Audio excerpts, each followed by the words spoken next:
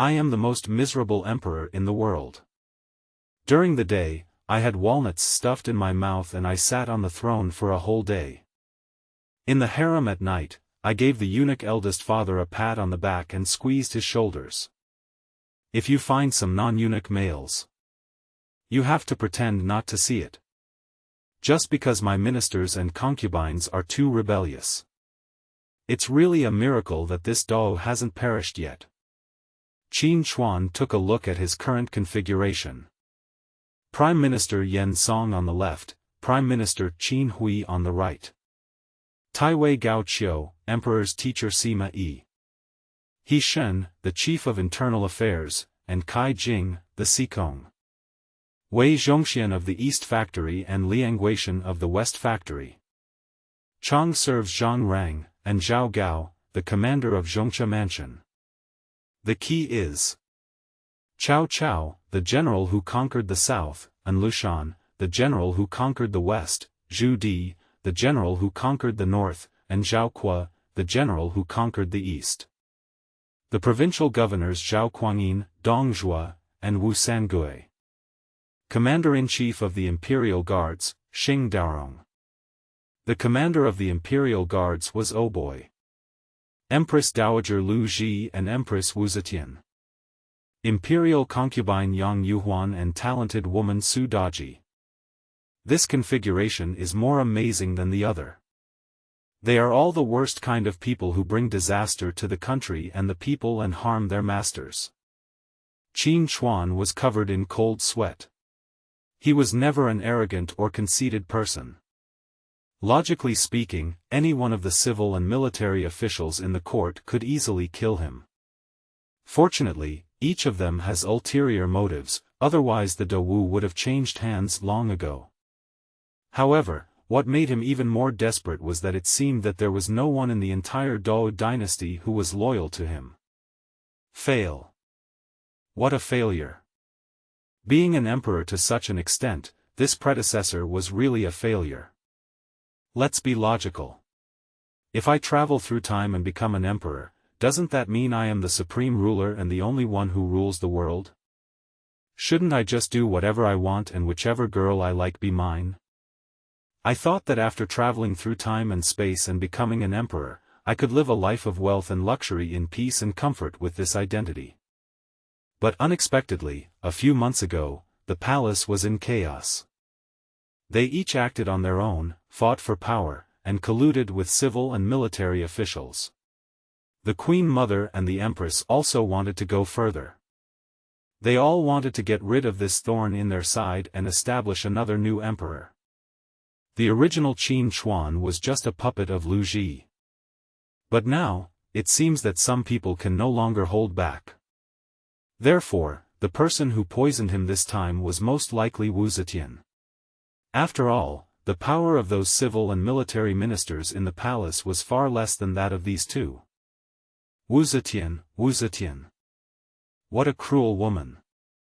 Why? Qin Hui remembered that in history, this female emperor was willing to kill even her own children in order to seize power. A truly ruthless person. However, the fight between these two women caused harm to him as an innocent. Are you really going to force me into a dead end? Qin Hui clenched his fists, his pale face full of ruthlessness. He didn't want to die like this after living a new life. Just as Qin Hui was lying on the dragon bed, sighing for the treacherous ministers in the court, a voice suddenly sounded in his mind. Baozi, stop sighing and don't forget that you have benefits. Hearing this, Qin Hui was suddenly startled and jumped up from the dragon bed. After looking around, I found nothing unusual. He cautiously asked, "Who?" "Don't be afraid, baby. I'm your brother. The system of the greatest emperor of all time is binding, Baiyu." Hearing the title of the greatest emperor of all time, Qin Hui smiled. He is truly an emperor of all ages, a kind of emperor who has no predecessors and no successors. The host is binding to this system for the first time. He has a novice gift pack. Do you want to open it? Open it, you must open it. Qin Hui has read a lot of novels, and generally the gift packs for beginners are all top-notch stuff. Drooling, he stared at the system in his mind with eyes full of anticipation. Open the novice gift package. Congratulations to the host for obtaining the golden martial arts, the 9 Dragons Body Protection Divine Art. Congratulations to the host for obtaining the Great Martial Emperor God level, the True Dragon Qi. Since this is the first time the host has learned martial arts, an additional 30 years of internal strength will be awarded. True Dragon Qi, a commanding skill. As long as the host is within the territory of Dao, he will be immune to fatal damage once. It can be used once a year. Qin Hui laughed when he heard this. Isn't this the resurrection armor? Good stuff, really good stuff. But this 9 Dragons Body Protection Divine skill sounds pretty cool. Yes, the 9 Dragons Body Protection Divine Art is a golden martial art. The moment the novice gift package was opened, Qin Hui felt an unprecedented power surging in his body. The warm power nourished the meridians throughout his body, feeling extremely refreshing. The previous feeling of weakness suddenly disappeared without a trace. Qin Hui immediately activated his internal energy and used the 9 Dragons Body Protection skill he had just learned. In an instant, a dazzling golden light burst out from his body. 9 golden dragons hovered around his body, extremely masculine and powerful, with a ferocious aura. At the same time, Qin Hui also learned about this after accepting the novice gift package. The martial arts in this world range from white, green, blue, purple, red, and gold. The higher the quality, the greater the potential. This is a great system gift package. Lu Ji, Wu Meinyang, right? Qin Hui sneered and clenched his fists. Feeling the tremendous power in his body, he licked his scarlet tongue and stared at the hall with excitement. Since you want to kill me, don't blame me for being cruel and ruthless. Since ancient times, all saints and wise men have been lonely. What's more, it is deep in the palace. The concubine is lonely. This is especially true for the emperor. This emperor is such a coward. Qin Hui lay on the dragon bed, looking at the magnificent hall and the lifelike carved 9 dragon pillars, and sighed. Under the current circumstances, we can only get more rewards from the system. There are only 2 ways to obtain the rewards given by the system. One is to gain the loyalty of his subjects, the other is to change the course of events and promote himself to become the greatest emperor of all time. Thinking of the martial arts masters in this world who can fly over eaves and walls and kill people with a snap of their fingers. It is no exaggeration to say that I originally thought that those people who were enemies of 10,000 people were just jokes made by people in later generations. But only when I really traveled to this world did I realize that those things were not groundless. For example, his Imperial Guard Oboy. He was truly a match for 10,000 men. In the original owner's memory, Aobai had won several martial arts competitions over the past few years. With his extremely powerful 13 guards horizontal training, he easily defeated 10,000 Imperial Guards. Not to mention those generals who have been fighting abroad all year round. My head hurts. But fortunately, I now have the 9 Dragons Body Protection Divine Art. At least I have some means to protect my life, so I won't continue to be slaughtered by others. At this moment, the door of the bedroom was pushed open. Your Majesty, you are awake. The person who pushed the door open was an old eunuch in his 50s, wearing a light black palace robe. The old eunuch was a little stunned when he saw Qin Hui for the first time. Looking at the rosy complexion on his face, I was stunned for a moment. Is this still the sickly emperor? Fortunately, as a eunuch who has spent his entire life in the palace, his acting skills are also very good. It's good that your Majesty has woken up. I, following the order of the Empress, will help your Majesty take the medicine. You bastard. Qin Hui didn't get angry but laughed instead. Why don't you bow to me when you see me? My humble servant, I will attend your majesty. Someone come quickly, help his majesty take the medicine. The old eunuch looked at Qin Hui deeply, bowed politely, and waved his hand. The two young eunuchs following behind immediately understood. He brought another bowl of medicine and walked forward quickly. Damn! This is the rhythm of forcing the emperor to abdicate. However, just a few eunuchs dared to be so arrogant. Qin Hui glared at the old eunuch who was also staring at him. Of course he recognized this bastard. Liu Keming, the chief eunuch of the Weiyang Palace and also Gao Lisher's lackey. Gao Lisher was Wu Zetian's chief eunuch. Bold. Looking at the young eunuch walking towards him with medicine in his hand, Qin Hui shouted loudly. All the internal strength accumulated in the body over the past 30 years poured out at this moment. Ah! The young eunuch was knocked flying by the powerful internal force and fell heavily at the entrance of the hall. The collapsed chest cavity looked extremely horrifying, the person couldn't be deader. Liu Keming's face changed with fright when he saw this scene. He secretly glanced at Qin Hui who was sitting on the dragon couch, and immediately lowered his head. Does the emperor have internal energy? Why didn't you leak any information before? Didn't they say that the emperor is no longer able to survive? Looking at Qin Hui lying on the dragon bed, his face was ruddy and golden light was surrounding him. There was no sign that he would not live long. At this moment, the commotion just now also attracted a dozen guards. Protect the emperor quickly. The guards rushed into the hall and drew their swords without saying a word. More than a dozen long swords were placed on the necks of several eunuchs. With just one order, these eunuchs would be beheaded. Qin Hui's chief attendant also rushed in at the first moment. Your Majesty, I am late. I hope your Majesty will forgive me. Qin Hui stared at the eunuch who arrived late with a sneer. This man was his chief attendant, Zhang Rang. Liu Keming knelt on the ground, his eyes rolling around. But he was not panicked at all because his master was the current queen, Wu Zetian. He thought that the cowardly emperor in front of him would never dare to kill him, and at most would just give him a verbal scolding. Zhang Rang was also a little confused. Is this still the same timid and cautious emperor? Qin Hui ignored everyone's strange expressions. Since you dare to kill me, don't blame me for being cold-blooded and ruthless. The court is full of treacherous ministers, right? The Empress Wu Zetian, right? The Empress Dowager Lu Ji, right? You have been the first of the month, so why not let me be the 15th? Drag him away and chop him up.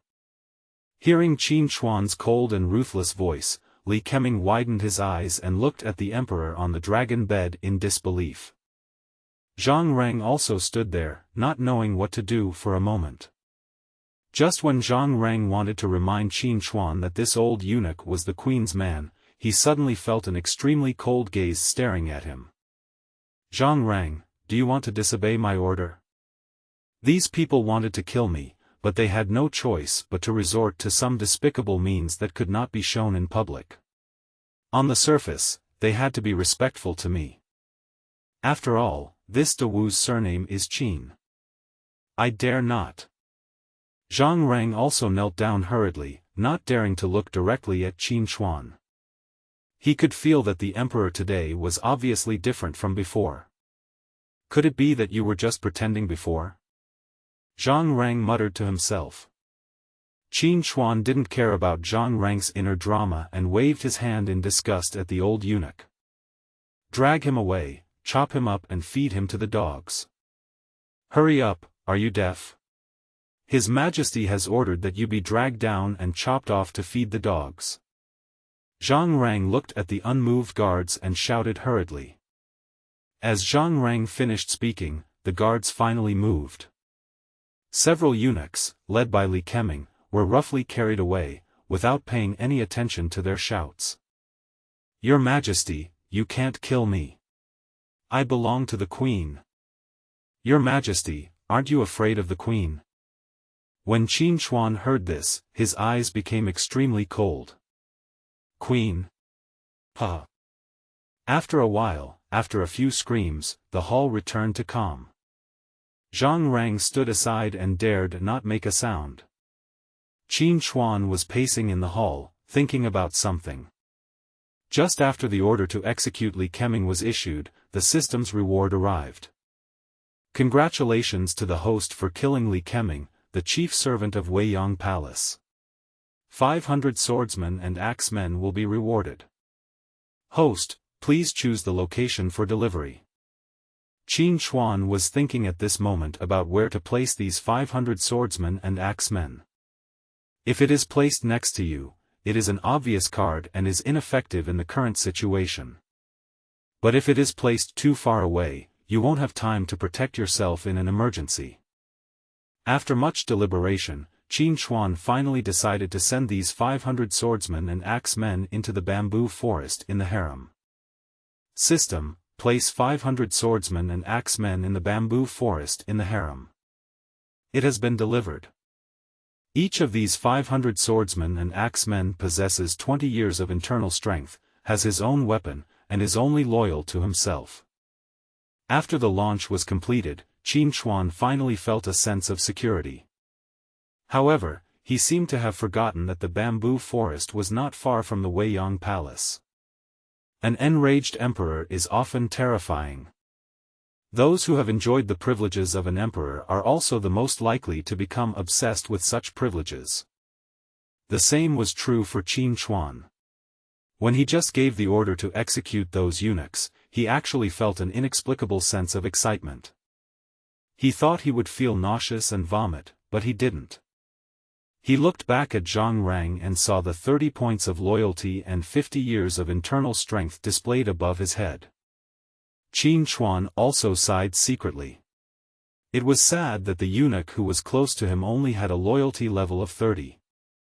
"Zhang Rang, how long have you been with me?" Zhang Rang, who was watching his nose with his eyes and his heart with his nose, heard this and immediately said, "Your Majesty, I have been following your side since I was young." "Oh? Doesn't that mean you grew up with me?" Qin Hui said with a light exclamation. Zhang Rang was a little confused, but he still answered honestly, "Yes, Your Majesty." "If that's the case, why aren't you loyal to me?" Qin Hui's sudden shouting startled Zhang Rang, who knelt down hurriedly and begged for mercy. "I have always been loyal to Your Majesty. I beg Your Majesty to understand my mistake." Looking at Zhang Rang's loyalty which had not changed at all, Qin Hui sneered. "I can still distinguish who is loyal and who is treacherous." Zhang Rang really didn't understand what was wrong with the emperor today and why his temperament suddenly changed. But at this moment he didn't dare to look up, because even he, a servant who had been with His Majesty for more than 20 years. I didn't even know that His Majesty knew martial arts. It's conceivable that His Majesty must have other cards up his sleeve. Otherwise, how would he dare to declare war on the Queen so blatantly? Yes, in his opinion, executing the chief eunuch of Weiyang Palace was tantamount to declaring war on the Queen. Could it be that Your Majesty has the capital to confront the Queen? So should I be loyal to the Emperor? But from the tone of His Majesty, it seemed that he had already known that I was not loyal to him. What if Your Majesty kills me first in anger? No, I still have to show my loyalty to Your Majesty first. Looking at Qin Hui's back, there seems to be a natural aura of an emperor, the kind of feeling that he looks down on the world and is the only one who has the power to decide life and death. It made him very frightened. If Qin Hui always acted like this, it would be nothing. But the problem is that Zhang Rang almost grew up watching the emperor. This sudden change is definitely not a good thing. Zhang Rang was kneeling on the ground, his mind constantly turning, thinking about countermeasures. In the end he decided to be loyal to Qin Hui. But Qin Hui didn't pay attention to him at this moment because he was thinking about what to do next. Executing Li Keming was only the first step. He would rather let Lu Ji and Wu Zetian fight each other first. This way he can reap the benefits. Just as he was thinking, Zhang Rang suddenly spoke up, interrupting his thoughts. Your Majesty, I will be loyal to you from now on, even if it means sacrificing my life. Qin Hui looked at the loyalty sign above Zhang Rang's head. He spoke a lot of nice words, but his loyalty did not change at all. Looking at Zhang Rang coldly, Qin Hui decided to ask him to do something for him first. Go to the bamboo forest in the harem and bring food for 500 people. Make sure there is enough wine and meat. Although Zhang Rang didn't understand why, he still followed the order. Just as he was about to retreat, Qin Hui reminded him again. Send it back every 3 days. Don't forget. Once you've reached the bamboo forest, you can leave. Remember, no matter what you see, don't tell anyone. Otherwise, you know the consequences. When Zhang Rang heard this threatening statement, he did not dare to delay and immediately went to prepare. Looking at Zhang Rang leaving, Qin Hui couldn't help but sneer. Sure enough, it's not easy to win people's hearts. Based on the original owner's memory, Qin Hui tried hard to think about who he should win over first. Military force, manpower, and money. These three must be won over first. The military force naturally comes from the personal guard commander Aobai. If he can be won over to his side, at least his safety can be guaranteed within the palace. But Oh Boy was only loyal to his father and had no respect for the emperor at all. The reason why he didn't help anyone was because of what his father told him before he died. It's difficult. I can't beat him with force, but Aobai has everything he needs with soft tactics. Then Qin Hui thought of the military force. Alas, those generals are not easy to deal with. If you win over any of them, they will easily backfire. And Lushan must not be won over. That fat guy is not someone you can easily deal with. Zhao Kuo is even worse. If I win him over, I will only make myself a joke. I really don't know what my father sees in him. Zhu Di is not bad, Cao Cao is also okay, these two are just dissatisfied with their own cowardice, they don't really want to rebel. Qin Hui kept analyzing the situation in his mind, and finally decided to win over Boss Cao first, not for any other reason, but simply because he happened to be going back to the capital recently. As for financial resources, He Shen is not a good enough case. He is just greedy for money. But I feel most at ease with such a person in charge of money. Qin Hui grinned, when you are short of money, just look for him. If all else fails, find a reason to confiscate his house, and then you will have everything. After thinking of a countermeasure, Qin Hui stretched and stretched his muscles. At this time, Zhang Rang also came back. At this moment, Zhang Rang looked pale, as if he was frightened by something. But the loyalty above the head is still 30. He is truly a good subject of mine. Zhang Rang followed the order and went to the bamboo forest with wine and meat, ordered his men to put them down and leave. But his damn curiosity made him hide quietly by himself after ordering his men to leave. But then, the scene before him made him regret this decision. Zhang Rang saw a group of burly, strong men holding huge axes in their hands. He immediately broke out in a cold sweat. Although he was also a master, facing so many big men, he would not be able to hold on for long and would die under the giant axe. As he was observing the group of big men, he noticed that something was wrong with the bamboo above his head. Looking up, I saw 7 or 8 big men sitting on top of the bamboo, staring at me with a smile on their faces. After just one encounter, Zhang Rang clearly knew what would happen if these big men attacked him just now.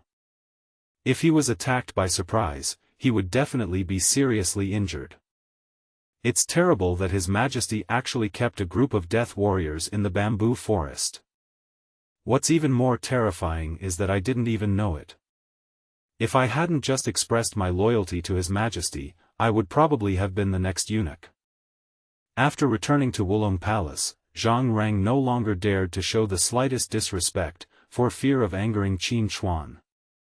Qin Chuan expressed satisfaction with Zhang Rang's respect. As the night deepens, a sense of sleepiness comes over me.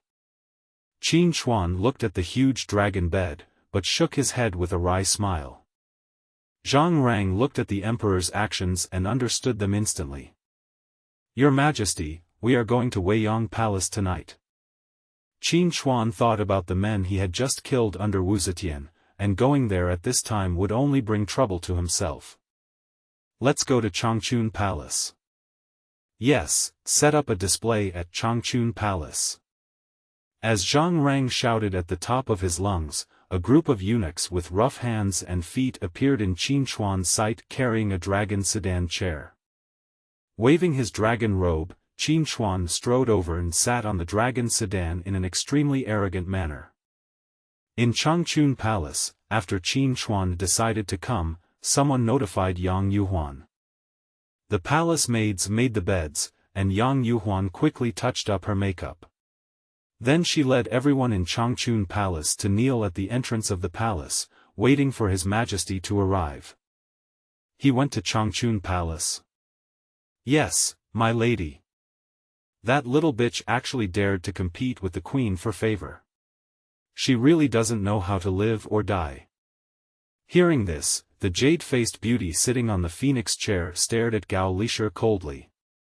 When Gao Lisher felt this look, he immediately shut up.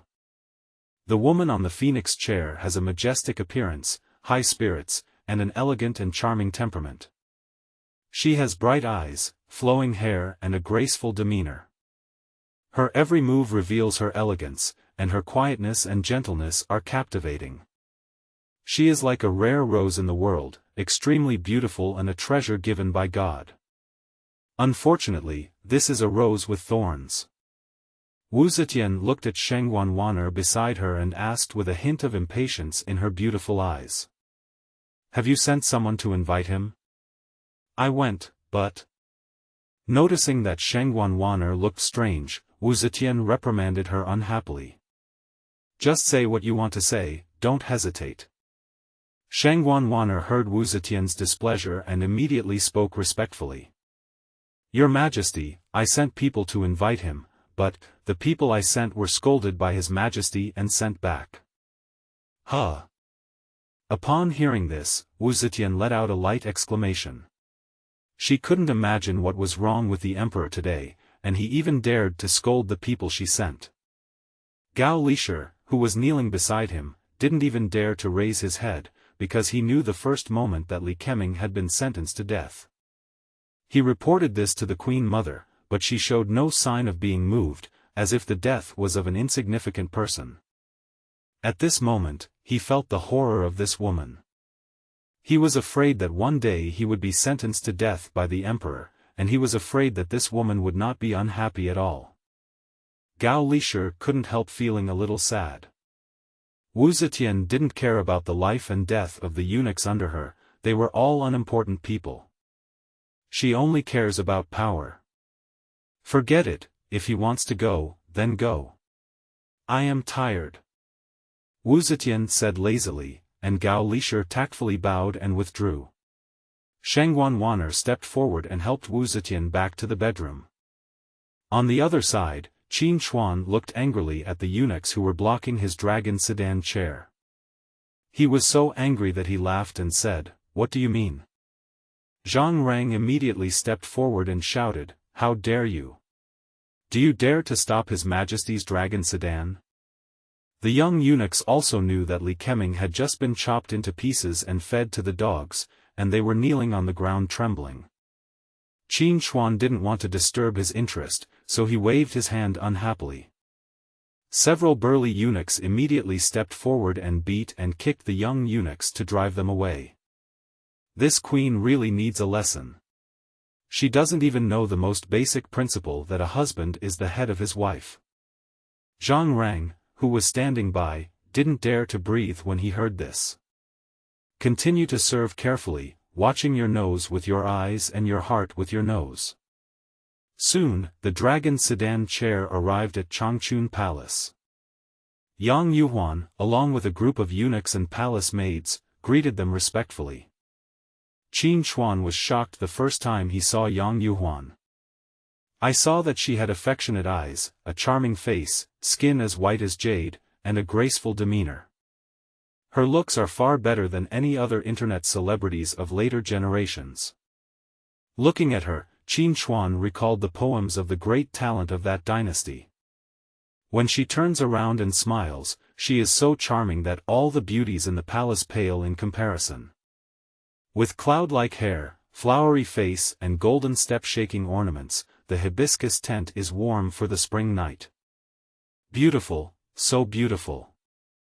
Feeling Qin Chuan's burning gaze, Yang Yuhuan's cheeks quickly blushed. Looking at the beauty's posture, Qin Chuan laughed and hurried forward to help her up.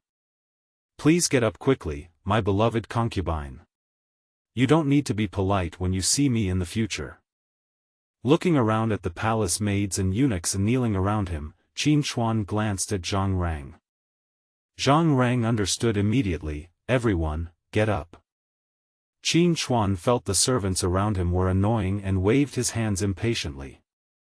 The next second, the surrounding palace maids and eunuchs retreated cautiously.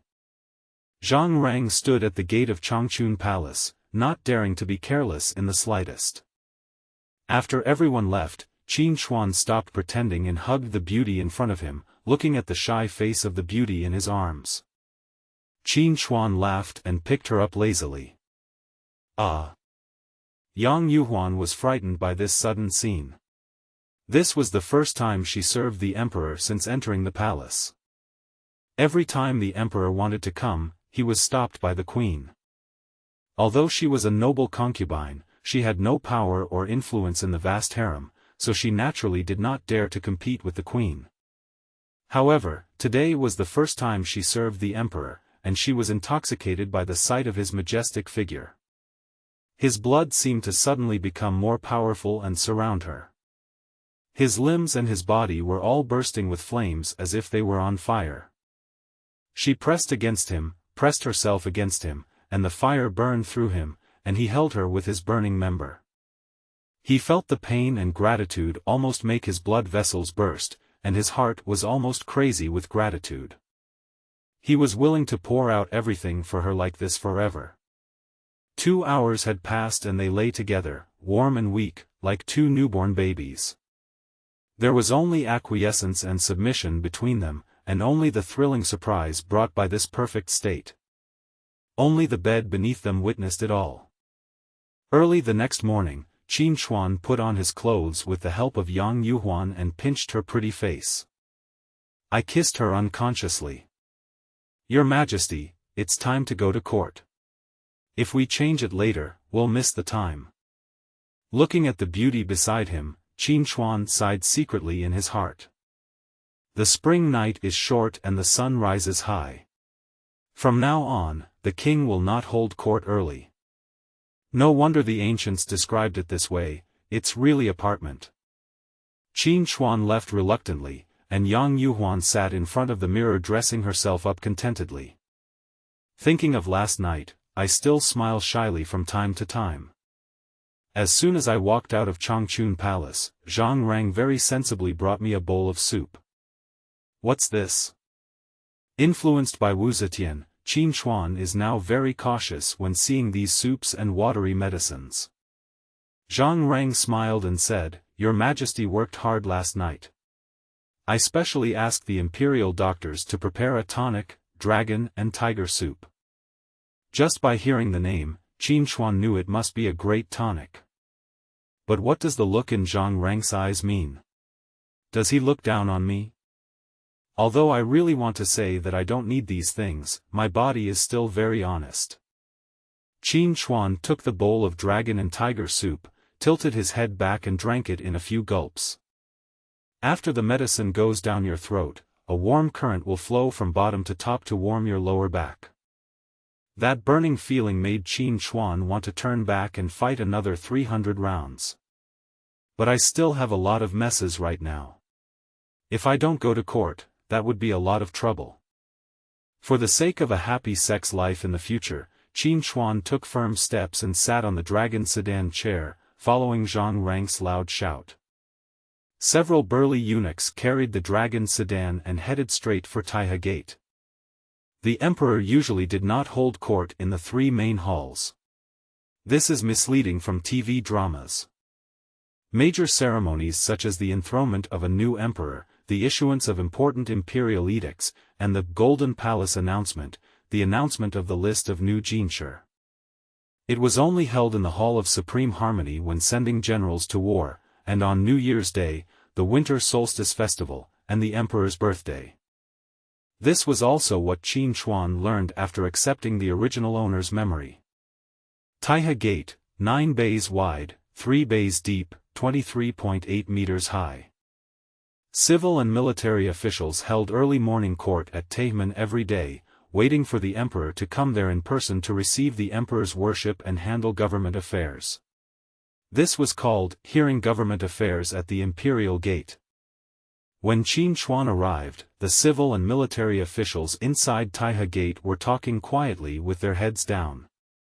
These ministers were also really shocked and they saw the emperor sitting on the dragon sedan chair with a ruddy face. Master Qin, judging from his majesty's appearance, he does not seem to be as frail and sickly as the rumors say. Qin Hui was also staring at the emperor on the high platform thoughtfully, narrowing his eyes slightly and speaking coldly. Master Yan, you and I have known each other for a long time. We know what you are thinking. So stop pretending to be a good person. Yan Song smiled and did not refute or respond. Wei Zhongxian stood in front, his eyes looking at his nose and his nose looking at his heart, as if everything had nothing to do with him. Yu Huatian stared coldly at the civil and military officials, like a ferocious beast that would pounce at any time. Qin Chuan looked coldly at the civil and military officials standing below. Officials above the 5th rank, as well as officials in charge of offerings, assistant officials, censors, and doctors of the Ministry of Rites, were all included. After Qin Chuan sat on the throne, Zhang Rang stepped forward and sang into the class, and the civil and military ministers were divided into two groups. They walked side by side into the imperial road and performed the ritual of bowing once and kowtowed 3 times. Long live the emperor! After the ceremony, the morning court session begins. Qin Chuan looked carefully and saw that all the civil officials were wearing scarlet robes. Different grades of civil officials had different bird patterns embroidered on their scarlet robes.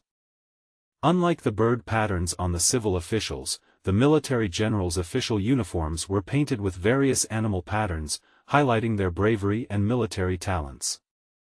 At the highest point, Qin Chuan, wearing a black dragon robe and a crown with 12 white jade beads on his head, sat upright on the dragon throne, glancing at the ministers below without saying a word. The leading civil officials were the left Prime Minister Yan Song, the right Prime Minister Qin Hui, the Minister of Works Kai Jing, and the Grand Marshal Gao Qiu. And the 6 ministers of ministries, Li Yan and others who were standing properly. After taking a quick look around, Qin Chuan shook his head in disappointment. They are all termites, and they are all termites that have broken out. If it were an ordinary dynasty, the emergence of such a person would lead to the risk of the country's demise. However, the Dou dynasty is still alive and has brought the surrounding countries under control, which is extremely rare. This is really the result of our ancestors' good deeds. However, this also indirectly shows what a charming emperor Qin Chuan's father was. Able to control all the treacherous ministers in the court.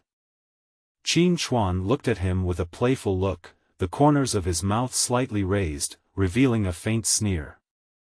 The civil servants were horrified by what they saw. What the hell, why does the emperor seem to be looking more and more wrong today? But fortunately, Qin Hui's eyes were more focused on the generals. TSK. This pretty boy, is he Zhao Qua?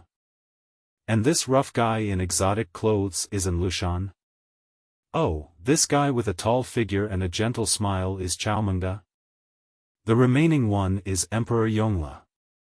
They are all ruthless people. What a pity. You are a beautiful woman, but you are a thief.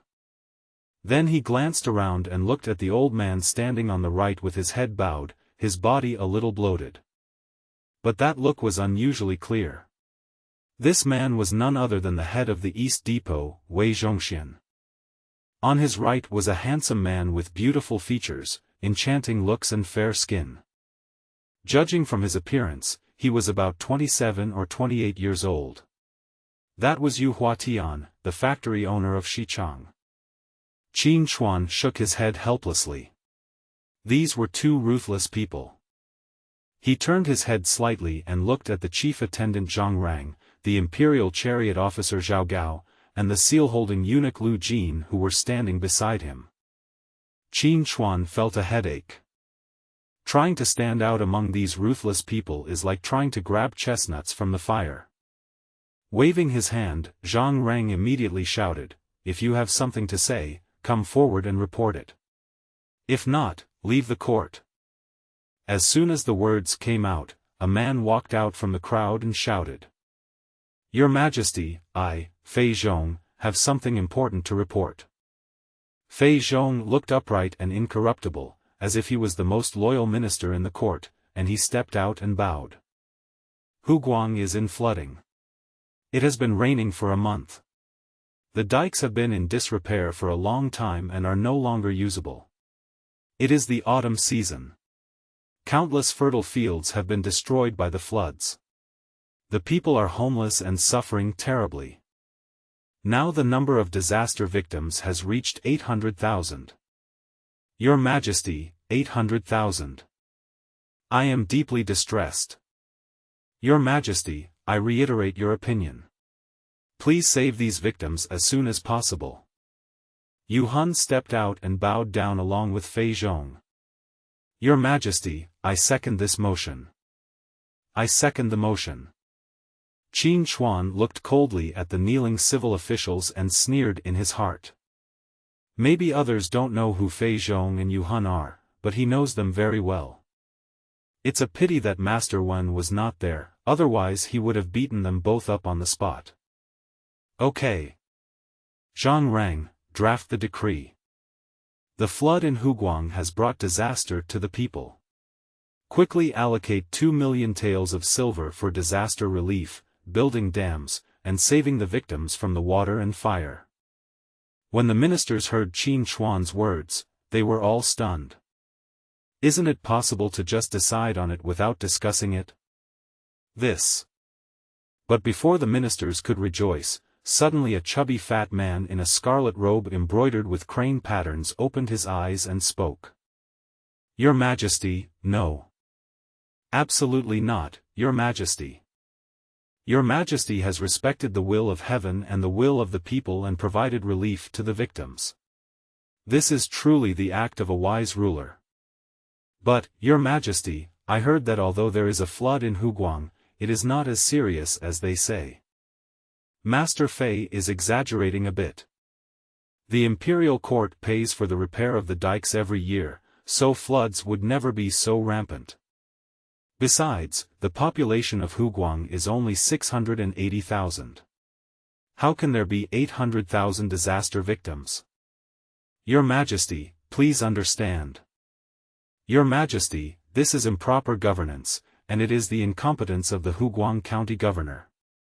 According to the court law, he should be executed to serve as a warning to others. Qin Hui laughed inwardly as he looked at Hushan, who was staring with dead eyes and speaking clearly. Sure enough, Hushan is still the same Hushan. Although he is greedy, he can definitely distinguish the priorities when faced with major events. Obviously, he is much stronger than those ministers. Qin Hui glanced at the ministers. Everyone's expression is in full view. This time he went to court, he did not come to listen to slander.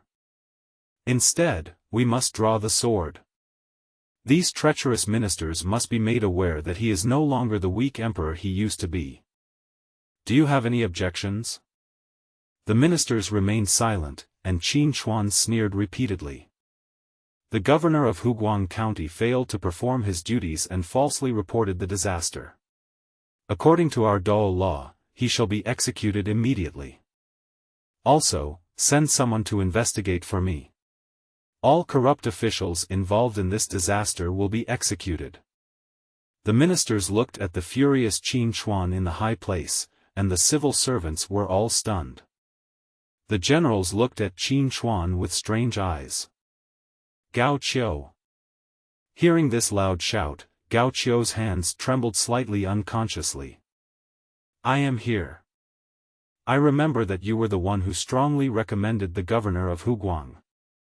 Gao Qiu looked at Qin Hui with cold eyes on the high platform, and lowered his head instantly, not daring to look him in the eye. He swallowed down the words he wanted to use to quibble. Qin Hui stood up and put his hands behind his back. You have something to say. Your Majesty, please forgive me. I was blind and deceived by a villain. I mistakenly identified the evil thief, causing the people to suffer. I feel ashamed of your Majesty and the late Emperor. Please punish me. Gao Qiu knelt on the ground. He really couldn't understand what was wrong with the Emperor today. In the past, when such things happened, the Emperor would either discuss the matter another day or ignore it and show no concern. Today is really weird. Gao Qiu, you don't know how to judge people. Considering your age and great achievements, I will not punish you severely. I'll fine you 1 year's salary. Qin Hui said casually. Resign. Thank you, Your Majesty, for your grace. Your Majesty, long live your Majesty. Harem. Inside Cunning Palace. Zhang Rang lay on the ground, sweating profusely. He himself didn't know how he got here. He really did that? My Queen Mother, even if I have the guts to do this, would never dare to fail you.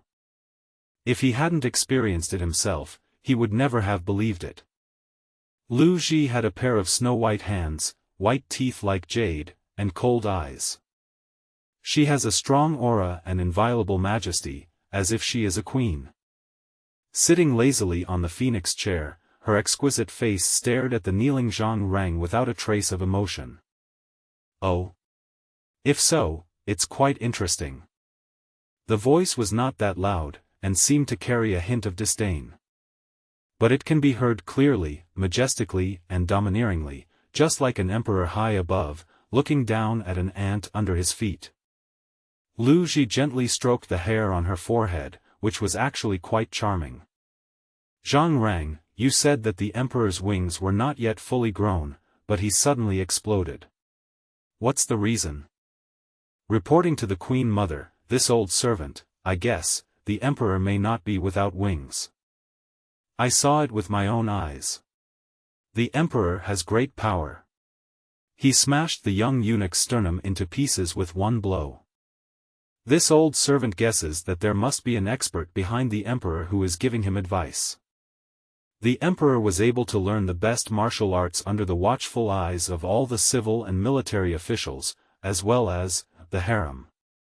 It is no wonder that he has grown some wings. Lu Ji slowly stroked the wine glass in front of her, squinted her eyes, and stared at Zhang Rang. Zhang Rang, you have done a great job in reporting this. I will give you some wine.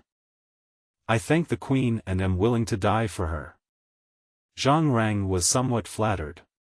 He picked up the wine glass, tilted his head back, and drank it all in one gulp. Afterwards, Zhang Rang guessed what the Empress Dowager was thinking and made a gesture of wiping his neck. Empress Dowager, we have to be on guard, otherwise. How dare you? He is the emperor, the supreme ruler. How dare you be so disrespectful? Seeing Zhang Rang's actions, Lu Ji's face instantly turned cold and she frowned and shouted. It's completely different from the previous look. Damn you, old slave. Zhang Rang was so frightened that he buried his head deeply in the ground, not daring to look up. As expected of Empress Lu, she is cruel and ruthless, and can change her face at any time. Staring at Zhang Rang impatiently, it seemed that Lu Ji felt a little complicated at this moment. Please step down. I am tired and need to assist the emperor. I obey your orders. Zhang Rang bowed respectfully and retreated, not daring to look at Lu Ji again. Zhang Rang left Cunning Palace and his mind was in a mess. He didn't understand. The Queen Mother was obviously in a high position and had the greatest influence in the palace. But why, no matter how these people advised her, the Queen Mother was unwilling to replace the emperor? The situation is becoming more and more complicated. As the saying goes, delay leads to changes. Zhang Rang also had to worry about his future. After Zhang Rang left, Lu Ji dismissed everyone in Cunning Palace and walked to the side hall. Looking at an exquisite hairpin on the table, his eyes wandered. Instead, Your Majesty, I have never failed to keep my promise. It didn't happen before, it doesn't happen now, and it won't happen in the future. Lu Ji looked at herself in the bronze mirror and closed her eyes. Those trembling eyes revealed her inner anxiety at the moment. The late emperor's last words seemed to ring in my ears. The scene of that day seemed to have happened just yesterday. That pair of warm big hands held my small hands tightly. He entrusted Qin Chuan to himself with many instructions and warnings. Your Majesty, I will definitely assist the emperor well. But, if he is incompetent, then for the future of Dao, I will have no choice but to rule the world for him. Who will be the person of the future generations? Could it be Sima Yi? Or is it Aobai? No matter who you are, I hope you won't have any thoughts that shouldn't be raised. People seem to have forgotten that Lu Ji was once a lady from a well-educated, kind, honest, and thrifty family. If she hadn't been forced by circumstances, she wouldn't have transformed from an innocent, docile and kind-hearted girl to a cruel, power-hungry strong-armed woman. But these are not what Qin Chuan needs to consider now. He still has many things to deal with. In the Qianqing Palace, Qin Chuan was reviewing the memorial. At first, he thought it was interesting. After all, this was his first time doing it, and he had seen it in many movies and TV series in later generations. But after reviewing a few books, his interest disappeared. These memorials are nothing more than talents recommended by ministers, or people who want money or food. Seemingly inadvertently, Qin Chuan asked softly without raising his head. How is the Queen's side? Where is she at the moment?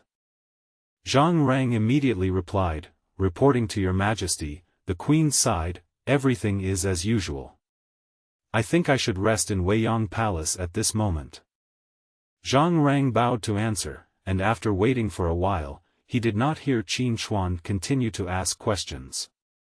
He felt that someone was staring at him from behind. He raised his head slightly, and for a moment, his eyes met Qin Chuan's. Zhang Rang was suddenly horrified. He hurriedly lowered his head and knelt down in fear. Zhang Rang, you are truly my good servant. Qin Chuan said coldly, and then gave the order without caring about Zhang Rang's reaction.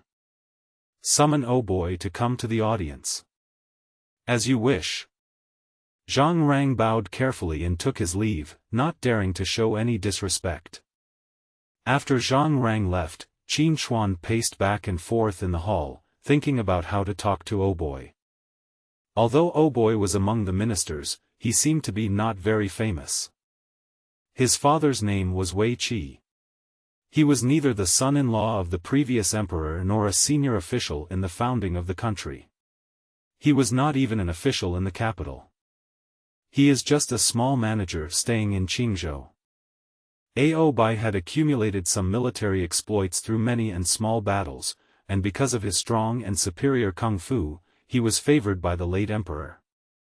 Therefore, he got a position as the commander of the bodyguards. This also shows how much the late emperor trusted Oboy. While Qin Chuan was still thinking, Zhang Rang's voice sounded outside the door.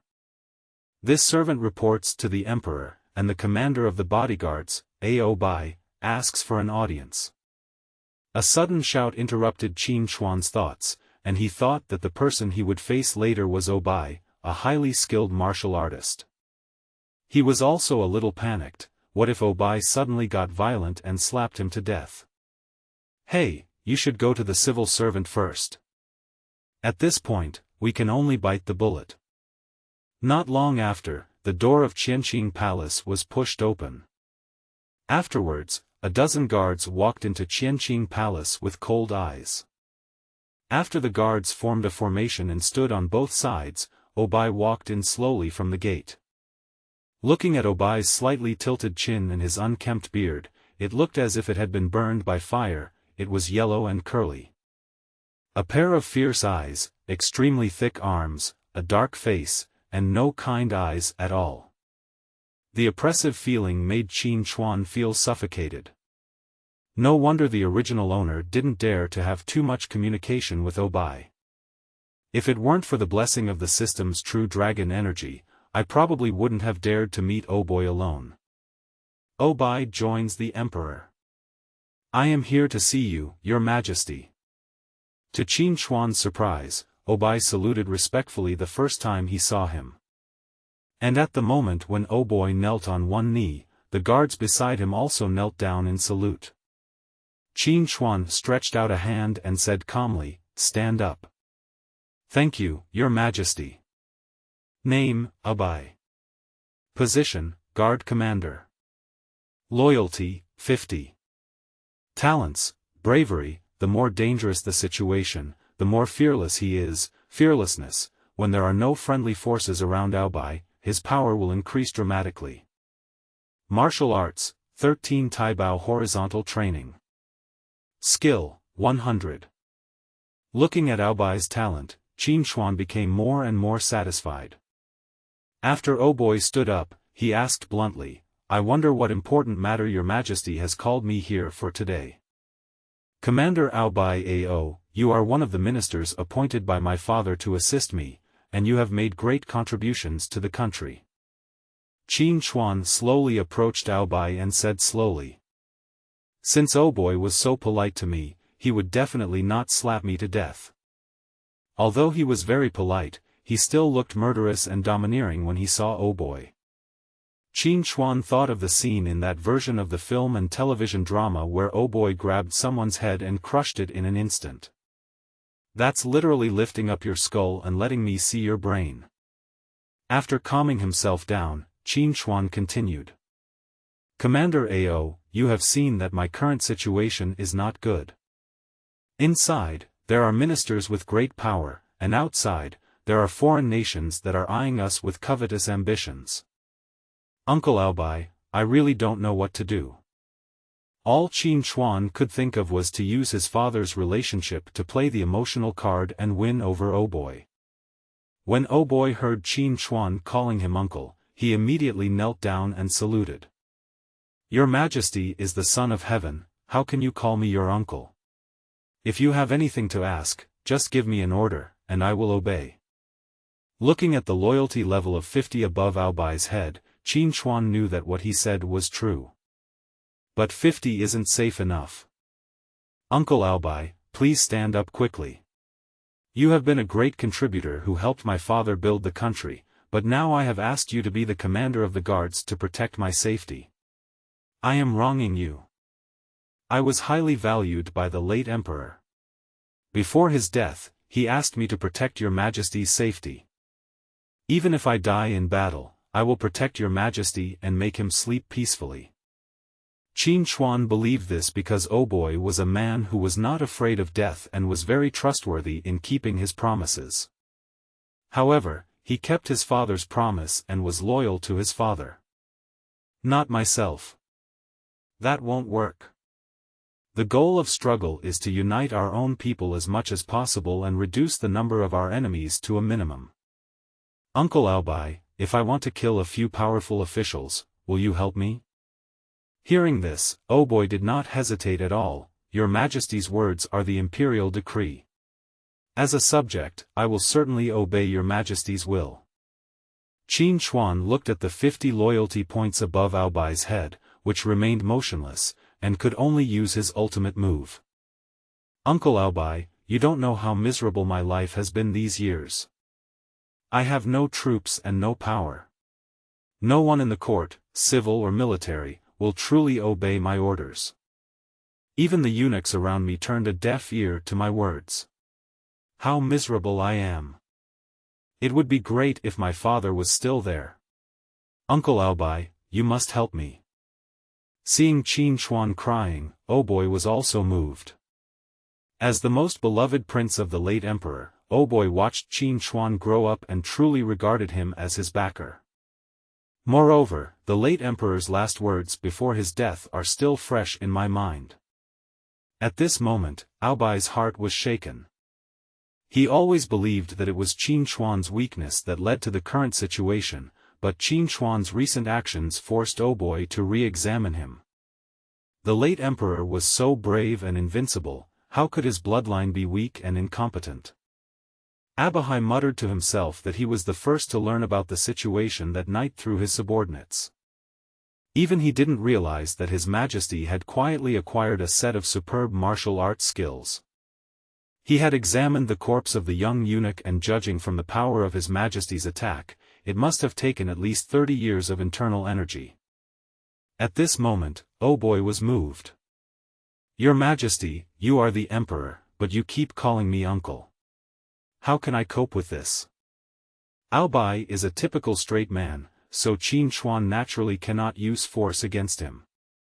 After all, that 50 loyalty points is backed by 100 years of internal strength. Even if Qin Hui has to use force, he has to be able to defeat him. He is not his father, who has profound martial arts skills. Since I can't use a hard approach, I can only use a soft approach. Looking at Oboi's expression, it is obvious that he will fall for my approach. Looking at Aoba, who was still kneeling on one knee, Qin Hui stepped forward and used his 30 years of internal strength to lift him up.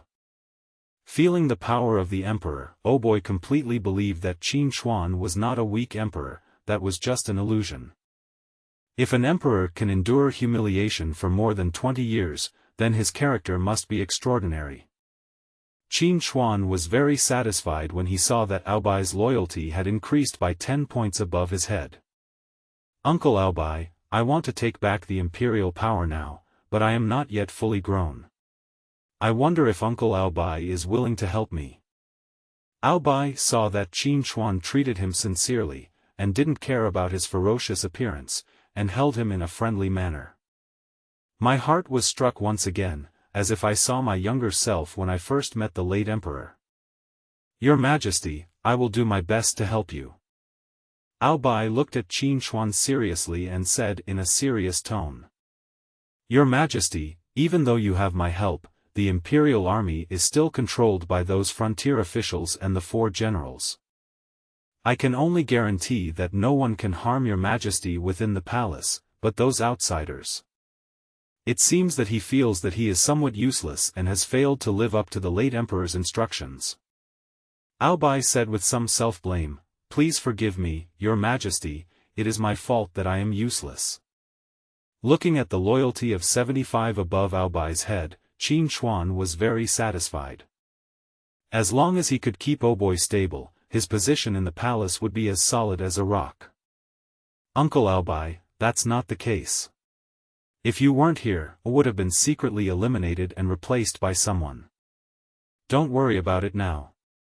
Once I have completed my plan, those generals will no longer dare to rebel.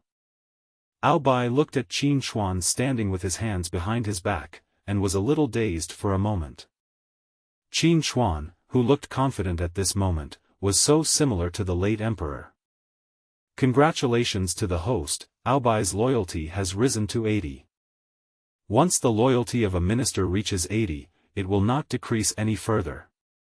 Congratulations to the host for changing the course of history, gaining Aobai's loyalty, and further contributing to the progress of becoming the greatest emperor of all time. Reward the host with 2,000 swordsmen. Reward the host with 10 years of internal strength. Reward the host with 7,000 white-robed soldiers. Listening to the series of rewards in his mind, Qin Hui was a little dazed. But now Oboy was still in front of him, and he couldn't check it carefully. As a top master, Oboy naturally noticed the changes in Qin Hui just now, and he clearly felt the surging internal force. He was also pleased with Qin Hui's changes. After all, the Dao dynasty was also his hard work. After Qin Hui exchanged pleasantries with Oboy for a while, he let him leave. After gaining Oboy's loyalty, Qin Hui's pressure was suddenly relieved. Huh! Qin Hui let out a long sigh and sighed. At least, I can rest assured in the palace. Zhang Rang, who had been standing aside, became more and more frightened as he looked at Qin Hui's back. Zhang Rang would probably never forget the look in Oboy's eyes as he was staring at him just now. It was a threatening look. Feeling Qin Hui's recent changes, Zhang Rang's heart also began to change quietly. Go and call Sima Yi for me. Qin Hui called out softly, and seeing that Zhang Rang did not respond, he turned around and stared at him. After feeling Qin Hui's gaze, Zhang Rang was also startled and immediately bent down and knelt. Your Majesty, please forgive me. I was just wondering whether Your Majesty would go to Changchun Palace or Changqiu Palace tonight. Qin Hui didn't bother to care what Zhang Rang was thinking just now, and said impatiently, Go and call Sima Yi to me.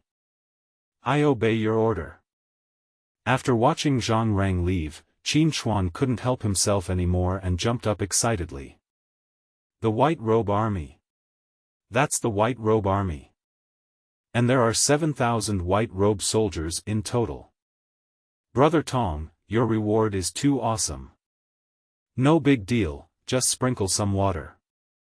Hearing the system's humorous tone, Qin Hui also asked hurriedly. Brother Tong, will the rewards for every minister you conquer be so generous in the future? Hearing this, the system responded immediately. You are just daydreaming, kid.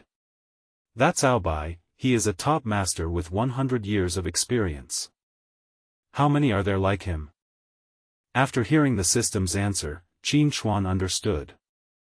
It seems that the system's rewards are linked to the number of people who are conquered. But that's not bad. Qin Hui was in a very good mood at the moment and made arrangements immediately. The 2,000 swordsmen and axemen should be deployed in the bamboo forest. As for the White Robe Army, what about them? Brother Tong, let me ask, who is the commander of the White Robe Army? In Qin Hui's expectant eyes, the system replied slowly, Chen Qingji. It's really him.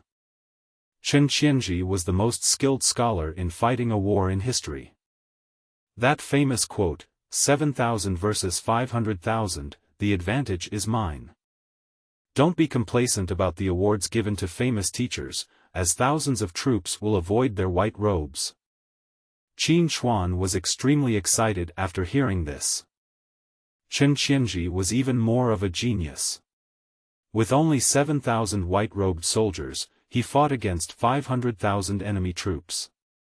He fought 47 battles, big and small, without a single defeat, captured 32 enemy cities, and created many military miracles of defeating the larger force with the smaller one. The system asked, not caring about Qin Hui's excitement at all. Host, where do you plan to deploy the White Robe Army?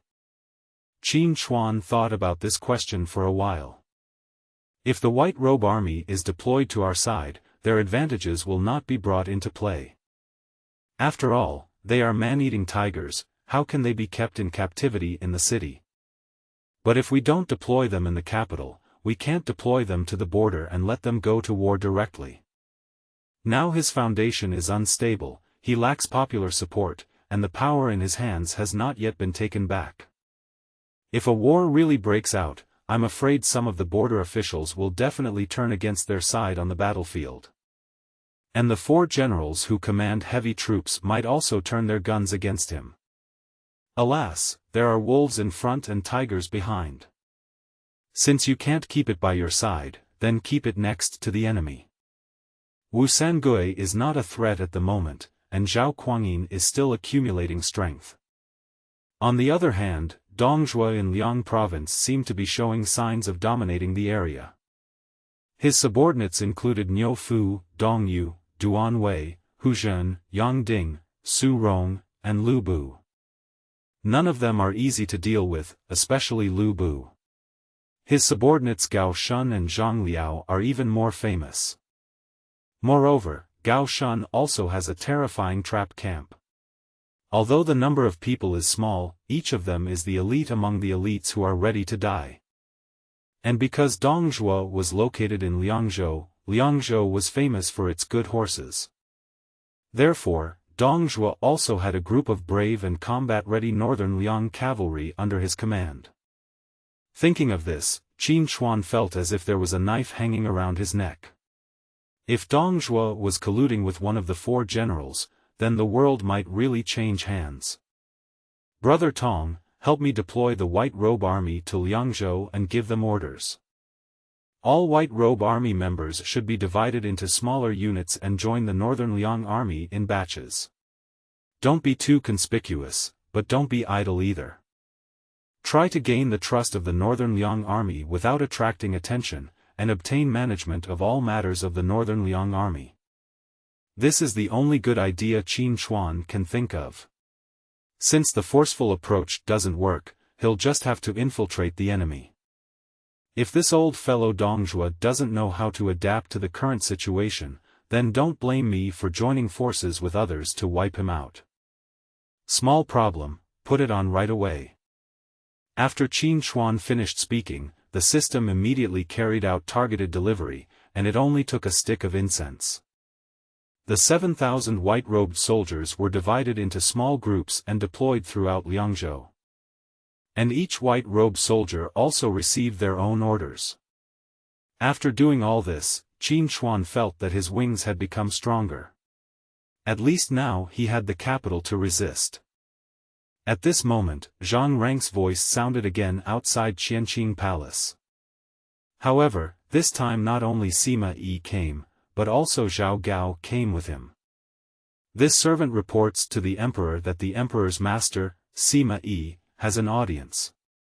The CRRC mansion ordered Zhao Gao to pay an audience. After getting Qin Chuan's permission, Sima Yi and Zhao Gao Kai walked into the hall together.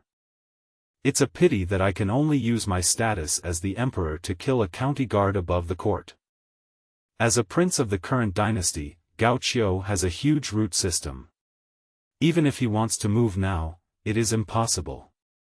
Emperor's master, Sima Yi. Qin Chuan squinted his eyes and raised the corners of his mouth. I don't know what came to mind. Looking behind Zhang Rang, he saw a middle-aged elegant scholar with a thin figure and a humble expression. But there is a divine light in his eyes. If it weren't for the later generation's understanding of him, Qin Chuan would probably have thought that Sima Yi was a humble, polite and loyal person just by looking at his appearance. Name, Sima Yi. Identity, Great Marshal Emperor. Loyalty, 6. Talents, Genius. After gaining loyalty, Dao's national fortune will increase by 1, strategy, planning, with no omissions, commanding troops. When leading troops in battle, the soldier's loyalty will increase by an additional 10, and there is a certain chance of gaining the right time. Martial arts, none. Skill, none. Talent, what is talent? This is what we call talent. He can use strategies to kill others without making any noise, and he can command troops and take advantage of the weather to defeat the enemy. Can. What's up with those 6 points of loyalty above my head? This is the first time I see loyalty in the single digits. Wizards, they are truly wizards. Sima Yi felt a little uncomfortable looking at Qin Chuan, who was staring at him and laughing. Your humble servant greets His Majesty.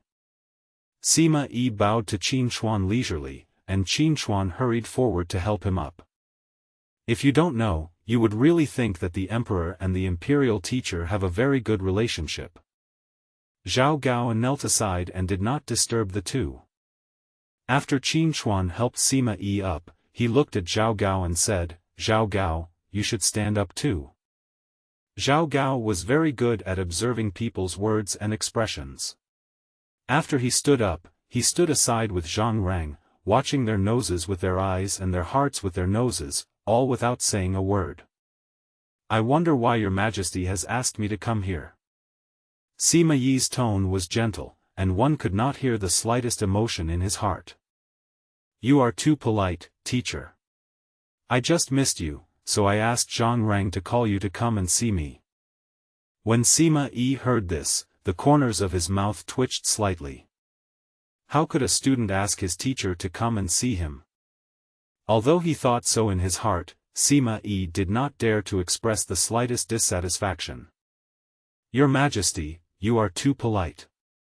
As a teacher, I have not fulfilled my duties as an imperial tutor. I am truly ashamed."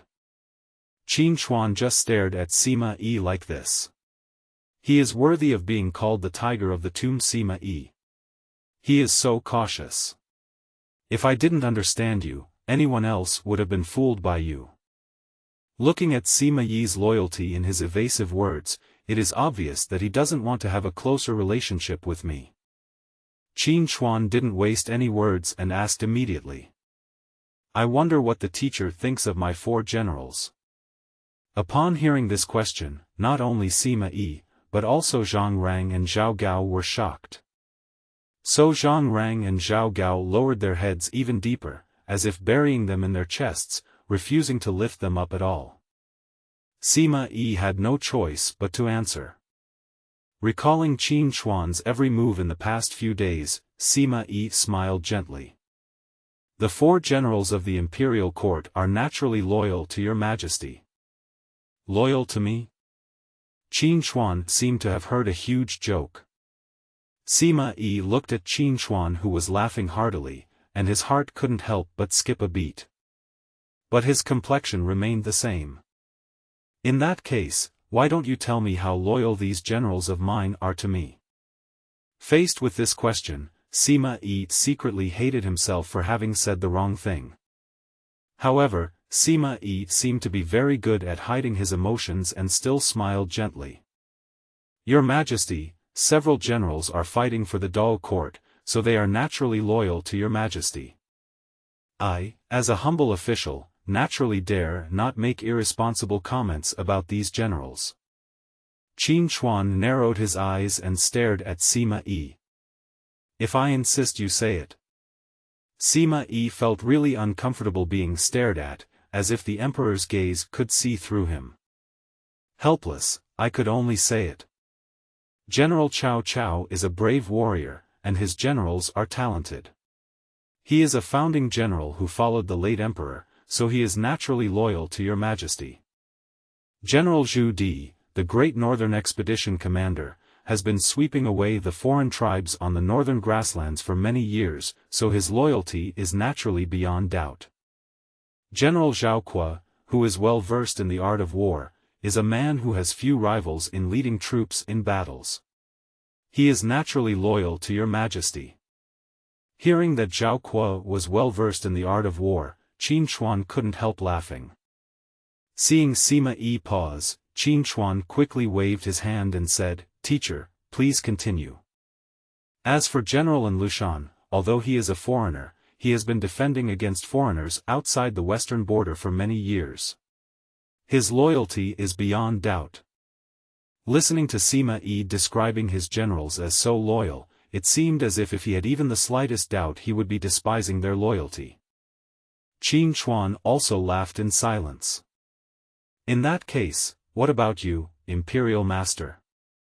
Sima Yi's heart skipped a beat again. Obviously the answer just now did not satisfy his Majesty. This time, Sima Yi made up his mind and adhered to the principle that the more he spoke, the more mistakes he made, and the less he spoke, the better. "Your Majesty, I am loyal to your Majesty.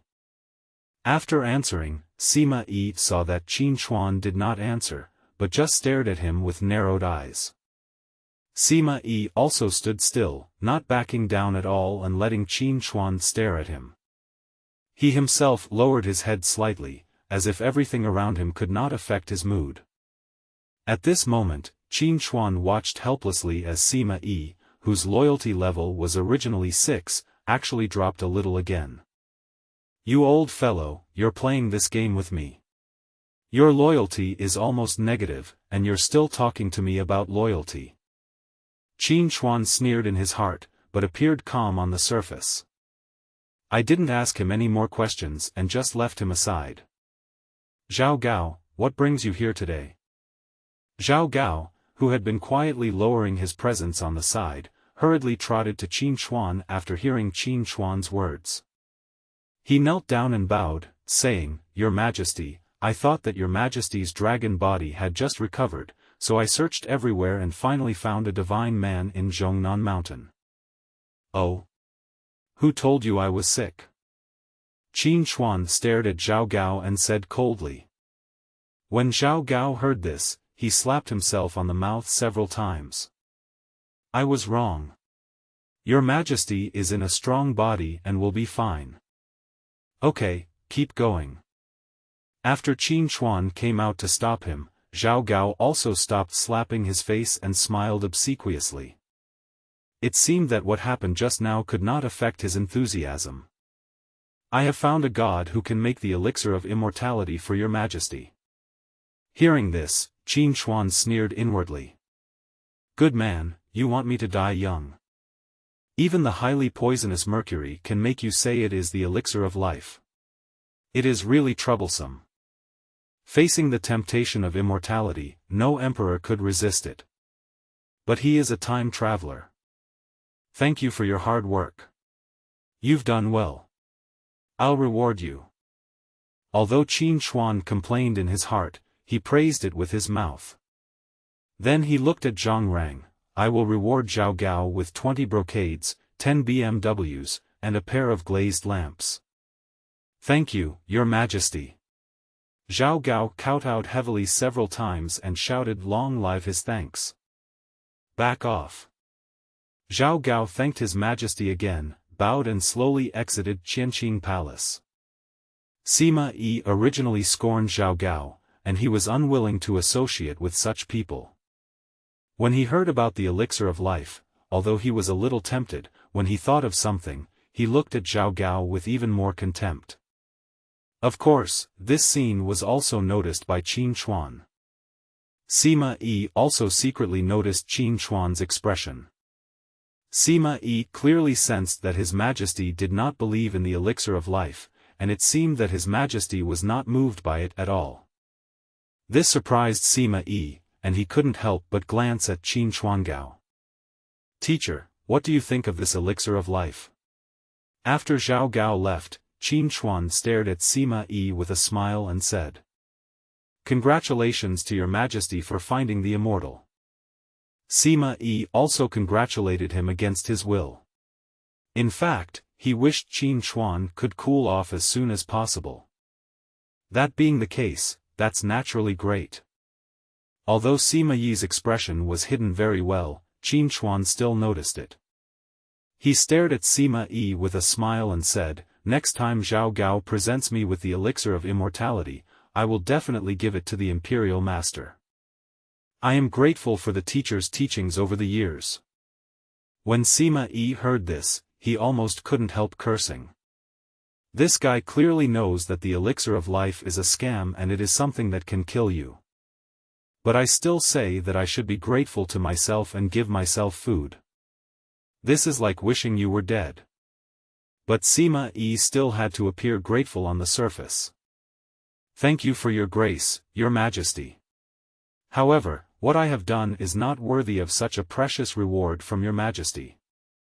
Your Majesty, I beg you to take back what you just said. I am really terrified." "Panic? I'm afraid you are not terrified."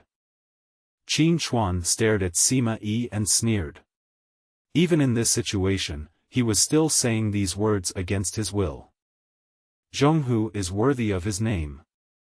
No wonder he could outlast Lao Chao's family. Teacher, what you said is not true. As a disciple, I naturally have to respect you. I hope you will not shirk your responsibility. Qin Chuan had said so much, so Sima Yi naturally couldn't say a word of excuse. He could only let Qin Chuan manipulate him, but in his heart he already hated Zhao Gao. That's right, he hated Zhao Gao. Although Sima Yi also wanted to rebel, he knew that now was not the time. Teacher, I have another matter to ask you today. I hope you can give me some advice. Sima Yi nodded gently, waiting for Qin Chuan's next words. I wonder if the teacher has any way to help me recover some of the troops of the 4 generals. Sima Yi was not surprised to hear this. He had been secretly planning in Dao for so many years, so he naturally knew how great the military power of the 4 generals was now. That is a force that even he is jealous of. Not to mention Qin Chuan, who is beginning to show his potential. If Qin Chuan wants to stabilize the Dao court, he must first consolidate his military power. Without military power, he is just a commander without any troops. All the schemes are just empty talk. Sima Yi's mind was working rapidly. Your Majesty, the 4 generals are all loyal. If the military power is not taken back, the Dao dynasty will be as solid as a rock and no one can shake it.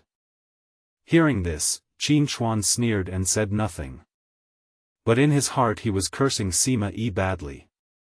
This old dog is not willing to offer me any strategy. Sima Yi is such a capable person, and such a ferocious tiger. Qin Chuan said lightly as he suddenly thought of a bad idea. Zhang Rang, go and invite my General Zhengnan. Then he smiled and said to Sima Yi, Teacher, you have helped me solve my problems today. Please come back. Zhang Rang left Qianqing Palace directly without asking the reason and went to the General Zhengnan mansion to invite people. But Sima Yi, who left Qianqing Palace, didn't understand. Even though he didn't offer any strategy, His Majesty thanked him. And he knew that His Majesty today was no longer the same Majesty as before. Your Majesty also saw that he had no suggestions, but why was it like this? Then, Sima Yi looked at Zhang Rang in front of him with some confusion. What are you going to ask Cao Cao for, that guy who loves wives? Sima Yi was somewhat puzzled. However, Sima Yi was still very happy that he had escaped danger today. Humming a little tune, he walked towards his own residence. His beautiful wife was still waiting for him to come home and cook for her. General Cao, wait a moment. After the morning court session, Cao Cao was thinking about which house of his lover to go to for sex. A hearty shout was heard behind him. Cao Cao turned around and looked in the direction of the voice, and the man was none other than General Zhu Di, the general of the northern expedition. It's General Zhu. How are you these days? Cao Cao responded with a hearty laugh. When Zhu Di saw Cao Cao, he was not at all shy and spoke affectionately, putting his arm around Cao Cao's shoulders. General Cao, how can you be so distant to me? I still remember that year, you and I fought bloody battles with the Manchus on the Changbai mountain. Cao Cao was not used to being hugged by a man, and looking at Zhu Di's friendly expression, he just wanted to stay away. After all, after that battle, he had also witnessed Zhu Di's bravery on the battlefield. It was also that battle that made him clearly realize that Zhu Di was a man of great talent and strategy and would never be content to be under someone else for long. Therefore, Cao Cao wanted to stay away from this vicious guy. General Zhu, what are you talking about? I, Cao Cao, naturally remember that we worked together to wipe out the 120,000 Qing army. After saying this, Cao Cao intentionally or unintentionally moved Zhu Di's hand away from his shoulder, and saw that Zhu Di wanted to come over and put his hand on his shoulder. Cao Cao quickly stepped back and said with an awkward smile, that battle was so exciting back then. When Zhu Di heard this, he also laughed. However, the friendly behavior of the two also aroused dissatisfaction among the civil officials around them. Vulgar and unworthy people. Yan Song shook his long sleeves and glanced in the direction of the two men with disgust. I never thought that such refined and learned people like me would have to work in the same court with such rustic peasants. It's really ridiculous. It's insulting. The ministers behind Yan Song also echoed. It seemed that there was some pollution in the place where Cao Cao and Zhu Di were, so they covered their mouths and noses with their sleeves and stayed away from them. Qin Hui, on the other hand, just watched coldly from the sidelines. It seems that no one knows what the right prime minister of the Dao dynasty is thinking. Behind Qin Hui stood the other half of the civil officials of the Dao court. At this time, they were also keeping a close eye on Yan Song and the ministers behind him. Everyone knows that this pair of left and right prime ministers of the Dao dynasty often fought openly and secretly, and both wanted to kill each other. But no matter how the two fought, in the end they were just restraining each other. After all, they are just someone's dog. Cao Cao took in the strange expressions of the civil officials around him, and then looked at Zhu Di, who was still trying to build relationships. He quickly interrupted and said, "General Zhu, if you are free today, why don't you come with me to my mansion and have a drink? It is what I wish for, but I dare not ask for it." Zhu Di was naturally very happy. After hearing Zhu Di's agreement, Cao Cao stepped forward and led the way. It's not that he wanted to get closer to Zhu Di, it's just that there were too many people around him. Recently, the emperor's temperament has suddenly changed. At this time, we must not provoke criticism from others to avoid causing trouble. What's more, he didn't dare to be arm in arm with Zhu Di, such a fierce and ferocious man, in public, for fear that Zhu Di would say something disrespectful. Besides, Cao Cao really didn't like men hugging him. The two men rode tall horses, one in front and one behind. After walking for a while, we arrived in front of a rather imposing mansion. Above the vermilion lacquered gate hung a plaque with the words, "General's Mansion," and on the upper left side of the plaque were two small characters, "Zhengnan." On both sides of the gate stood two majestic lions, and there were fully armed soldiers guarding it. "General Zhu, please." After Cao Cao made a gesture of invitation, he took Zhu Di inside. "Walk straight in and after about 200 steps, you will see a low and wide building behind Kaying Pavilion with its door closed. There is a small area in front, with various weapons and some stone locks and stone pillars placed around it. It must be the martial arts hall." Zhu Di looked at the surrounding environment and did not seem surprised, because it was not much different from his own mansion. After passing the martial arts hall, the scenery suddenly changed. There is a pond at the back, dividing the general's mansion into two distinct areas.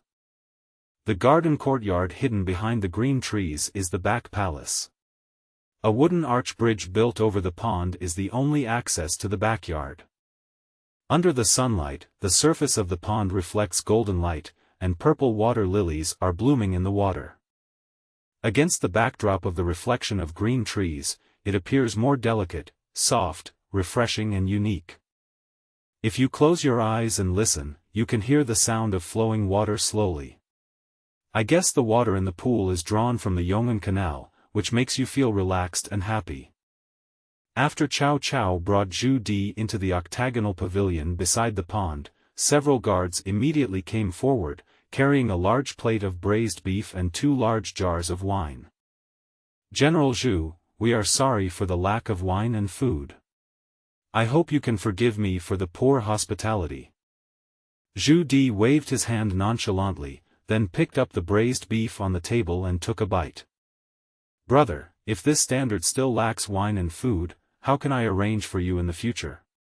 This table of food is already very good." After taking a sip of wine, Zhu Di continued, "When we were marching and fighting, it was good to have something hot. Now we have wine and meat, how happy it is." Cao Cao felt a little embarrassed when he saw Zhu Di's impolite look. Brother? Come on. Are we that close? I don't want to be your brother. Cao Cao resisted madly in his heart, but he still said with a smile, Brother Zhu, I'm glad you don't mind. Come on, drink as much as you want. After 3 rounds of wine and 5 dishes, Zhu Di rolled up his sleeves, wiped his mouth, and looked at Cao Cao with a smile. Cao Cao looked at Zhu Di wiping his mouth with his sleeve and complained in his heart, how rude. Then he lifted up his scarlet robe and wiped his mouth. After doing all this, Cao Cao felt a pang in his heart when he saw Zhu Di staring at him with a smile. Is this what it means to be full and warm? Only after Zhu Di spoke did Cao Cao finally put his mind at ease. Brother, what do you think of our doll court? So this is what you are asking. Then just ask directly. Why are you staring at me with a smile on your face? But how do I watch it? I watch it while sitting or lying down. Cao Cao was certainly not stupid. When Zhu Di asked this question, he knew what this big black boy wanted to say. But he still pretended not to know and replied, the country is strong and has many talented people. Zhu Di heard this and asked with a smile, then brother, what do you think of the current emperor? At this moment, Cao Cao felt that bringing Zhu Di back to his mansion was a wrong decision. You should just find a restaurant at random. Brother Zhu, please be careful with what you say. That's the current emperor, it's not something you and I can discuss casually. We just need to do our duty as subjects. When Zhu Di heard Cao Cao's remarks, he stared at him with a smile and said, Brother Cao, you are not honest. You are treating me as an outsider. Naughty. Zhu Di picked up the wine bowl and toasted Cao Cao. Then he leaned forward and continued, the doll court is now facing internal and external troubles. Those scholars who only talk about war on paper don't know. Brother Cao, how could you not know? Zhu Di continued with a smile, if you really don't know, Brother Cao, why did you recruit brave generals and those counselors? You must be considering a retreat. Zhu Di stared at Cao Cao with an expression that showed he had already seen through you. Cao Cao, however, was trying desperately to move his body backwards. Because Zhu Di's big black face was too close to him, even when he was speaking just now, Cao Cao could still see the flesh between Zhu Di's teeth. Brother Zhu, as military commanders, we have been engaged in battles for many years, so we naturally need brave generals and counselors. But I don't have any unreasonable thoughts. Cao Cao's intentions are evident to all. When Zhu Di heard this, he still didn't take it seriously. Now that we have come to this point, let's stop speculating on each other. Zhu Di changed his smiling expression, sat upright in the chair and spoke seriously. The emperor today is too weak to accomplish great things. In the imperial court, the 2 prime ministers on the left and right control the government. Once the emperor leaves the palace, his authority is gone. In the harem, Empress Lu holds the tiger talisman and controls the emperor, and Empress Wu is watching closely beside her. Can you, Brother Cao, really be willing to assist such an emperor? When Cao Cao thought about what Qin Hui had done over the years, he couldn't help but sigh. It would be nice if the late emperor were still alive. Zhu Di also sighed, yes, it would be great if the late emperor were still alive. At this point, Zhu Di changed the subject, however, it is a fact that the late emperor has passed away, and it is also a fact that the current emperor is weak. Brother Cao, let's be frank. Do you really not have any improper thoughts? Did Cao Cao really never think about it? He thought about it. It's just that what he thought was different from what Zhu Di thought. What Cao Cao wanted was to get rid of Empress Lu, take control of the government into his own hands, and then eliminate all the corrupt officials in the doll court. What he wanted was to help Qin Hui control the government, but if Qin Chuan himself did not live up to his expectations, the result might go against Cao Cao's own ideas. But Zhu Di was different. What he wanted was to replace him. Since you don't cherish this beautiful country, you are willing to be someone else's puppet. Then I will overthrow this dynasty and establish a peaceful and prosperous era with the sun and the moon shining together. Seeing that Cao Cao did not respond, Zhu Di continued, Brother Cao, if you really didn't want to, you should have just refused. But you hesitated. Cao Cao did not try to argue, but looked at Zhu Di seriously and asked, Why are you looking for me? Zhu Di naturally understood what Cao Cao wanted to say. Why did he tell him such a thing? Without hiding anything, Zhu Di said frankly, Among the 4 generals, only you and I appreciate each other. General An Lushan, the great Western Expeditionary General, is just a reckless man. But if he were allowed to fight the enemy in battle, he would be a brave general. But he has no brains. Zhu Di sneered, as a great general who conquers the West and was personally granted the title of Marquis of Anxi by the late emperor, you are so shameless as to become Yan Song's lackey. How can I possibly associate with someone like this? Cao Cao nodded in approval. Zhu Di thought of Zhao Kuo and laughed disdainfully. General Zhao Kuo, the general of the Eastern Expedition, has only the title of general. It's true that Zhao Kuo is familiar with military books, but he can't put them into practice. He only talks about theories but can't solve practical problems. If it weren't for the fact that his father Zhao Shi and the late emperor were close friends, how could he be worthy of being called one of the 4 expedition generals along with you and me? Cao Cao also agreed with this point. Obviously, both of them couldn't stand this guy who got the reward by relying on his father's protection. Since you have evaluated both of them, I'm sure Brother Zhu has also made up his mind about Cao. Zhu Di smiled and said, Of course, of course. If Brother Cao wants to hear it, I will tell you everything I know. However, if what I said is wrong, Brother Cao, please don't take it seriously. After seeing Cao Cao smiling and waving his hands to show that he didn't care, Zhu Di spoke. Brother Cao employs people based on their talents. He knows military tactics, is skilled in calligraphy, and is good at poetry. Those scholars always say that Brother Cao is a capable minister in a peaceful era and a treacherous hero in a chaotic era. But in my opinion, Brother Cao, you are at least a hero, and you deserve it. After hearing this, Cao Cao smiled and waved his hands, saying modestly, The only heroes in the world are you and me. Brother Cao, you are too kind.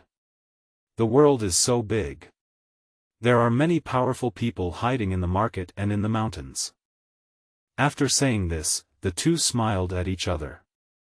After feeling that the atmosphere had become harmonious, Zhu Di also took Cao Cao's hand and said, Brother Cao, if one day in the future, I and the Dou dynasty come into conflict, I don't ask Brother Cao to help me, I just ask you to show mercy to my men on the battlefield. Hearing this, Cao Cao's heart, which had just been relieved, was instantly lifted up again. But he smiled as usual and said, I dare not, I dare not. Just as the two were about to say something, a guard leaned over and spoke into Cao Cao's ear. General, His Majesty has sent a eunuch to summon you to the palace. Hearing this, Cao Cao's heart skipped a beat, but he remained calm. He nodded and the guards withdrew. Zhu Di still held Cao Cao's hand and looked at him with a smile. Brother Zhu, His Majesty has summoned Cao to see me. I cannot accompany you today. Please do as you please and treat this place as your own home. After saying that, Cao Cao quickly broke free from Zhu Di's big hand and wiped it on his robe without making a sound. Brother Cao, please go ahead. After getting rid of Zhu Di, Cao Cao tidied up his official uniform and followed Zhang Rang to the Qianqing Palace. In the main hall of Qianqing Palace, Qin Chuan leaned on the back of the chair, and there were golden 5-clawed golden dragons hanging on the 4 columns supporting the armrests. The base does not use chair legs or supports, but a sumizuo about 2.5 meters wide and more than 1 meter deep. The whole body is painted with gold, making it appear magnificent and majestic. Looking at Cao Cao kneeling in the hall, Qin Hui stretched his waist lazily. "My dear, please get back on your feet. Come here, give me a seat." Qin Hui was very satisfied when he saw Cao Cao, who was tall and tall with a gentle face. "Thank you for your kindness, Your Majesty." Cao Cao sat on the chair, looking at Qin Hui intently, waiting for Qin Hui's next question. Name, Cao Cao. Position, General of the Southern Expedition. Talents, commanding the troops, when commanding a side's troops, greatly improve the loyalty of the soldiers and enhance their fighting spirit. National fortune, after gaining loyalty, the national fortune of Dao will increase by 1. A wise leader, possessing extremely high personal charm, it is very easy to attract talents to join. Loyalty, 45. Martial arts, Chao family swordsmanship, blue. Internal force, none. Realm, not in the mainstream. Another person with 3 talents. Moreover, each of them is extremely useful. Qin Hui stared at Cao Cao with burning eyes. This was not the first time they met. But during the morning court session, there were many people around and it was not convenient for him to focus on Cao Cao alone. Recalling the documents from the previous life. Cao Cao's courtesy name was Mengda and his nickname was Amon.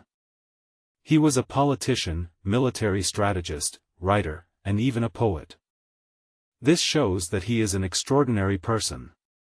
Looking back on Cao Cao's life, he was extremely intelligent, yet extremely stupid. He was cunning and treacherous, yet frank and sincere. Open-minded and generous, but also suspicious, magnanimous, but also narrow-minded.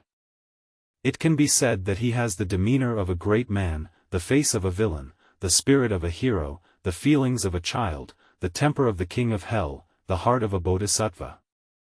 There is no other character in history so rich in variety. Some people even commented on him, a capable minister in times of peace and a treacherous hero in times of chaos. He once served as king of Wei and prime minister of the Han dynasty. He held the emperor hostage to command the princes and laid the foundation for the establishment of the Wei dynasty. If Sima Yi hadn't jumped out, then. But from beginning to end, Cao Cao never proclaimed himself emperor. Instead, Liu Bei, who called for the revival of the Han dynasty, was the first to proclaim himself emperor. In the 8th year after Liu Bei became emperor, Sun Quan proclaimed himself emperor in Jianya and named the country Wu. This is also what Qin Hui admires most about Cao Cao. So, integrate all the literature. Among all the civil and military officials in the court, Qin Hui admired Cao Cao the most. The one who was most worried was Cao Cao. Cao Cao watched the changing expression on Qin Hui's face. He didn't know why the feeling given by the emperor today was different from what he expected.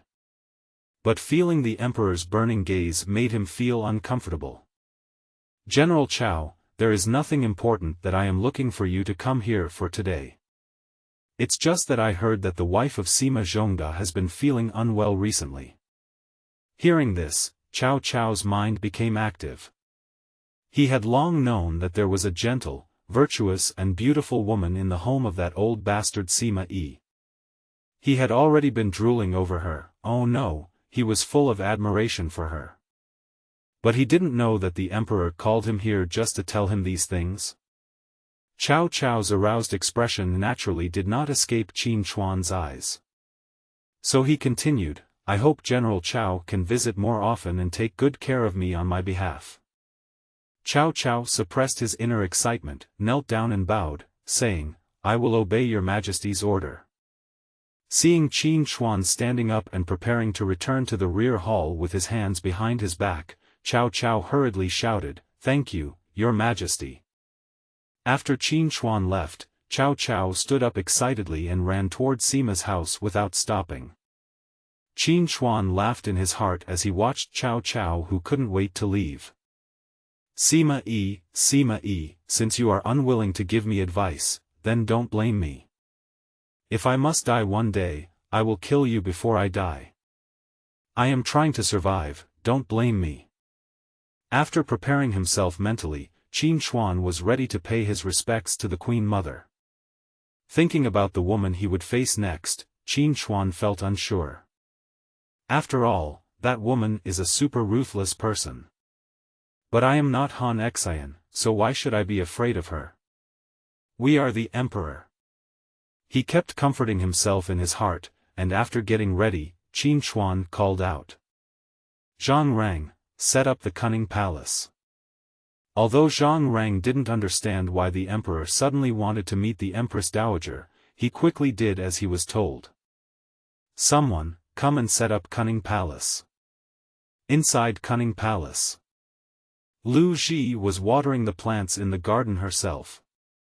Every glance, every smile, every frown, actually holds a strange kind of charm. Your Majesty, His Majesty has arrived. She gently played with the hair on her forehead without even looking at the young eunuch behind her. The young eunuch did not dare to move. He crawled on the ground, not daring to raise his head even a bit. Let him in. Yes, I will go right away. When the young eunuch heard Lu Ji's voice, he felt as if he had been pardoned. He quickly got up and went to invite the Emperor. Before Qin Chuan came, he knew that Lu Ji had tremendous power in the harem. But he didn't expect it. Even though he was the Emperor, he still needed her permission before entering Cunning Palace. How ridiculous. Following the young eunuch to the back garden, Qin Chuan was stunned when he saw the rumored Poison Queen. Because he felt an indescribable uprightness, majesty, and arrogance in Lu Ji. She is tall, with black long hair. Her hair falls on her shoulders, soft and smooth like a black waterfall. On her pretty face are a pair of beautiful eyes, which sparkle with charming light as she looks around. Her every move and gesture exudes a noble and elegant temperament, appearing otherworldly and beautiful like a flower. She has a noble temperament, elegant manners, and a luxurious dress, which makes her look extremely beautiful. Her snow-white skin is lightly powdered, and she looks as pure as a chrysanthemum, fresh and refined. Qin Chuan never expected that Lu Ji was so young. Moreover, she is so beautiful. In the original owner's memory, he had never seen Lu Ji's true face. The original owner was so scared of Lu Ji that how could he dare to come to her in person? He was thankful that Lu Ji didn't look for him. This is also one of the main reasons why Lu Ji disliked the original owner. It would be a shame for an emperor, the ruler of a country, to be afraid of a woman. Your son, I pay my respects to your mother. Logically, although Lu Ji was not Qin Chuan's biological mother, the emperor still had to kneel and kowtow when meeting the Empress Dowager. Qin Chuan also knew this truth, but he just didn't want to kneel. Qin Chuan's action also attracted countless gazes from the surroundings, who were staring at him coldly. He saw all these actions. When Lu Ji saw this scene, she became somewhat interested.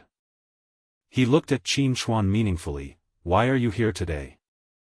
Her cold words rang out, penetrating like ice. Qin Chuan ignored her cold tone and said with a smile, It has been a long time since I came to pay my respects to the Queen Mother. Today I have come specially to serve tea to the Queen Mother. She glanced at him casually, her expression cold and lazy. No need to serve tea. I appreciate your filial piety. If you have nothing else to do, please leave. After saying this, Lu Ji turned around and continued to water her flowers and plants, as if these flowers and plants were more important than the emperor. Feeling that Qin Chuan behind her did not move, Lu Ji turned around and signaled to the eunuch beside her. After a while, a eunuch came to Qin Chuan carrying an exquisite wooden box. After slowly opening the wooden box, I saw a beautiful and small tiger talisman lying inside. The tiger talisman is made entirely of fine gold, and is engraved with a lifelike image of a tiger with its mouth wide open and fangs exposed. The edges are decorated with exquisite patterns, shining with golden light under the sunlight, looking particularly dazzling. Qin Hui himself did not expect that this symbol of power of the Dao court was actually in the hands of Lu Ji. The original owner didn't even have the slightest impression of him in his memory. Looking at the tiger talisman that symbolizes unparalleled power, it was quietly placed in front of him. Qin Hui was somewhat tempted, but he didn't do it in the end. Although this thing is indeed a rare treasure in the future, it is a hot potato for him now. Lu Ji watched Qin Hui's every move and smiled faintly. "Why, Your Majesty is unwilling to take back the tiger talisman?" "I'm willing to, but if I really take it, can you let me go? I don't want to die yet." Qin Hui complained in his heart, but he still had to pretend to be well-behaved and sensible on the surface. "I am naturally happy and relieved to have the tiger talisman with you, my queen mother. You don't want to take it, or you don't dare to take it."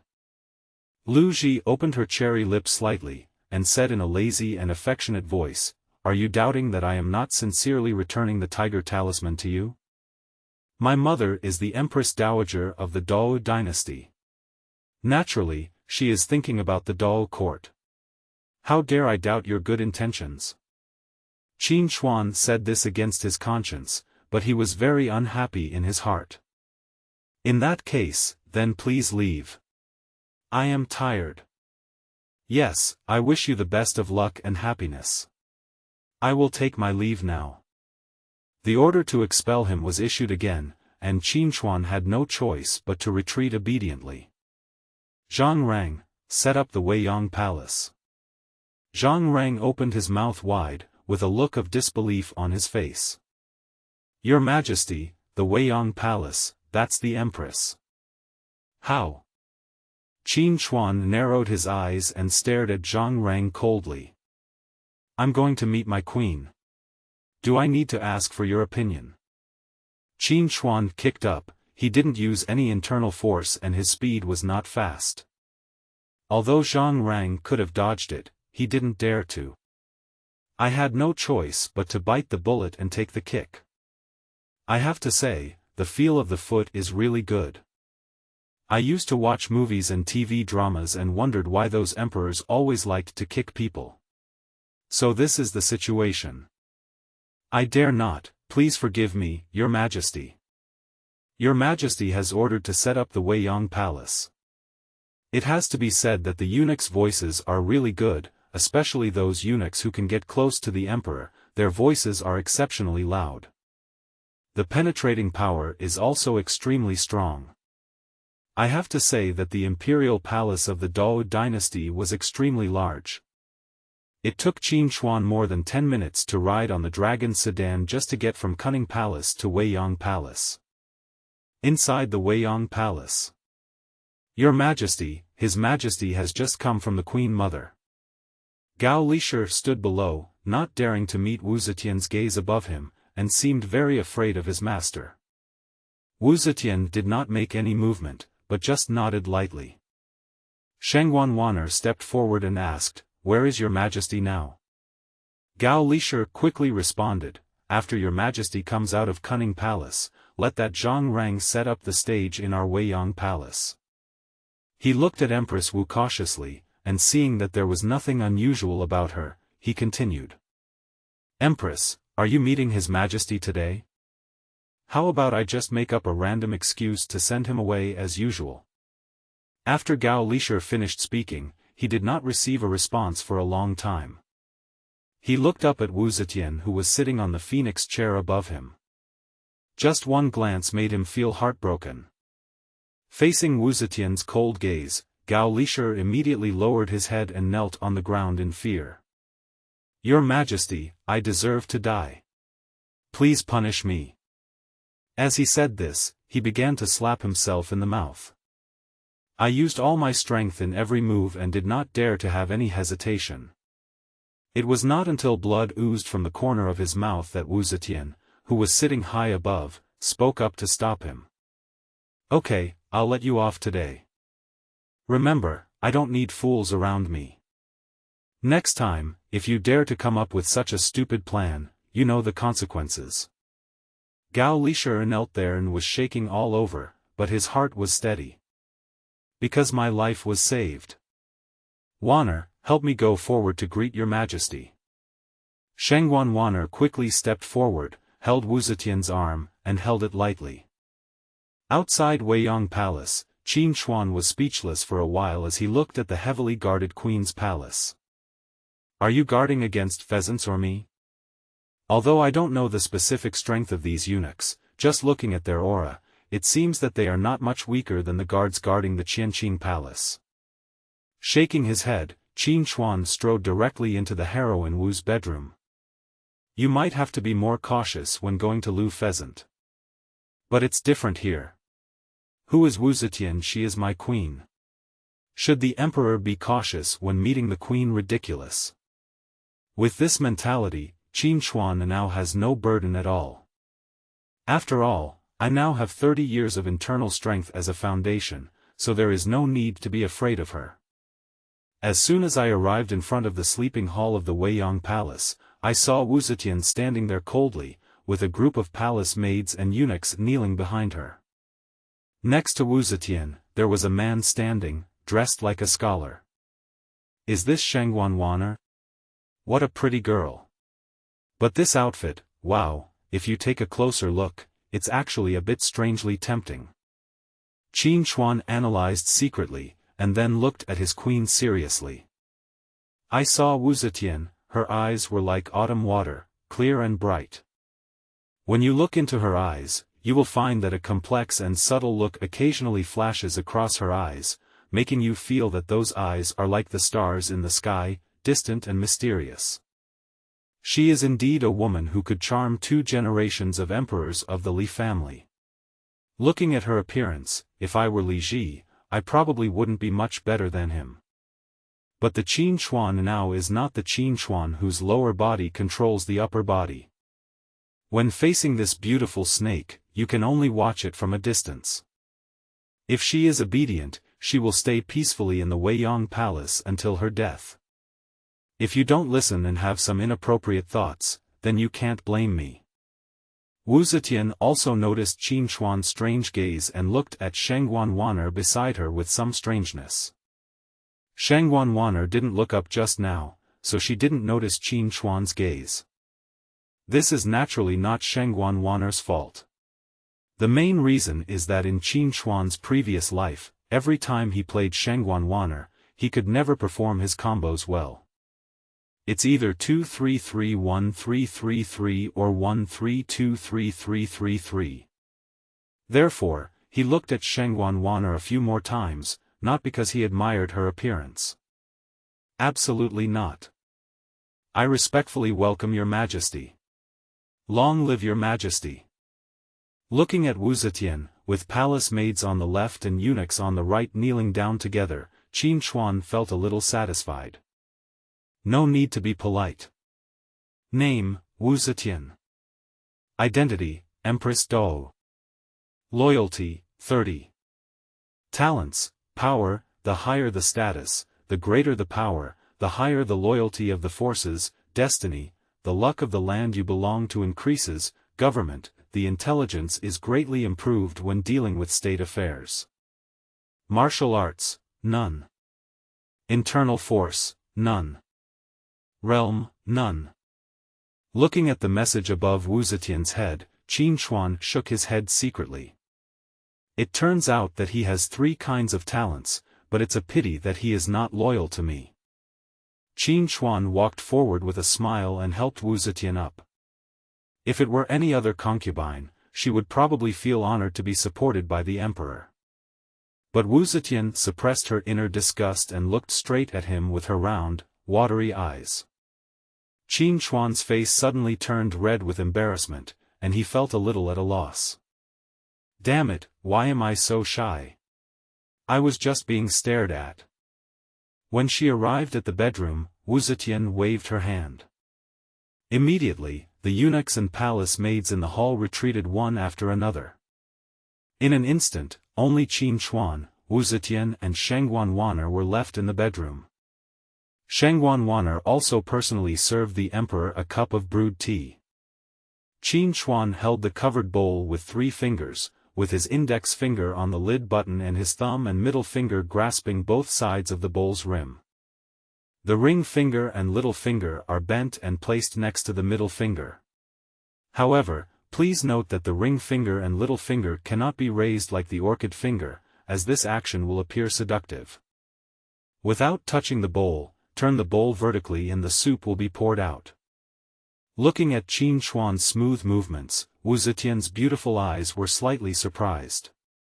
You know, the emperor never tasted tea before.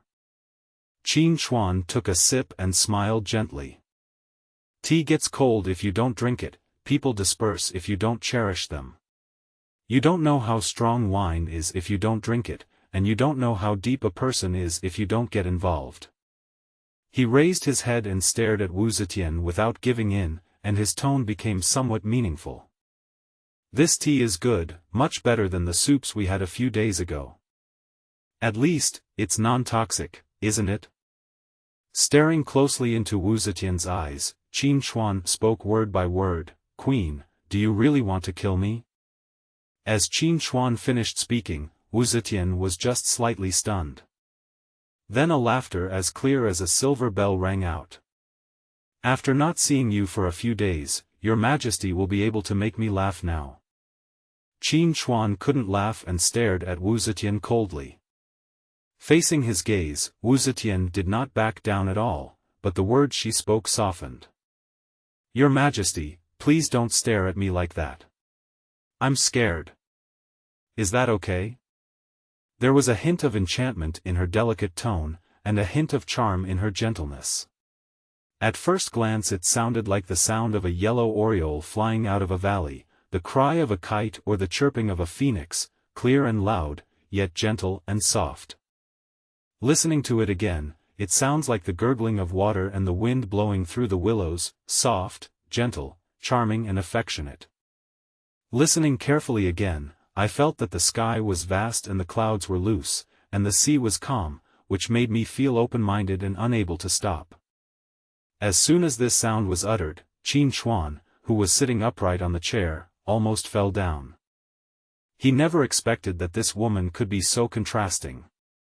However, the 30 loyalty points above his head and the hint of murderous intent in his eyes constantly irritated his nerves. Qin Chuan clearly remembered that in the original owner's memory, Wu Zetian had always been a superior existence. It was as if she was the original owner's goddess, and the original owner was the lapdog.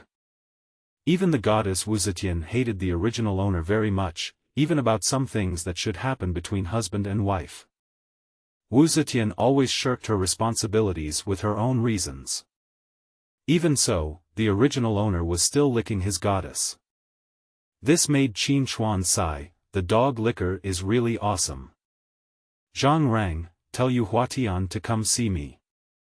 Zhang Rang, who was outside the door, immediately responded in surprise after hearing the emperor's voice, "Ah. Your Majesty wishes to see the Western Factory's supervisor, Yu Huatian?" Zhang Rang stood outside the door with his eyes wide open, looking shocked. "Why, I can't see it. Or do you want me to go and invite you personally?" Qin Chuan frowned in dissatisfaction. "Your Majesty, please forgive me. I will go and ask for it." After saying this, Qin Chuan remained silent. Wu Zetian's beautiful eyes moved as she pondered the cause and effect relationship, but she couldn't seem to get a perfect answer. Looking at Shangguan Wan'er beside her, she also shook her head slightly. Wu Zetian couldn't help but re-examine the emperor in front of her. It seemed that this man was a little different from before. But she couldn't tell what the difference was. Zhang Rang accepted the order and left. But along the way, I was feeling doubtful. "Your Majesty, have you lost your mind? Yu Huatian, that's the Queen's man. Moreover, he summoned Yu Huatian in the Weiyang Palace. This is simply insane. Moreover, Yu Huatian was extremely sinister and cunning, if it weren't for Wei Zhongxian, the director of the Western Factory, who was against him. I'm afraid that all the power in the harem has already been monopolized by Empress Wu Zetian alone. The key point is that Wei Zhongxian was able to achieve his current situation only with the support of the Empress Dowager. Gao Qiu was also extremely anxious outside the hall. At this moment, he didn't know what had happened inside the hall. However, the recent changes in the emperor made him a little uneasy.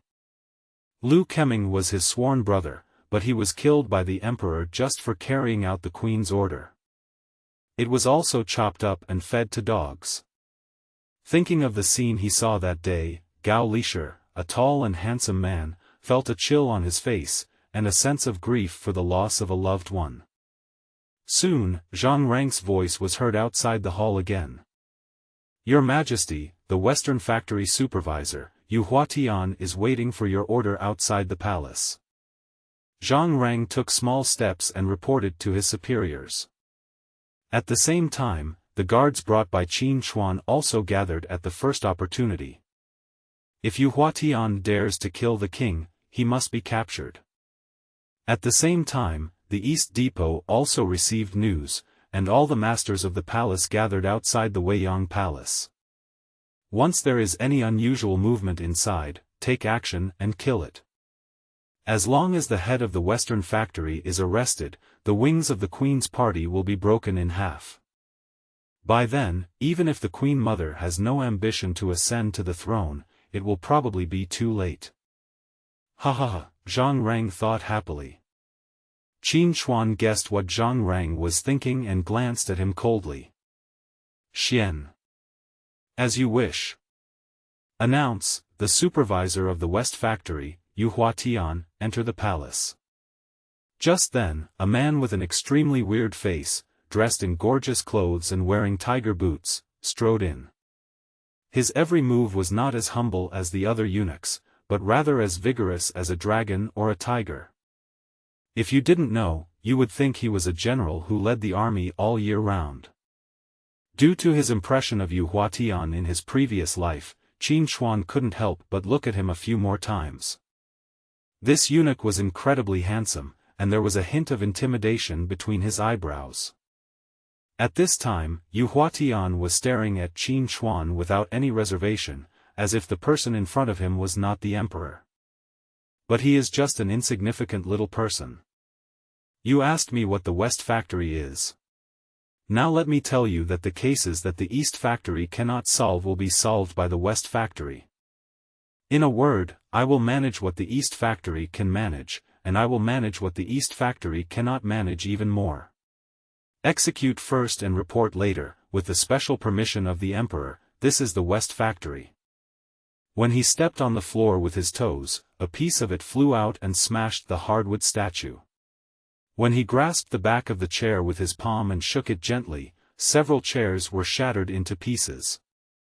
While staring at Yu Huatian, Qin Chuan's mind somehow emerged with this classic scene. Domineering, really domineering. Name, Yu Huatian. Position, Supervisor of the West Factory. Loyalty, 10. Talents, Domination. When managing subordinates, the subordinates' military strength will be increased to a certain extent. Dominance, extremely competitive. Deterrence, there is a certain probability of obtaining a deterrent effect when acting. Martial arts, ghostly swordsmanship, purple. Internal strength, 282 years. Realm, first class innate. Another 3 talented talent. But unfortunately, he is loyal to the Queen. I don't know why your Majesty summoned me here. Without waiting for Qin Chuan to speak, Yu Huatian said coldly. I have many things to do, and the West Factory is not as idle as the East Factory. If your Majesty has nothing to do, then I will take my leave. These words are extremely harsh to hear. He has no reverence for the Emperor at all. This bastard. If it weren't for the 282 internal force above your head, would have beaten you up long ago. Before Qin Hui could speak, Zhang Rang on the side started to scold him. Bold! How dare you disrespect the majesty of the heavenly family in front of the emperor? Yu Huatian, what are you thinking? Yu Huatian did not answer Zhang Rang's words. Instead, he stared at Zhang Rang with a smile on his face and cold eyes. This look instantly made Zhang Rang feel cold all over. Qin Hui looked at the queen and then at Yu Huatian and said with a smile. The queen is very resourceful. Raising a dog is indeed extraordinary. I have to admire her. Wu Zetian's pretty face was also a little cold. She glanced at Yu Huatian and then said to Qin Hui. Your Majesty, please forgive me. This whole world belongs to you, how dare I go beyond the rules?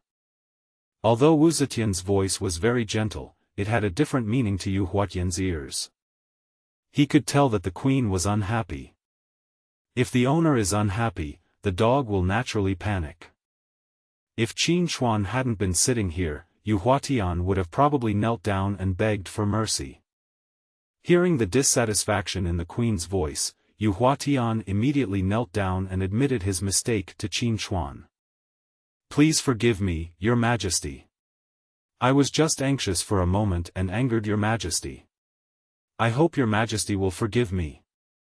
He said he admitted his mistake, but there was no trace of his attitude in his words.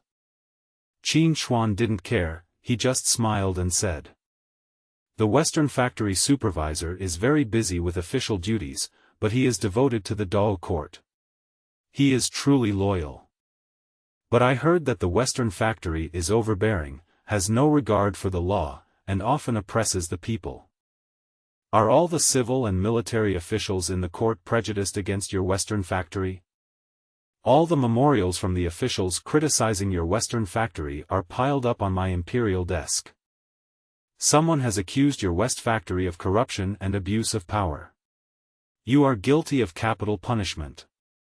Someone reported that your West factory deceived the superiors and subordinates, beat up loyal officials for no reason, and even raided the official's house. TSK, there are also accusations that you secretly raised assassins, colluded with ministers in the court, and attempted rebellion. Also, I'm accusing you of accepting offerings from foreign races and communicating with the enemy. At the end, Qin Hui himself laughed. What's even worse is that someone has accused you of occupying other people's land and property, bullying the people, and abducting women.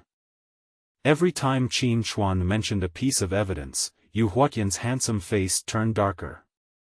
Even when he was kneeling on the ground, one could vaguely feel that he was suppressing his anger. When he heard the last sentence, Yu Huatian looked up angrily and glared at Qin Hui with red eyes. Kidnapping women? What do I need that thing for? Want to display it at home? If the queen hadn't been standing by, Yu Huatian would really not be able to suppress his inner anger at this moment. After all, do you think Yu Huatian is afraid of the emperor? Of course he is not afraid. In terms of martial arts, Yu Huatian is considered an expert among experts in the Dao dynasty. In terms of power, the notorious Western factory was entirely his subordinates. In this harem, if it weren't for Wei Zhongxian who had the support of the Empress Dowager, he would have been the only one in power long ago. How could such an extremely competitive person submit to a weak and incompetent emperor? Your Majesty, do you believe these slanderous words? If I am not mistaken, then the other half of the memorial on the imperial desk must be a complaint to the Eastern Depot. Your Majesty, why don't you read it out loud together? Today, the Dao court is facing internal and external troubles, the people are not supportive, and the government is corrupt. Only the queen is talented and virtuous. Let go and turn back the tide of the great Wu dynasty, and save the collapsing edifice. Your Majesty, I dare you to step down and let someone more capable take over the throne. Zhang Rang was stunned when he heard this and lowered his head. But what no one noticed was the blush on his face. No one could see the excitement in his eyes.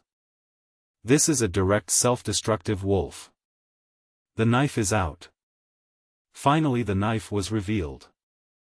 As for those ministers who commit rebellion and defy the emperor's majesty, what does it have to do with him? Shangguan Wan'er was also stunned. Wu Zetian looked at Yu Huatian with a complicated expression, and there was a hint of anger in her beautiful eyes. Qin Chuan did not expect that Yu Huatian would say something so treasonous in front of so many people. I am the emperor. Looking at this scene, Qin Chuan closed his eyes, and at this moment he finally understood. In the history of previous lives, those famous puppet emperors were helpless. You make you an emperor who has no power and no authority and can't even mobilize a single soldier. To go against those powerful ministers is no different from courting one's own destruction. Even if you are righteous and not afraid of death for the sake of royal dignity, what can you do? The final result is nothing more than you finish your performance and then I take the stage. The wheel of history will not stop because of the death of one person. Get out! Qin Chuan's loud shout startled Wu Zetian. Your Majesty, a man who knows the current situation is a hero. Don't refuse a toast and drink a penalty. Yu Huatian smiled coldly, don't forget the wound on your head. Having said that, Yu Huatian stood up without even asking the emperor's permission. The situation in the hall suddenly became tense. Wu Zetian wanted to say something, but she didn't open her mouth. Because she knew that if she asked Yu Huatian to plead for mercy at this moment, it would mean that she allowed Yu Huatian to force her to abdicate. You know, this is broad daylight. Yu Huatian actually dared to force the emperor to abdicate. How audacious this is. Even those with vested interests lamented over it. Wu Zetian stared at Yu Huatian, the anger in her eyes almost solidified into substance. In the end, Yu Huatian loosened his clenched hands. Wu Zetian's anxious heart finally calmed down. Qin Chuan looked silently at Yu Huatian, who was tidying up his clothes and leaving the hall slowly and orderly. I was extremely angry. This piece of shit. This piece of shit. So brave. No longer as calm as before, he shook his sleeves angrily and left Weiyang Palace without looking back. Looking at Qin Chuan's actions, Wu Zetian knew that this emperor was no longer the weak emperor before. Perhaps, the sword in the emperor's hand is about to be swung out. After leaving Weiyang Palace, an angry Qin Chuan shouted, "Get out of here!" The eunuchs and maids in the Qianqing Palace retreated in cold sweat and fear. Zhang Rang beside him was about to speak, "Your Majesty, rest. Get out of here too." Shit! Qin Chuan shouted rudely, interrupting Zhang Rang's words of comfort. Zhang Rang, looking aggrieved, quickly retreated. Looking at the memorial on the imperial desk, Qin Chuan could only turn his anger into strength. He became a ruthless machine for reviewing memorials. With a stroke of the red pen, the big word "read" was completed. Qin Chuan wrote ruthlessly in the ocean of memorials. Congratulations to the host for reviewing 300 memorials. You care about the people of the world, are frugal and love the people, and govern with a clear mind. Reward the host with 30 internal strength, plus 1 national fortune for the Great Wu Dynasty, 1,000 soldiers for the Xianzhen camp, and 10,000 soldiers for the Xuanjia army. The current national fortune is 16. Qin Chuan, who was ruthlessly reviewing memorials, stopped what he was doing instantly when he heard the voice echoing in his mind. After confirming that it was correct, he burst into laughter. Zhang Rang, who was outside the door, heard the loud laughter coming from the hall and said in confusion, "Your Majesty, has he gone mad because of Yu Huatian?"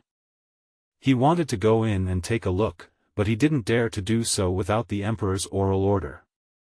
Looking at a young eunuch standing at the end, Zhang Rang shouted, "You, go in and take a look." When the young eunuch heard that someone was calling him, his face turned pale with fright. The other young eunuchs surrounding him were also secretly delighted. "You kid, you are usually not sociable. We all gave gifts to Zhang Changsha, but you didn't. Now you are fine. Go and die." The young eunuch also knew that the emperor was in a bad mood today. If he went in rashly at this time, he might. Thinking of Li Keming's fate a few days ago, the young eunuch took a step back unconsciously. But when he saw Zhang Reng staring at him coldly, he had no choice but to push the door open and go in. There was no way, even if he didn't go in today, he wouldn't be able to escape Zhang Changsha's punishment. Fortunately, the door of Qianqing Palace was well maintained, and there was no abnormal sound when you pushed the door in. Therefore, Qin Chuan, who was in a state of excitement, did not pay attention to this little eunuch.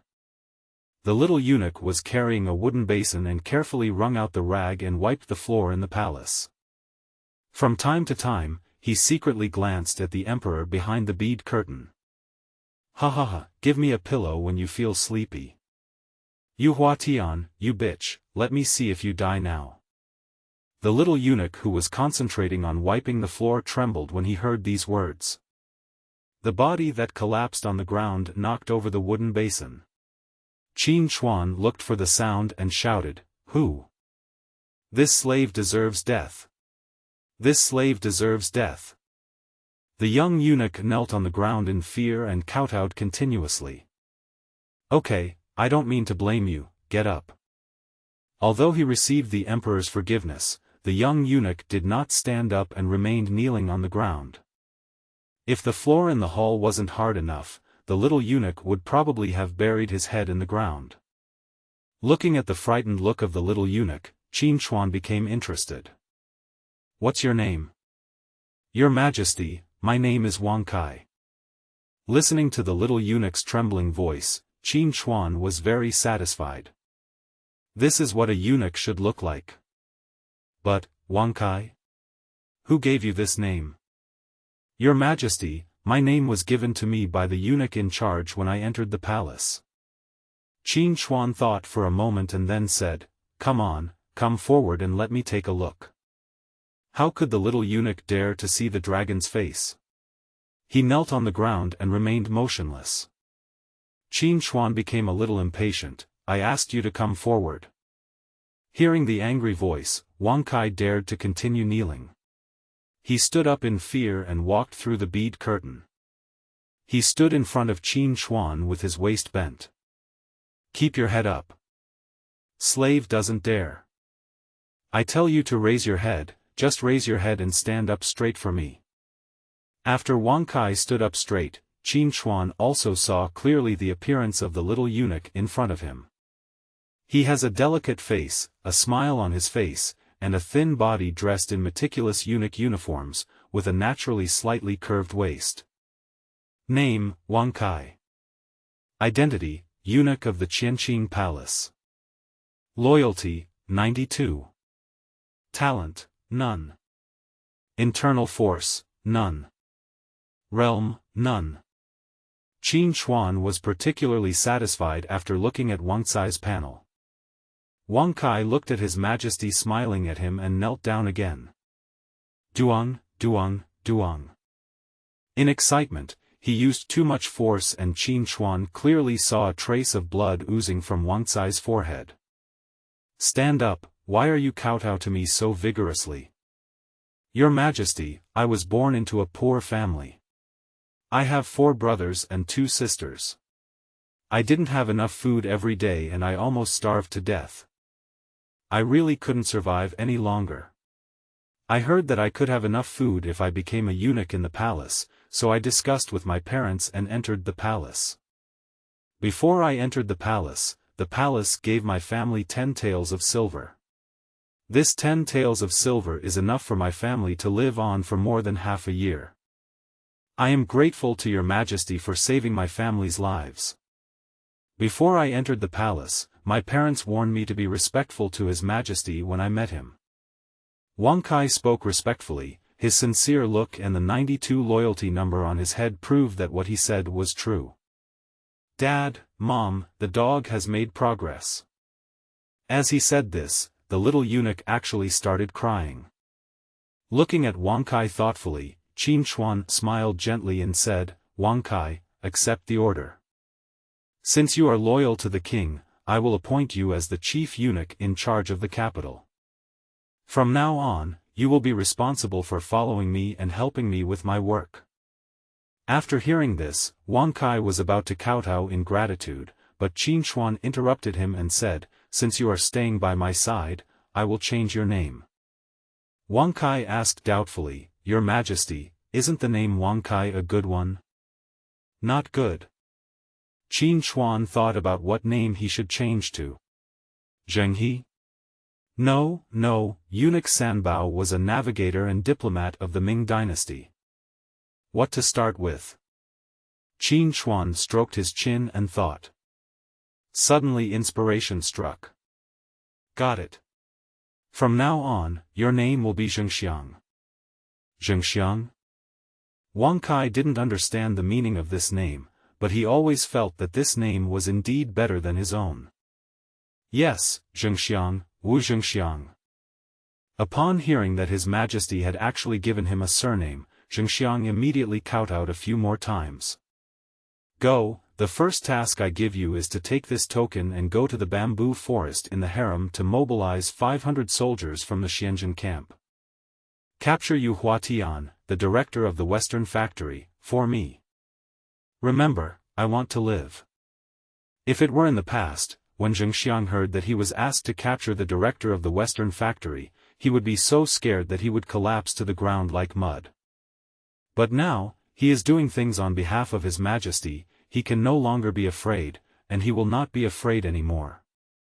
Your Majesty trusts me so much, I must not lose your face. This is what Zhengxiang kept repeating in his heart. After taking the token, Zhengxiang immediately walked towards the bamboo forest in the harem. Zhang Rang, who was standing at the door, saw Zhengxiang coming out and immediately asked, "Wang Kai, how is His Majesty?" Zhengxiang instinctively wanted to bow to answer, but when he thought of his current identity, he immediately straightened up. Your Majesty has personally appointed me as the chief eunuch in charge of the Imperial Eunuch Seal. I have important tasks to perform now, so please do not stand in my way. Also, from now on, call me Zhengxiang, Wu Zhengxiang. Seeing Wang Kai not afraid of him and speaking in such a tough tone, Zhang Rang said with a smile, "Now that you are in power, you dare to ride on my head? What a shame! Which ignorant person gave you this name?" Hearing this, Wu Zhengxiang immediately turned around and stared at Zhang Rang coldly, as if he was looking at a dead man. Your Majesty gave our family a name, and you, a filthy thing, have no right to comment on it. At this time, the eunuchs who were originally watching the joke, after hearing Qin Zhengxiang's words, immediately came up and offered their courtesy enthusiastically. Get lost. If you dare to stop me from supervising important matters again, you will bear the consequences at your own risk. As expected of a eunuch in the palace, his ruthlessness after gaining power even shocked Zhang Rang. Seeing Zhengxiang's fierce eyes, the eunuchs around him all moved away and no one dared to stop him. Zhengxiang, who was jogging all the way without daring to stop, shouted loudly in the bamboo forest while holding the token. Your Majesty's oral order, where is the Xianjin camp? The bamboo also gets the wind and smiles gently. Along with the rustling sound in the bamboo forest, a group of burly men in neat and well-equipped armor appeared in front of Zhengxiang. Feeling the pressure from the Xianjin camp, Zhengxiang's legs unconsciously became weak. But thinking of His Majesty's encouragement, he stiffly raised the token, seal His Majesty's oral order and order 500 soldiers of the Xianjin camp to capture the Western factory supervisor Yu Huatian. The leading soldier from the Xianjin camp stepped forward, took the token, verified it, and then shouted directly to the person behind him. Brothers from the Xianjin camp, it's time to do some work. Old 3, Old 4, Old 5, Old 6, take your people and follow me." After gathering all the people and horses, he said to Zhengxiang, "Please lead the way." 500 fully armed soldiers marching in the palace naturally constituted a huge scene. "Now I know everything I should know and shouldn't know." "What did you say?"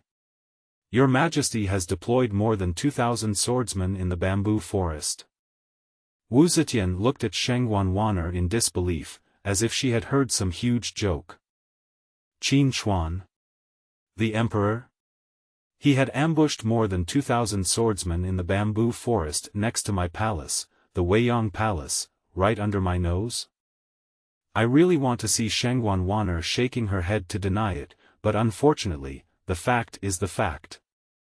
She sat limply on the phoenix chair, her beautiful eyes staring outside the hall, silent for a long time.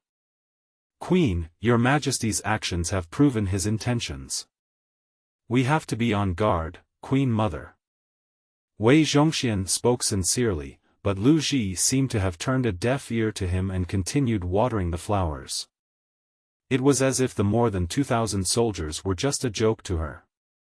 "You know, half of the eunuchs in the harem belong to the East Factory. And the East Factory listens to her.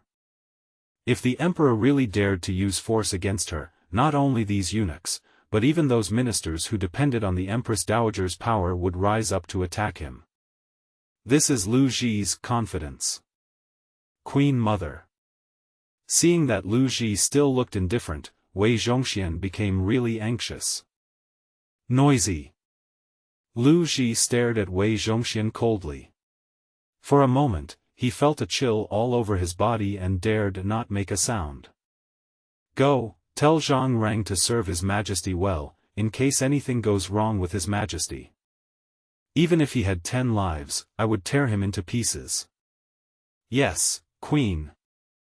Although Wei Zhongxian didn't understand, he still did as he was told. Because he was just an old dog who depended on the Queen Mother. If he left the Queen Mother, his fate would not be good. In the Dao dynasty, there were many eunuchs who were more cruel than him. The same scene happened in the homes of ministers in the Dao dynasty. It can be said that as soon as the Xianzhen camp walked out of the bamboo forest, all kinds of news leaked out of the palace. For a moment, the ministers also felt that the emperor had grown up. But most of them are not relieved. But indignation. The prince whom he personally raised actually has his own attention now. How can this be tolerated? But no matter how these ministers guessed, they could not guess why His Majesty suddenly sent out the soldiers at this time. Until... "Master, something bad has happened at the West Factory." Qin Hui leaned comfortably on the recliner, with 2 young girls with childish faces standing behind him massaging his shoulders. A young girl beside him carefully peeled off the skin covering the flesh of the plump grapes. Qin Hui opened his mouth and the girl put the peeled grapes into his mouth. "This kind of feeling behind me is extremely comfortable." "What are you panicking about? You too, use some strength," Qin Hui said to the 2 girls who were holding his feet. Hearing Qin Hui's words, the 2 girls shuddered all over and quickly increased the strength in their hands. Qin Hui hummed softly as he felt the comfort coming from his feet. "Tell me, what happened at the West Factory?" The housekeeper standing by said, "Master, Yu Huatian has been arrested." After only one sentence, Qin Hui immediately shouted, "Who? Who gave the order?" "Sir, it was an order from His Majesty himself." Qin Hui immediately became angry and cursed. This conceited fool dared to force the emperor to abdicate in front of His Majesty and seek his own death. After recovering from his shock, Qin Hui immediately thought of something. "Yu Huatian is a master of the first rank innate, how can your Majesty do anything to him? Only those 500 soldiers?" The butler thought of the scene he had just seen and said with lingering fear, "Master, those 500 soldiers are not comparable to ordinary soldiers." "Speak, tell me in detail." "Those 500 soldiers worked well together and were fearless. Hearing this, Qin Hui said doubtfully, even if they are fearless, it is impossible to capture Yuhuatian with only 500 people. Could it be? Thinking of a possibility, Qin Hui couldn't believe it even more. The butler also added, Master, those 500 people are not only well-equipped, but each of them is a congenital master.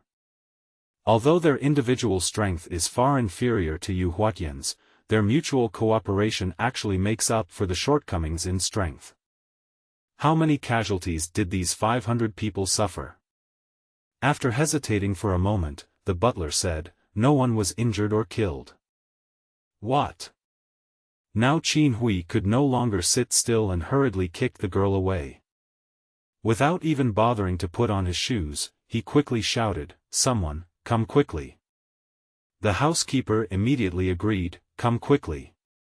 Help the master get dressed. A dozen maids immediately trotted over to Qin Hui, holding their official uniforms. A maid teased Qin Hui when she was changing his underwear. In the past, Qin Hui would always make some response, but today. Get lost. I'll skin you alive if you delay our work. The maid who was kicked away rudely by Qin Hui did not dare to say a word. Seeing Qin Hui's fierce eyes, he hurried forward and helped him put on his clothes quickly. After Qin Hui put on his official uniform, he immediately asked whatever he thought of. What does the queen say? Nothing. Although Qin Hui held a high position of power, he was extremely timid and afraid of death. He thought His Majesty was going to take action against the queen, so he was worried that he would be the next one. But now hearing that the queen was safe and sound and there was no movement at all, his brain was working rapidly. Thinking about the interests involved. As if he had figured something out, Qin Hui breathed a sigh of relief. It's all right. It's all right. Looking at the appearance of his old home, the old housekeeper shook his head helplessly. Someone, help the master change his clothes. How dare you? You are so blind that you don't even see where you are. How dare you come to our west factory and act wild? Zhengxiang ignored them. The soldiers of the Xianjin camp looked at the noisy eunuchs, holding them one in each hand like they were pinching chicks. According to Your Majesty's order, the Western Factory Supervisor Yuhuatian is arrogant and disrespectful, and he has insulted the Emperor's Majesty. Therefore, you have committed the crime of great disrespect. Yuhuatian, just get out here and surrender. Yuhuatian, who originally had no intention of attacking Zhengxiang, felt insulted after hearing this. He stepped hard with his right foot and the ground broke into pieces. With a light flick of his left hand, a small stone shot towards Zhengxiang like a sharp sword. De Hu, the general of the 1st Battalion of the Xianjin camp, blocked the attack with a casual wave of his sword. As a first-class innate master, Yuhuatian's intuition told him that this person was very dangerous. But because of the arrogance of the master behind him, he couldn't admit defeat. He hooked the scabbard beside him with his left foot, and the long sword in the scabbard flew rapidly towards the trap camp. Yuhuatian stomped his tiger boots heavily on the ground, and his whole body followed the steps of the long sword like flying. The next second, the long sword stabbed at the tiger. De Hu was not to be outdone and swung his sword to block the attack. Immediately afterwards, the soldiers from the surrounding trap camps instantly surrounded Yuhuatian. Despite their large numbers, the soldiers in the Xianjin camp were not in disarray at all. 500 soldiers from the Xianjin camp stood in line, equipped with heavy armor, and daggers, shields, and halberds cooperated with each other. They surrounded the rain field, forming an indestructible black sky. De Hu shouted loudly, and all the soldiers let out a deafening war roar that seemed to shatter the sky. If you are determined to break into the enemy's territory, you will either die or live. If you are determined to break into the enemy's territory, you will either die or live. If you are determined to break into the enemy's territory, you will either die or live. Yu Huatian used his profound inner strength to move left and right in the crowd, changing his position in an instant. The first attack of the soldiers in the Xianzhen camp failed. Yu Huatian held a long sword in his hand, and facing the siege of the Xianzhen camp, the long sword drew a graceful arc in the air. Sadly, not much damage was done. As soon as Yu Huatian attacked, the soldiers in the front row used their shields to resist the fierce attack. Yu Huatian further increased the intensity of his attack and defense. The swords collided, sparks flew. The battle lasted for half an hour, and finally, with the tacit cooperation of the Xianzhen camp, it ended in the moment when Yu Huatian took a breath. Several soldiers holding long spears instantly took away Yu Huatian's sword. Without weapons, Yu Huatian could not gain any advantage at all. He regretted it now.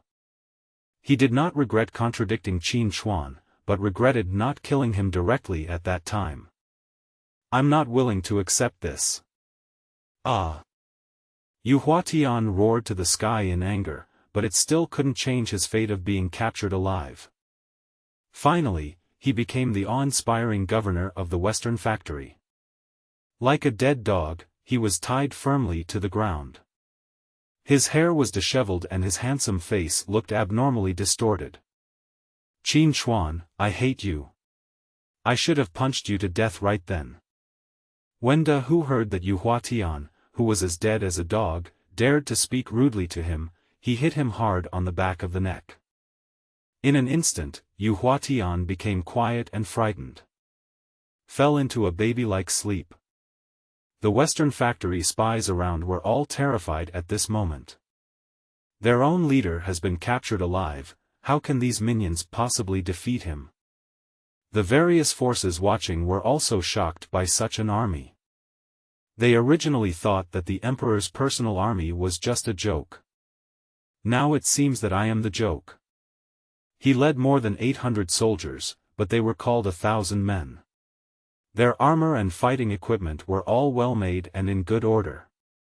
Wherever they attacked, they were always victorious. This was called the Xianzhen camp. Outsiders don't know how terrifying this army is, but Qin Chuan knows it very well. There are only 700 people in the Xianzhen camp, but these 700 people are all specially trained special forces. Each of them can fight 10 people at once, and they are well equipped. The so-called breaking into the enemy's formation means being trapped in the enemy's formation and facing the risk of death. That's why there is the saying, if you want to break into the enemy's formation, you will die. There is no life. This fits in very well with the concept of the Xianzhen camp. Every time the Xianzhen camp goes to war, they fight with the mentality that they will die. How can the enemy not be afraid? You bastard, even if you are a first-class expert, what can you do? As expected, the system prompt sounded in Qin Chuan's mind. Congratulations to the host for capturing Yu Huatian alive and striking a precise blow to the Queen's forces. Reward the host with 30 years of internal strength, and increase the national fortune by 5.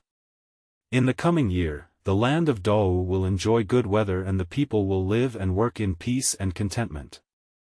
Reward the host with the golden martial arts 9 yang magic skill. Good stuff, it is indeed good stuff.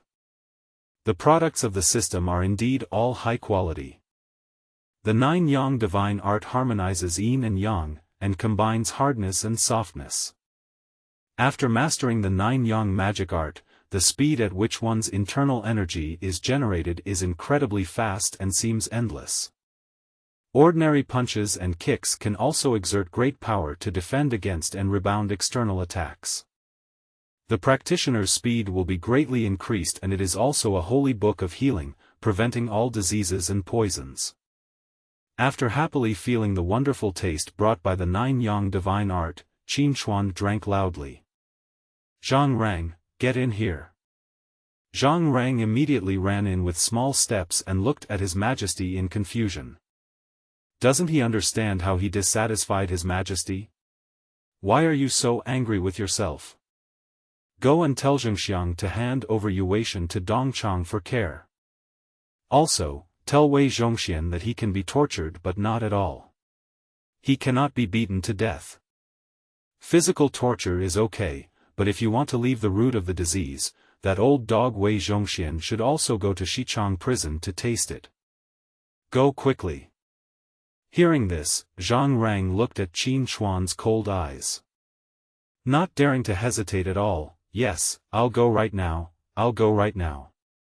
Zhang Rang, who ran to Qianqing Palace, was so frightened that his legs almost went weak.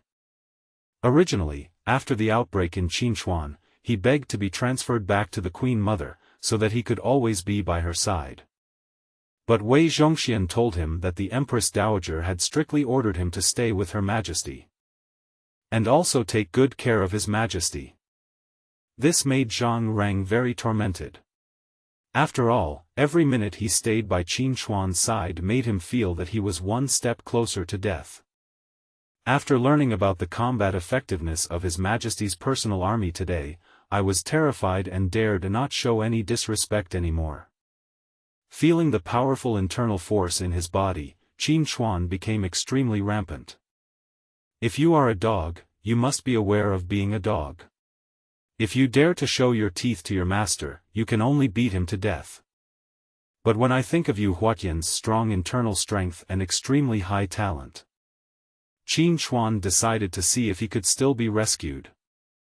After capturing Yu Huatian alive, Qin Chuan did not let the Xianzhen camp return to the bamboo forest. Instead, the other 500 soldiers from the Xianzhen camp were incorporated into the Imperial Dragon Guard.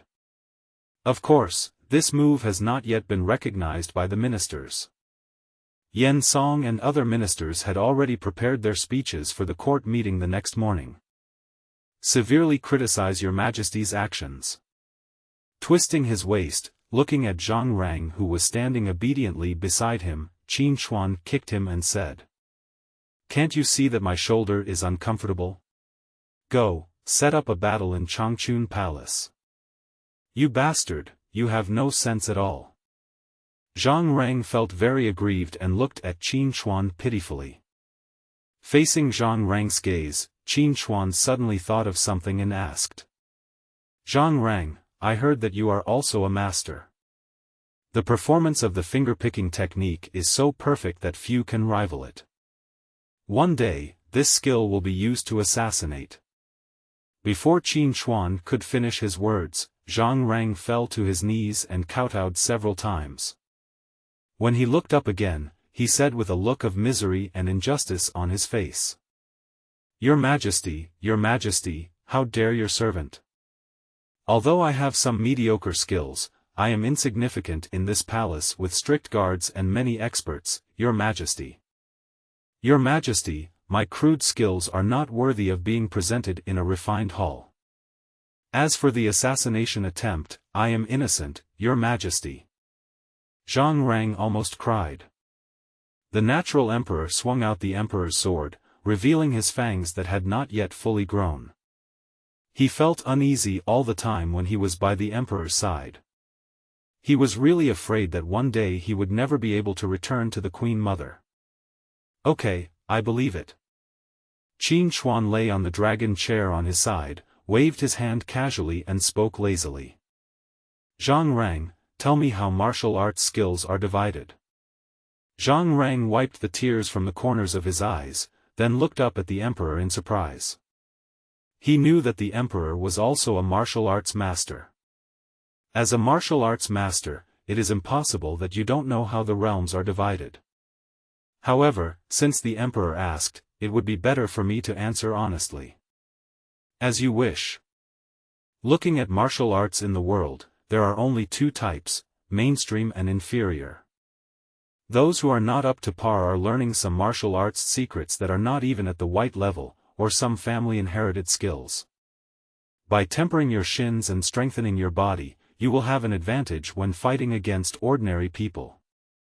But once you encounter a martial art that has been trained to a certain level, you won't even have the strength to fight back. The strong ones are nothing more than those who are born with talent and those who are born with talent. The difference between innate warriors and acquired warriors is that innate warriors open up their Ren and Du meridians, where the dragon and tiger meet, and their internal chi changes from acquired chi to innate chi. The acquired realm is the ordinary realm of ordinary martial artists, the shallowest level of martial arts. Acquired warriors need to train their physical strength and internal energy. Eliminate distracting thoughts, complain and focus on one thing. When several cultivations reach the limits of elementary martial arts at the same time, they will naturally enter the innate realm. A first-grade acquired warrior has already stepped halfway into the innate realm, opened up the Ren and Du meridians, and the dragon and tiger are in harmony within the body, with the seeds of innate true chi. And the Zetian realm is the starting point for becoming a strong person. At this stage, the chi in the body is refined into innate chi. The body's functions are greatly improved, and the meridians are integrated. If one cultivates the innate chi to the extreme and reaches the point where the chi can be released, taking a person's head from a distance of 100 meters is as easy as taking something out of a bag. Qin Hui was a little confused. He didn't expect that the cultivation level of this world had reached this level. If that's the case, then Yuhuatian can also be considered a martial arts genius. Zhang Rang, how are the levels of cultivation divided? Your Majesty, the future generations will be divided into the 9th, 8th, 7th, 6th, and 1st ranks. The same is true for innateness. After transcending the first level of Zetian, one can reach the level of releasing Gang Qi, which is also called the pure realm. To be free from defilement and leak-free is to transcend the mortal body and achieve the elevation of the essence of life. The so-called immaculate realm is to use external forces to improve one's own life level. Having said this, Zhang Rang paused for a moment, and after seeing that the emperor looked normal, he continued.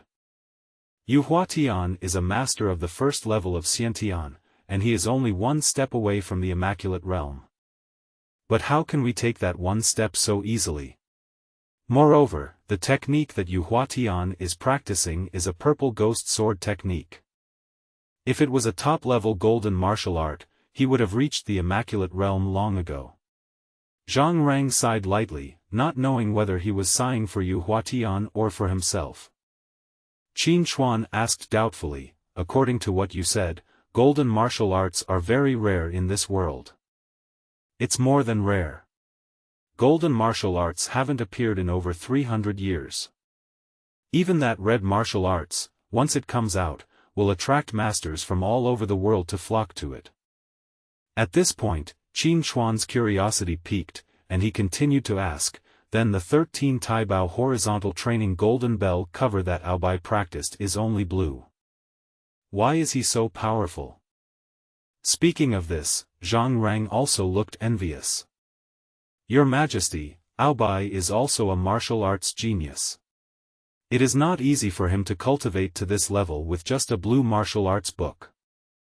Although the 13 Great Protectors horizontal training of the golden bell cover is a blue technique, it is the best among the blue techniques.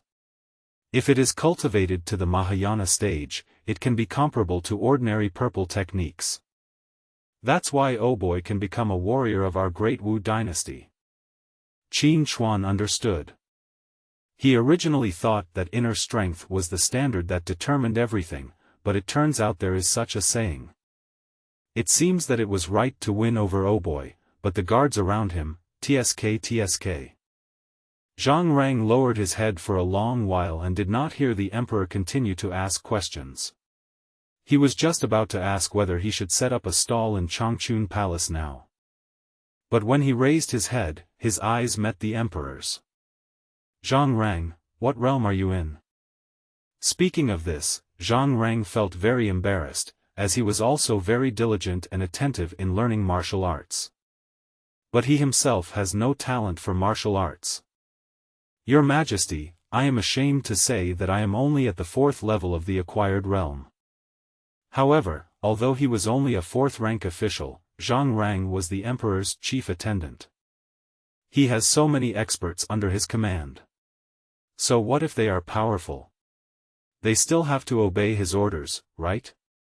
Thinking of this, Zhang Rang finally felt relieved. But then, another question puzzled Zhang Rang's little head.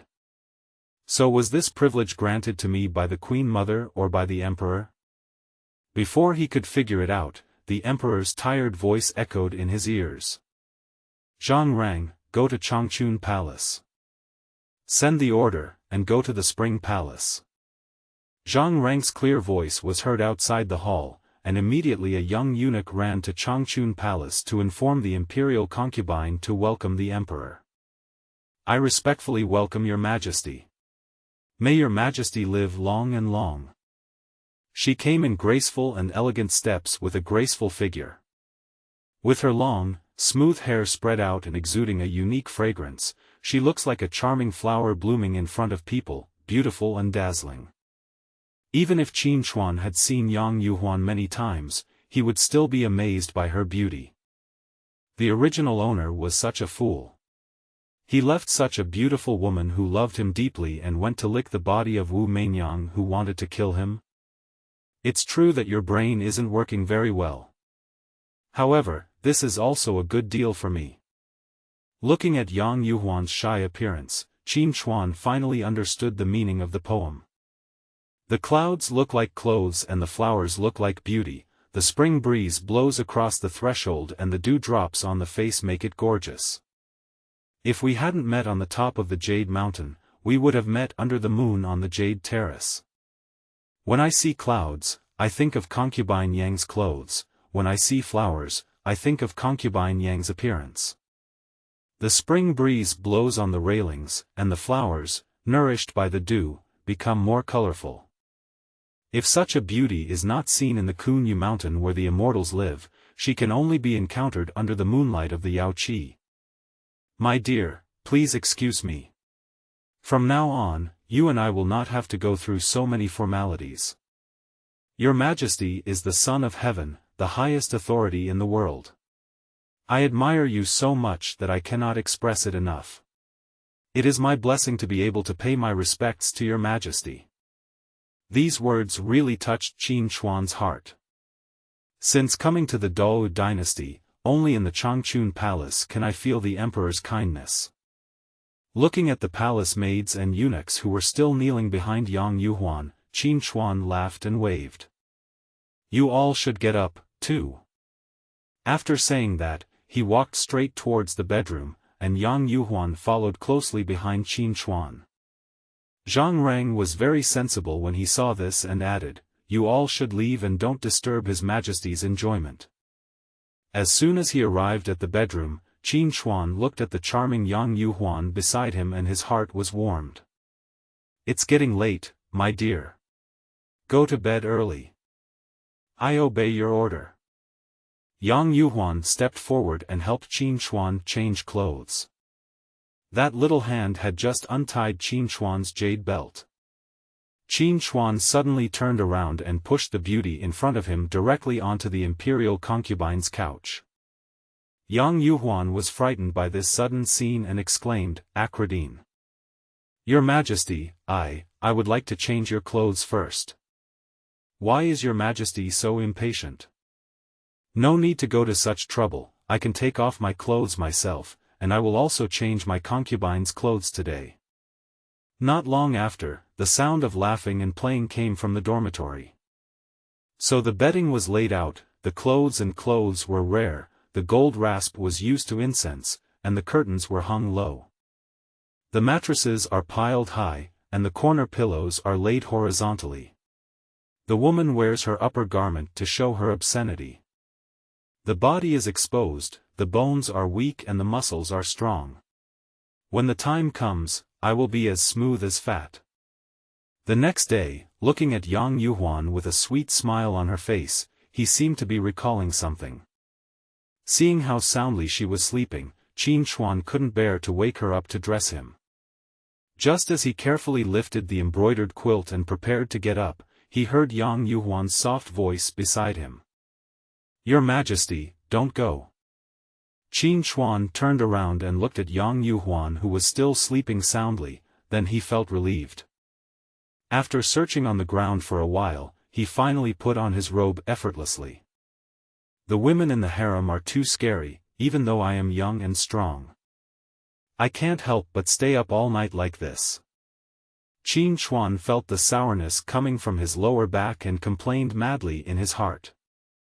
As soon as he walked out of the bedroom door, Zhang Rang brought him a bowl of nourishing soup with a flattering look on his face. Seeing Zhang Rang smiling and silent, Qin Hui felt very relieved. I picked up the tonic soup and finished it in a few gulps. This ancient tonic beef soup is still the best. I felt a warm current in my lower back right after drinking it. Zhang Rang, you did a great job. This is what a slave should do. After saying this, Zhang Rang felt something was wrong. Why do I feel excited when the emperor praises me? It's strange. At this morning's court session, Qin Hui was already gearing up for battle. Now that Yu Huatian has been captured, the entire Western factory is in panic. On the other hand, everyone in the East factory was ready to take action. The Queen's power was suppressed, and the Queen Mother's power that was competing with it was naturally optimistic about the results. Yan Song would naturally not miss the opportunity to give the fallen dog a beating. Therefore, today's morning court session is bound to be not simple. This is also the situation Qin Hui wants to see. Left Prime Minister, I'm afraid it's going to be busy today. The Queen Mother is the orthodoxy of the royal family. If they choose to oppose the Queen Mother, they are courting death. Yan Song looked at Qin Hui in front of him with a gloomy face. He was very unhappy about such people being in the same court. In Yan Song's view, he was the loyal left prime minister of the Wu dynasty, and everything he did was for the Wu dynasty. In his opinion, Qin Hui was a coward who was afraid of death and fawned on the powerful. Gao Qiu flattered him and said, "What the left prime minister said is absolutely right. Qin Hui is just the right prime minister in name only.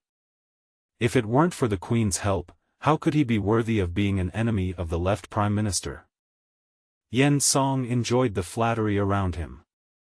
He squinted his eyes and stared at Qin Hui, seeming to be very much looking forward to today's morning court session. All officials are here. Following Zhang Rang's high-pitched voice. The civil and military ministers were divided into two groups and walked side by side into the Imperial Road, performing the ceremony of bowing once and kowtowed 3 times.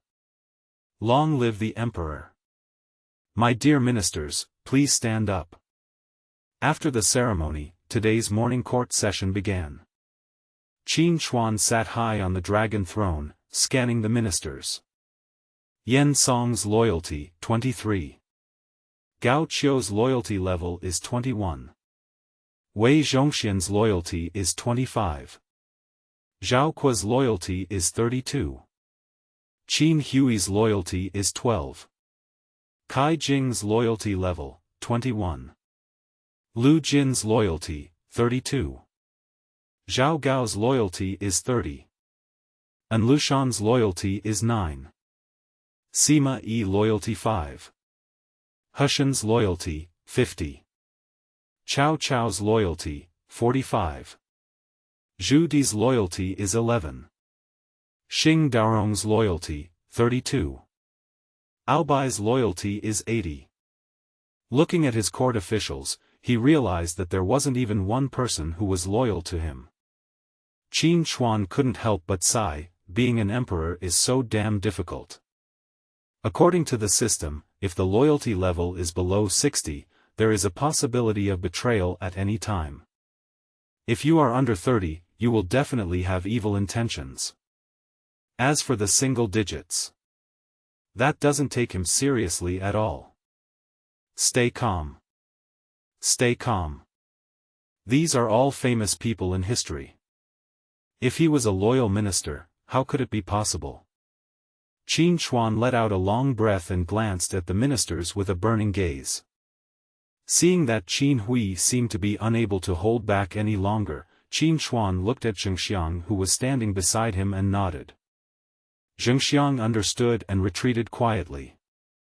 Zhang Rang, who was standing on the other side, noticed Zhengxiang's actions, but he did not dare to make any unusual movements. If you have something to report, report it early. If you have nothing to report, leave the court.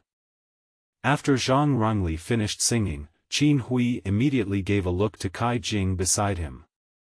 Your Majesty, I, Kai Jing, have something to report. Okay. Thank you, Your Majesty. Yesterday, I heard that the Western Factory supervisor Yu Huatian was captured. May I ask Your Majesty what crime he committed? Also, who were the pair of soldiers who captured Yu Huatian? Qin Chuan did not answer, because he knew that even if he did not speak, someone would speak for him. Really? Kai Jing, you are so bold to speak to His Majesty like this.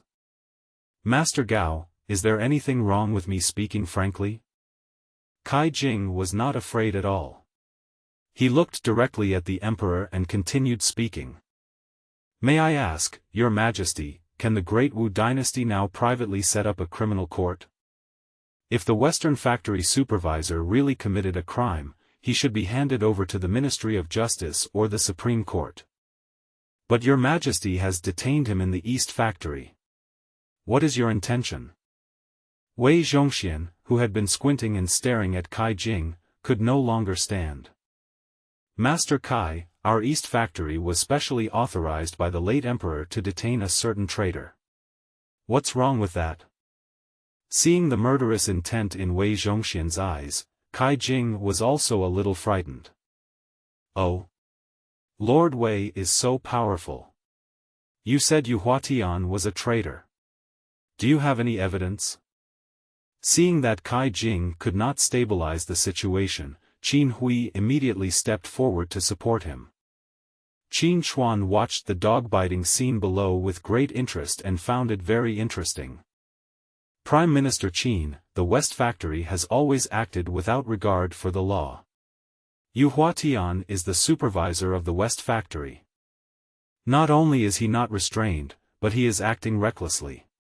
Yesterday he even forced the emperor to abdicate. Isn't he a traitor? Yan Song watched Qin Hui's end. As the left prime minister, he naturally had to speak up. What's more, when Yu Huatian was captured, he actually dared to resist. Isn't this a capital crime? All the things were placed in front of Qin Hui, making him look very ugly. Just when he was in trouble, the general who conquers the West among the generals beside him could no longer stand. Prime Minister Yan, what you said is wrong. Yesterday, that little eunuch broke into the West Factory and wanted to arrest Yu Huatian without even an order. The words were extremely insulting. Yu Huatian was a proud person and he resisted because he was provoked. Besides, even if they are the emperor's personal army, can they arrest people at will? Since they are rebels, there should be an imperial decree. Although An Lushan was a big and strong man, he spoke clearly and logically. Zhao Kuo looked at the barbarian and said with disdain, Your Majesty's oral order is the imperial decree. There is solid evidence that Yu Huatian is a rebel. General An, what benefits have you gained by speaking for the Western Factory? Don't forget, you are His Majesty's General of the Western Expedition, not the General of the Western Factory. This is an extremely harsh statement. It's almost like saying An Lushan was a eunuch. Wei Zhongxian also glanced at Zhao Kuo but did not speak. You. An Lushan was furious, but he didn't know how to refute. Just when Qin Hui wanted to say something else, the emperor sitting on the dragon throne spoke. I have my own final say on the matter of the rain turning the fields into rice. This matter was settled in one sentence. But An Lushan stared with his eyes wide open, looking extremely dissatisfied. Why? General An is dissatisfied with my decision? An Lushan sneered, what Yu Huatian said yesterday was true. Your Majesty is the Son of Heaven, but you cannot do the things that the Son of Heaven does. He is weak and incompetent, acts cowardly, and does nothing for the entire Wu dynasty. On the other hand, the Empress has devoted all her energy to the Wu dynasty. She is the one who is destined to succeed. When Wei Zhongxian heard this, he was extremely excited. He immediately shouted, "An Lushan, do you want to rebel?" An Lushan did not say a word, he had already proved everything with his actions. He drew out the long sword of the guard standing beside the Imperial Road and rushed straight towards Qin Chuan. Cao Cao, Zhu Di and Zhao Kuo beside him were also stunned. They didn't expect that An Lushan was so bold. "What Yu Huatian didn't do yesterday, I will do today. Brothers who fell into the river, come on. When the time comes, both you and I will die. Capture the emperor alive and protect the queen to take his place." Following An Lushan's loud shout, the guards beside the Imperial Road immediately drew their swords and shouted. The Taihe Gate was also forcibly opened by a team of guards at this moment, and a team of about 1,000 cavalrymen appeared in front of everyone. "Capture the emperor alive! Capture the emperor alive! Capture the emperor alive!" The yellow cavalry shouted and charged. All the civil and military officials in the court fled in panic, and the civil officials were the worst off. Cao Cao and Zhu Di looked at each other and could see the shock in each other's eyes. They really didn't expect that An Lushan actually secretly hid a cavalry in the capital. And they even dared to attack the palace openly. Crazy. It's really crazy. Yeluo, the name is so difficult to pronounce that you can tell it is not Chinese. It is a translation of the Turkic word Arlik, and its pronunciation is closer to Yelaha. It means, strong man, in Turkic. When An Lushan conquered the Khitan, he selected the best warriors from the Tong Luo and Shi, and carefully selected 8,000 people to form the Yeluo cavalry. Later it gradually expanded to tens of thousands of people. Strictly speaking, Yeluo was a mixed army of infantry and cavalry. The core 8,000 were basically heavy cavalry, and at most there were more than 50,000 war horses. In history, An Lushan actually died in the first year of the Anshur rebellion. But they still fought for another 7 or 8 years, relying on the powerful troops under their command, the most elite of which were the Yeluo cavalry. Qin Chuan looked at the heavy cavalry of 1,000 men, still sitting firmly on the dragon throne, squinting at An Lushan below. At this moment, Wei Zhongxian stood in front of An Lushan, preventing An Lushan from getting close to Qin Chuan for a while. Cao Cao looked at the emperor who remained calm in the face of adversity. For a moment, he actually mistook Qin Chuan sitting on the dragon throne for the late emperor. After rubbing my eyes, I realized that it was the current emperor, Qin Chuan. Feeling the gazes below, Qin Chuan looked at Cao Cao, smiled and nodded, then shifted his gaze to the center of the battlefield. At this moment, Cao Cao finally felt what it meant to be an emperor and to be the supreme ruler. If it were me, could I have done this after enduring for 17 years? An Lushan, you are so bold that you dare to hide troops in the capital. Are you planning a rebellion? An Lushan swung the long sword vigorously, shaking off the blood on it, revealing the sharp edge of the blade.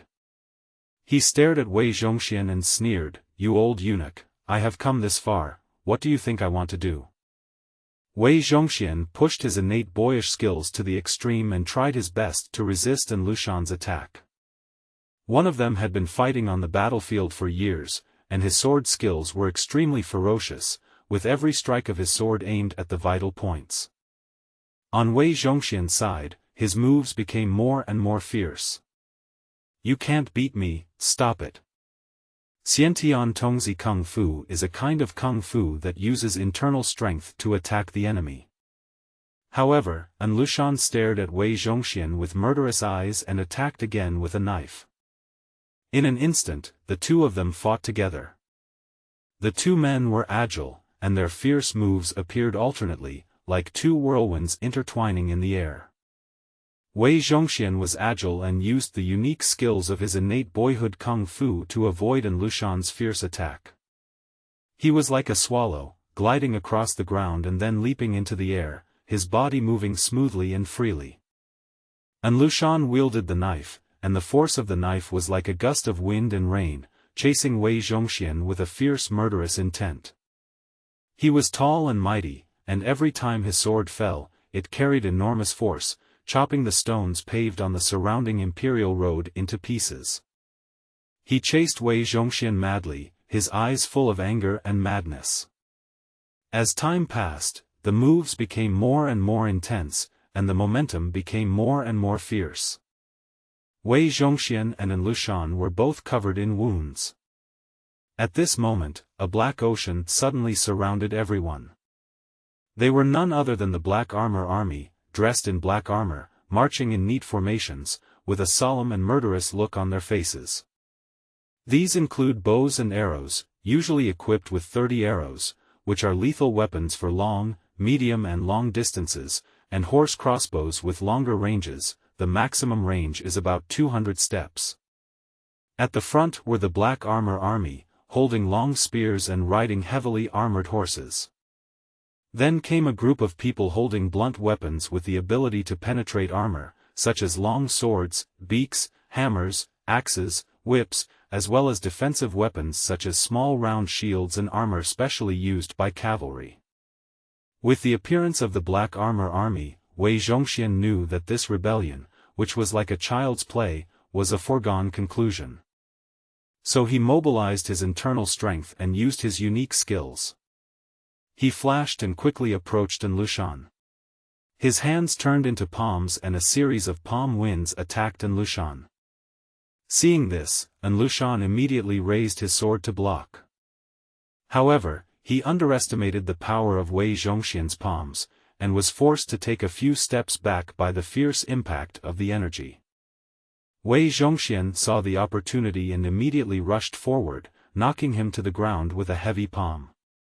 Obviously, the force of this palm has destroyed Lushan's dantian.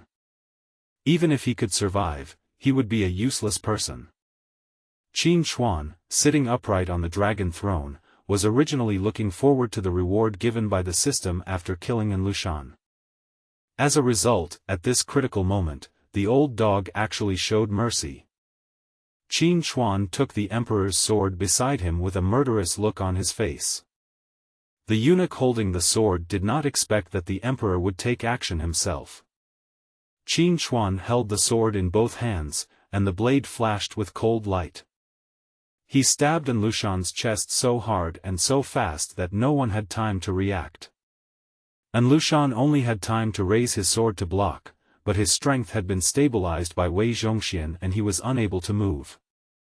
Qin Hui's sword pierced Lushan's chest mercilessly, and blood immediately gushed out.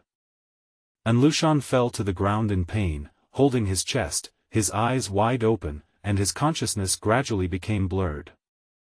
"It's so cold. Brother, it's really cold." Qin Hui knew that the big brother he was talking about was his father, the legendary man. "You are a traitor, and you deserve it." Leaving behind these 8 cold words, Qin Hui used his inner strength and shouted domineeringly. "Black Armor Army, listen to my orders. The world situation is under my control. Take them down. Kill. Kill. Kill." The Black Armor Army looked at the Yelluo cavalry who were surrounded in the field and harvested their lives without mercy. Those cold expressions made them look like emotionless war machines. Qin Hui was so frightened that he collapsed on the ground with a pool of orange-yellow liquid under him. Yan Song and others standing by didn't look much better. Qin Hui glanced at them coldly, with murderous intent filling his eyes. Is this the character of literati? A bunch of treacherous people. Although he wanted to kill him as soon as possible, Qin Hui and Yan Song were the left and right prime ministers of Wu. There are so many aristocratic factions behind them, and all the scholars and students in the world are gathered by these two people. Qin Hui had no choice but to put away his murderous intent, turned around and continued to sit on the dragon throne, watching the Black Armor Army clean up the battlefield. Cao Cao and other generals were filled with emotion when they saw the emperor now showing his domineering aura. Behind the crowd, no one noticed that there was something wrong with Zhu Di's eyes at this moment. This scene at the morning court naturally reached the ears of the queen and the queen mother. Both women were frightened by His Majesty's actions. You say, is this all His Majesty has? Wu Zetian's face turned pale and she looked at Sheng Wanwaner beside her and asked. Your Majesty, the situation has changed now. His Majesty. You are no longer the weak Majesty you once were. Wu Zetian suddenly felt a little sad. Your Majesty, why did he hide this from me? I am his queen. Women are strange. She had even planned to seize the emperor's throne. Now he blames the emperor for hiding the secret from him. Wanner, are you saying that these are all the methods used by the emperor? Sheng Wanwaner replied cautiously, My lady, if it were you, when there were only 10,000 troops. How dare you kill a great general in front of all the civil and military officials in the court? Seeing that Wu Zetian was not angry because of her analogy, Sheng Wanwaner also breathed a sigh of relief. Yeah, if it were me, would I dare? Wu Zetian is very confused now. His loyal dog Yu Huatian was imprisoned in the East Factory by His Majesty. And Lushan, the general who conquered the West and came to his side, was a brainless person.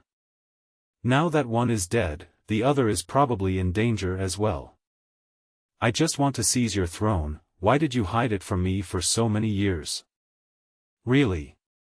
So I am such an untrustworthy person in his heart. I am his queen. Wanner, do you think he is very hateful?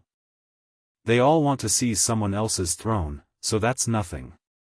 Aren't you also trying to protect your own throne by not allowing His Majesty to favor other concubines? Seeing the Empress acting like a little woman, Sheng Wanwaner secretly despised her. She doesn't let His Majesty touch herself, and she also doesn't let His Majesty touch other concubines. However, Sheng Wanwaner would never dare to say these words. However, Wu Zetian did not notice the change in Wanner's expression. Still blaming Qin Chuan in my heart.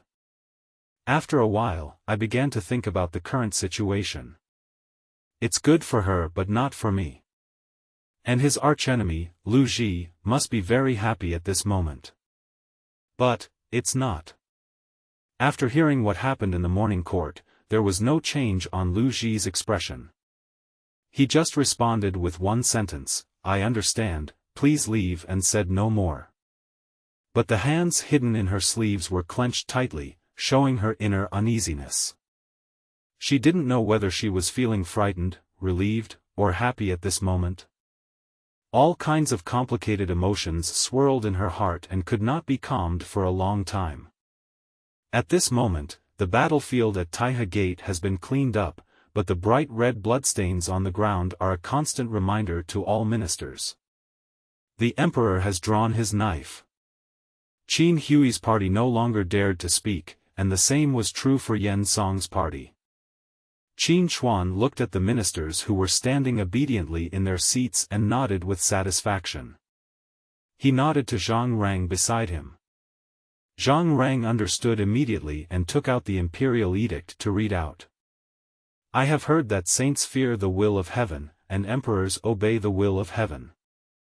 I specially appoint Aobai, the Marquis of Loyalty and Bravery, as the general of the Western expedition. Lead an army of 100,000 to fight against the evil and rebellion, and make sure the people in the border areas know the might of our great country and submit to us. Wherever you go, it is as if I were there in person. I hope you will work hard and live up to my trust. I hereby decree. The 7th day of the first year of Wuda. Oboy didn't expect that he would suddenly be appointed as the general. He originally thought that he would never be able to lead troops into battle and kill the enemy in his lifetime. He fell to his knees in great excitement. Your Majesty is very gracious, and Aobai is grateful. Your Majesty's great kindness, Aobai will never forget it. Aobai will be loyal for life, repay the favor with all his heart and soul, protect the people of the border, and will never let down your majesty's great gift. Looking at the loyalty level above Ao Bai's head, which had risen to 91 points, Qin Chuan was very satisfied. My dear, please don't be polite. You and I don't need to do this. Let's encourage each other. Abahai burst into tears. At this moment he felt deeply guilty, blaming himself for why he had always opposed the emperor before. He swore that he would be loyal to His Majesty, protect the border, and make up for his previous mistakes. Send it again. Yes, Your Majesty. Zhang Rang took out the second imperial edict, unfolded it and read it out. The eunuch in front of the emperor, Zheng Xiang, has made great contributions to suppressing the rebellion and has won my heart. I will promote him to the 4th rank and make him the chief eunuch in charge of the imperial eunuch seal. Zheng Xiang, I bow to thank Your Majesty. Long live His Majesty. At this moment, Zheng Xiang, who was kneeling on the ground and stepped forward to thank him, already had a brand new look. Everyone can imagine that a little eunuch who works as a sweeper in the Qianqing Palace can soar into the sky and become the emperor's confidant. The minds of some ministers became active, as if they were thinking about how to curry favor with the newly appointed father-in-law. Pass it again. Zhang Rang took out the last imperial edict, looked at the content on it, and his expression changed drastically. Pass. Zhang Rang was so frightened that he almost lost his grip on the imperial edict. However, he did not dare not declare it. Today, there is civil strife in the palace, and the guards are unable to protect me, putting my safety at risk. Therefore, from now on, I will form a special guard to control 1,000 people. They will be responsible for my safety. I am allowed to enter the palace with a sword if they refuse to bow to the officials. Not bound by the Ministry of Personnel and the Ministry of War. Called the Dragon Scale Guard. Having said this, Zhang Rang paused for a moment, but felt the cold gaze behind him. He could only continue reading. Of course, the Xuanjia army guards have performed well and will take over the position of palace guards. Appreciate this. After listening to the first and second imperial edicts, the ministers did not make any changes. But when the third imperial edict was read out, everyone felt helpless and wanted to come out and refute it. But after meeting the emperor's cold gaze, they all backed away in fear. Feeling the solemn expressions of the Xuanjia army around them, they no longer dared to make a sound. Let's all disperse. Qin Chuan looked at the submissive ministers below and said Butchie. Then he stood up, waved his dragon robe in an extremely domineering manner, and walked towards Qianqing Palace.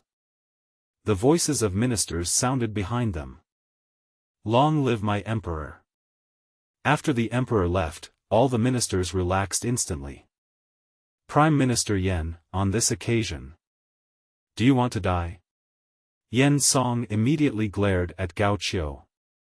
Gao Qiu understood immediately, looked at the Xuanjia army beside the royal road, and became silent for a moment. The same is true for other ministers. Even the generals remained silent. Today may be the quietest time since retiring from the DPRK in the past 17 years. Qin Chuan, who returned to Qianqing Palace, changed his serious demeanor before and listened excitedly to the beautiful voice in his mind. Congratulations to the host for killing An Lushan, attacking the queen's power, and taking another step towards becoming the emperor of the ages. Reward the host with 30 years of internal strength. Reward the host with 10,000 Xuanjia troops. Increase national fortune by 5 points. Congratulations to the host for establishing the Dragon Scale Guard. I will reward the host with 1 million taels of silver. Congratulations to the host for personally appointing Ao Bai as the general of the Western Expedition and increasing Ao Bai's loyalty to 91. In view of the host's cultivation of confidence, I will reward 10,000 black armored soldiers. 10 years of internal strength. National fortune plus 5. Special reward, the border guarded by Ao Bai will not be harassed by foreign tribes in the next year. Currently, Dao's national fortune is 31. The higher the national fortune, the higher the probability of a genius appearing within the territory. At the same time, the number of natural disasters will also decrease. Note, the silver awarded by the system will first be stored in the Ministry of Internal Affairs. Qin Hui's mouth was split with laughter as he listened to the series of rewards. I originally thought that 10,000 black armored soldiers were a little too few to replace the guards in the palace. Now, there are 30,000 black armored soldiers. That's 30,000.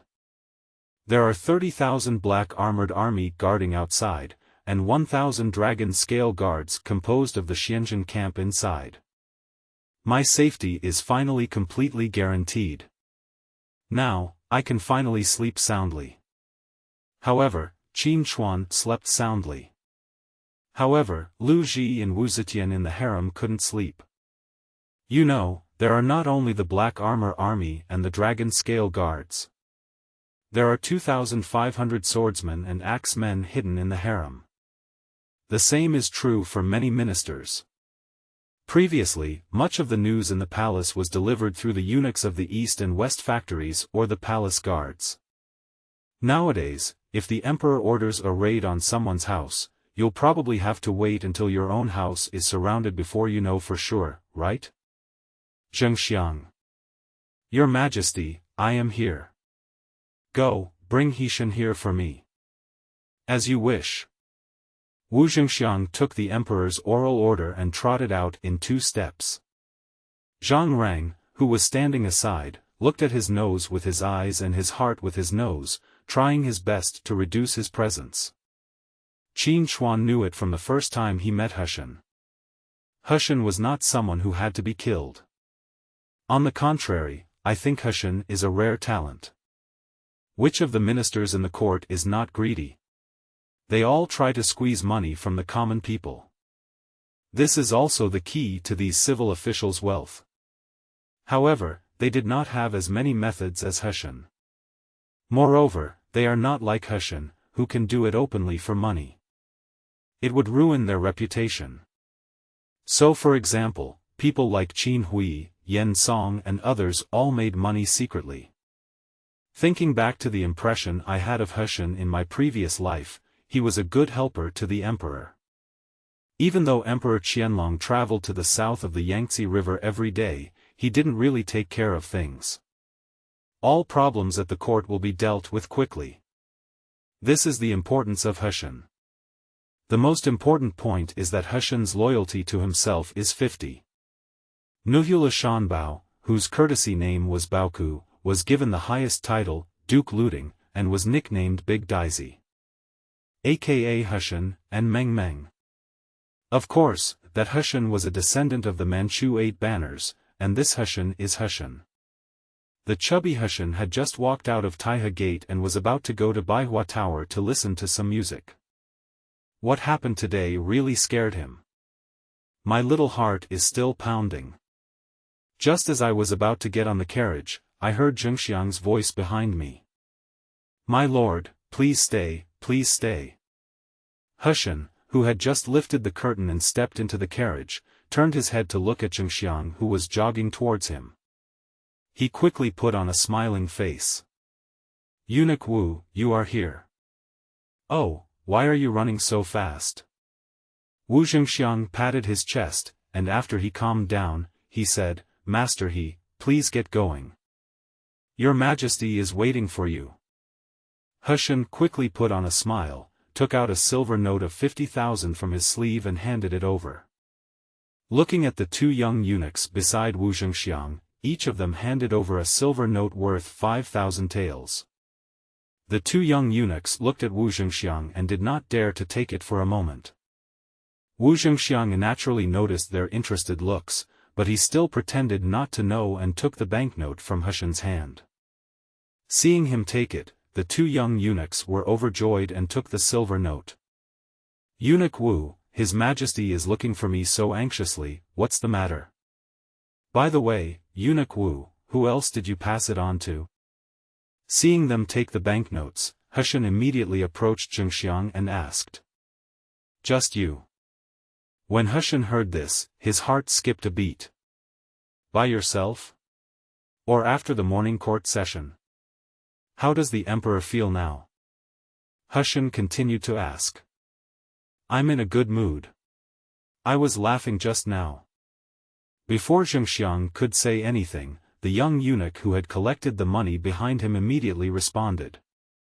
Wu Zhengxiang turned around and glanced at the young eunuch coldly, and urged, Master, let's go quickly, His Majesty is still waiting for us. Eunuch Lao Wu will lead the way. With an uneasy feeling, I followed Zhengxiang all the way to the gate of Qianqing Palace. Looking at the dragon scale guard standing in front of the door and the Xuanjia army on both sides of the royal road, Hishan's mind was filled with the bloody scene of these warriors slaughtering the Yiluo cavalry. A cold sweat appeared on Hishan's forehead unconsciously. Duan looked serious and ruthless. But, I definitely love money. There is no one in this world who doesn't love money. Hishan subconsciously touched his sleeves, and taking the opportunity of passing by, he quickly stuffed the banknotes into the waists of the two dragon scale guards. Although I couldn't clearly see the denomination of the banknote, it felt like it was definitely 50,000 taels. Then, Hishan cast a, look at the two dragon scale guards. Continue to follow Wu Zhengxiang into the Qianqing Palace.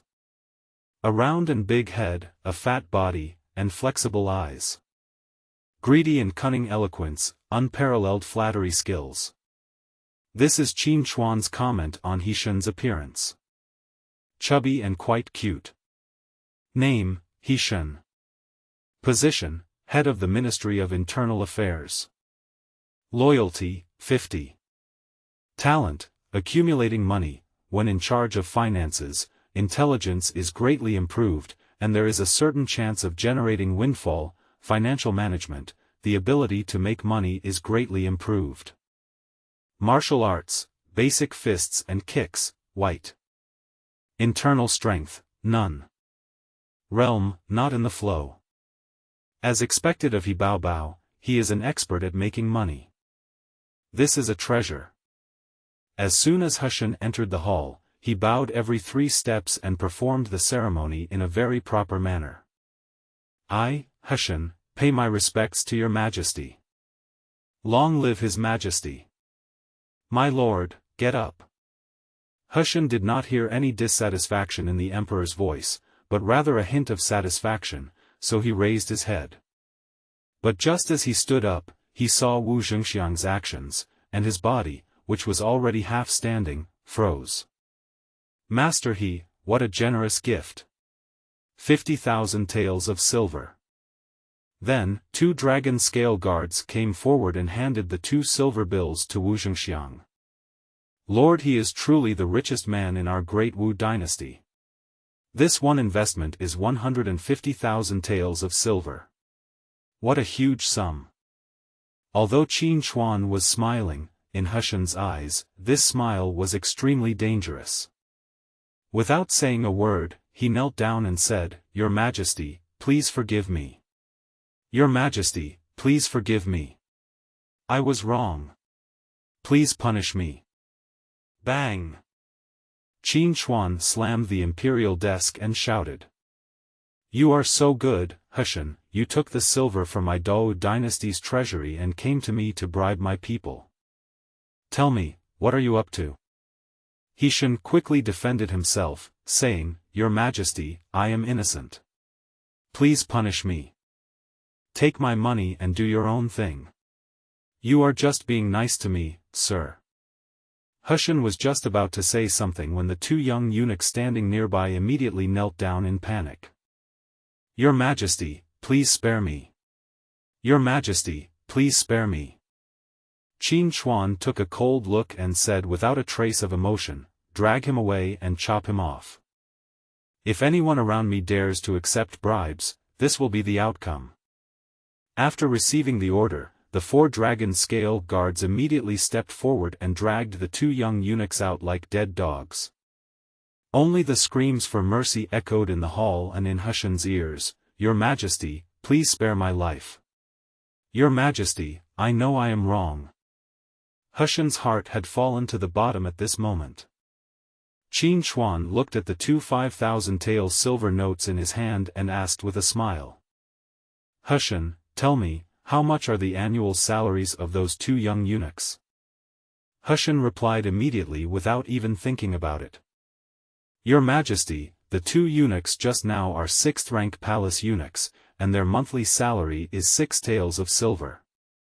Including the monthly rice, public funds, and the grace money, the total for the two of us is about 212 taels per year." Hearing this answer, Qin Hui raised the 5,000 taels of silver in his hand. "That is to say, this silver note is equivalent to the total salary of this little eunuch for 47 years. Ha, you are worthy of being my chief steward of the Ministry of Internal Affairs. You are in charge of the national treasury, so you must be rich. 3 years as a prefect, 100,000 silver coins. The officials of the Dowager dynasty don't even make as much as a eunuch. It's ridiculous." Hushan could already tell that the emperor was angry, and he was extremely scared. Lying on the ground, trembling all over. "Hushan, you are guilty. I know my crime. Since you know your crime, come here. Drag Hushan away and chop him off." Hushan was really panicked now. In his eyes, the dragon scale guard was even more terrifying than evil spirits. Hushan shouted as he looked at the two dragon scale guards getting closer and closer to him. "Your Majesty, please spare my life. I was wrong. I deserve to die. But please spare my life, Your Majesty. From now on, I will follow Your Majesty's orders." He watched as two dragon scale guards had already lifted him up and were preparing to drag him away. Hushan shouted at the top of his lungs, "Your Majesty, spare my life, Your Majesty, I really know I was wrong." Seeing Hushan begging for mercy desperately, Qin Hui decided not to tease him anymore. "Wait. Let him go. Thank you for sparing my life, Your Majesty. I will never dare to do it again, never again." The moment Qin Hui spoke out to stop him, Hushan knew that his life was over. Saved. He knelt on the ground and didn't dare to stand up. He didn't know whether it was because his legs were weak or because he really respected the emperor. But that look seemed much clearer. Looking at the loyalty score of 66 on Hushan's head, Qin Hui was very satisfied. System prompt: kill 2 corrupt eunuchs and you will be rewarded with 100,000 taels of silver. Looking at the extra 100,000 taels of silver on the imperial desk, Qin Hui smiled. Now his private treasury has 1.26 million taels of silver, so he is no longer a poor emperor. The money in the imperial household department is the national treasury. Even if Qin Hui is the emperor, he cannot use it at will. If there is no legitimate reason, those officials will jointly submit a petition. "Hushan, tell me which are the largest banks in our Wu dynasty now?" Hushan didn't understand why His Majesty asked these questions, but since His Majesty asked, he had to answer truthfully. "Your Majesty, the most famous bank for this ticket is the Hedong Bank, known as the Shangxi Gang. This Hedong Bank is located in all major cities in the Wu dynasty, and it is the only one that dominates. But when the previous emperor was in power, he supported a bank in Anqing Prefecture called Yuanfengran, hoping to use it to counter the dominance of the Hedong Bank. The boss of Yuanfengran is a smart and articulate man. He has firmly established himself in Anqing Prefecture by relying on the privileges granted by the late emperor. And starting from Anqing Prefecture, it spread to the surrounding areas such as Zhili, Suzhou, Jiangxia County and ancient Yuzhou. There are 36 Yuanfengran banks of all sizes in various counties, states, and prefectures. It can be said that together with the Hedong Bank, they occupy half of the territory of my Wu dynasty. After hearing this, Qin Hui began to understand the meaning.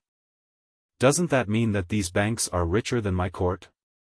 Then why can't this bank be run by the imperial court? This, to answer your majesty, I'm afraid this is inappropriate. Hushan raised his head and glanced at Qin Hui cautiously. He said with some embarrassment, this Hedong Bank has some connection with Empress Wu's family. And Yuan Fengrun was supported by the late emperor and later handed over to the Empress Dowager for management, so. Qin Hui understood all of this completely. No wonder these two women had the confidence to change dynasties. It turns out that they had money supporting them. This silver was originally made by the imperial court. If I must replace these two banks. He Shen, do you have any solution? Having said that, Hushan glanced at Qin Hui who was sitting on the dragon throne, and seemed to understand. Your Majesty, you don't know. These silver and copper coins are legal tender and circulate among the people. Because there are so many types of coins, there are gold back, fire edition, ingot edge, and so on in the coin making alone. The key is the quality. Moreover, the exchange rates between minted coins, private coins and silver fluctuate frequently. Therefore, money houses engaged in the exchange of silver and money came into being. It is not impossible for the imperial court to establish its own bank, but I am afraid it will not be recognized by the people. Qin Hui thought about it and realized that this was the truth. The whole court is filled with corrupt officials who abuse their power and exploit the people. The people are afraid to avoid them, so how could they take the initiative to hand over money to these people? It's difficult. It seems that we must first establish prestige and strengthen the court's credibility in the hearts of the people before we can replace these private money houses. Hushan, are you familiar with this Yuan Zai? When Hushan heard this name, he understood. Your Majesty, I know the Minister of Finance Yuan Zai, but I'm not very familiar with him. Qin Hui sneered in his heart, but did not expose it. And the fat guy is not honest. Does he obey the law, be diligent and frugal, and love the people? This. Looking at Hushan's dead fish eyes rolling around, Qin Hui knew that he must be thinking of how to fool me. He Shen, think it over before you speak. If what you describe does not match what I have found, then the consequences. So, do you understand? When Hushan heard these threatening words, he felt bitter in his heart. What is going on? My heart is so miserable with my baby. Your Majesty, I dare not deceive you no matter what. I beg your Majesty to understand. Then tell me, is Yuan Zai an honest official? Your Majesty, I really have no connection with this Lord Yuan. I only know that Lord Yuan has a habit. He is keen on building large-scale buildings and houses. Qin Hui glanced at Hushan coldly, money, house, and women. Isn't this the trilogy of all corrupt officials? Okay, I came to you today for only one thing. Hushan immediately sat up straight and looked at Qin Hui seriously. He looked like a truly loyal minister who was one of a kind throughout the ages. I want to establish a private army of about 5,000 people. I don't want to transfer them from the Ministry of War. I want you to find 5,000 orphans for me. These orphans must be strictly screened, and those with smart minds or a talent for martial arts will be given priority. I'll leave this matter to you. Are you sure about it? When I heard it was a private army, and 5,000 people at that. Hushan wanted to roll his eyes and fall to the ground at that moment. Asking for money is like asking for his life. Your Majesty, the Ministry of Internal Affairs is out of money. All we have left is some small change at the bottom of the box. Even if I have this intention, I can't do anything about it. Qin Hui stood up and shouted, You are so bold, Hushan, you bribed the people around me with 50,000 taels at a time. I'm asking you to do something for me now, and you tell me you don't have money? Have you embezzled all my treasury? Hushan felt so wrong that he immediately knelt down and complained with tears and snot. Your Majesty, I am truly wronged. The court built a mausoleum for the late emperor in Mountly, which must cost money. Your Majesty, in the years since you ascended the throne, the court has been busy with construction projects every year, and those provincial governors also need funding every year. Several generals of the imperial court often use the slogan that foreign tribes in the border areas are disturbing the people and march their troops in large numbers. All of this costs money, Your Majesty. You need money from my Ministry of Internal Affairs. Where do I get so much money?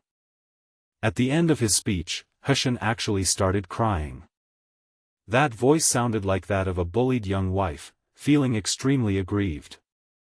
Qin Hui had no choice but to come to Hushan and pat him on the shoulder. My dear, I know you are suffering, but I am suffering too. The court is now under threat from 8 foreign powers, and from within, the left and right prime ministers are disrupting government affairs. In the harem, there are 2 queens who want to harm me. Tell me, if it were you, wouldn't you be eager to cultivate your own confidence? Hushan wiped his tears and listened carefully to the emperor's words. My heart feels warm. Your Majesty treats me as one of your own. Hurry up and get up. We'll discuss the matter of the 5,000 private soldiers later. Hushan heard the unwillingness in the emperor's voice and quickly stood up and spoke seriously. Your Majesty, leave this matter to me. I promise to do this beautifully for your Majesty. I will never let your Majesty down. Qin Hui looked at the loyalty level of 77 shown on Hushan's head and was very happy. It seems that my acting skills are still pretty good. I can increase people's loyalty by coaxing, deceiving, and beating them up and then giving them a treat. Although I was happy in my heart, I couldn't show it on my face. He-Iching, I hope it won't be too difficult for you. If it's difficult, don't worry. You can do it later when you have more money. Hushan immediately said firmly. Don't worry, I will definitely raise money for your Majesty and get this done properly.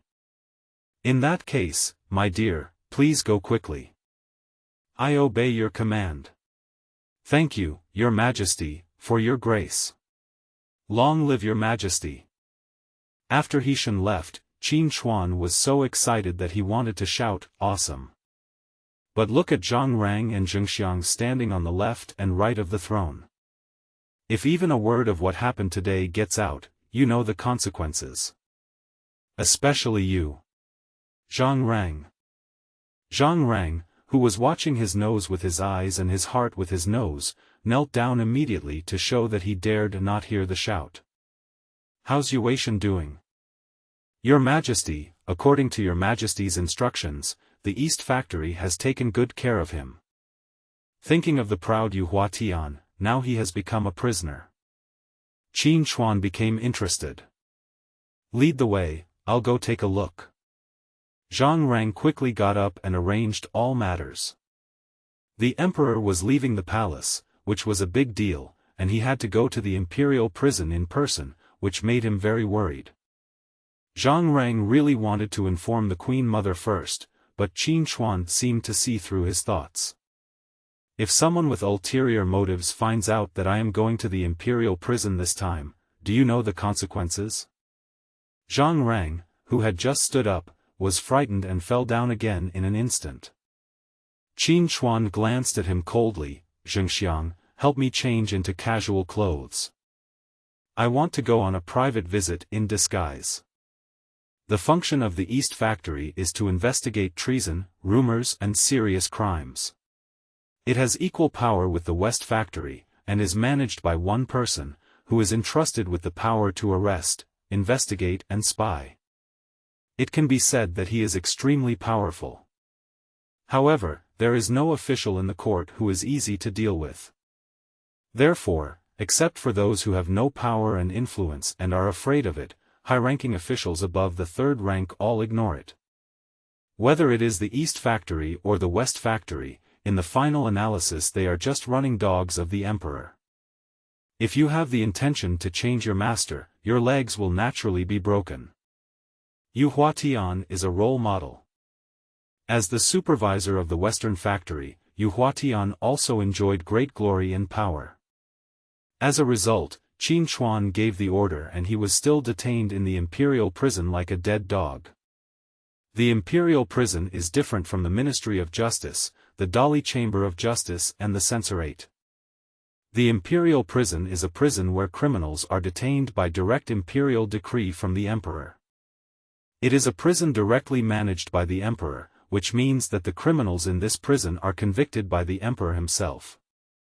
Although Yu Huatian has not yet taken the blame, everyone with a discerning eye knows that this time the emperor will use him to intimidate all officials. Therefore, Wei Zhongxian, as his old friend, naturally took good care of him. Although the emperor had instructed that no hidden injuries should be left. But what kind of department is the East Factory?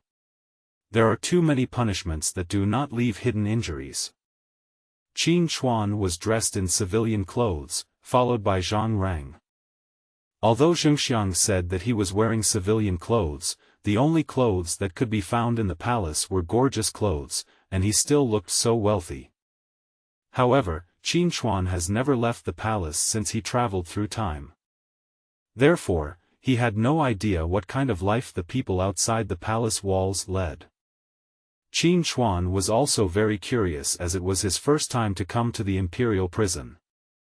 Watching Zhang Rang whispering something to a young eunuch at the door, Qin Chuan stood aside and waited.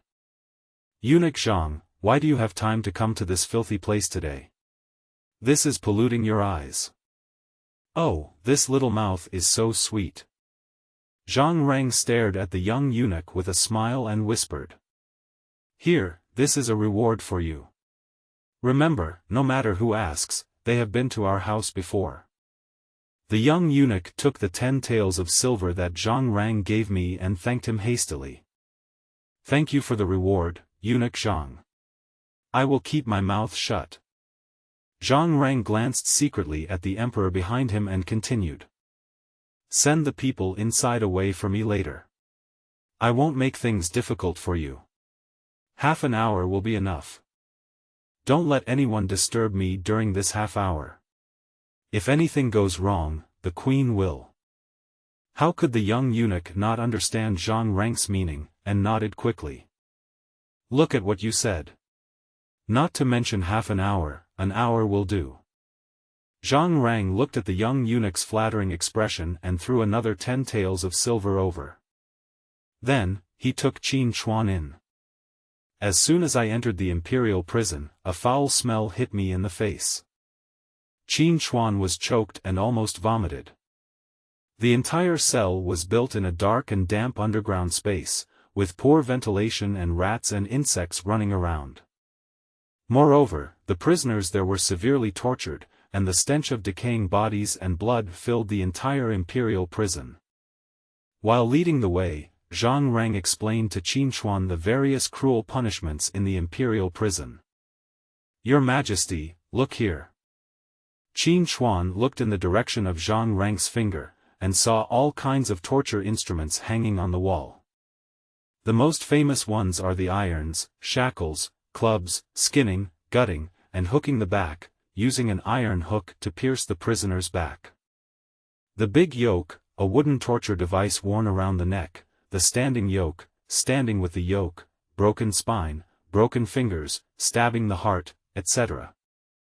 There is also a kind of total punishment.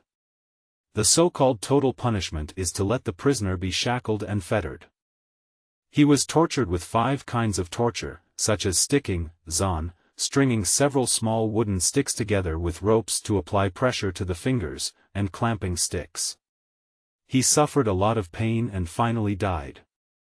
Zhang Rang became more and more excited as he spoke, and seemed to enjoy the pain that torturing others brought. However, Qin Chuan felt more and more uncomfortable the more he listened. What he saw reminded him of what he had seen in movies and TV dramas in his previous life. The walls of this prison are very thick. If you shout loudly inside, no one next door can hear you at all. During the coldest season, no fire is allowed indoors, it's like an ice cave. In the summer, epidemics were rampant. Important prisoners were often tortured with several instruments and could not move at all. The lighting in the room is dim, and it's hard to make out what's on the other side even during the day. At night, the rats in the prison came out to bite the prisoners. The prisoners were bitten until they bled all over their bodies, and some even had their fingers and toes bitten off. Zhang Rang held a lantern and walked slowly and steadily. But the light still flickered. This scene made Qin Chuan feel uncomfortable, and he felt inexplicably depressed. Zhang Rang, who was walking in front and leading the way, seemed to have thought of something interesting, and there was a hint of happiness in his tone. "Your Majesty, I thought of something interesting. It is said that one day, a criminal officer named Meng Zhao came to the prison for some reason. Seeing the prisoners being bitten by rats and bleeding profusely, I actually felt pity for them. The situation got better after I bought a few cats and put them in jail." Qin Chuan asked in surprise, "Is there such an official in this imperial prison?" "I used to." When Duke Wei learned of Meng Zhao's affairs, he was charged with accepting bribes. The next day, I was punished with the combing and washing. This was the first time Qin Chuan had come to this world and had intuitively experienced what it meant to find a pretext to accuse someone of a crime. He knew about the punishment of combing and washing. Before the execution, the prisoner was tied to a special bed, and then the executioner poured boiling water on the prisoner. After the prisoner's flesh was scalded by boiling water and was in a half-cooked state, the executioner immediately used an iron brush to brush the prisoner's flesh hard. The half-cooked flesh would soon become rotten, and the pain the prisoner would suffer was hard to imagine. If the prisoner still refuses to surrender and confess, the executioner will repeat the above process. By the end, there was no intact part of the prisoner's body. Even if he escaped with his life, he would be dying and would not live long. He didn't expect that Wei Zhongxian would be so cruel. Was this punishment of washing and combing ordered by Wei Zhongxian? Zhang Rang was very excited at the moment and did not notice the coldness in Qin Chuan's tone at all. That's not true. When Duke Wei convicted Meng Zhao, he only intended to punish him with 10 lashes and put him in prison for a period of time. It's just that Meng Zhao had offended Lu Jin before, and this punishment was also arranged by Lu Jin. When Duke Wei arrived, he stopped the execution, but Meng Zhao had been tortured beyond recognition and could not be saved. In the end, Duke Wei had no choice but to order him to be buried and give some silver to Meng Zhao's family. When Qin Chuan heard Lu Jin's name, he asked in a bad tone. "But it's the eunuch Lu Jin who holds the seal." "It is Lu Jin, the eunuch in charge of the Imperial Household Department." Zhang Rang didn't know that he had tricked Lu Jin with just a few words. If Lu Jin knew about this, he would definitely curse me as a stupid teammate. After chatting for a while, the two arrived at the cell where Yu Huatian was imprisoned. At this moment, Yu Huatian was firmly bound by chains. The whole person appears in the shape of a large character. The people from the East Factory were also very professional. They knew that to deal with this kind of innate master, they had to lock his scapula first. This is equivalent to locking a person up, unless someone is strong enough to endure the pain and break the collarbone before pulling the iron ring out of the body. But this is not something that ordinary people can endure. Moreover, trying to break free by force may injure the brachial plexus, which will damage the upper limb function and make it more difficult to break free. "Don't move, I can't see clearly." A dull voice sounded in the dim Zhaoyu prison. The flickering light reflected on two pale faces. A man was standing beside them holding a lamp, which was shaking constantly. Yu Huatian opened his eyes with difficulty and looked at the two people standing in front of him. He didn't see clearly who the person was, but the words he said were very firm. "Why, do you still want to torture me? Your East Factory's torture methods are just like this." As Yu Huatian was talking, he actually burst into laughter. To Qin Chuan's ears, the voice sounded arrogant. Why, you don't recognize me? I heard the person calling himself Zhen. Yu Huatian was suddenly startled and stared at the person who was looking at him. If that isn't the current emperor, then who else could it be? Kill me if you want. It is not like an emperor to humiliate me like this. Qin Chuan looked at Yu Huatian with a smile but did not say anything. Zhang Rang, who was holding a lantern, was unhappy. How dare you, Yu Huatian, contradict His Majesty? Yu Huatian was not afraid at all. He stared at Qin Chuan with vicious eyes and said viciously, "Kill me if you dare. If I can walk out of this prison alive, I will kill you with my own hands." Zhang Rang wanted to continue speaking, but was stopped by Qin Chuan. Then, Zhang Rang quickly brought a throne and placed it behind Qin Chuan. After Qin Chuan sat down steadily, he looked at Yu Huatian and asked in confusion, "Why do you want to kill me? I can't resist the strong enemies outside, and I can't control the officials inside. You watched as the people of the world were displaced, hungry, and starving, and you did nothing. Such a foolish and cowardly emperor would naturally draw the wrath of both the gods and the people, and the wrath of heaven and man. The queen is a talent for governing a country. She has the capacity to tolerate others, the wisdom to judge people, and the skill to employ people. The folks even created their own folk song for it." Qin Chuan smiled and said, "Oh. Let's talk about it. Blessings and blessings come from the Holy Mother, prosperity and prosperity come from the God and the Emperor. The Holy Mother and the Emperor caress about all directions. East, west, south, north, no matter how hard you think about it, you are not convinced." After Yu Huatian finished speaking, he actually tried to persuade him, "Your Majesty, only the Queen can save our Wu dynasty in times of crisis. Your Majesty, please abdicate, I promise, if your Majesty abdicates. We must protect your Majesty's safety." After hearing this, Qin Chuan stared at Yu Huatian thoughtfully. "You say I'm stupid and cowardly?" A young emperor was thrust onto the throne at an age when he was still ignorant. The Queen Mother and the Empress are in charge of the government inside, and there are 8 countries outside who are watching. Civil and military officials took the opportunity to amass wealth and took sides. For example, you chose my queen, didn't you? But have you ever thought that this is really caused by me? Yu Huatian was about to speak when he was rudely interrupted by Qin Chuan. "Let me finish what I'm saying. Do you know how I have lived these 17 years? Do you think I don't want to get rid of all those corrupt officials? They are all pests that suck blood from my great Wu dynasty. But I have no money, no power, and no soldiers. What do you want me to do? I endured it for 17 years. Do you really think I'm a coward? Do you really think I dare to show my sword in front of the entire court and those 2 women with only 500 men? Are you stupid, or am I stupid?" Hearing Qin Chuan's sarcastic tone, Yu Huatian wanted to refute, but was speechless. "All I can do is keep listening. I have endured enough and don't want to endure it anymore.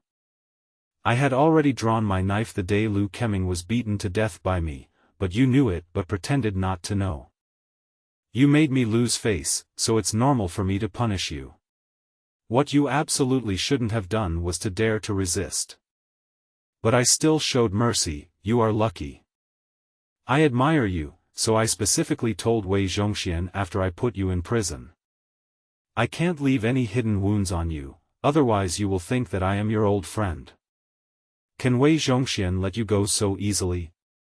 Yu Huatian originally thought that it was the Empress who threatened Wei Zhongxian behind the scenes, which made Wei Zhongxian afraid to act rashly.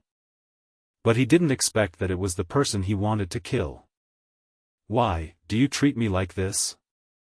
Qin Chuan changed into a comfortable sitting position and spoke very casually. "I told you, you're lucky. If you are like An Lushan, the former general who conquered the West, I will not let you go either. Yu Huatian was puzzled. What do you mean by that? What do you mean by former general of the Western expedition? Because I have killed An Lushan. What? Yu Huatian didn't believe that there was a cowardly emperor who didn't even dare to face himself.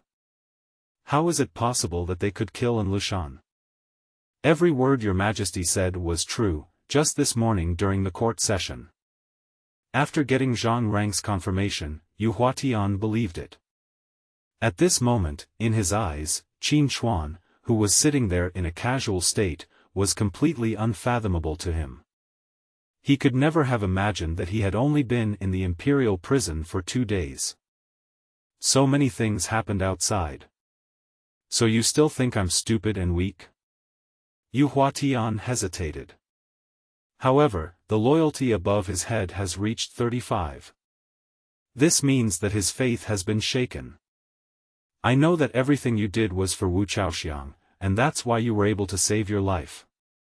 I can no longer tolerate those corrupt officials who exploit the people. Helpless, they huddled together for warmth. I have no evidence, and I cannot kill them at will. Such consequences will lead to chaos in the world, which is not the situation I want to see. Yu Huatian didn't know why the emperor said this to him. Are you trying to get evidence from me? I want to set up a department that can arrest, torture, and execute people on its own without going through the 3 courts. It can be said that it is completely independent of the 3 divisions. Supervise all officials and collect internal and external intelligence for me. Yu Huatian was a little surprised that someone like him was so disrespectful to the emperor. The emperor actually wanted to entrust him with the management of such an important department? Your Majesty, I don't quite understand what you mean. Qin Chuan suddenly looked serious and said formally, I know you have no intention of rebelling. Everything we do is just to ensure that the people of the Dou dynasty can live and work in peace and contentment, and that the country is prosperous and the people are safe. Moreover, what the West Factory did was not ordered by you. I know all this. So, I want you to work for me now, monitor the officials for me, and collect internal and external intelligence. For me, clean up all the corrupt officials in the world. Are you willing? Yu Weishan looked at the emperor in front of him who had a sincere attitude and no airs. His heart, which had long since cooled down, suddenly burned again. At this moment, the 35 points of loyalty above his head instantly increased to 88 points. The guilty minister Yu Huatian received the order to thank your majesty for your kindness.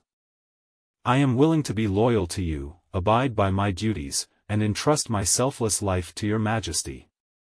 Even in times of suffering and ups and downs, the sinner remains as loyal as a mountain, boundless and consistent. Although there are all kinds of unforeseen circumstances in the world, I am willing to hold a loyal hand and never give up to defend the emperor, watch over the country, and protect the peace of the country with my loyalty. I only hope that your majesty can treat the queen well. Qin Chuan stared at Yu Huatian and looked at the 90 loyalty level above his head, knowing that what he said was from the bottom of his heart.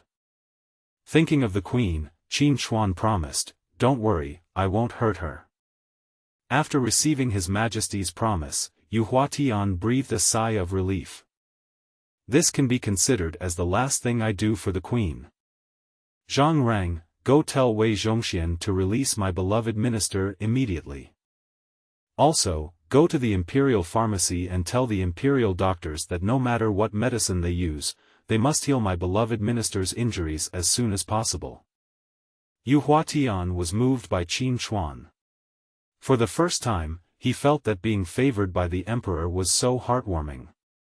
Your Majesty, I am fine. These are just superficial injuries. They are nothing serious. What's the matter with the superficial injuries? I have made up my mind, just do as I say. Qin Chuan waved his hand to interrupt Yu Huatian's words, then glanced at Zhang Rang who was still standing there in a daze and shouted. Go quickly. I will go right away. Right away. Zhang Rang came to his senses and ran out of the imperial prison. He never imagined that the governor of the Western factory would actually rebel. And His Majesty actually forgave him and even set up a brand new department for him. At this moment, Zhang Rang was actually a little jealous of Yu Huatian. After Zhang Rang left, Yu Huatian looked at Qin Chuan seriously and asked, "Your Majesty, you haven't told me what this new department is called yet." Qin Chuan sat upright on the armchair and spoke in a very domineering tone.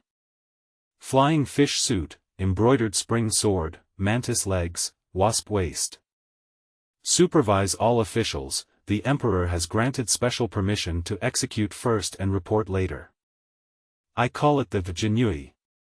Jinui. Yu Huatian murmured softly. At this moment, under the dim light in front of him, Qin Chuan looked extremely confident, as if everything was under his control. It was deeply engraved in his mind. And he will never forget this scene. Congratulations to the host for gaining Yu Huatian's loyalty. Reward the host with 30 years of internal strength, and increase the national fortune by 5. The reward is 2 million taels of silver. Congratulations to the host for establishing the Jinui to monitor all officials and take a step towards becoming the greatest emperor of all time. I hereby reward 5,000 Ghost Shadow Soldiers. The Ghost Shadow Soldiers are good at assassination, concealment, disguise, and information gathering. Each Ghost Shadow Soldiers has the strength of the innate 5th rank. But since the Ghost Army is an assassination corps, the chance of killing the enemy with one strike is greatly increased when the enemy is off guard. When attacking by surprise, one can reach the strength of the 3rd level of innateness.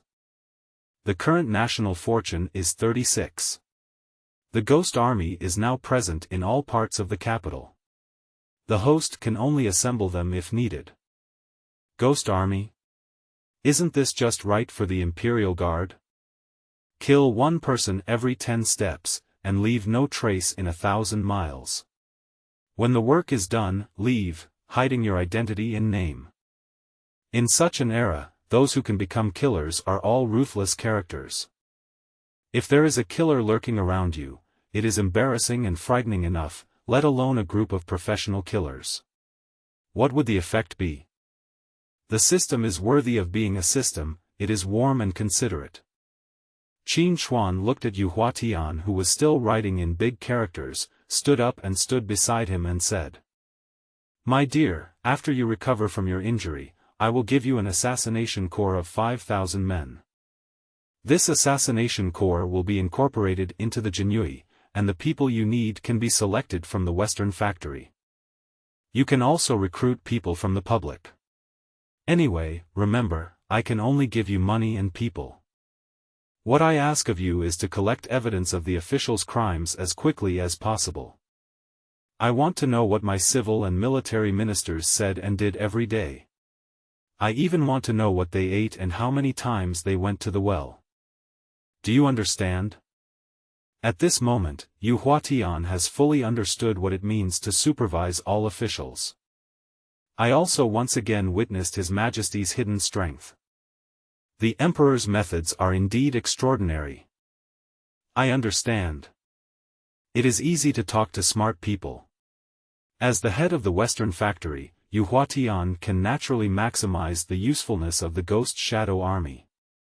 Qin Chuan looked at Yu Huatian with satisfaction. "Do it well, and remember, from now on, you only need to listen to me."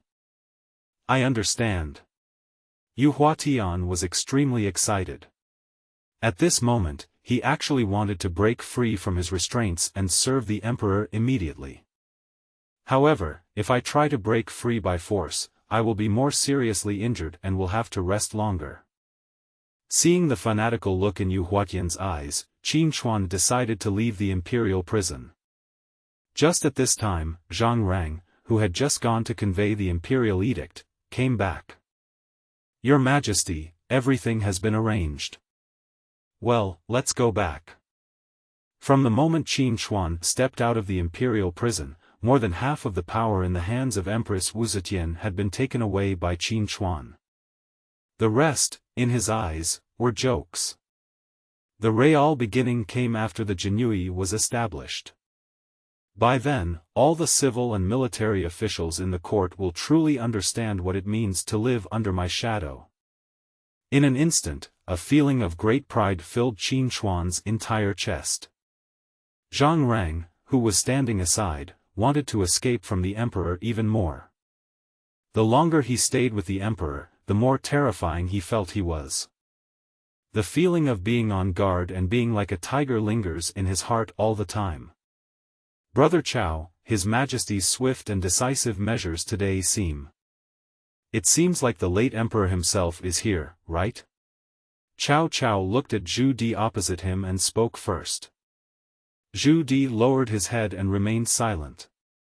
Brother Chow, I'm afraid that you and I are also among those that His Majesty is on guard against regarding this matter. Thinking of Lushan's tragic death today, Zhu Di said with a fierce look in his eyes. Brother Chow, I don't want to end up like Lushan. Let's join forces and rebel. If you don't want to work so hard, you can lend me your soldiers. After I accomplish my mission, we will divide the world equally between you and me. How? There was no change in Cao Cao's expression, he was still smiling.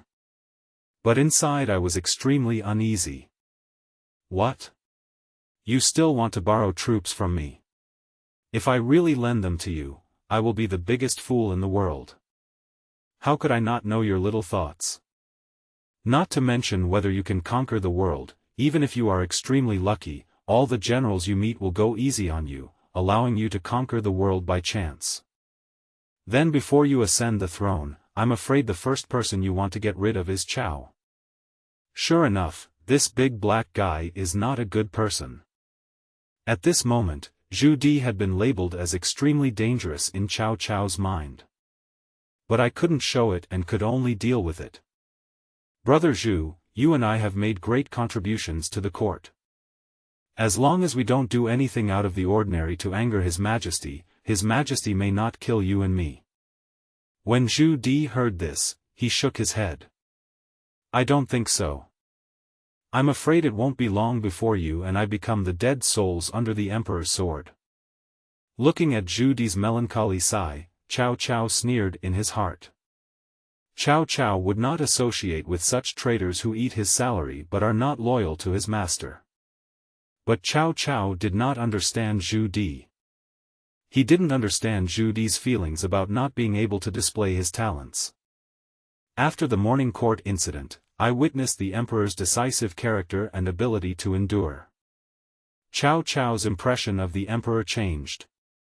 The favorability also increased from 45 to 60. After he returned home, he carefully analyzed the Emperor's growth process and combined it with the Emperor's sudden attack at the morning court today. In that instant, he figured it out. However, Zhu Di did not think so. From Zhu Di's perspective, it was His Majesty who was clearing away obstacles, and he himself was that obstacle. After watching Lushan being pierced by the Emperor's sword, he actually had the illusion of feeling grief for the other party. This also caused his already pitifully low loyalty to drop further. Now, his loyalty is only 3 points, even lower than Sima Yi. Zhu Di said nothing, and Cao Cao did not speak either. The two of them sat there, drinking one cup after another. After a long time, Zhu Di seemed to have made some kind of decision. He resolutely bowed to Cao Cao and said, Brother Cao, I hope you will show mercy to me in the future because we are officials in the same dynasty. After saying that, he left without looking back. Looking at Zhu Di's back, Cao Cao understood that he was ready to take that step. However, Cao Cao had no intention of stopping or reporting it, as he had more important things to do.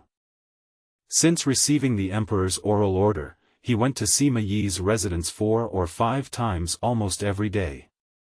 Every time he would say something like, I have received your Majesty's oral instructions and have come here specially to take care of my sister-in-law. Please don't be polite to me. And every time, he squinted his eyes and stared at Sima Yi's wife Zhang Chunhua. Even Sima Yi, who was standing aside, looked at him without any scruples. He wanted to argue with Cao Cao, but was always blocked by him with the emperor's oral order. He wanted to drive him away by force, but Su Chu and Dian Wei outside the door were staring at him like two ferocious gods. Sima Yi felt that the emperor was too evil, so Zhang Chunhua asked him to go to the emperor to ask for an oral order. But he didn't dare. Especially after what happened today and seeing the emperor's methods, he was even more afraid. He really didn't expect that the emperor could endure for 17 years under so many eyes. Moreover, he was able to secretly cultivate such a powerful private army under the eyes of everyone.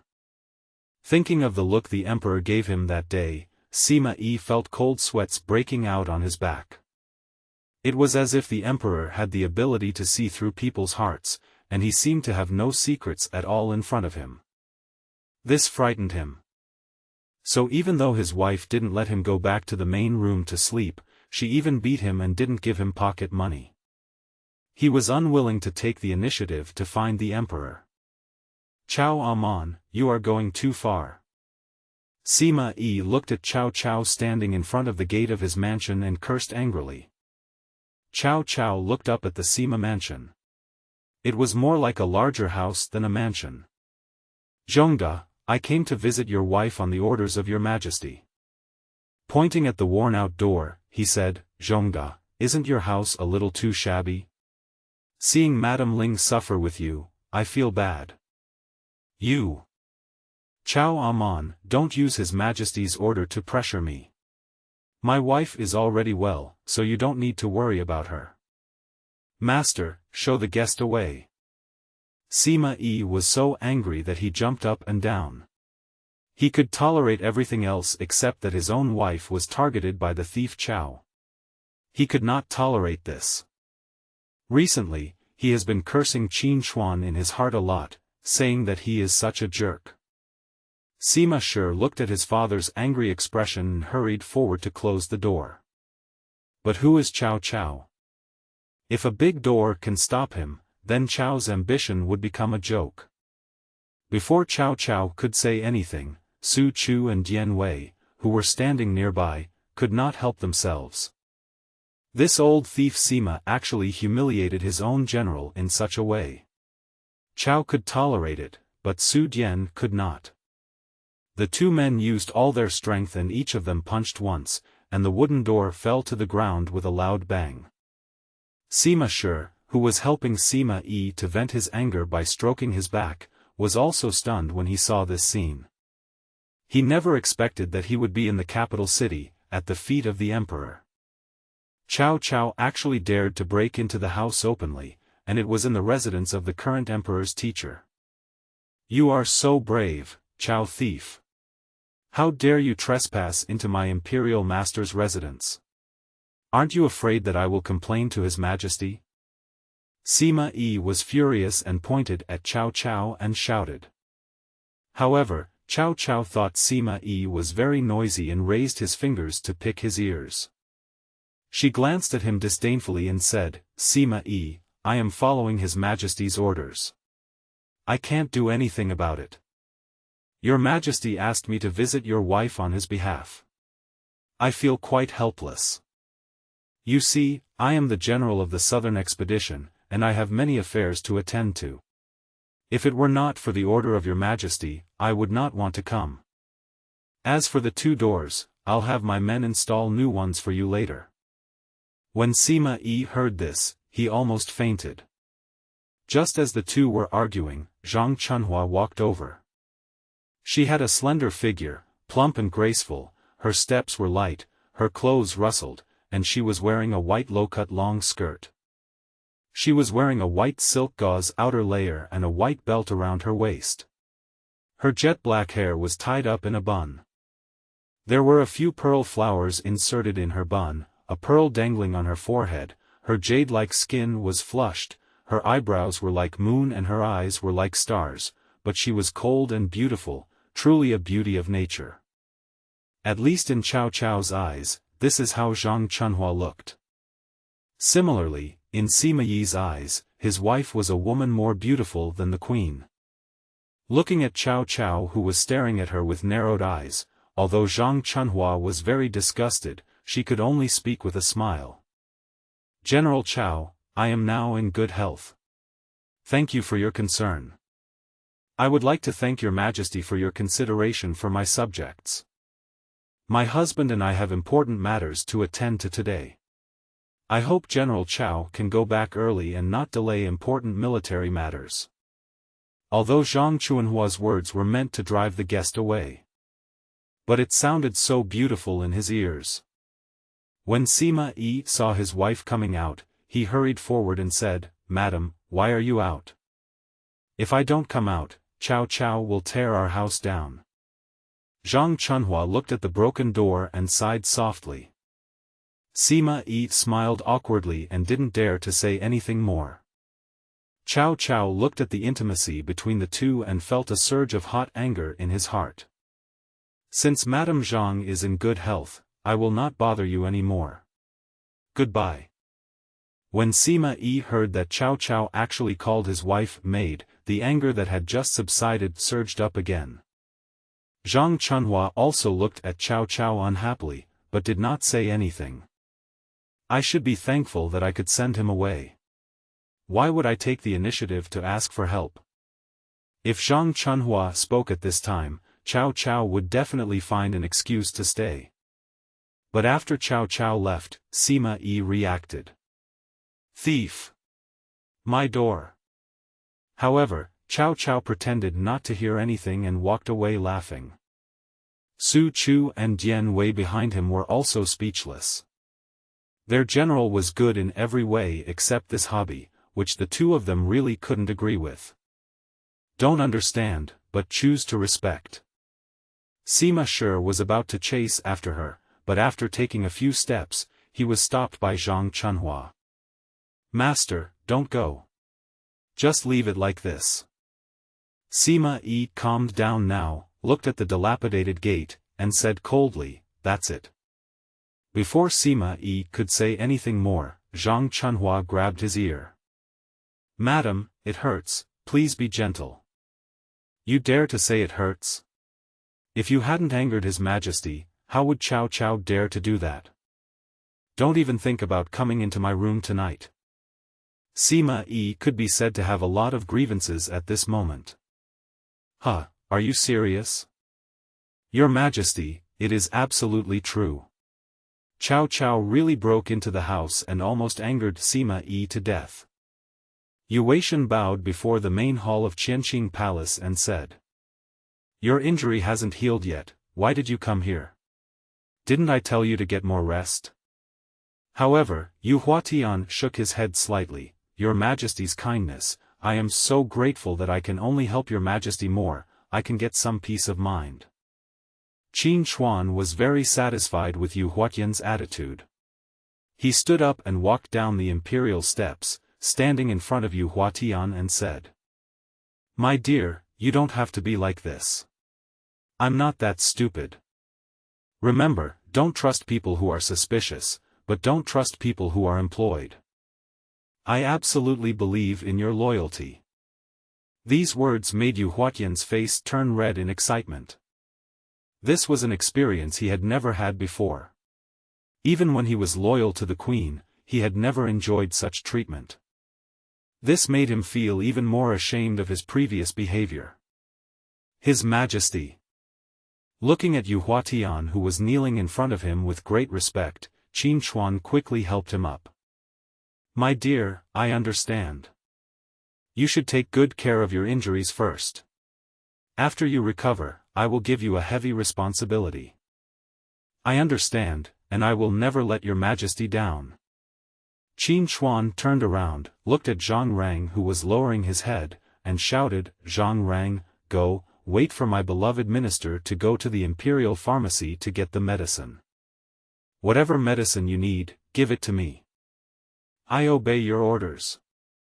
Zhang Rang hurriedly trotted over to Yu Huatian and said, Master Yu, please come in. Yu Huatian seemed to have heard the emperor's dissatisfaction with Zhang Rang, so when Zhang Rang came to his side, a murderous intent instantly locked onto Zhang Rang. This frightened Zhang Rang so much that his legs went weak and he fell to the ground. No need, this shit is sometimes quite useful. After Qin Chuan finished speaking, the murderous intent disappeared. However, the look in Yu Huatian's eyes when he stared at Zhang Rang was still icy cold. Zhang Rang also knew who could decide his life or death now. Your Majesty, spare my life. I have always been dedicated to my duty and I dare not fail your Majesty. Qin Chuan looked at Zhang Rang, who was kneeling on the ground and kowtowing heavily, and smiled playfully. I understand everything. Whether you are loyal or not, I also understand. Get up, go to the Imperial Pharmacy to get medicine first. Thank you, Your Majesty, for your mercy. Zhang Rang stood up, but did not dare to straighten his body, nor did he dare to look at Yu Huatian. He bent forward and led the way in front, while Yu Huatian squinted his eyes and watched Zhang Rang's every move. If Zhang Rang had made any unusual movements with his fingers just now, Yu Huatian could guarantee that he would be able to kill him with one blow. After the two men left, Qin Chuan continued to sit in front of the imperial desk and began to review memorials. In Qin Chuan's impression, being an emperor in ancient times should be a leisurely and comfortable life of eating, drinking and having fun every day. He holds all the power in the world, has 3,000 beauties in his harem, and enjoys all the wealth and glory in the world. But when Qin Chuan truly understood the emperor's duties, he found that this was not the case. Take the review of memorials, for example. For emperors who were not too incompetent, in addition to attending court on time every day and handling various issues raised by ministers, it was common for them to stay up late at night to review memorials. If the emperor was a diligent one, he would have to deal with a lot of official documents every day, and might be busy from early morning till night. So being an emperor was not as easy as Qin Chuan had thought. Only then did he realize that those movies and TV dramas were all lies. In my previous life, every time I watched palace dramas, I envied the emperor for eating all the delicacies from land and sea and hugging the beauties in the harem. He was the winner in life.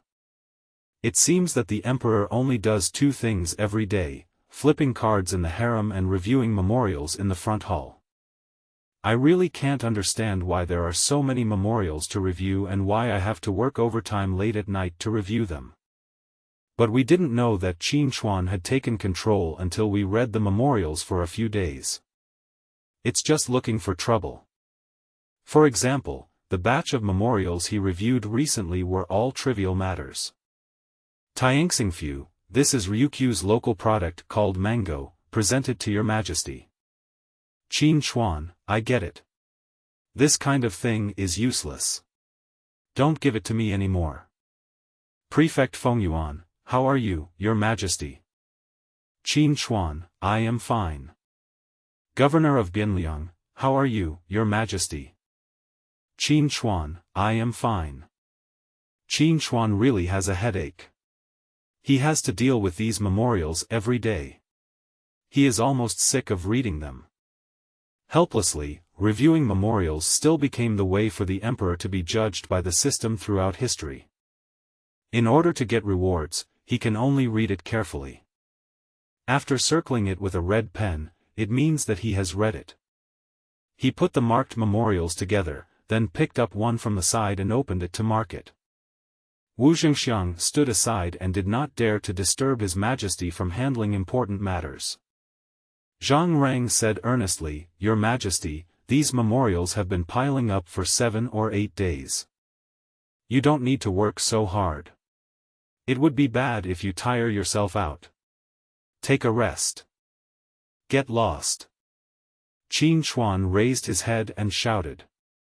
Zhang Rang felt very aggrieved, but he dared not make a sound and just stood aside feeling aggrieved. He looked carefully at His Majesty, then at Zhengxiang who was standing aside with his head down, carefully watching his toes. He also joined the group watching their toes. System prompt: congratulations to the host for reviewing 800 memorials, being diligent in government and caring for the people, and making a contribution to becoming the greatest emperor of all time. A special reward to the host is an increase in national fortune by 1 and 1 million taels of silver. Huh. Qin Hui let out a long breath and rubbed his sore arms. Zhengxiang noticed something was wrong with His Majesty and stepped forward quickly. Your Majesty, let me massage your shoulders. It suits my taste very well. Close your eyes comfortably and enjoy the refreshing feeling in your shoulders. Zhang Rang, what did the Imperial kitchen do for today's lunch? Your Majesty, there are boiled white fungus, fried shrimp, stewed meat, fried salmon fillet, and pot-fried pheasant. Hearing this, Qin Hui frowned slightly. These again? Didn't I say that I only need 2 meat dishes and 1 vegetable dish, and 2 bowls of staple food? We must be frugal, enforce discipline, and educate everyone. Do you understand? Zhang Rang immediately knelt down and bowed. Your Majesty, I will remember this. As a modern man, Qin Hui was not used to the fact that the emperor ate so much at every meal. The key is that you can't finish it. Isn't that a complete waste? Your Majesty, today's lunch. Since we have done everything, let's just proceed as usual today. Thinking of something, Qin Hui gave another instruction. Send that bowl of pot-fried pheasant and fried shrimp to Changchun Palace to nourish my beloved concubine. I accept your order. Unlike the bustling Changchun Palace, the Changqiu Palace seemed a bit desolate. The talented Su Daji looked at herself in the mirror and found herself looking a little haggard. Every person in the mirror is charming and beautiful, just like peonies shrouded in mist and pear blossoms in rain. Why, Your Majesty, never comes to see me? Am I not as pretty as Sister Yuan? Lianer, why do you think this is happening? The personal maid beside her felt really distressed when she saw her master in such a state. After hesitating for a moment, Lianer whispered in Su Daji's ear. Sister Su, I am familiar with Wu Zhengxiang who is beside His Majesty, how about? Su Daji was moved when she heard this. But then he thought, no, this will only make His Majesty hate me. Lianer didn't understand the twists and turns involved, she just felt that. The emperor is such a heartless person. After lunch, Qin Hui lay comfortably on the couch, watching the eunuchs busy serving the food. In fact, the thing Qin Hui couldn't accept the most when eating every day was poison testing. On the first day after he came here, he was really scared by the dinner. At least 50 eunuchs served him. Busy with work, 7 tables filled with food. Qin Hui really couldn't stand it. It was such a waste, and he had to eat it all by himself. So after that dinner, Qin Hui instructed that his 3 meals in the future must be simple and not extravagant. Of course, the food on the 7 tables was not wasted. Part of it was to reward the eunuchs and palace maids and let them eat. There seems to be a special word for this practice called eating keishi. This includes the food of the Empress Dowager and concubines in the palace. Most of the food they couldn't finish was like this. After the eunuchs and palace maids had eaten but had not finished their meal, some dishes and snacks would be taken out of the palace by some people. Sell it to some common people at a low price, so that people outside the palace have the opportunity to eat their fill.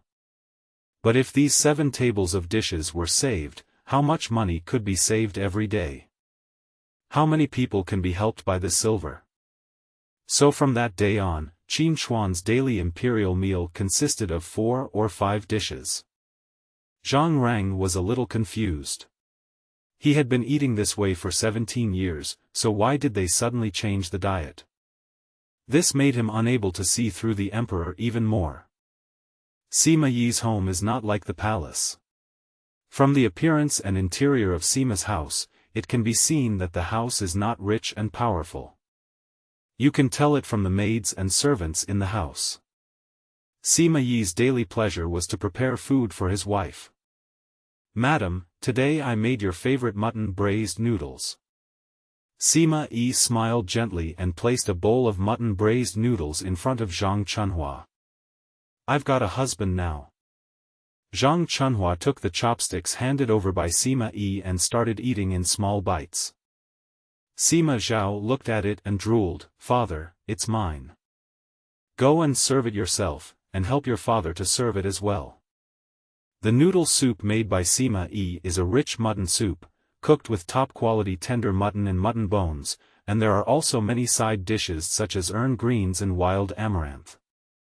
The wide noodles look like jade belts, and paired with the fragrant mutton soup and red chili oil, they are fragrant, fresh, elegant and refined. After the family had eaten their fill, Sima Yi and Sima Zhao left the house. We got on a carriage and took many turns before arriving at an inconspicuous tea house. The two of them found a seat by the window and sat down, then began to chat casually. "Father, this tea tastes good." Father, when will my eldest brother come?" "It will be soon." Not long after, Sima Shi hurried in, and as soon as he sat down, he picked up the tea bowl on the table and started drinking. After catching his breath, he leaned forward and whispered in Sima Yi's ear. "Father, everything has been arranged." Sima Yi did not move at all. He still sat at the table with an expressionless face, sipping his tea slowly. Sima Zhao gave the tea shop owner a look, and the owner immediately understood what he meant. He stood at the door of the tea shop holding a teapot, seemingly hawking his wares but actually watching. "Where are the 3,000 assassins now?" After the tea stall owner went out for a while, Sima Yi suddenly spoke. Sima Shi immediately replied, "All the troops have been divided into 4 parts of the capital. We only need one order to gather them together." Sima Yi nodded and continued to sip his tea. After a long silence, he spoke again. "Clear the vast land and bring order to the wasteland." Hearing this, Sima Shi hurriedly poured tea for his father and then spoke. "If you can unify the world, you will be a hero of the time." Sima Zhao also echoed, "To win over the people's hearts? Control the people?" After hearing what his 2 sons said, Sima Yi shook his head slightly. As the ancient said, he who wins the hearts of the people can become the son of heaven. He who wins the emperor's favor can become a vassal. He who wins the hearts of the princes can only be a great official. Who can you win over? Sima Zhao pondered for a moment, then said with a gleam in his eyes, "In the Wu dynasty, everyone can be won over. I will make sure that all the people in the world can serve me." Sima Shi added unwillingly. Sima Yi looked at his 2 sons, frowned and said, "Remember, win the hearts of the people and unify the world." After seeing the emperor's methods, Sima Yi had to make preparations early. He is a smart man.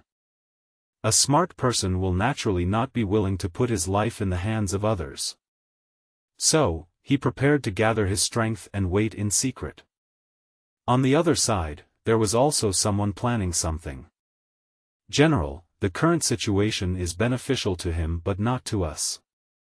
Then according to your opinion, how should we deal with it?"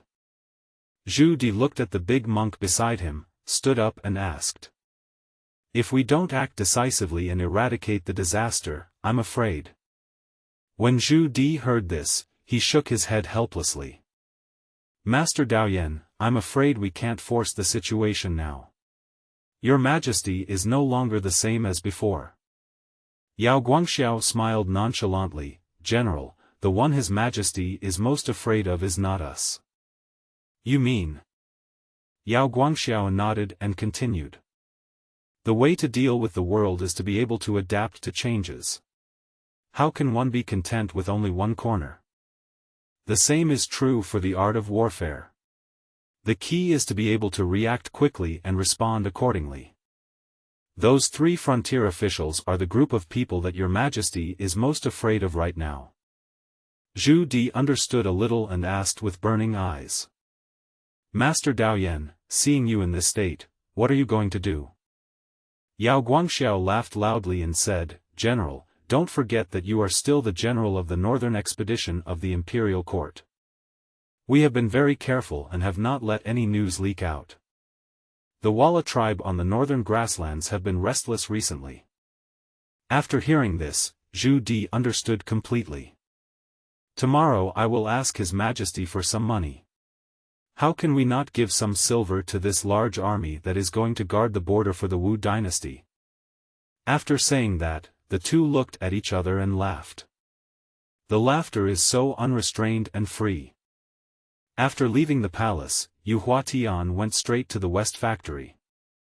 After losing their leader, the spies of the Western Factory became listless and dull. Just when everyone was leisurely basking in the sun and resting their eyes, a shrill voice sounded, which blind dog slave dares to block our? Before he could finish his words, the eunuch who was shouting immediately knelt down and trembled after seeing the person in front of him clearly. I didn't know it was the Lord Governor who came. Please spare my life. Please spare my life. Yu Huatian glanced at him viciously, then looked at everyone. No one dared to meet that terrifying gaze. From now on, the entire West Factory will unite as one and serve your majesty. If anyone is careless and slack, don't blame me for being ruthless. The eunuch who was kneeling on the ground begging for mercy suddenly raised his head and asked, Master, where is the Empress? What answered him was Yu Huatian's terrifying palm. In an instant, the eunuch who was speaking just now turned into dust. The Western Factory spies around were all terrified. They rushed to Yu Huatian and knelt down one by one. I will follow the Lord's orders. Yu Huatian glanced at everyone coldly and said, From now on, all my spies from the West Factory must not bully the people, must not bully others, and must not accept bribes. If I find out, you'll end up like him. With a loud shout, the internal strength of 282 years mixed with the sound echoed in the ears of everyone in the Western Factory. I will follow the Lord's orders. Yu Huatian left with satisfaction, leaving behind a group of spies slumped on the ground. The timid ones even left a pool of unknown liquid on the ground. But these are not what Yu Huatian is considering. He has now returned to the secret room. He concentrated on practicing martial arts and regulating his body so that he could recover as soon as possible. Only in this way can we work for your majesty. Wanner, can His Majesty come to my Weiyang palace today? Shengguan Wanner stood aside, looking at Wu Zetian who was sighing in front of the mirror, and spoke cautiously. Your Majesty, His Majesty, did not say that he would come to our Weiyang palace today. Alas, Your Majesty, don't you love me anymore? You loved me so much before, why don't you even want to see me now? That's how I annoy him. When Shengguan Wanner heard this, she absolutely dared not respond. The queen has often been moody in recent days. If she is offended, the consequences will be. Wanner, go to Qianqing Palace and invite your majesty to come. If your majesty asks, just tell me that I am unwell. In the past, when he learned that I was ill, he would come immediately. Shengguan Wanner was in a dilemma because she knew that even if she went, she would only be humiliating herself. Go quickly. Seeing Wu Zetian who was already a little angry, even if Shengguan Wanner didn't want to go, she could only go to Qianqing Palace. Alas, what's wrong with the queen? Didn't she hate His Majesty the most before? In Shengguan Wanner's little mind, she really couldn't figure out why the queen had changed so much recently. The decisive, domineering and dignified queen disappeared. She even told the queen that Yuetian surrendered to His Majesty. The queen, however, remained unmoved. It seems that the queen's heart is now filled with His Majesty.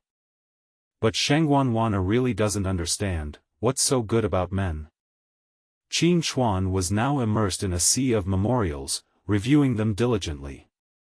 Your Majesty, the court lady Shengguan Wanner is here to pass on a message for the queen.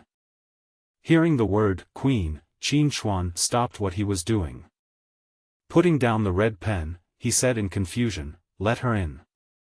Wu Zhengxiang hurried to announce it. Sheng Wanwaner entered the palace and bowed quickly, saying, "Your Majesty, I greet you.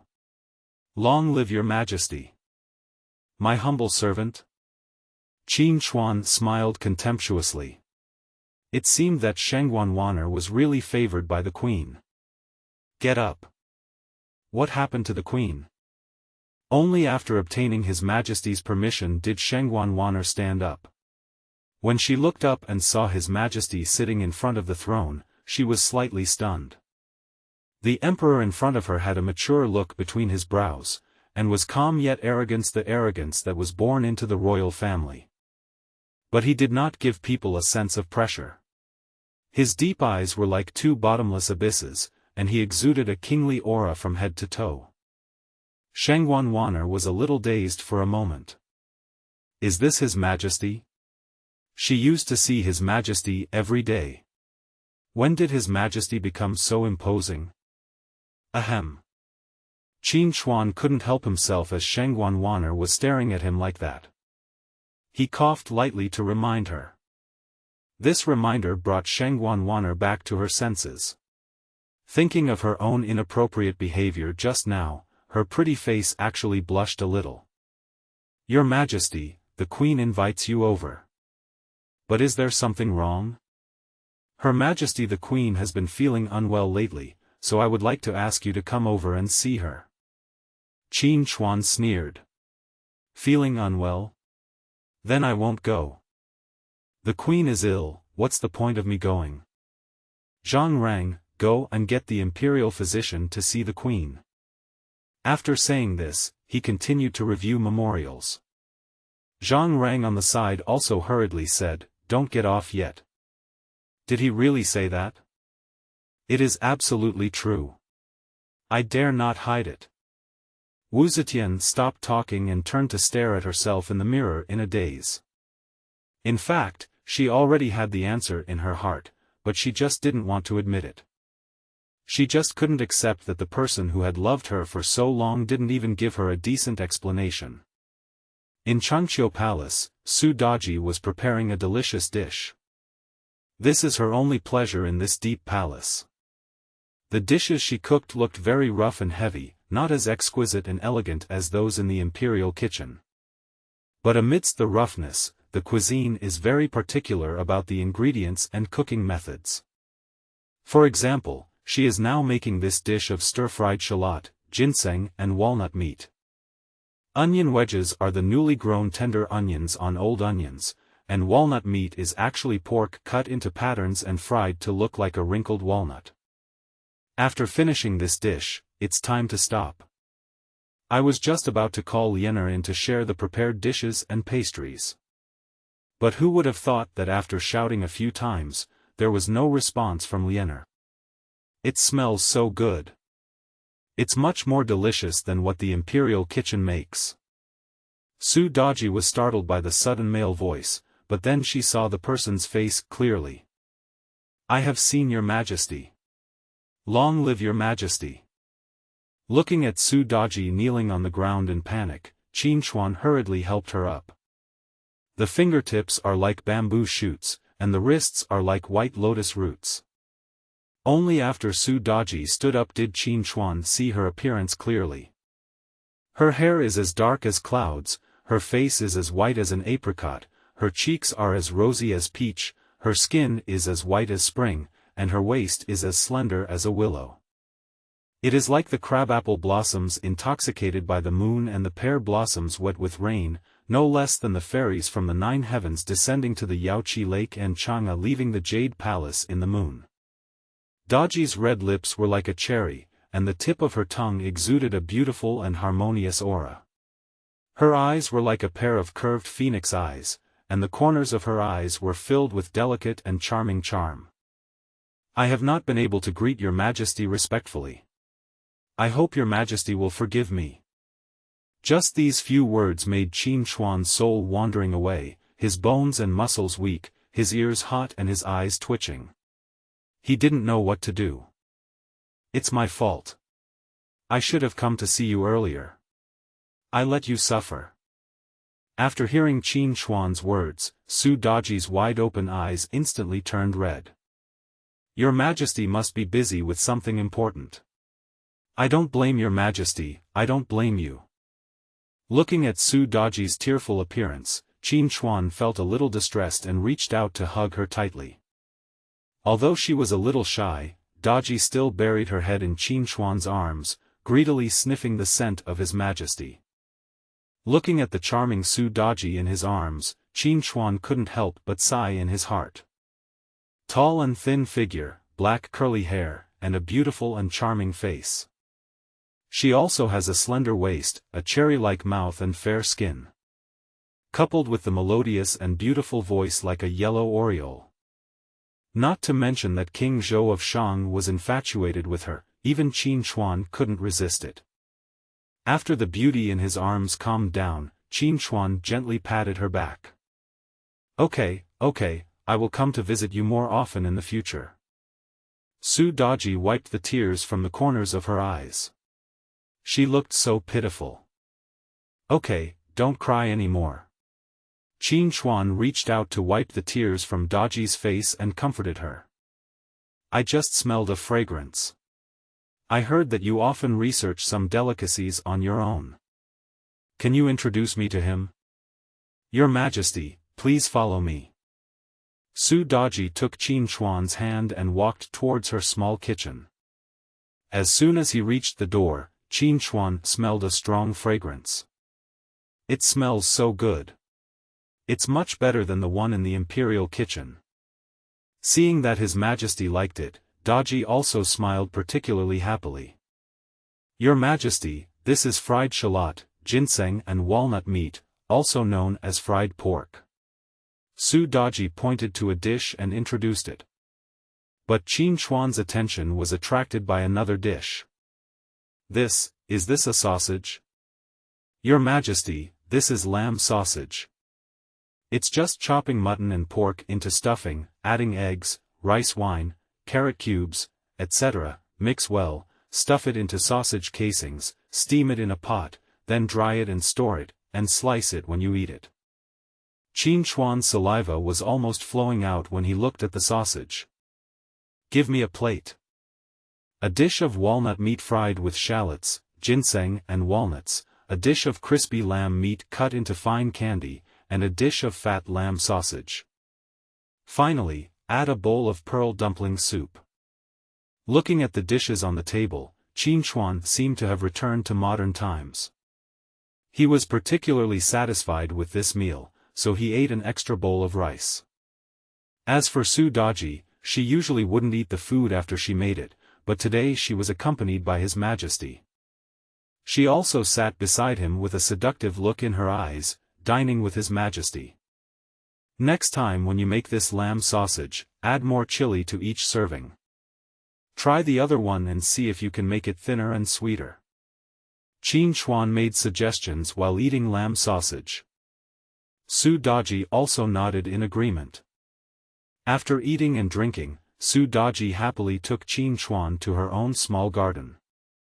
She smiled as innocently as a child and proudly introduced the flowers she had carefully cultivated. It is a blessing to enjoy the flowers. There is a beauty beside and the flowers are gorgeous.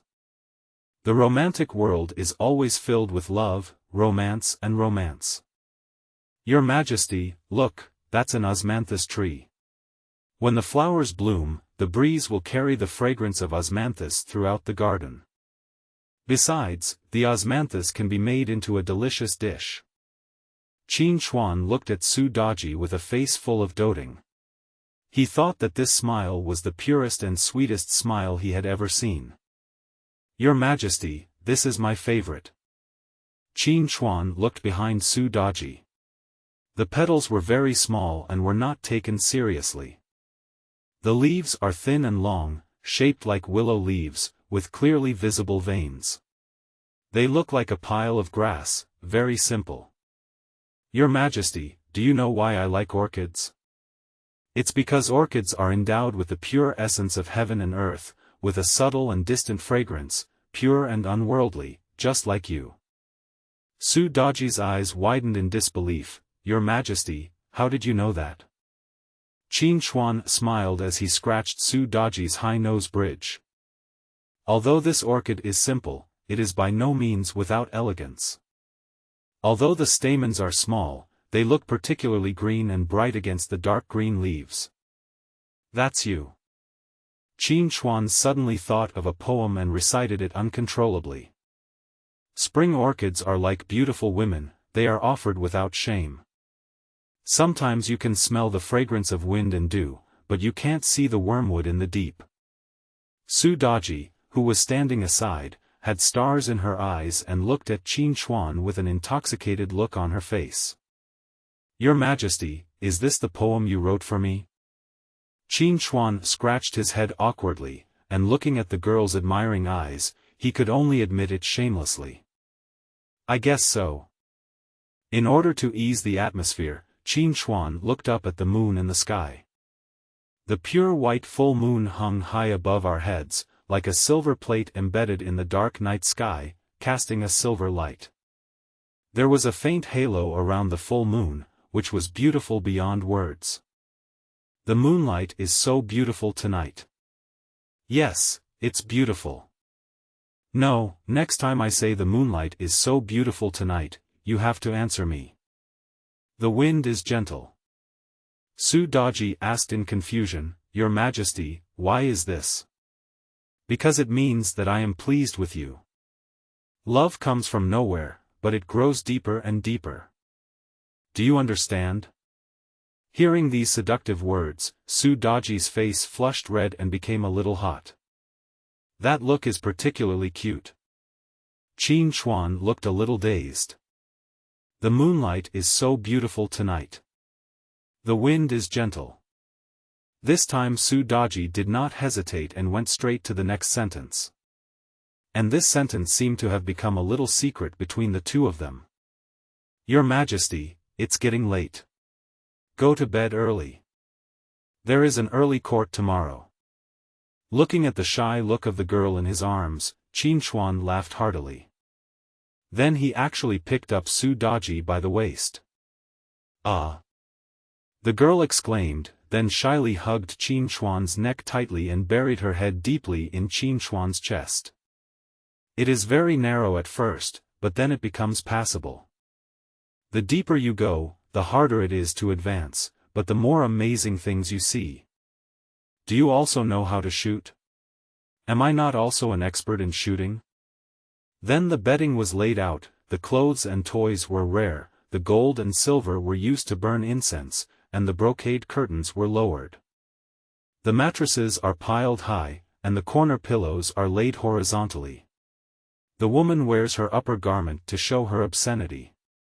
The body is exposed, the bones are weak and the muscles are strong.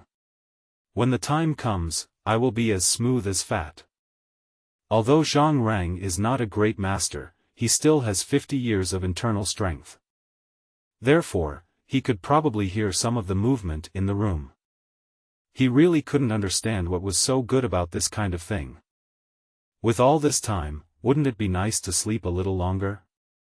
He almost fell asleep standing at the door.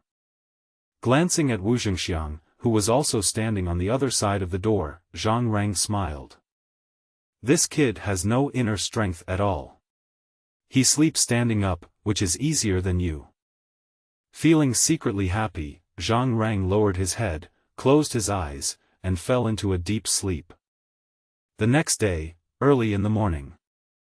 Zhang Rang, what time is it?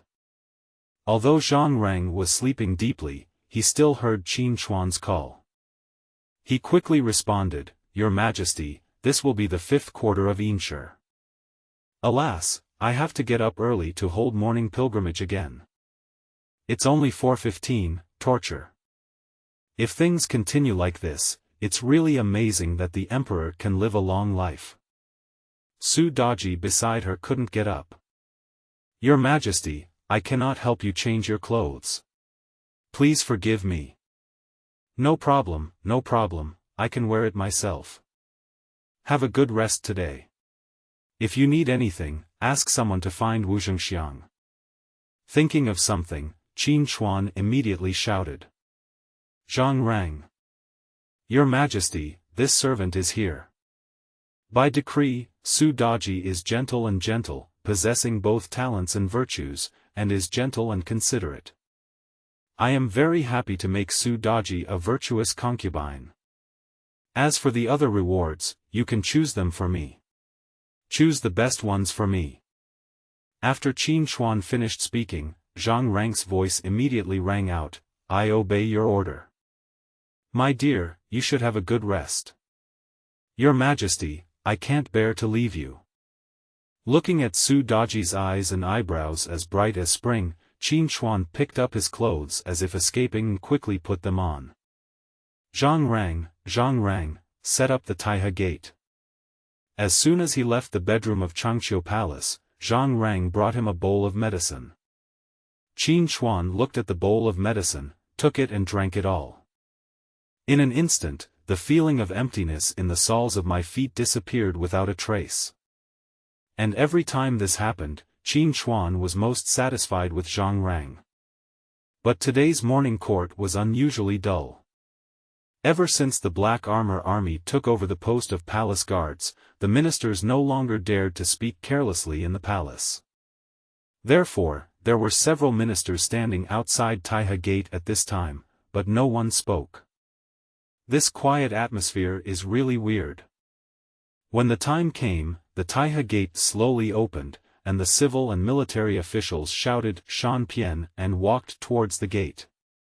As usual, after Zhang Rang's announcement, the ministers were divided into civil and military officials and stood on both sides of the Imperial Road. As Zhang Rang continued to sing, the ministers knelt down and shouted in unison, Long live His Majesty. No need to be polite. Stand up. Qin Hui, sitting upright on the dragon throne, glanced at the ministers. As Zhang Rang sang, If there is something to do, report it early, if there is nothing to do, leave the court. This sound represents the official start of the morning court.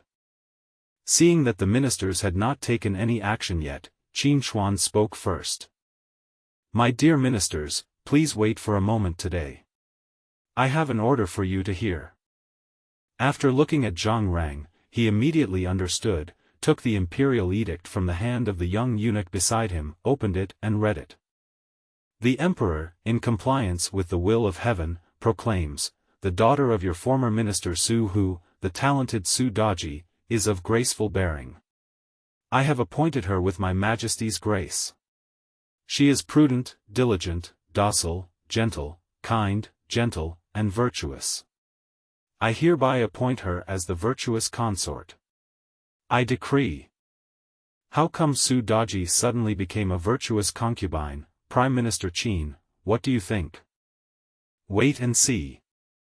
The Queen's party was suppressed repeatedly by Qin Hui. Nowadays, people in the imperial court are no longer as reckless as before. On the other hand, Yan Song's party did not intend to speak out to stop it. She was just a minor concubine and posed no threat to them. What's more, Su Daji had no relatives in the court and was alone, so they were not afraid of her. After Zhang Rang finished reading the decree, the ministers all bowed. I congratulate your Majesty and the concubine on behalf of you.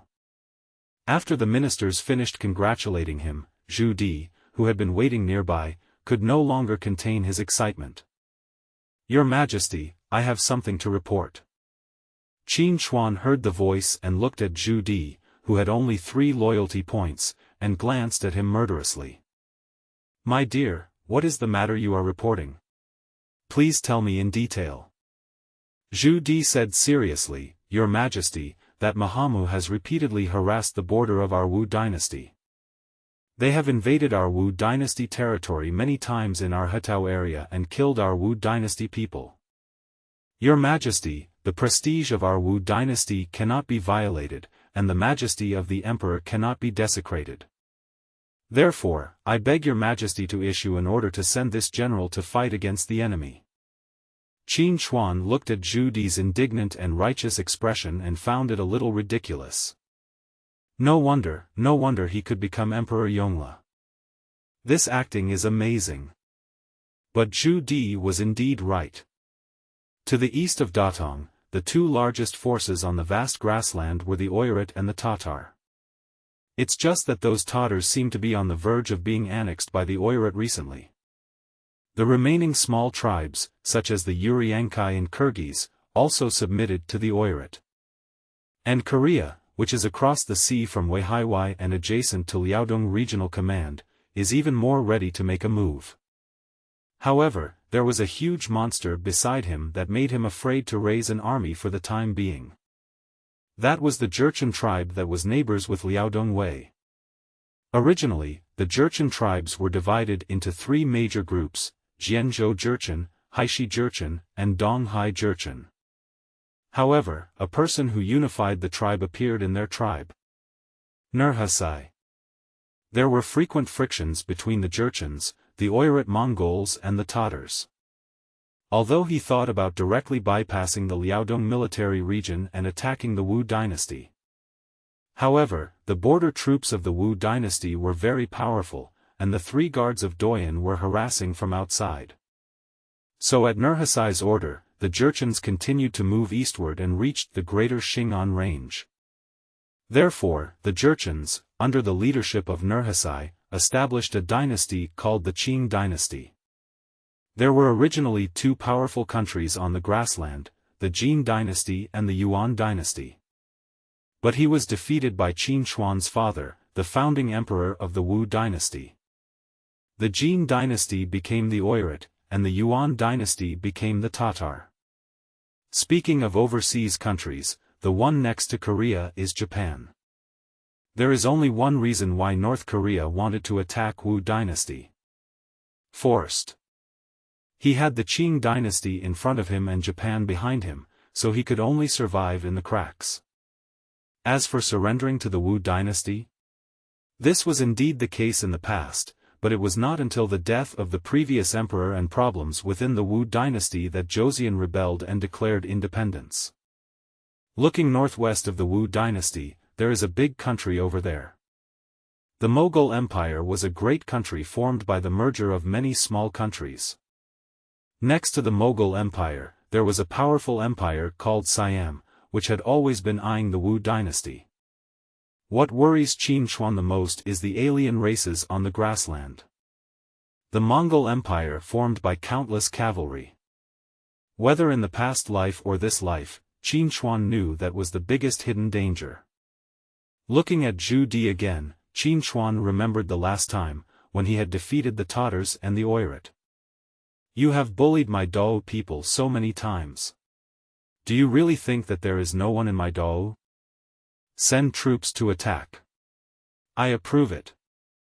Zhu Di was secretly delighted, but still pretended to be serious. I will obey your orders. I will not let you down. Only with a legitimate reason could Zhu Di leave Beijing safely. As long as you reach your own camp, the sky is high and the birds fly freely.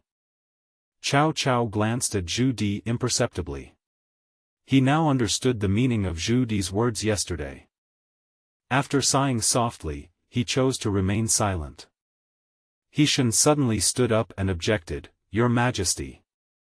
General Zhu is exaggerating. The Walla and Tatar are fighting fiercely, and it was not them who harassed the Hutao area. I think we only need to send the Yulin Guards, and there is no need to mobilize a large army." Qin Shuan nodded and was very satisfied with Hushan's performance. However, what he didn't know was that Hushan was just worried about the money. When Zhu Di heard this, he stared at Hushan fiercely. If it weren't for the emperor watching from above, he might have taken action directly. Your Majesty, I have been guarding the border for many years. Military affairs are not that simple. This Hutao region is adjacent to Datong Prefecture. If we don't send troops to suppress them, they will think that our Wu dynasty is easy to bully. By then, once the Oirat and Tatar tribes reach some kind of cooperation, they will unite the various tribes on the grassland. They only need to take Datong first, then enter Shund, and go directly to Kaifeng via Huiqing Prefecture. By then, the northern border will instantly become a horse-grazing ground for the foreign tribes on the grasslands. Your Majesty, send out the troops. We can't wait any longer. Qin Hui sneered in his heart as he looked at Zhu Di's eager look as he asked for battle. If it weren't for the loyalty number 3 on your head, I might have believed you. But what you are saying now is probably not your future offensive route. However, since you want to leave, I will let you go. At least, you don't dare to attack the Wu dynasty right away. Free suppression of grassland forces, this free labor, wow, it's a waste. Before Qin Hui could say anything, He Shen became unhappy again. General Zhu, what do you mean by that? Are you making fun of me and someone else for being ignorant, or are you making fun of someone else for being only good at talking about war on paper? My lord, I didn't mean that. Your Majesty, this is really not possible. This money cannot be transferred. The treasury is out of money. Zhu Di ignored He Shen and knelt down in front of Qin Hui. Your Majesty, the last general invites you to fight. Qin Hui calculated that if he wanted to attack Ora and Tatar, it would probably take several months. The Yen army led by Zhu Di had a total strength of 200,000, plus civilians, chariots and horses doing corvée work. Behind the 200,000-strong army, 200,000 or 300,000 civilian laborers were needed to transport military supplies. This man is a horse chewer and doesn't have 3 million taels of silver. How can he ensure the smooth flow of the army? Thinking of this, Qin Hui waved his hand helplessly. After you two have finished your morning court, come to Qianqing Palace to talk. Then he stopped caring about these two people. My dear friends, do you have anything else to report? The civil and military officials of the Manchu dynasty did not say a word, but their eyes flickered back and forth between Zhu Di and He Shen. Qin Hui was a little bored and waved his hand angrily. Zhang Rang immediately stepped forward and sang, "Dismiss the court. Long live His Majesty." After paying their respects, the ministers who had official duties to attend to went straight to their own government offices to handle their official business. Those who were not in a position of responsibility walked leisurely behind the crowd, getting ready to go back and take a nap. Your Majesty, the Walla are very ambitious and we must be on guard against them. The treasury has no money. Your Majesty, I will definitely defeat the enemy this time. The treasury has no money. Your Majesty, within 6 months, or less than 3 months, I will definitely attack the heart of the Oirat Tatars. No money. He Shen. You are going too far. No money means no money. Qin Hui sat upright on the dragon throne, watching the two people arguing below. No matter what Zhu Di said, He Shen always said, no money. As expected of my baby, he can only be my money bag, as for others. In my opinion, we still have to fight against the Oirat and Tatar tribes. He Shen wanted to speak immediately, but was stopped by Qin Hui. If you don't have money, you can find a way. Military affairs are the most important thing. When Zhu Di heard that the emperor was on his side, he immediately looked up arrogantly and looked at He Shen with contempt. He Shen ignored him and just stared at His Majesty with dead fish eyes. Your Majesty, you are trying to kill me. The Ministry of Internal Affairs is really out of money.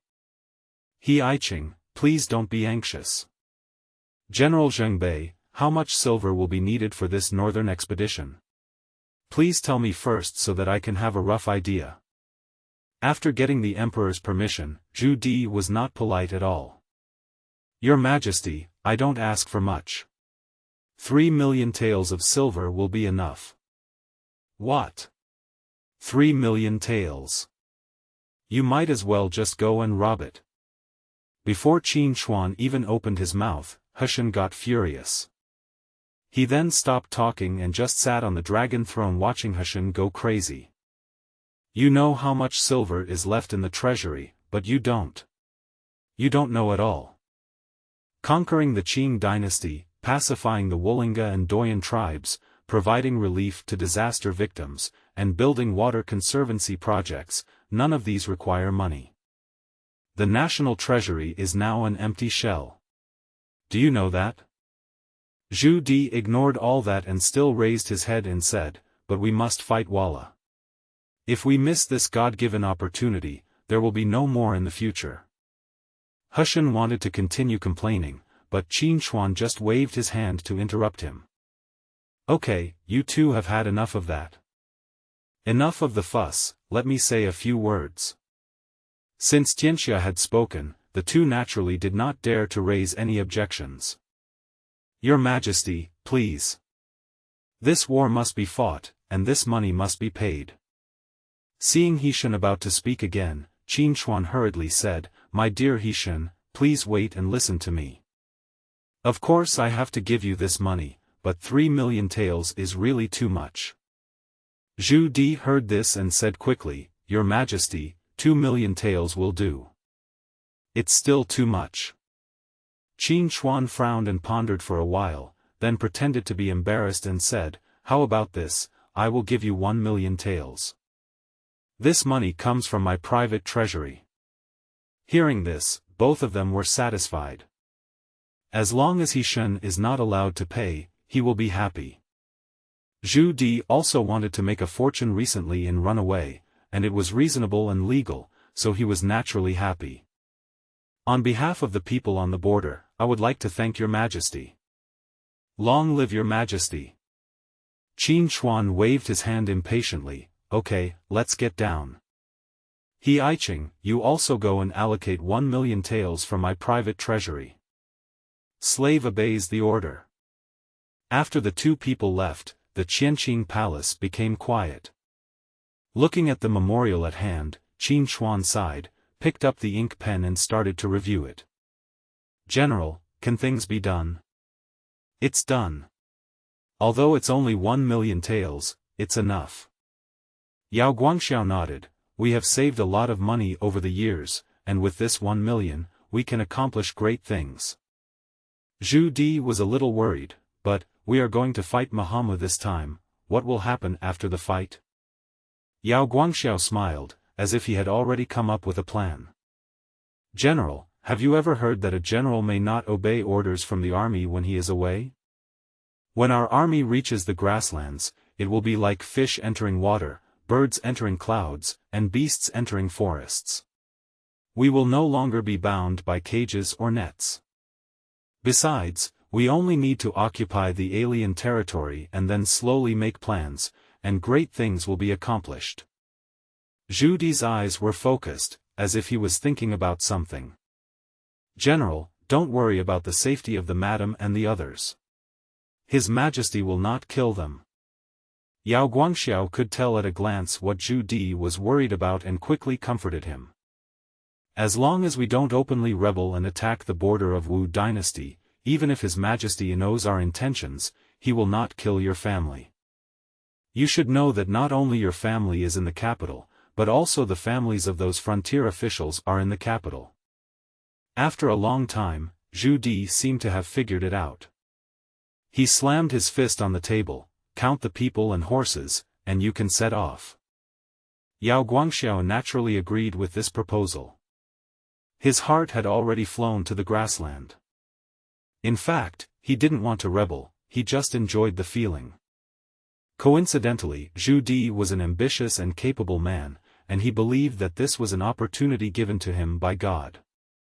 It is destined to be a great success and be remembered by future generations. The mansion of the general who conquers the south. Cao Cao was drinking alone, while Dian Wei and Su Chu behind him were smacking their lips in greed. "Alai, Huchi, drink with me." The two men had been unable to hold back any longer, but they did not dare to take any action until their general gave the order. "I've been thirsty for a long time." "Me too." The two burly men looked at each other and laughed. After 3 bowls of wine, the two men began to focus their attention on Cao Cao. General, you don't look very interested today. You don't understand this, right?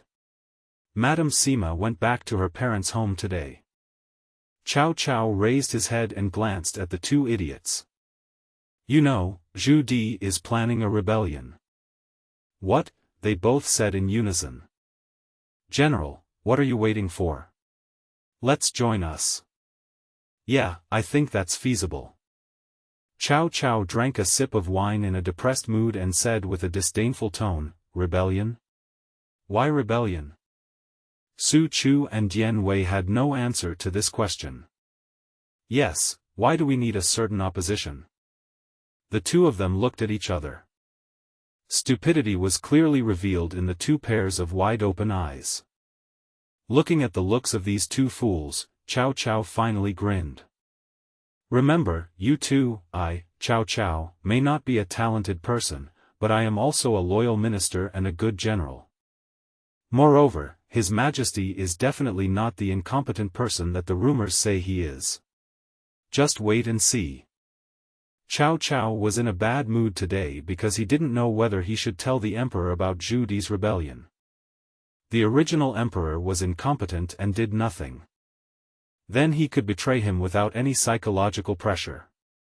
But when he truly understood the emperor and thought from his perspective, he discovered that the emperor was the true hero of the time. Being able to endure for 17 years and strangle the enemy's lifeline once it explodes, if this isn't being a hero, then what is? It is because he now believes that Your Majesty is a wise and benevolent ruler that he is conflicted. General, if you want to do as I say, the emperor may not be unaware of Zhu Di's rebellion. Cao Cao was a little surprised when he heard what Su Chu said. You, a rough guy, will understand it? General, you can't always look at people through the crack of the door. Then tell me, how do you know that the emperor knew Zhu Di was going to rebel? It's very simple. If the emperor really didn't know, would he only let Hushan and Zhu Di stay? Cao Cao was stunned. Yes. If the emperor really didn't know, he would definitely call several other generals along. It would be impossible to arrange for only Hushan, the head of the Imperial Household Department, to meet with Zhu Di. After understanding this principle, Cao Cao's worries immediately dissipated. After drinking the wine in the bowl, Cao Cao realized something was wrong when he saw Su Chu's smug look. Su Chu, have I been too nice to you recently? You even lied to me. Tell me, who told you this? If you dare to lie to me again, I will forbid you from drinking for a month. Su Chu originally wanted to insist that he had come up with it himself. But after hearing the punishment, he immediately became timid. Mr. Guo told me this when he was drunk. In a small room in the backyard of the general's mansion, Guo Jia, Sun Yu and Cheng Yu were enjoying each other's cups and cups. Come on, let's be clear. Your Majesty, if you let Zhu Di go like this, wouldn't that be like letting the tiger go back to the mountain? There will be endless troubles. After Yueishan learned the news about Zhu Di, he quickly ran to Qianqing Palace to pay his respects. Do you really think I'm letting the tiger go back to the mountains? As soon as these words came out, Yueishan became a little unsure. Your Majesty, can you help me clarify my doubts? Yueishan is now very humble in front of Qin Chuan. The grassland really needs people to deal with it, and Zhu Di took people there, and he went with the idea of never coming back. Perhaps it can be said that I went there with the intention of using the grassland as my base camp. So, what is the first thing Zhu Di needs to do when he goes to the grassland? Yu Huatian is the supervisor of the Western factory, so he is definitely not stupid. He will understand after just a little guidance. He must first eliminate the forces on the grassland, take over their territory, and integrate the forces. When the time is right, we will slowly take action within the territory of our Wu dynasty. Qin Chuan was very satisfied with Yu Huatian's answer and nodded to show his appreciation. However, Your Majesty, the generals under Zhu Di might listen to him, but what about the soldiers? Even if they succeed in the end, the soldiers can only be rewarded with a few acres of thin land. And if it fails, the whole family will suffer. Qin Hui said with a hint of meaning, so, before Zhu Di left, he asked me for permission to march north. The purpose is to take the imperial edict and command his own troops. He would not be stupid enough to tell the soldiers that he wanted to rebel. He would only find reasons to keep the soldiers in the grassland. Then, when the situation in the court becomes unstable, he will flank the Qing emperor or serve as a loyal general to protect the emperor, leading his army directly to the capital. By the time those soldiers realized that they were rebelling, it was already too late. So they can only continue doing it without hesitation, just to survive. Yu Huatian imagined this scene and instantly felt his scalp numb. If this is true, then the Wu dynasty will definitely be shattered. Your Majesty, why is he so sure that the situation in North Korea and China will be unstable? Qin Hui looked deeply at the gate of Qianqing Palace, as if he could clearly see the distant, desolate and cold place. You have all forgotten that I still have a few border officials. Thinking of a certain possibility, Yu Huatian instantly broke out in a cold sweat. Your Majesty, do you mean that they are in collusion? Not just them. Qin Hui walked up to Yu Huatian and patted him on the shoulder. This is also the reason why I want to establish the Jinyui. I really don't want to be kept in the dark anymore. I want my ministers to have no secrets in front of me. Now, do you understand how important a task I have given you? I believe you. These words touched Yu Huatian's heart. After eunuchs lose that thing, their psychology will become somewhat distorted. Either love of money or love of power. But more than that, they long for the trust of their superiors. Yu Huatian felt unparalleled trust by the emperor's side. This made him very excited, and he did things particularly efficiently. Your Majesty, I am deeply grateful for your trust in me. I will not let your Majesty down. I will definitely master all the secrets of the officials.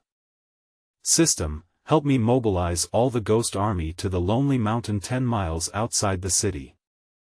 Qin Hui was very satisfied, nodded, and smiled slightly. Go, outside the city, lonely mountain, I have asked the ghost shadow army to gather there. From now on, this ghost army will only have 2 leaders. You and me. Yu Huatian's eyes were already red, and at this moment the emperor seemed to be glowing in his eyes. After bowing his head 3 times, Yu Huatian took the token and walked towards the palace gate. He rolled up his sleeves, loosened his belt, and his hand holding the wine glass was somewhat uncontrollable. He kept encouraging others, Wen Ruo, you are not straightforward at all. If you are a man, just drink it in one gulp. Sun Yu came from a prominent family and had a strong literary and artistic temperament. She is tall, has a pretty face, and likes to carry sachets with her.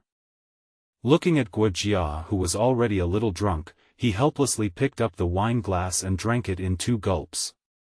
Cheng Yu was eating the dishes, sipping the wine in the bowl, squinting his eyes and enjoying it very much. Guo Jia found the 2 of them very boring, so he drank several cups by himself. After a while, we arrived at Wufenzui. Sun Yu watched Guo Jia pouring wine. His movements were almost stiff, but his frequency was faster. Feng Shao, drinking too much alcohol is harmful to your health. Drink less, drink less. But Guo Jia didn't listen. No matter whether there was still wine in other people's cups, as long as he had finished drinking his, he would pour it into the other people's cups. When he saw the wet spot on Cheng Yu's desk, he kept complaining, Zhongde, you are such a bad friend. You poured all the wine on the table. Cheng Yu was not angry either, he smiled like a good man and said, I am weak, so I can't drink as much as you can. Looking at the old-fashioned Zhongde, Guo Jia continued to hold up the wine glass and drink with 1 ruo. 1 cup of wine can make everything go awry, a 1,000-year dream is gone once you wake up. Just when Guo Jia was feeling poetic and ready to give a long speech, Cao Cao came in with Su Chu and Dian Wei. Before Cao Cao could say anything, Su Chu started shouting. "Why didn't you call me when you were drinking?"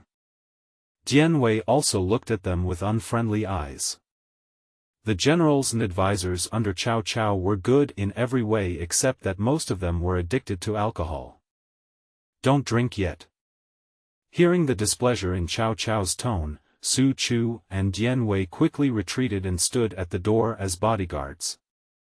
Cheng Yu and Sun Yu also stood up quickly. "General, you are here, please take a seat." Cao Cao was not polite and sat directly next to Guo Jia. Guo Jia was a little confused at the moment, but his enthusiasm was still high. Looking at Cao Cao sitting next to him, he quickly poured him a glass of wine and said, "Brother Cao, how come you look so different after just a few days of not seeing you?" Cao Cao had a dark face and wanted to be angry but held himself back. Cheng Yu on the side said quickly, "General, Feng Xiao is about 70% drunk and talking nonsense. Don't be angry." Sun Yu also tried to persuade him, "Yes, General, you know Feng Xiao's temper. He will not hesitate to die when he sees wine." Cao Cao naturally knew this, so he had no intention of arguing with Guo Jia. "Stop drinking. Give him some sobering soup. When he sobers up, the three of you come to see me." After saying that, Cao Cao stood up and left. About 3 hours later, Guo Jia, who was forced to drink 2 bowls of sobering soup by Cheng Yu and Sun Yu, woke up. "Where is this?" Guo Jia rubbed his forehead. The feeling of being top-heavy made him very uncomfortable. "I felt my throat was a little dry and struggled to get up and get a glass of water." Naturally, Cheng Yu heard the noise, and he hurried over with a cup of tea. "Feng Xiao, come and have a drink of water." Sun Yu also heard the noise and walked in. Guo Jia looked at the two of them with some confusion. "Why are you in my room?" As he said that, Guo Jia quickly lifted the quilt, saw that his clothes were intact, and he breathed a sigh of relief. Sun Yu and the other man looked at each other, speechless. After telling the whole story, Guo Jia also realized that he had contradicted Cao Cao again after getting drunk. But he was not panicked at all because he knew that Cao Cao would not care about it. After drinking a few sips of tea, Guo Jia finally felt his soul and spirit returning to their place. He stretched out comfortably and walked out of the house first. "Let's go, the general is still waiting." After saying that, he walked straight towards the meeting room. Only the hearty laughter remained, echoing in the ears of Sun Yu and Cheng Yu. The two looked at each other helplessly and hurried to follow. Guo Jia served as the chief academician of the Xikong army in Cao Cao's army. His main tasks were to provide advice and suggestions, participate in military law, manage the record room and even the imperial music affairs. So he had a lot of free time, and therefore Guo Jia was either drinking or on his way to drink every day. Because of this, he became familiar with Su Chu and Dian Wei. Cao Cao looked at Guo Jia outside the door and was very angry. "Feng Xiao, how many times have I told you to drink less? Your body, alas." I saw a young man standing outside the door. Although he was frail and sick, he had a handsome face and elegant temperament. Guo Jia's health was rather weak, which formed a sharp contrast with Sun Yu and Cheng Yu standing beside him. The first thing you notice about Sun Yu is that he is tall, handsome, and has an extraordinary appearance. There is a sense of elegance. But it is different for Cheng Yu. Cheng Yu is not some elegant scholar. Not only does he look strong, but his height is also a terrifying 8 feet and 3 inches long. You can imagine that Cheng Yu, who is 1.92 meters tall and has a beautiful beard, is definitely a masculine and strong man. Guo Jia stood between the two of them, like a child. Cao Cao still makes him feel more approachable. After all, they are at about the same altitude. Nothing is wrong. My body is clear in my mind. Guo Jia waved his hand with a gentle smile. After entering the conference room, he sat down to the left of Cao Cao. Sun Yu and Cheng Yu sat on the right. I wonder if the general is worried about anything today. Guo Jia showed a look as if he saw through everything and looked at Cao Cao with a smile. Thinking of His Majesty, Cao Cao had some concerns. Sun Yu saw Cao Cao's concerns and asked, "But is it related to your Majesty? Or is it related to the general of the northern expedition?" Cao Cao looked at the three of them and said with some depression, "It turns out that you three already knew about it." Looking at the smiles on the faces of the three people, Cao Cao also asked his own questions. "You tell me, your Majesty knows Zhu Di's intentions, why doesn't he kill him?" Sun Yu looked at Zhongde beside him, then looked at Feng Shao opposite him, and spoke first. "General, in my opinion, your Majesty is not trying not to kill, but to contain." "Contain? General, who do you think will have a better chance of winning if a war breaks out in the world today, and who will benefit in the end?" Cao Cao thought thoughtfully, "You mean Dong Zhuo and Zhao Kuangyin?" Sun Yu and the other two looked at Wu Sangui, whom Cao Cao automatically ignored, and smiled indifferently. "General, if His Majesty really orders the execution of Zhu Di, it will be very simple. With your Majesty's current power, no one in the capital can contend with you. But if Zhu Di is really killed, who will be sent to the grassland?" Now Cao Cao finally figured it out. He had always wondered that it would be okay even if His Majesty really killed Zhu Di. Oboi could also attack the Oirat and other tribes on behalf of Zhu Di. But now I think about it, it is true that if we had replaced the general who was not familiar with the grassland, we would have suffered a defeat. The consequences are not something His Majesty can bear now. Because your Majesty cannot give him power. It would be terrible if those local officials found an excuse.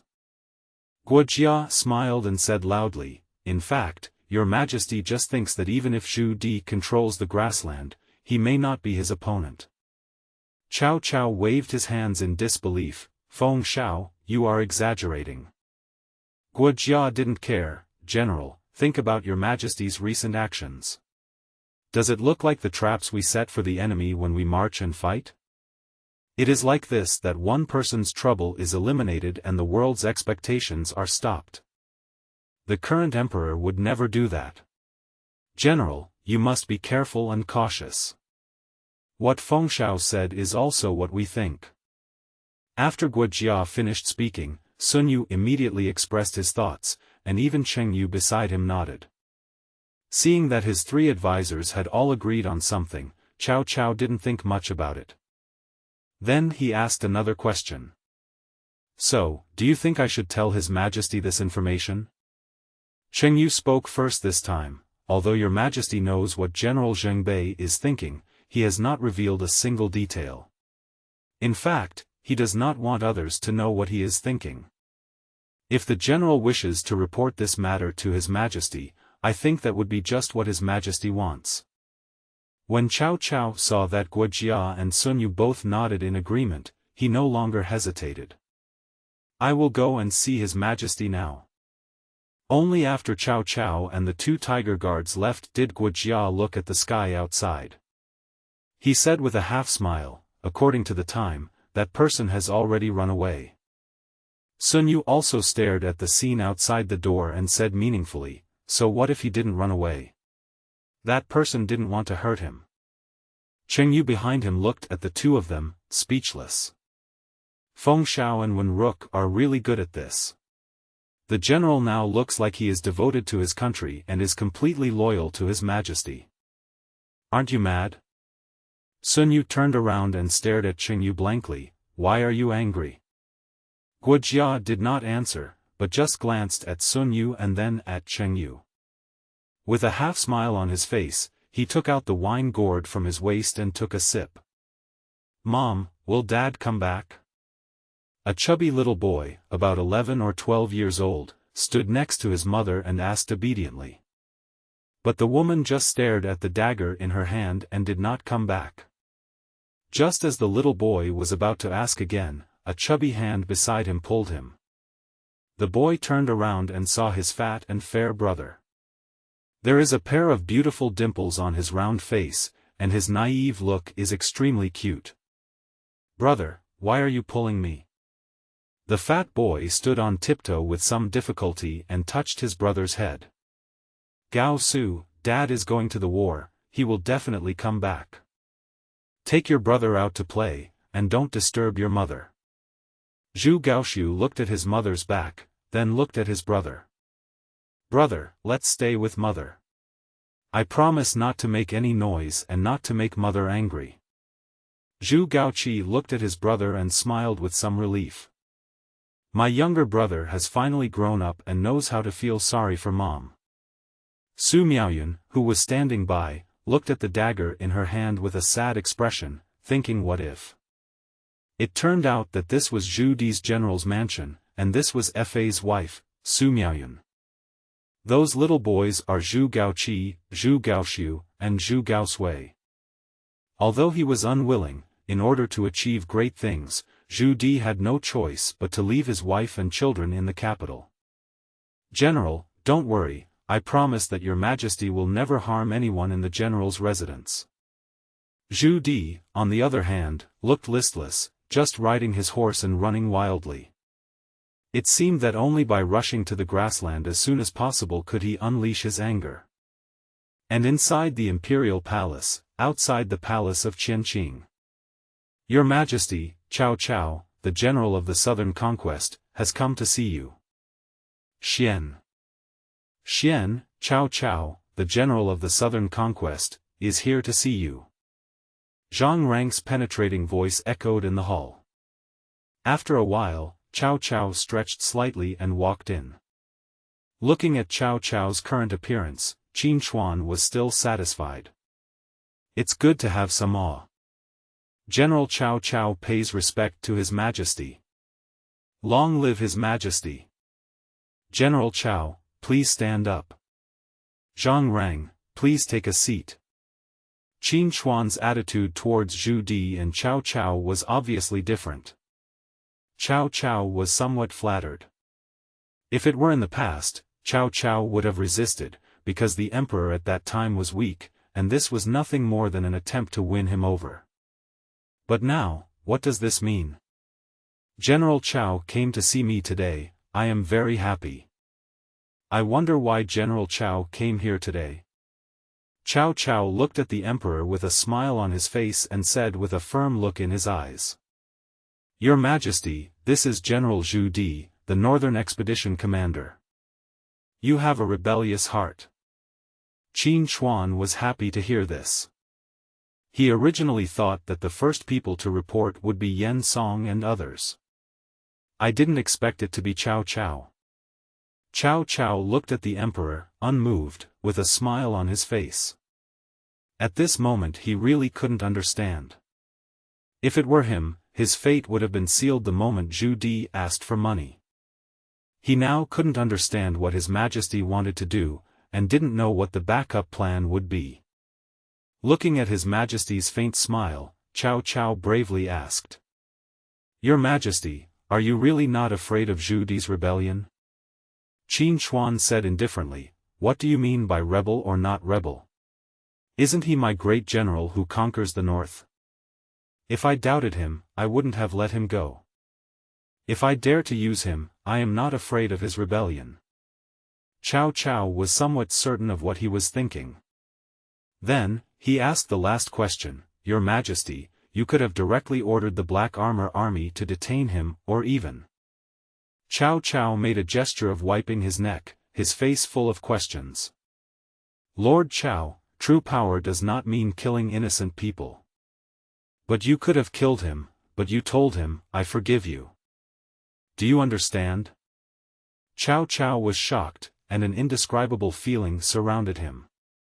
If it had not been in broad daylight, he would have suspected that Qin Chuan in front of him was possessed by the late emperor. The feeling of being the king and the master, that all the world is at my disposal and that feeling of being the only one who can do it better than me. Your Majesty is wise. This time, Cao Cao sincerely submitted. Qin Hui was very satisfied seeing Cao Cao's loyalty rising to 65 points. I have nothing to do recently. I will do more research on the forces on the Manchu and Qing side. It's best if you can learn the language there. After Qin Hui finished speaking, he continued to review the memorial without waiting for Cao Cao's response. Zheng Xiang, who was on the side, quickly walked to Cao Cao and reminded him in a low voice, "General Cao, Your Majesty has to deal with government affairs. Please come." Cao Cao opened his mouth, but hesitated. Following Zheng Xiang's guidance, Cao Cao left the Qianqing Palace. Walking on the royal road, Cao Cao was confused and turned around to look at Qianqing Palace behind him. The invisible pressure was like a five-clawed dragon hovering over the Qianqing Palace. From this moment on, Cao Cao no longer had any disobedience. In Yunnan City, in Pingxi Palace, Wu Sangui was drinking and having fun with his generals. Xia Guoxiang and Hu Guozhu sat on both sides of Wu Sangui respectively, and the first one below them was Guozhuangtu. Opposite Guozhuangtu is Ma Bao. It was not for any other reason, but because except Ma Bao, the other three were Wu Sangui's sons-in-law. Only Ma Bao was Wu Sangui's confidant. Following Ma Bao is Wu Sangui's adopted son Wang Pingfan, and next is Li Benchen. At this time, the lobby was filled with beautiful women and a life of decadence. Ever since Wu Sangui was named king of Pingxi by the previous emperor for his military achievements. Even in this vast land of Yunnan, there was revelry and singing every night, and people were debauched and humiliated. But now, after 3 rounds of drinking, Prime Minister Xia raised his glass and said, "Your Majesty, I'm afraid His Majesty wants to transfer us back to Liaodong." After Xia Guoxiang took the lead in opening the topic, the banquet instantly became quiet. Hu Guozhu hurriedly drove away all the singing girls around him, and instantly a murderous atmosphere filled the banquet. You have to know that this group of people have been the local tyrants in Yunnan for a long time, and they have long forgotten that there is such a person as the Son of Heaven in this world. No one is willing to give up the wealth and glory they have obtained. Your Majesty, if His Majesty really wants us to leave Yunnan, I'm afraid it's not as simple as just wanting to reward us with another fiefdom. Gao Dejai was unhappy when he heard this. Why, no matter whether His Majesty really wants to go or not, I just won't go. What can he do to me? If I provoke him, I will still kill him even if he is the emperor. Wang Pingfan just looked at everyone without saying a word. Ma Bao was just thinking about something. Wu Sangui took in all the expressions of the people on the field and pretended not to hear what the reckless man said. He fixed his eyes on Ma Bao and asked, "Ma Bao, what do you think?" Ma Bao seemed to have guessed that he would be asked this question, so he clasped his fists and said, "Your Highness, now that Zhu Di has left the capital, it is like letting the tiger return to the mountains. Besides the 2 guard posts protecting the capital, the only remaining one is the Black Armor Army commanded by Your Majesty. In my opinion, now is not the right time to do it." Wang Pingfan immediately added, "Your Majesty, if we forcefully attack the capital, I'm afraid we will only be making things difficult for others." After everyone had finished speaking, Wu Sangui looked at his son-in-law. "Prime Minister, what do you think?"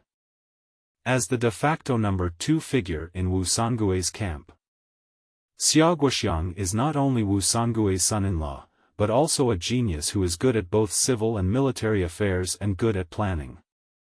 "Your Majesty, in my opinion, if you want to achieve the supreme great cause, the only thing you can do now is to wait.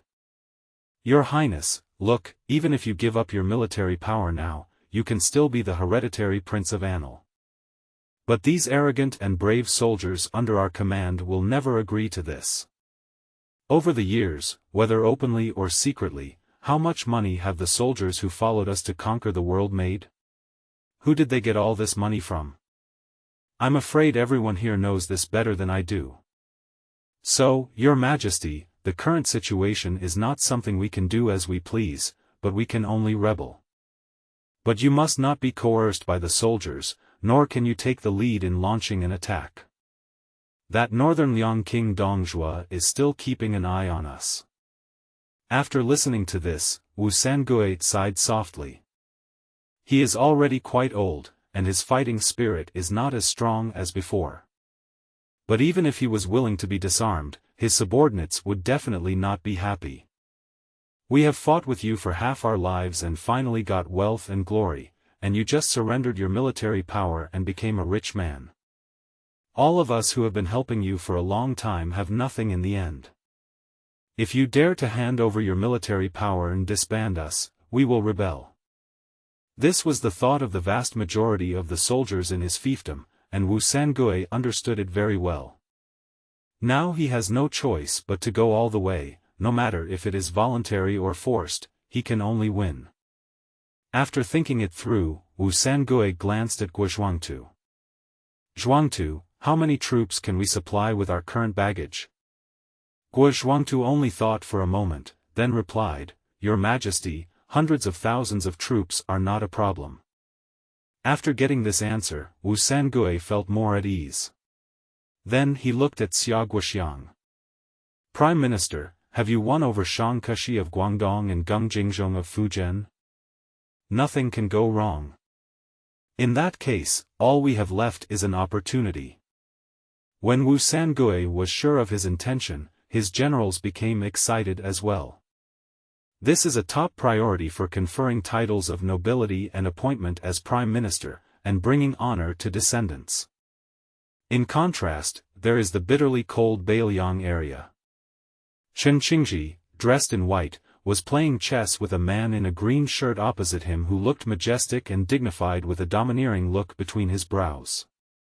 Looking at the situation on the chessboard, the man in green frowned. This chess game is a bit tight. Brother Wenhe, this is not a chess move. As Chen Qingji made his last move, the black piece was no longer able to resist. The man in green shook his head and sighed. Brother Zetian's move is really ingenious. I admire you. After he finished speaking, he raised his head slightly and said with a gentle smile, Brother Zetian, you have such talent, why don't you join me in serving the king of Beiliang? Chen Qingji seemed somewhat interested, which was also noticed by the man in green. He immediately pulled him and dragged him into the carriage. Brother Zetian, please sit down. I will personally drive you to the Beiliang palace. Brother Wenhe, I'm afraid it's not appropriate. In the carriage that the man in green could not see, Chen Qingji smiled. His hidden purpose was finally half achieved. Jia Wenhe. He is really a very smart man. What a pity, too selfish. If you didn't want to win me over to help you fight against Li Ru, I'm afraid you wouldn't even take a second look at someone as talented as me. As Dongjue's adopted son and the most powerful general in the northern Liang army, Lu Bu naturally had his own fiefdom. In Liangzhou city, on the martial arts field. Kill. Kill. Kill. Looking at his 800 soldiers in the Xianzhen camp, Lu Bu felt extremely proud, as if there was no place in the world that he could not reach. General, the prince has been frequently dispatching troops outside of Liangzhou city and deploying them near the Helan Mountains because of Zhu Di's incident. Should we go get reinforcements? Hearing Zhang Liao's words, Lu Bu did not respond. He looked at Gao Shun beside him and asked with a big laugh. Gao Shun, can we add more manpower to this trap camp? Gao Shun was a little embarrassed. General, the soldiers of the Xianzhen camp are the elite of all the elites that I can select from Liangzhou. If we add some unqualified people to fill the gap, I'm afraid it will affect their original combat effectiveness. Hearing this, Lu Bu felt a little disappointed. He sighed in disappointment and said, it's a pity that the number of soldiers in the Xianzhen camp is too small. If I were given 5,000 Xianzhen camp soldiers, what would this mere Zhu Di mean to me? When Zhang Liao and Gao Shun heard this, they both lowered their heads and remained silent. Lu Bu continued to watch for a while and found it boring. So he prepared to leave. Someone, go and fetch my red hair. After a while, a soldier came over leading a group of tall maroon horses. After riding on red hair, Lu Bu replied to Zhang Liao. Just wait and see. When Lu Bu returned to the Bailiang palace, he saw from afar Jia Su and a scholar in white preparing to enter the palace. Jia Wenhe, who is this? Jia Su looked at Lu Bu with some disgust, but Chen Qianji on the side took the initiative to bow with a friendly look on his face. I am Chen Qingji. Looking at Chen Qianji, who took the initiative to show goodwill to him, Lu Bu couldn't help but look at him twice more. Then he walked into the palace first. After Lu Bu left, Jia Su said, Brother Ziyun, it would be better if you don't get too close to Lu Fengshao. Why? This is a treacherous person who is willing to sacrifice others for his own benefit. He can even kill those who treat him like his own sons and nephews. Chen Qingji was also shocked when he heard this. Jia Su was very satisfied with Chen Qianji's attitude. He nodded and smiled as he invited him into the mansion. But he didn't know that this was just Chen Qianji's pretense. Among literati, which one is not cunning? Foster father, I heard that you have stationed many troops outside the Helan Mountains. Why don't you let me, your son, go and attack the traitor Zhu Di? Dong Zhuo, who was hugging his beauty, drinking and listening to music with a group of guests, looked at Lu Bu in the hall and laughed enthusiastically. It turns out to be my son Fengxian. Come, come, have a drink with your father. Lu Bu glanced at the generals in the hall, took the wine glass handed to him by the maid, toasted Dong Zhuo, and drank it in one gulp. But his action made Niu Fu, who was standing beside him, somewhat dissatisfied. Seeing Niu Fu's subtle actions, Dong Min, Dong Huang, Duan Wei, and Hu Zhen also looked at Lu Bu with unfriendly eyes. They are different. They are from the Northern Liang army, which is Dong Zhuo's direct descendant. Naturally, he was trusted by Dong Zhuo, but Lu Bu was different. He defected to Dong Zhuo after killing his superior. He also took Dong Zhuo as his adoptive father. As the most powerful general in the Bailiang army, Lu Bu could naturally not hide their little tricks from him. He glanced at a few people with dissatisfaction, put down his wine glass and said fiercely. The princes outside the Great Wall are regarded as worthless. I am willing to lead an army of tigers and wolves to cut off their heads and hang them at the gate of the capital. Looking at Lu Bu's ferocious look, Dong Zhuo was extremely happy. As expected of my son, he is truly the best warrior in the world. Although Niu Fu and others are unhappy, they should not oppose it. Because they also know that Lu Bu can indeed be called the most powerful general in the world. Just when Lu Bu wanted to say something, Jia Su brought Chen Qianji to Dong Zhuo. Your Majesty, this is Chen Qingji, whom I have often mentioned to you recently.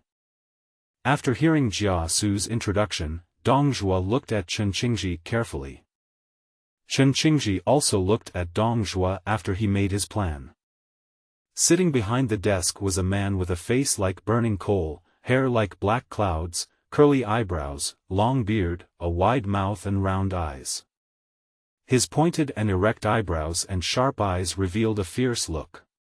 He was 10 feet tall and had shoulders that were 3 meters wide. A pair of ferocious eyes were looking at Chen Qianji with a little excitement. Sir, you must be very courageous and good at planning.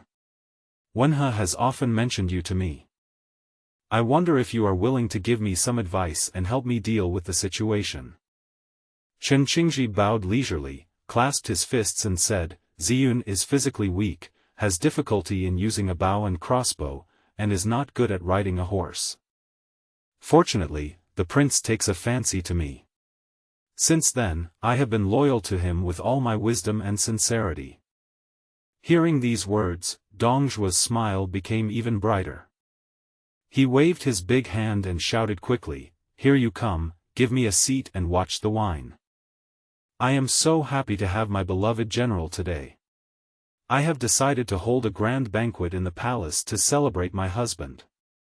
Li Ru sat aside and said quickly, "Congratulations to the prince as well." Lu Bu stared at Chen Qingji with burning eyes. In the Qianqing palace, Qin Chuan was concentrating on reviewing the memorial. Suddenly a small eunuch appeared outside the palace, wandering at the door. Wu Zhengxiang also noticed the young eunuch and quickly stepped forward and scolded him, "How brave you are to play these tricks in front of His Majesty." When the young eunuch saw that it was Wu Zhengxiang, he was so frightened that he knelt down and begged for mercy. "Eunuch Wu, I was wrong. Please forgive me." Wu Zhengxiang glanced at him coldly and said, "Get lost now." But the little eunuch lay on the ground, not daring to move. This strange thing also made Qin Chuan a little curious, and he asked, "Go and take a look, is there something wrong?" Zhang Rang had long recognized that this was the new eunuch in Cunning Palace. After getting permission, he quickly stepped forward to stop Wu Zhengxiang and said, "Eunuch Wu, is there something that His Majesty asked me to ask?" "Leave it to me, you take a break." After sending Wu Zhengxiang away, Zhang Rang stared at the young eunuch and asked, "Is there something wrong with the Queen Mother?" When the young eunuch saw Zhang Rang, he quickly whispered, "Eunuch Zhang, the Queen Mother wants Your Majesty to have lunch with her." Zhang Rang originally thought that it was the Queen Mother who called him back, but he didn't expect it to be this. "Why not just do this openly? Why are you being so sneaky?" The young eunuch didn't understand. He had just entered the palace, so after receiving this task, he believed what the other young eunuchs who entered the palace with him said. This is how the scene happened. "Go back, I will talk to His Majesty. Remember, next time something like this happens, just report it openly. If you act so sneaky like this, be careful or the Black Armor Army will mistake you for an assassin." "Thank you, Eunuch Zhang." "Thank you, Eunuch Zhang." After expressing his gratitude, the young eunuch stood up and trotted back to report. Zhang Rang came to Qin Chuan and spoke in a low voice. "Your Majesty, that young eunuch is new and doesn't know the rules very well." Qin Chuan glanced at him and asked, "Is there something wrong?" "The Queen Mother would like to invite you to come over and have lunch with her." Qin Chuan did not agree immediately, but thought about it. "Empress Lu is fine, why does she want to have dinner with me? Is he trying to test me with the tiger talisman again?" I thought about it for a while, but couldn't figure it out. Qin Chuan nodded and replied, "Since you are dining with the Queen Mother, I am also happy to do so. Give the order and go to Cunning Palace." "I obey your order." This time Qin Chuan did not choose to ride in the dragon sedan chair, but planned to walk over. After sitting and reviewing memorials for the entire morning, he absolutely did not want to sit there any longer. Zhang Rang led the way, followed by a dozen eunuchs and palace maids on both sides. At the outermost were a dozen black-armored soldiers with swords on their waists. The two eunuchs closest to Qin Chuan, each holding a yellow umbrella, followed closely behind His Majesty. This is the greatest simplification that can be made after Qin Chuan's repeated requests. But he still felt it was a bit wasteful. In ancient times, the person with the greatest power was the emperor.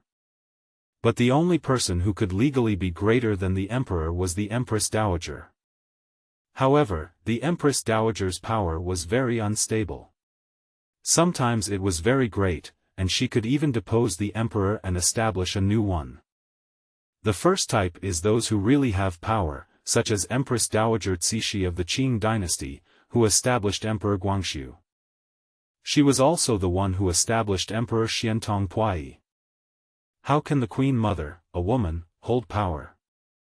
Because it can reconcile the interests of ministers. Royal relatives, ministers and generals, because the Queen Mother can protect their interests. Even in history, a great ruler like Emperor Wu of Han had to be in front of the Queen Mother before he came to power.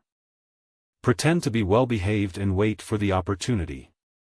The second is false ownership. It is a seal in the shape of a human being, such as the one used by Sima Yi to stage a coup in history. When he got rid of Cao Shuang and seized power, he fought in the name of Empress Dowager Gua. After Sima Zhao killed Cao Mao, in order to clean up his own mess, he took out the Queen Mother's decree to depose Cao Mao. Why is this puppet Queen Mother so effective?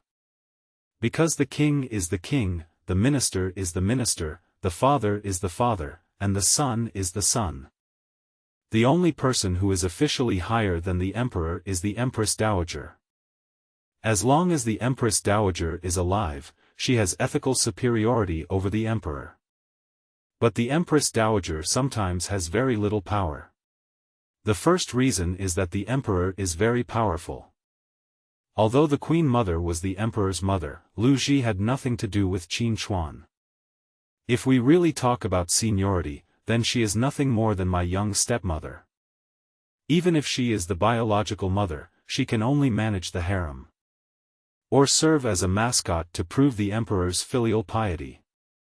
For example, when the Empress and the imperial concubine had a fight, the emperor pretended to be dead and refused to intervene.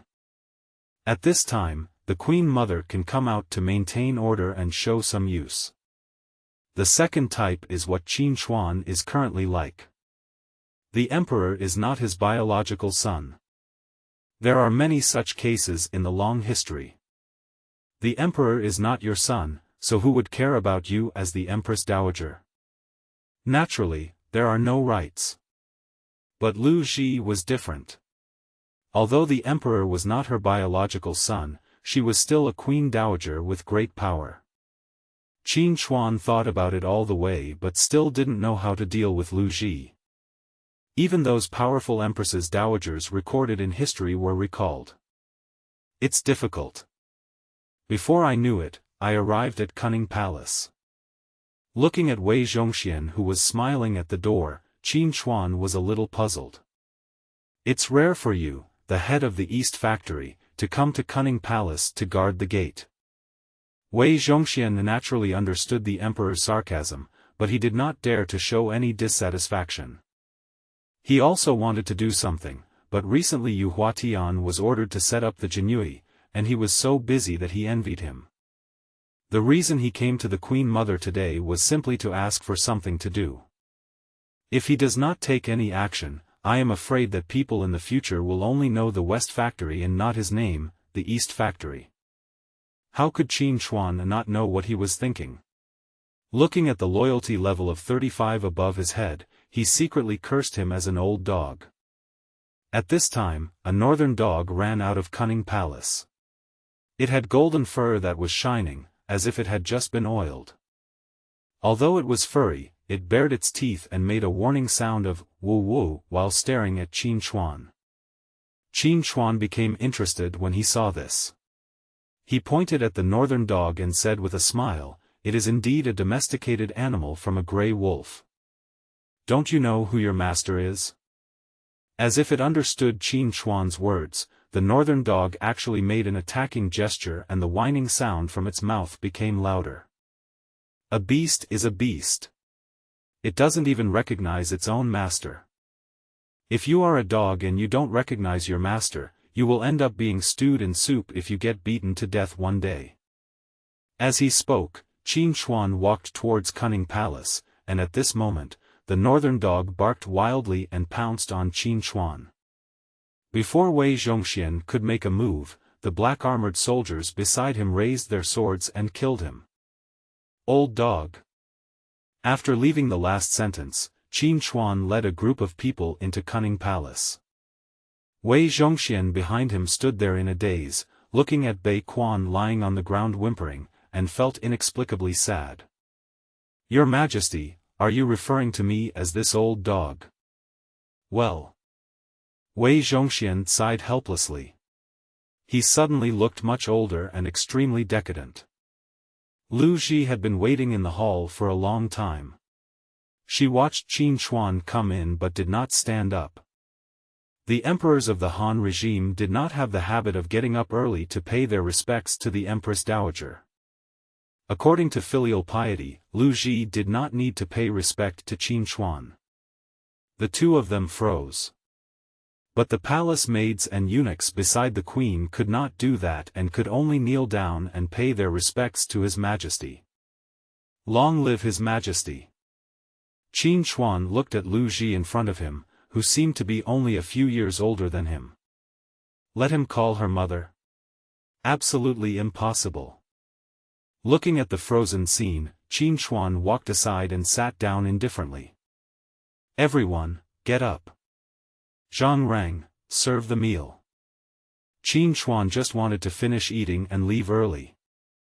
I always feel uncomfortable when I am with this woman. Lu Ji looked at Qin Hui with a smile, her beautiful eyes flickering as she asked, Your Majesty, do you not want to have dinner with me? Qin Hui thought so in his heart, but he couldn't say it out loud. What do you mean, Queen Mother? I am very pleased. Soon, one imperial meal after another was served. Qin Hui counted them roughly and sighed, Empress Lu is quite arrogant. She needs more than 80 eunuchs to serve her at lunch. Looking at the eunuchs standing on both sides, Qin Hui had no choice but to step forward and sit next to Lu Ji. The eunuchs then brought out the prepared meals one by one. After everything was arranged, Lu Ji waved her hand. Except for a few eunuchs who were serving, everyone else withdrew. Lu Ji looked at a dish on the table and said with a smile, Your Majesty, try this. This is sturgeon roe, a nutritious food. After hearing this, Qin Hui prepared to take a spoon and take a bite. But the eunuch next to him took the dish before him and fed it to Qin Hui's mouth. That evil feeling appeared in Qin Hui's heart again. But there was no choice, Qin Hui could only open his mouth and eat the food. Qin Hui understood from the original owner's memory. The emperor did not need to pick up any food when eating, the eunuchs would bring it to his mouth. Because of this, you don't have to worry about not being able to reach dishes that are far away when eating. He is the only one who can eat at the restaurant every day, and all irrelevant people must leave. And you should never eat 3 bites of a dish in a row. This was to prevent people with ulterior motives from knowing the emperor's preferences and playing tricks on the food. Qin Hui found the meal tasteless. Lu Ji seemed to notice that he had lost his appetite, so she asked with a smile, Why, the dishes prepared by the imperial kitchen today are not to your Majesty's taste?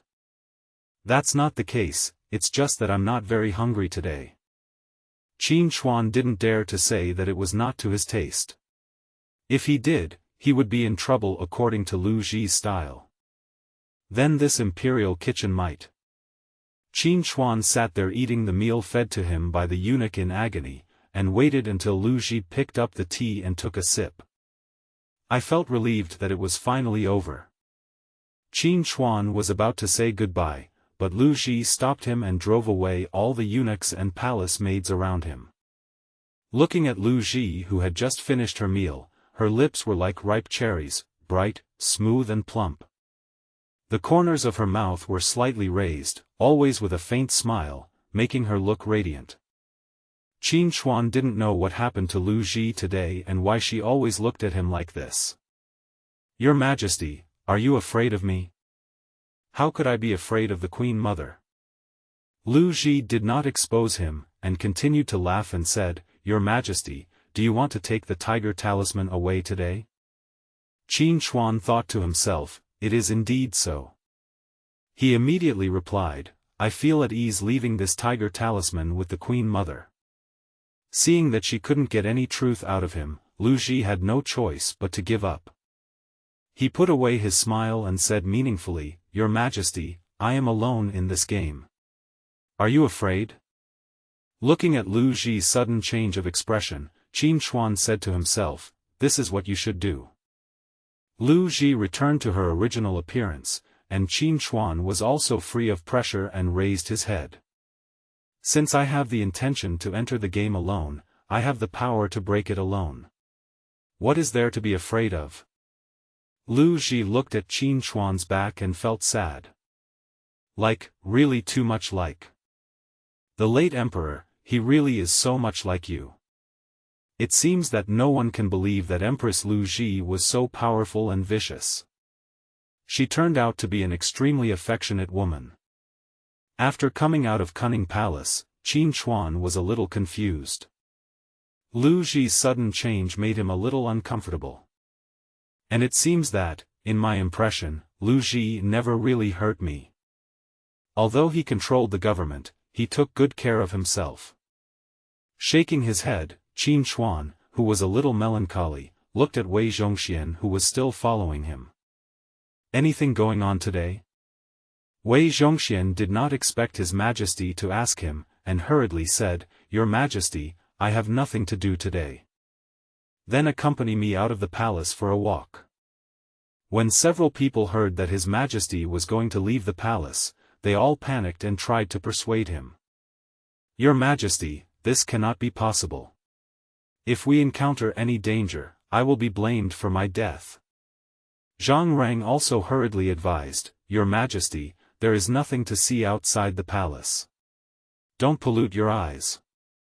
Wu Jingxiang simply said, Your Majesty, no. Qin Chuan was feeling annoyed at the moment, so he had no time to argue with them about his skills. I am leaving the palace today, and no one can stop me. Zhang Rang, go prepare some casual clothes for the three of you to change into. De Hu, pick a few soldiers to accompany you and follow me out of the palace. Unable to persuade the emperor, Zhang Rang had no choice but to look for some casual clothes for the men to wear when going out. Although Qin Chuan tried his best to find clothes that ordinary people wear. But where is this? The Wu Dynasty Palace. Qin Chuan looked at the clothes that Zhang Rang found. No matter how he looked at them, they seemed to be made of material that only wealthy families could afford. But apart from these, the remaining tattered ones are not suitable. I'm leaving the palace with 7 or 8 people, and I'm wearing tattered clothes. Wouldn't that make me more conspicuous? In fact, Qin Chuan also knew that he was the emperor in the palace. But outside the palace, it is not necessarily the case. However, thinking of the 30,000 black armored army in the palace, Qin Chuan felt confident. Zhengxiang, go tell Yu Huatian that I am leaving the palace, and have him send a few Jinui to follow me secretly. I obey your order. Great! I'm finally out of the palace. Qin Chuan looked at the streets, where people were bustling about and cars and horses were flowing continuously. There were stalls selling all kinds of goods, attracting many passers-by. Vendors walked on the street carrying their loads on their shoulders, with baskets filled with a wide variety of goods, including delicacies, handicrafts, fabrics, and more. Qin Chuan looked at a bun shop on the street, walked up to it and asked with a smile. Excuse me, old man, what is the filling of this bun? The bun shop stall is not big, with only 2 tables and a few chairs. When Qin Chuan stepped forward to ask, he saw a white-haired old man wiping the table. Hearing the question, the old man quickly replied, The buns in my house are all filled with turnips, which are chopped very carefully and added with a little lard. Listening to the old man's introduction, Qin Chuan swallowed.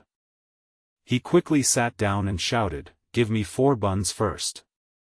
Zhang Rang looked at the emperor's appearance and hurriedly whispered, Your Majesty, Mr. Qin, this filthy place may not be appropriate. Why don't we go to the restaurant in front to have a look? Qin Chuan glanced at him and laughed, You, what do you know? These turnip dumplings with lard are so delicious. The old man who was packing the buns heard this and laughed, This young man is really knowledgeable. These buns of mine are quite old. At this time, Qin Chuan discovered that there was a small stall next to the bun shop. Somewhat curiously, I asked, Old man, what is that stall selling? The old man said without even looking up, That's stewed pork. When Qin Chuan heard the word Luzhu, he couldn't sit still. "Zhang Rang, go buy me a bowl." Zhang Rang was really in trouble. "Master Qin, how can you swallow such a vile thing? Forget it." Qin Chuan said unhappily, "Despicable? You know shit. The ingredients for the stew are pig intestines, pig lungs and dried tofu. The pig intestines and lungs are first cleaned and then added to the fire-baked dough. When eating, add appropriate amounts of chili oil, garlic juice, vinegar, coriander, etc. That taste is so wonderful." Seeing that everyone was looking at him in surprise, Qin Chuan became impatient. "Go quickly." Zhang Rang had no choice but to buy a bowl of braised steamed buns and bring it over. The vendor at the braised pork stall over there also gave a thumbs up after hearing Qin Chuan's words. This young man is indeed a cultured person. Others say that stewed pork is not edible. Only those who love to eat can understand its wonderful taste and rich flavor. You can tell at first glance that you are a foodie. Qin Chuan smiled awkwardly after hearing this. Afterwards, under the surprised gaze of Zhang Rang and others, he ate the buns and drank the braised pork in big mouthfuls. "This tastes so delicious. De Hu, go and bring a few more bowls over so the brothers can eat as much as they want." De Hu was a warrior and his soldiers were all rough men, so they naturally didn't care what it was made of. They only knew that if His Majesty praised it as delicious, then it must be delicious. Several people each took 2 large bowls and a few steamed buns, sat at the empty table next to Qin Chuan, and began to eat with big mouthfuls. Qin Chuan glanced at Wei Zhongxian and the others who were still standing beside him and said impatiently, "Are you guys going to eat or not? If not, get out of the way and don't disturb my appetite." Several people looked at each other and nodded as if they had made up their minds. Eat. There is a kind of determination like a hero cutting off his own arm. But when the first bite of the braised food enters your mouth, the wonderful taste explodes in your mouth. Wei Zhongxian looked at the braised pork in the bowl in surprise, then looked at His Majesty. Qin Chuan looked at their expressions and laughed. "Eat it quickly, this stew tastes best when eaten hot." After Qin Chuan finished speaking, he ignored them and ate the bun in his hand with big mouthfuls. Soon, he finished a bowl of stewed pork and wiped his mouth casually. "Boss, another bowl." The vendor looked at Qin Chuan and the others and laughed happily. "Yes, sir, please wait a moment, it will be there soon." Seeing that several people were about to buy all of his braised pork, the vendor was so happy that he couldn't stop smiling. The old man selling buns also looked happily at the people eating them with relish. After eating and drinking, the old man came to collect the money. Wei Zhongxian, however, became a little too proud of his meal and glared at the old man with eyes wide open in anger. "You dare to ask me for money?" As he said this, he was ready to show his badge. But the next second, he felt an undisguised murderous intent staring at him. Wei Zhongxian quickly changed his words. "Old man, this is money, please accept it." He directly handed over the purse in his hand, and the old man shook it and said quickly, "This is too much. We don't need so much." Qin Chuan stopped the old man from returning the money and smiled gently. "This is the cost of the steamed buns and stewed meat we just had. Even if it's just the 2 of us, this is too much." The old man still refused. Qin Chuan looked at Wei Zhongxian, who immediately understood.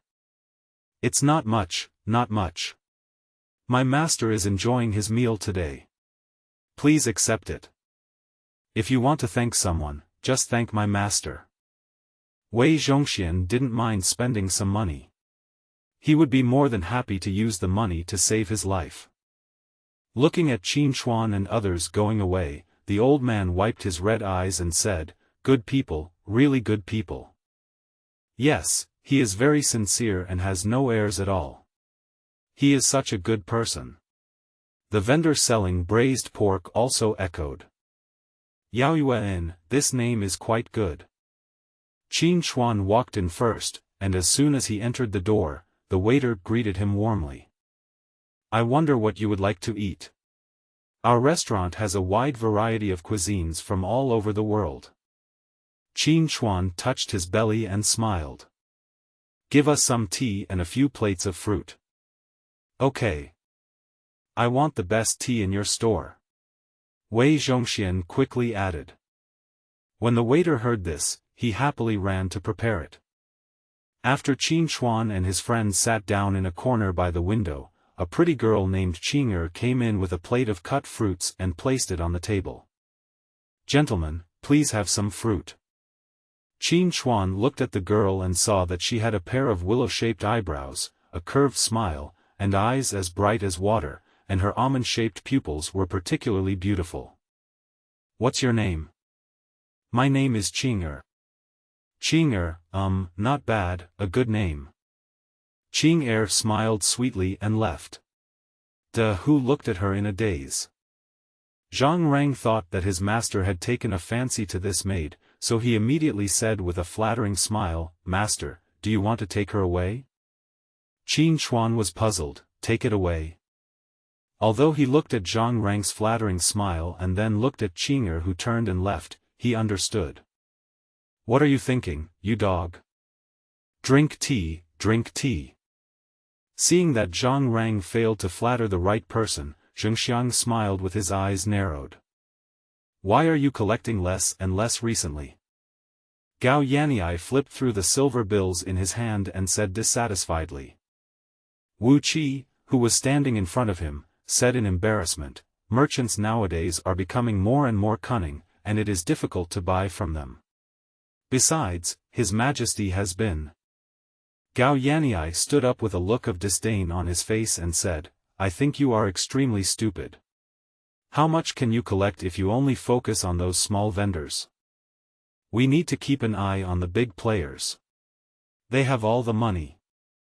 Wu Qi felt even more embarrassed when he heard this. Master Gao, it may be difficult to accept the wealthy families in the capital. If we offend their backers, I'm afraid. After hearing this, Gao Yanyi raised his head and said, What are you afraid of? There's no one above us who has a thick waist. Feel free to take it. Seeing that Gao Yanyi was a little unhappy, Wu Qi whispered in his ear. By the way, Mr. Gao, there's a new chick at the Yao Yuan recently, and she's doing pretty good business. When Gao Yanyi heard this, his eyes lit up. Because besides being greedy for money, that's all he likes. After a while, Gao Yanyi and Wu Qi rode their horses straight to Yao Yuan. My lords, please have some fruit. When Gao Yanyi saw Qing'er, who was pouring tea, was very pretty, a satisfied smile appeared on his face. Seeing this, Wu Qi quickly whispered in his ear, Master Gao, do you think we should take him away or? Gao Yanyi didn't wait for him to finish his words and said directly, No need to take it away, isn't it quite quiet? Wu Qi understood immediately, gave a flattering smile, and went to find the shopkeeper. The shopkeeper was standing in front of Wu Qi at this moment, feeling extremely terrified. Wu Qi also changed his expression, This girl is good, our master wants her to accompany him. How could the shopkeeper not understand what this meant? He waved his hands hurriedly and said in panic, Oh, no, this girl doesn't do this kind of thing. When Wu Qi heard this, he immediately reached out and patted the shopkeeper on the face, speaking in a cold tone. Not doing this kind of thing? Then what kind of thing does she do? Huh? The shopkeeper's power declined, and Wu Qi used both soft and hard tactics to coerce and entice him. In the end, out of fear of offending others, I had to do as I was told. Qin Hui watched this scene with great interest, and Wei Zhongxian also noticed Gao Yanyi walking towards the backyard. He was shocked, but Qin Hui stared at him with a sneer, Why, do you want to report the news? Wei Zhongxian immediately wanted to kneel down and beg for mercy, but he heard Qin Hui say coldly. Kneel. If you dare to kneel today, you will die. You bastard, you're trying to use this to get the message, right? You're really loyal. Qin Chuan watched the tea girl carrying the tea basin towards the backyard and immediately thought something was wrong. De Hu, follow and take a look. If something is wrong, you can take action on your own. Whoever dares to stop you will be killed without mercy. Da Hu glanced at Wei Zhongxian coldly, then left. In the backyard, Gao Yanyi was already waiting in the room. Seeing Qing'er coming in with the tea basin, Gao Yanyi walked to the door as usual and closed it heavily. His action naturally attracted Qing'er's attention, and she was so scared that she stood still and dared not move. Gao Yanyi looked at her like this, walked over to her with a smile and touched her pretty face. How old? Qing'er was very scared, but she didn't dare to hide. She was shaking all over and her voice was trembling as well. My lord, I am 16 years old this year. After saying that, she wanted to leave, but when she reached the door, Gao Yanyi behind her pulled her back. Come on you. He took advantage of the situation and pushed Qing'er onto the table, trying to take off her clothes. Qing'er was so frightened that she screamed, "Ah, Master Gao, please. Let me go. Let me go." But as she struggled more and more, Gao Yanyi excitedly picked her up by the waist. Master, I just like you to be so flavorful.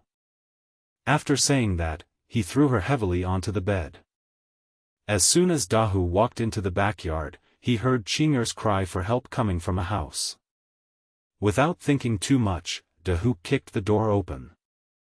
Gao Yanyi, whose little brother had just stood up, shrank back in fear instantly, not knowing whether he would be of any use in the future.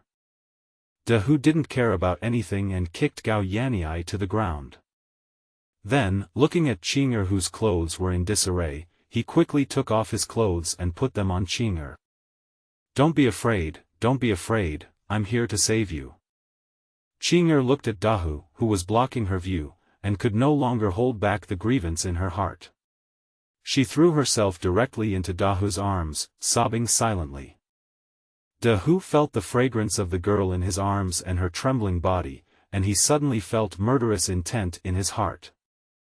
He looked fiercely at Gao Yanyi who was lying on the ground and was about to take action when Wu Qi's voice rang out at the door. Who are you? You are so brave. Looking at Gao Yanyi who was lying on the ground in the room, Wu Qi trembled with fear. Master Gao, are you okay?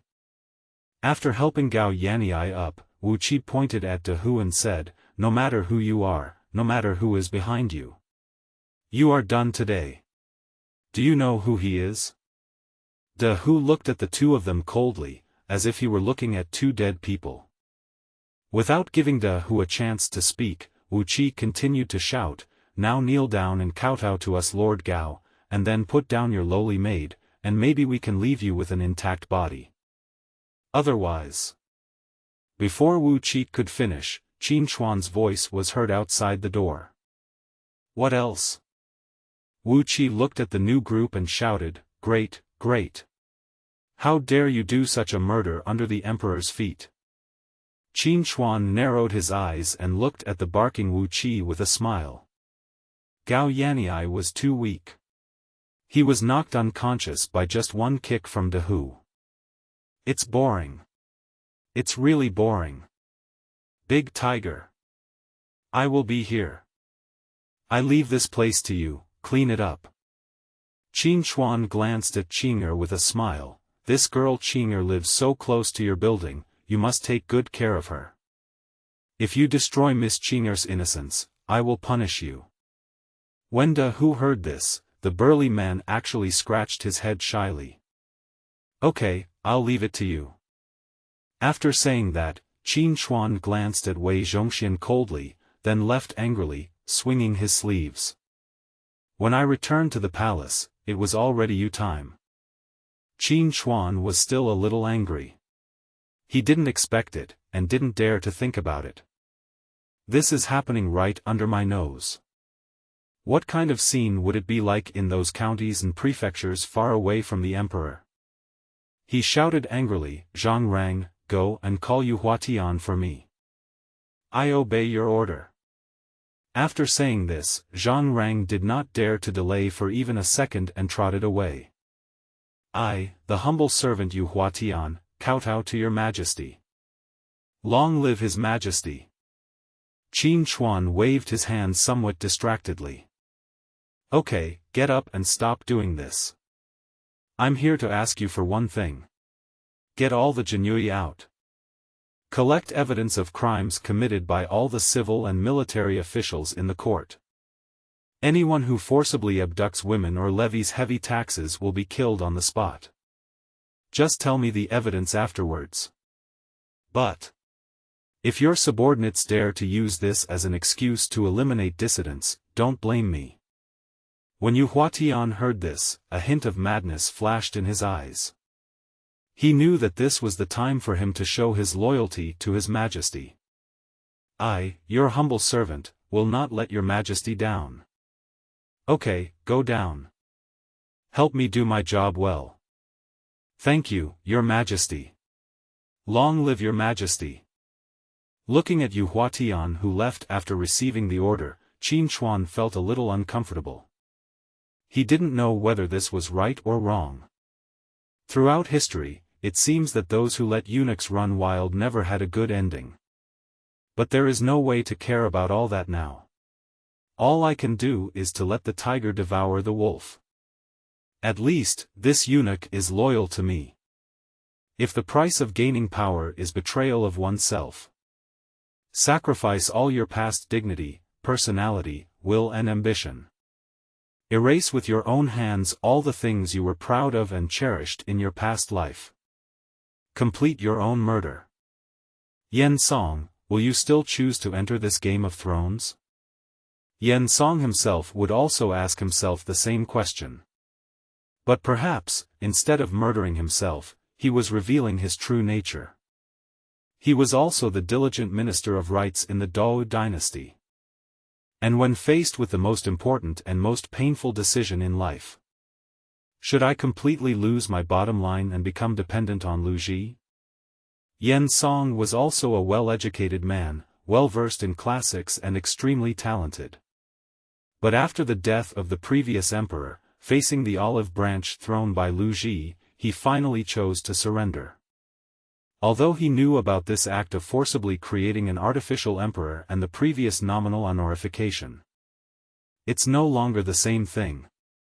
This is a blasphemy against the patriarchal system and rituals. This is a humiliation to Confucian orthodoxy.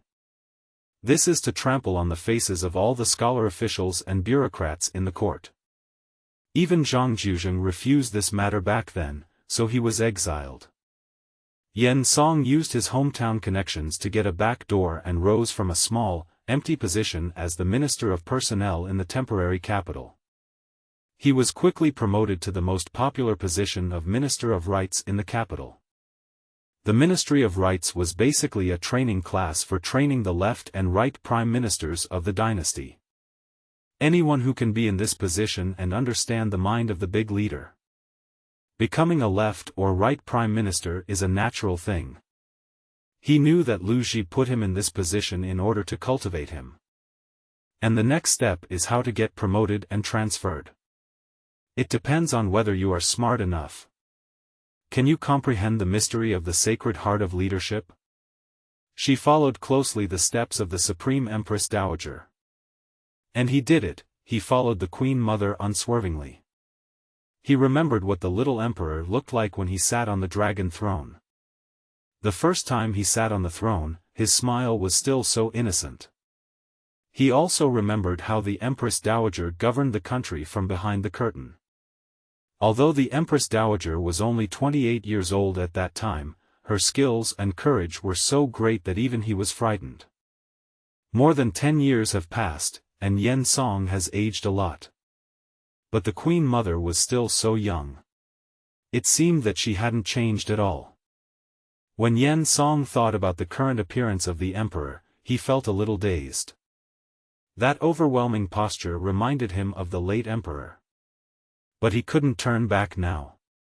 The price of obtaining supreme power is to become an enemy of everyone. If you become an enemy of everyone, you will never be able to give up power.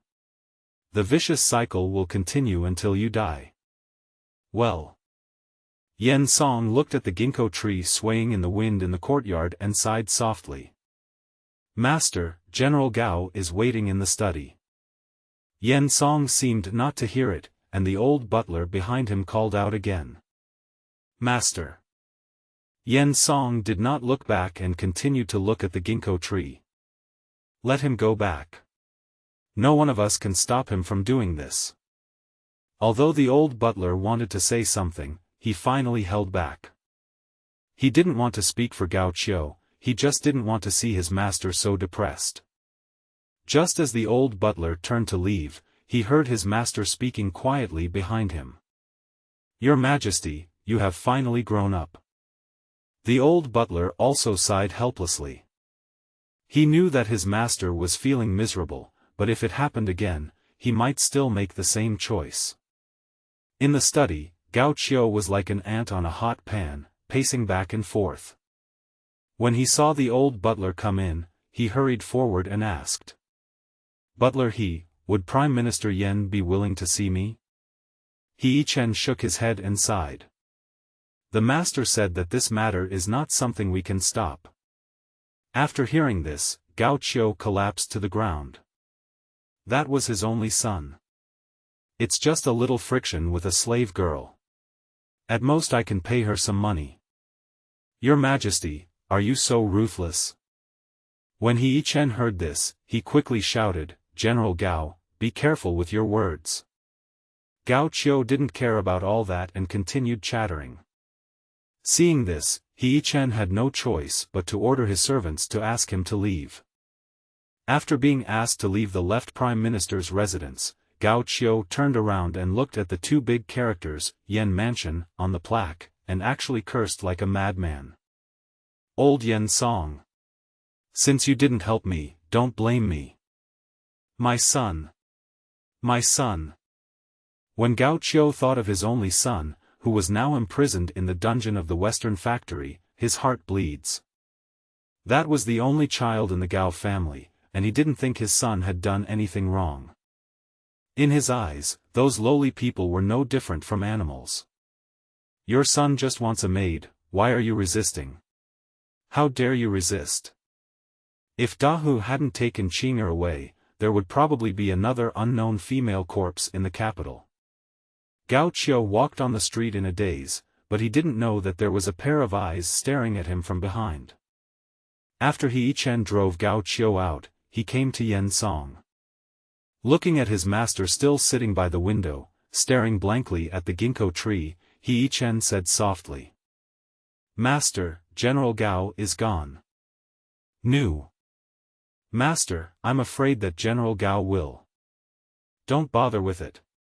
If you can't see the situation clearly, what's the point of keeping it? As for his son, I want to beat him up, but he treats himself like a treasure. Yan Song interrupted the housekeeper directly and said angrily. He Chen remained silent, poured a cup of tea for Yan Song, and left. Yan Song was just in a daze, reminiscing about the past. In the dungeon, Gao Yanyi was still chattering and cursing. You Huatian, you old castrated dog. Why don't you let me go? Aren't you afraid of my father?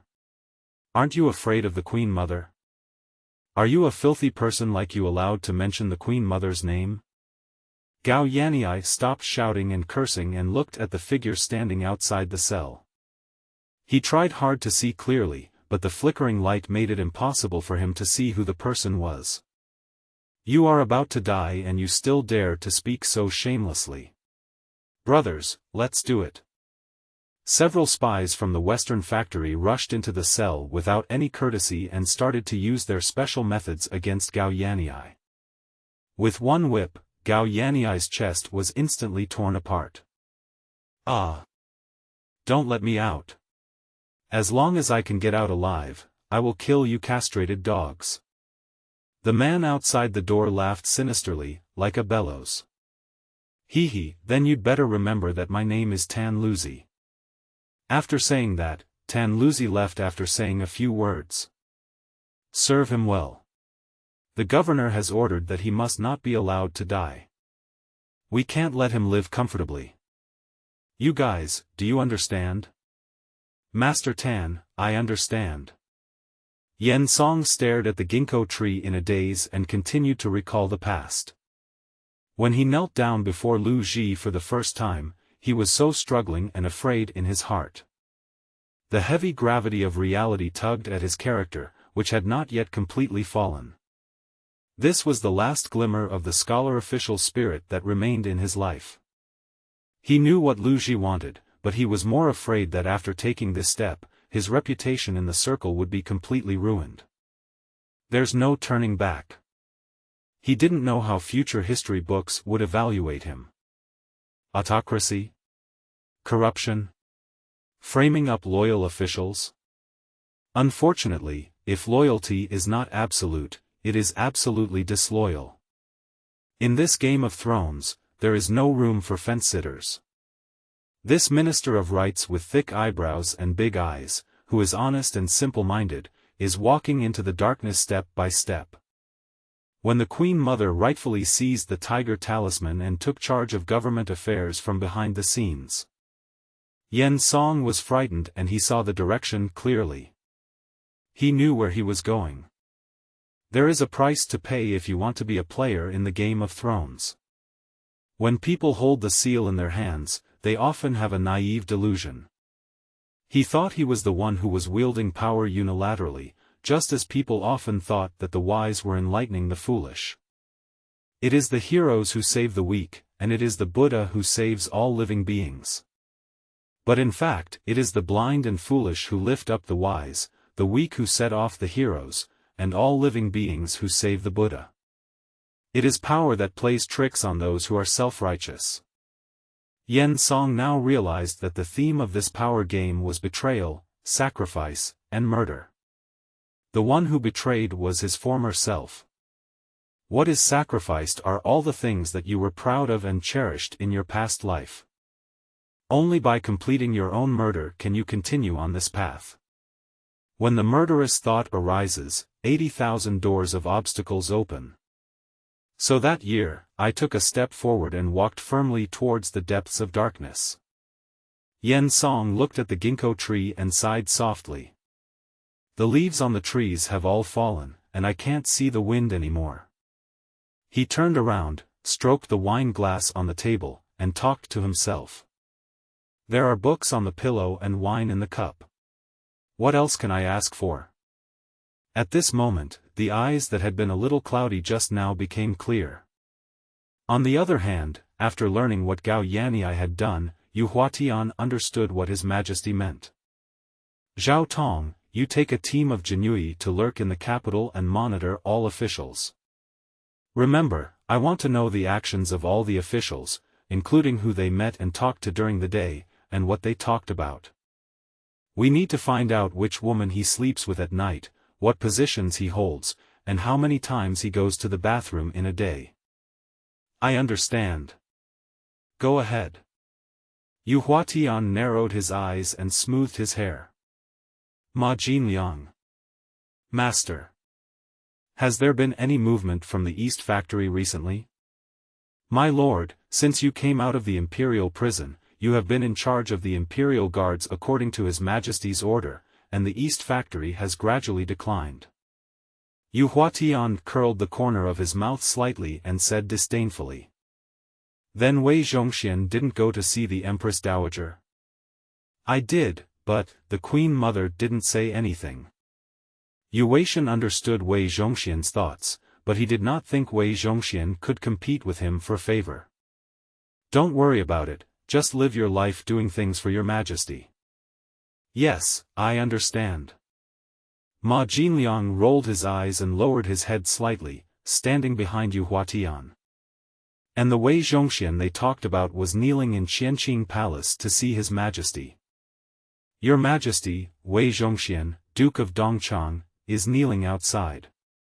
Qin Chuan put down the ink pen in his hand, raised his head and glanced at Zhang Rang. The look at each other almost scared Zhang Rang out of his soul. The strong killing intent made him almost turn around and run away. This old dog, what is he doing here?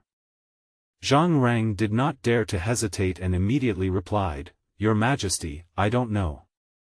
After thinking for a while, Qin Chuan nodded and said, Go and call him in. Zhang Rang hurried to invite them, and soon 2 eunuchs, one old and one young, walked in. Wei Zhongxian didn't dare to look up, he just knelt down and kowtowed several times. Qin Chuan was a little surprised when he saw his respectful behavior. What was surprising was not Wei Zhongxian's attitude, but his 55% loyalty. Qin Chuan was a little confused. He didn't know why he was only 25 when he accompanied him out today, but now he became 55. See what I am doing. Qin Chuan's tone was slightly better, and the majesty in his voice shocked Wei Zhongxian's body. This feeling seems different from meeting the Queen Mother. Wei Zhongxian thought so. Your Majesty, I want to do something for you. Qin Chuan pulled the corner of his mouth and smiled strangely, Working for me? Haven't you always been working for me? How could Wei Zhongxian not know that this was His Majesty blaming him for his inaction over the years? I could only bite the bullet and say, Your Majesty, please understand. I will serve you wholeheartedly and loyally from now on. Looking at this somewhat lonely old eunuch, Qin Chuan seemed to remember a statement he had read in his previous life. As long as Wei Zhongxian is alive, the Ming dynasty will not perish. He also remembered that it was November of the 7th year of the Tianqi reign, when a destitute and old eunuch hanged himself on his way to Fengyang to guard the mausoleum. And he was none other than the powerful and influential Wei Zhongxian, the 9,000-year-old. But in Qin Chuan's eyes, it was a joke. Despite this, Qin Chuan decided to give him a chance. After all, he remembered that it was actually the Donglin party that opposed the emperor in his previous life.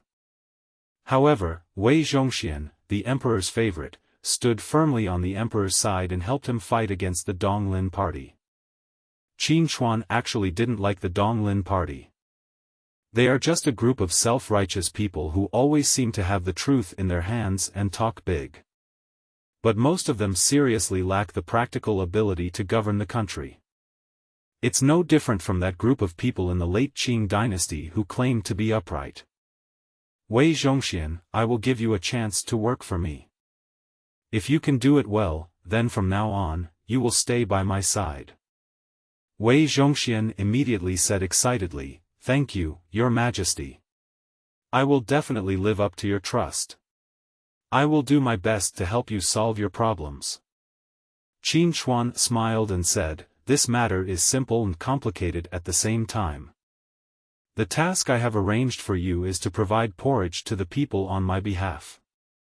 Not only around the capital, I want to provide porridge to all the people in the Wu dynasty. You could do that? Wei Zhongxian did not understand the purpose of His Majesty's action, and looked up at His Majesty in confusion. Qin Chuan understood the confusion, and immediately stood up, put his hands behind his back and spoke leisurely. Wei Zhongxian, I am giving you a mission to cleanse your sins. At the same time, it is also a job that can make the people remember your East Factory and praise your East Factory. Do you understand? Wei Zhongxian lay on the ground, thinking rapidly in his mind. Since he could become the head of East Factory, he is certainly not a fool. After a while, I understood the reason. Qin Chuan likes smart people, but he likes smart people who can work for him even more. He looked at Wei Zhongxian with satisfaction and put on a gentle smile. Get up. Wei Zhongxian was helped up by Qin Chuan with some fear, and looked at the emperor in front of him in disbelief. The emperor actually helped me? At this moment, Wei Zhongxian seemed to understand why Yu Huatian would follow His Majesty so wholeheartedly. Giving out porridge requires care and is not a simple task. If you do a good job, the people will thank you. If you don't do a good job, then your Dongchang's reputation among the people will be irreparable. You have to be careful, do you understand? Wei Zhongxian naturally understood and had figured out the reason behind it. Your Majesty, I understand. I will do my best to complete the tasks assigned by your Majesty. Qin Chuan patted Wei Zhongxian's shoulder with satisfaction, and then added. If there are still people in the East Factory who bully others and are tyrannical and overbearing. Your Majesty, if there are still such people left in the East Depot, I will kill them all if I see them. Looking at Qin Chuan's satisfied smile, Wei Zhongxian's impression of the Emperor changed again. Qin Chuan's smile became more and more brilliant. Because Wei Zhongxian's loyalty increased again. It's 69 now. Qin Chuan knew that employing Wei Zhongxian was very risky, but he still employed him. There is no other reason, it's just that he can't let Yu Huatian dominate alone. Although he believed in Yu Huatian's loyalty, his men. Not necessarily. With the support of the East Factory, the Jinui can be perfected after the government and the country are purged. At that time, the East Factory will monitor the people, and the West Factory will monitor the officials. Jinui has responsibilities such as collecting internal and external intelligence, conducting investigations and arrests, and hearing imperial edicts. Directly led by Qin Chuan, it was set up outside the palace gate and was independent of the Ministry of Punishment, the Imperial Procuratorate and the Dali Temple. By then, even if Yu Huatian and Wei Zhongxian wanted to rebel, they would not be able to do so. What's more, Qin Chuan doesn't believe that in this great Wu dynasty, apart from treacherous ministers, there will be no loyal ministers and good generals. Looking outside Qianqing Palace, his deep eyes seemed to contain supreme majesty. Zhang Rang hesitated a little. He watched Yu Huatian surrender and witnessed Wei Zhongxian's defection. As the chief eunuch, Zhang Rang, although his position was given by the Queen Mother, was also an informant placed beside the Emperor. The power is naturally great, but looking at Wu Zhongxiang, another rising star beside the Emperor, Zhang Rang is a little worried about his status. With this word from the Emperor, he might really have no chance of turning things around. Will the Queen Mother protect herself then? Zhang Rang asked himself this question more than once. At first, he firmly believed that the Queen Mother would protect him. But after seeing Wei Zhongxian's end, he understood. The Queen Mother is now just an honorific title, and this power struggle may have many victims. He didn't want to be the victim. Now that he had made up his mind, Zhang Rang had to take action. His Majesty. Zhang Rang stepped down from the imperial desk, bent down and knelt on the ground. His sincere look made Qin Chuan a little confused. What's wrong with you? Seeing the loyalty level above Zhang Rang's head slowly rising, Qin Chuan was a little puzzled. 20.37.40.55.72. What's going on with this inexplicable rise in loyalty? Zhang Rang did not raise his head, but knelt on the ground sincerely to express his loyalty. Your Majesty, I know that I have committed a grave sin and have betrayed your Majesty's trust. I am willing to accept the punishment. I only hope that your Majesty will spare me because I have been with your Majesty for so many years. From now on, I will serve your Majesty wholeheartedly and do my best to serve you. Although Qin Chuan didn't understand, he still nodded in affirmation. I like obedient dogs, do you understand? I understand. Get up and give the order.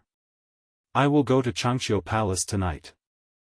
Also, go to Changchun Palace in person and tell the imperial concubine that I will visit her tomorrow. I obey your orders. Wu Zhongxiang looked at Zhang Rang who left after receiving the order, and inexplicably felt a sense of oppression in his heart. He knew that his greatest advantage over Zhang Rang was his loyalty. But if Zhang Rang also becomes loyal to your Majesty, what should I do? Qin Chuan seemed to notice Wu Zhengxiang's worry and spoke softly. Zhengxiang, your name was bestowed by me personally, and it represents your status. Remember, study hard and read carefully. I will not let down my loyal subjects. Wu Zhengxiang didn't expect that His Majesty would comfort him, and he knelt down in fear and thanked him. I will never dare to have any unreasonable thoughts. I will do my best to serve your Majesty in the future. I am loyal to your Majesty. I hope your Majesty will understand. Qin Chuan pretended to be calm and said softly, no need to do that. I know what you mean. As for boxing and kicking, learn more when you have time. If you don't know how to do it, go ask the governor of the East and West Second Factory for advice. Just say it was me, and they will teach you. Slave, please keep this in mind. After Wu Zhengxiang received His Majesty's affirmation, his heart gradually stabilized. At the same time, I became more determined to study hard and practice hard. In the time of Su, Qianqing Palace was established. Qin Chuan had already been sitting in front of the imperial court reviewing the memorials for the whole day. If he hadn't gone out of the palace in the afternoon and ate those bowls of braised pork, he would have done it. I'm afraid I can't hold on. Feeling the protest from his stomach, Qin Chuan stood up and stretched his muscles. Those random punches were so powerful that the two eunuchs on the side were secretly surprised. Wu Zhengxiang did not understand the power of these punches, but he felt that they were extremely overbearing. But Zhang Rang is different, he has 50 years of internal strength. Naturally, I can feel the power contained in your Majesty's punches. I'm afraid that your Majesty's internal strength is now no worse than that guy Yu Huatian. Zhang Rang, please go to Changqiu Palace. I want to see what delicious food my virtuous concubine has prepared today. In Changqiu Palace, Su Daji had already prepared several delicious dishes and was waiting for His Majesty's arrival with a calm face. After receiving the notice from Zhang Rang, Su Daji got busy. When Qin Chuan arrived, he immediately silenced all the palace maids and eunuchs in Changqiu Palace. He wanted to give Su Daji a surprise. When he entered the inner hall, he saw Su Daji, who was waiting with anticipation, with her cheeks raised. Qin Chuan tiptoed toward Su Daji's back, then hugged her slender waist from behind. Ah! Su Daji screamed in surprise when she was suddenly picked up from behind. When she turned around and saw that it was His Majesty, her face instantly turned red with shame and she said angrily, Your Majesty, you scared me, you big bad guy. As he said that, he turned around and punched Qin Chuan's chest with his little fist. Thousands of gentleness and tens of thousands of shyness. This kind of shy posture best shows the agility of a young girl. She is like a lotus after the rain, with purity that has not been exposed to the world. It is a kind of beauty that is unpretentious and original. Looking at Qin Chuan's hot eyes and the strangeness in his lower body, Su Daji thought of something. Her pretty face turned even redder. He quickly ran away and pointed at the dishes on the table. Your Majesty, look, this is the lamb sausage I just made. This one is thin and sweet, and it was made according to your Majesty's instructions. I have tried it, it is delicious. This one is spicy and delicious, but I prefer the sweet one. Qin Chuan's gaze eventually moved to the side dishes on the table. Feeling his stomach growling, Qin Chuan sat down, picked up the chopsticks and tasted them one by one. Yeah, not bad. Looking at Su Daji's expectant eyes, like a child expecting praise from an adult, Qin Chuan continued. This lamb sausage really has a unique flavor. It tastes exactly as I imagined. It is true that the smell of fireworks in the world is the most soothing to the hearts of ordinary people. My dear, thank you for your hard work. Su Daji became even more shy after hearing Qin Chuan's praise. But he reacted and said quickly, Your Majesty is not an ordinary person, Your Majesty is the Son of Heaven. The Emperor, then I am the Emperor, and you are the Emperor's woman. The moon in the sea is the moon in the sky, and the person in front of you is the person in your heart. The unexpected love words left Su Daji stunned. She looked at the man in front of her with tenderness in her eyes and was completely intoxicated. Qin Chuan hugged Su Daji and could no longer restrain himself. As Qin Chuan's hands waved randomly, the thing that was bound was suddenly freed. The thing popped up with a bang and floated in front like two sails, as if it was about to sail away. You might even hit your nose. They made love in the dim room, their bodies intertwined into a silent poem. The moonlight shines through the gauze curtain, illuminating the intertwined figures of the two people, as brilliant as the stars in the night sky. The wild desire continued to burn between their bodies, like a raging fire that could not be extinguished. A night of madness, eventually turned into. The next morning, he felt Su Daji holding his hand and not wanting to let go. Qin Chuan moved his body carefully, trying to escape. But the beautiful lady beside him whispered softly, "Your Majesty, please don't leave." Qin Chuan was shocked and quickly picked up the robe on the ground and put it on in a panic. It's so scary. Even if I have strong internal strength and am young and strong, I can't stand this. Perhaps at this moment, Qin Chuan understood why emperors of all dynasties could not live long. When I walked out the door, I felt a sense of familiarity when I saw Zhang Rang outside. Qin Chuan took the medicine handed to him by Zhang Rang and drank it in big gulps without hesitation. It's still that familiar taste, and that familiar feeling of warmth in the body. Ancient medicine is really powerful and works immediately. He looked at Zhang Rang with satisfaction, and it was this look that made Zhang Rang tremble with excitement. Zhang Rang seemed to understand, and he decided to prepare a more powerful tonic medicine for His Majesty tomorrow. Outside Taiha Gate, Gao Qiu looked at Yan Song, as if he was expecting something. But Yan Song kept his head down, as if he didn't want to pay attention to him. Left Prime Minister, you can't just stand by and watch someone die. Yuan Zai ignored all that and ran to Yan Song to beg him. Yan Song glanced at him coldly, and the voice was almost squeezed out from between his teeth. Misfortunes sent by heaven can be forgiven, but misfortunes brought upon oneself cannot be forgiven. I have advised you more than once to stop when it is enough. But have you ever listened to my advice?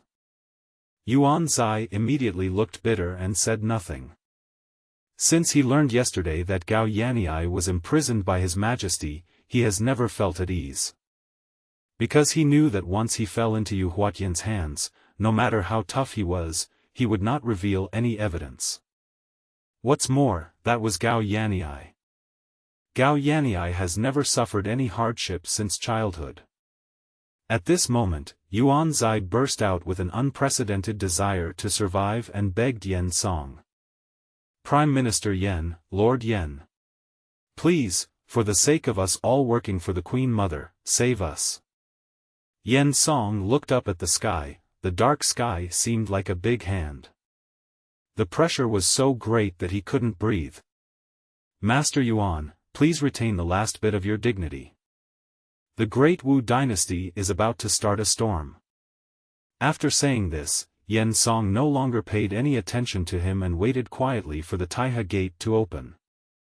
Seeing that there was no hope for Yan Song, Yuan Zai could only look at Gao Qiu behind him for help. But Gao Qiu had a determined look on his face, as if he had already accepted his fate. Helplessly, he looked at Qin Hui again. Qin Hui seemed to sense something and turned around to glance at Yuan Zai. Yuan Zai thought there was hope for his life, but unexpectedly Qin Hui started laughing. That smile was particularly strange. Just when Yuan Zai was in despair, Taiha Gate slowly opened. A group of ministers immediately lined up and walked inside. Passing through the long imperial road, palace guards wearing black armor stood neatly on both sides of the road. Yuan Zai could feel that there was murderous intent in the eyes of the black armor army today. Suddenly, his legs went weak and he almost collapsed to the ground. Yuan Zai seemed to have accepted his fate. He walked silently to his seat and waited for the morning court to begin. After all the civil and military officials had taken their positions, Zhang Rang came out and sang loudly.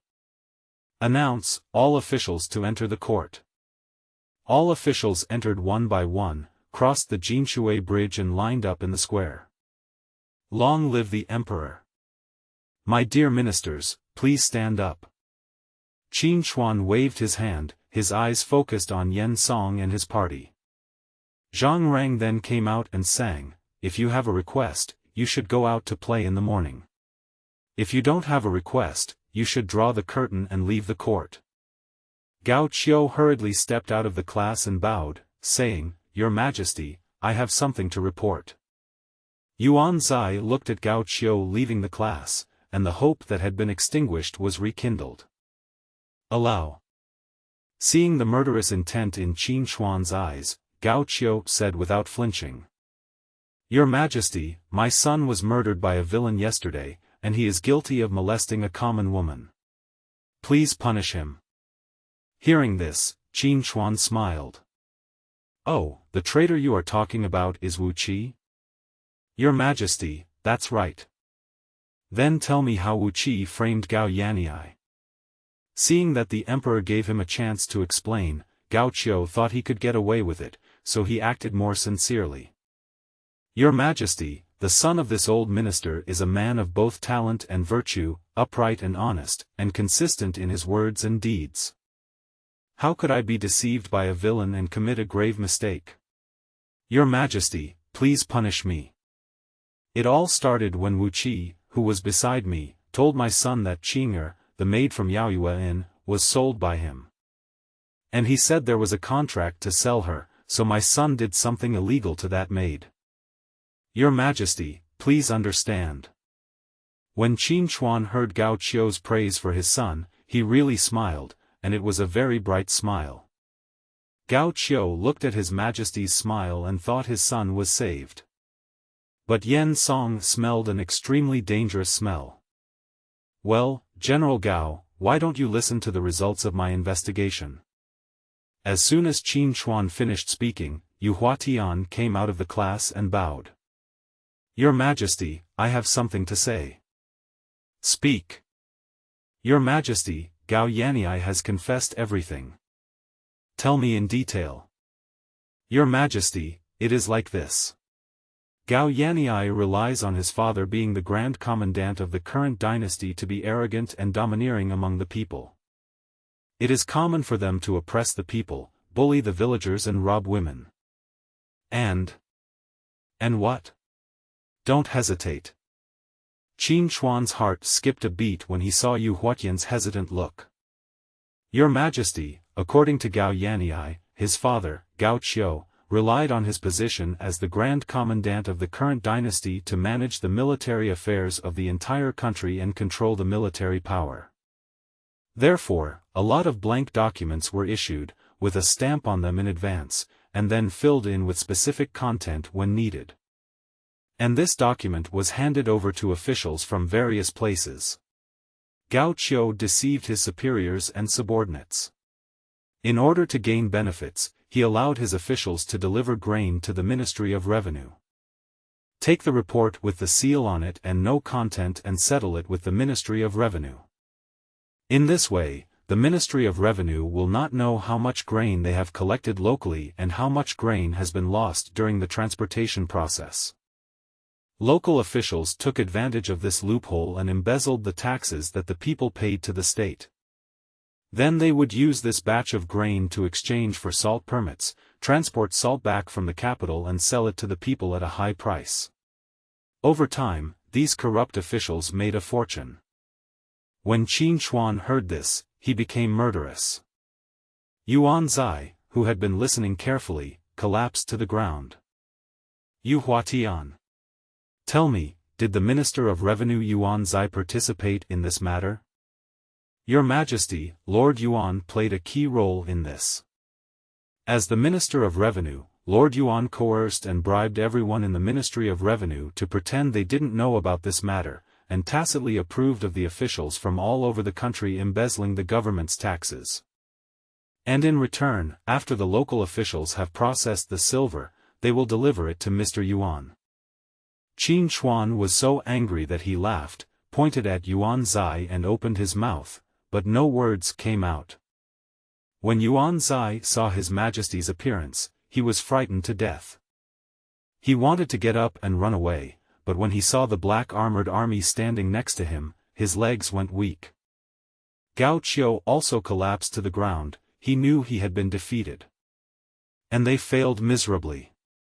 Rain in the field. I am here. I order you to thoroughly investigate Yuan Zai's corruption case and investigate and prosecute all officials involved. No matter what rank he holds, once we find solid evidence, we can kill him on the spot. This matter is settled now. If anyone dares to plead for them, don't blame me for being rude. Glancing at the ministers, Qin Hui shouted angrily. You all remember this is my world, and you are all my subjects. Eat the emperor's salary and be loyal to the emperor. To eat their salary and kill their master is disloyalty, to live on their land and give them up is unrighteousness. Don't lose the integrity of a scholar official, and don't let me look down on you. Finally, I want to warn you again. From now on, the Jinhui will be established. If you don't know what the Jinhui does, Yu Huatian, tell them. After Qin Hui finished speaking, he stood with his hands behind his back and his back to the officials. Yu Huatian took a few steps forward, stood on the imperial steps and said loudly, execute first and report later. This is a special permission granted by the emperor. Monitor all officials and collect internal and external intelligence. After Yu Huatian finished speaking, he squinted his eyes and glanced at the civil and military officials in the court. At this moment, Yu Huatian felt extremely satisfied. He really enjoyed this feeling of being at the pinnacle of power. Isn't this what he is pursuing? And he understood that all this was given by the person on the platform. Qin Hui turned around and stood with his hands behind his back, a murderous look between his brows. At this moment, all the officials felt as if they were being stared at by a tiger. At this moment, the reputation of the Jinhui skyrocketed. On the other hand, Wei Zhongxian, who was standing aside, seemed a little lonely. Qin Hui felt very bored seeing all the officials were silent and looked terrified. Retreat. Long live His Majesty. And as Qin Hui left, Yu Huatian was no longer depressed. Catch them for me. At the command, the Black Armor Army stepped forward and captured Yuan Zai and Gao Qiu. And naturally, no official involved in corruption, from top to bottom, will be able to escape. After the Xuanjia army escorted Yuan Zai and Gao Qiu to Taihe Gate, they handed them over to the Jinhui. Then he continued his patrol. Your Majesty, the Minister of Justice Wang Wenshu requests to see you. Oh. He came to see me. Xian.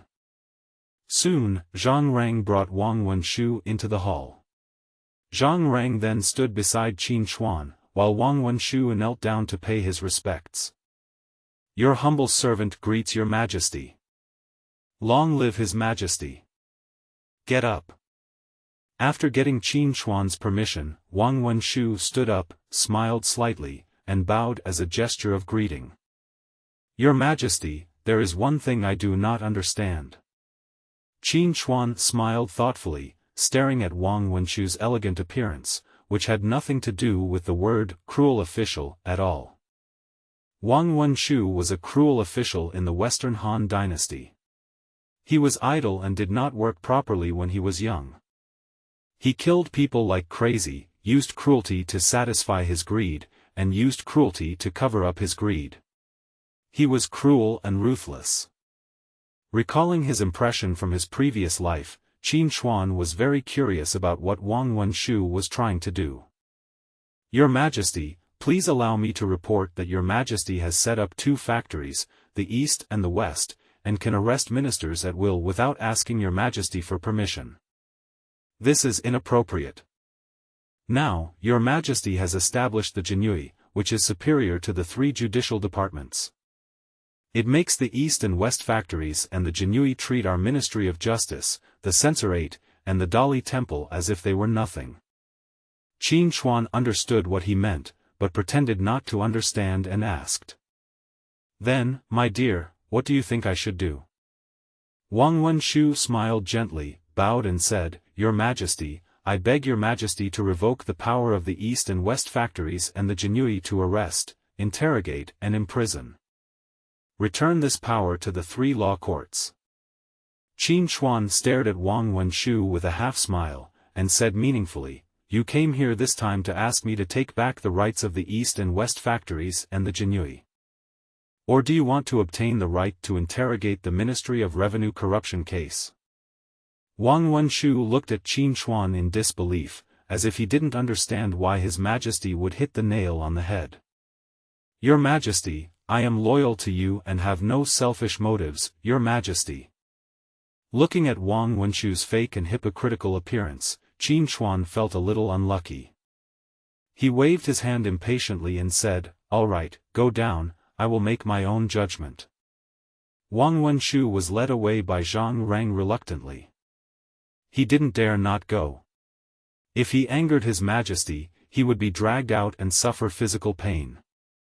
The interior is unsettled, the exterior is unstable, the people are ignorant, and treacherous officials are in power. It's difficult. Wu Zhengxiang was so frightened as he listened to this that even his breathing became quieter. Qin Hui, however, didn't care about Zhengxiang's little action at all. He picked up the red pen and continued to mark the papers. Outside the palace gate, Yu Huatian was causing a bloody storm.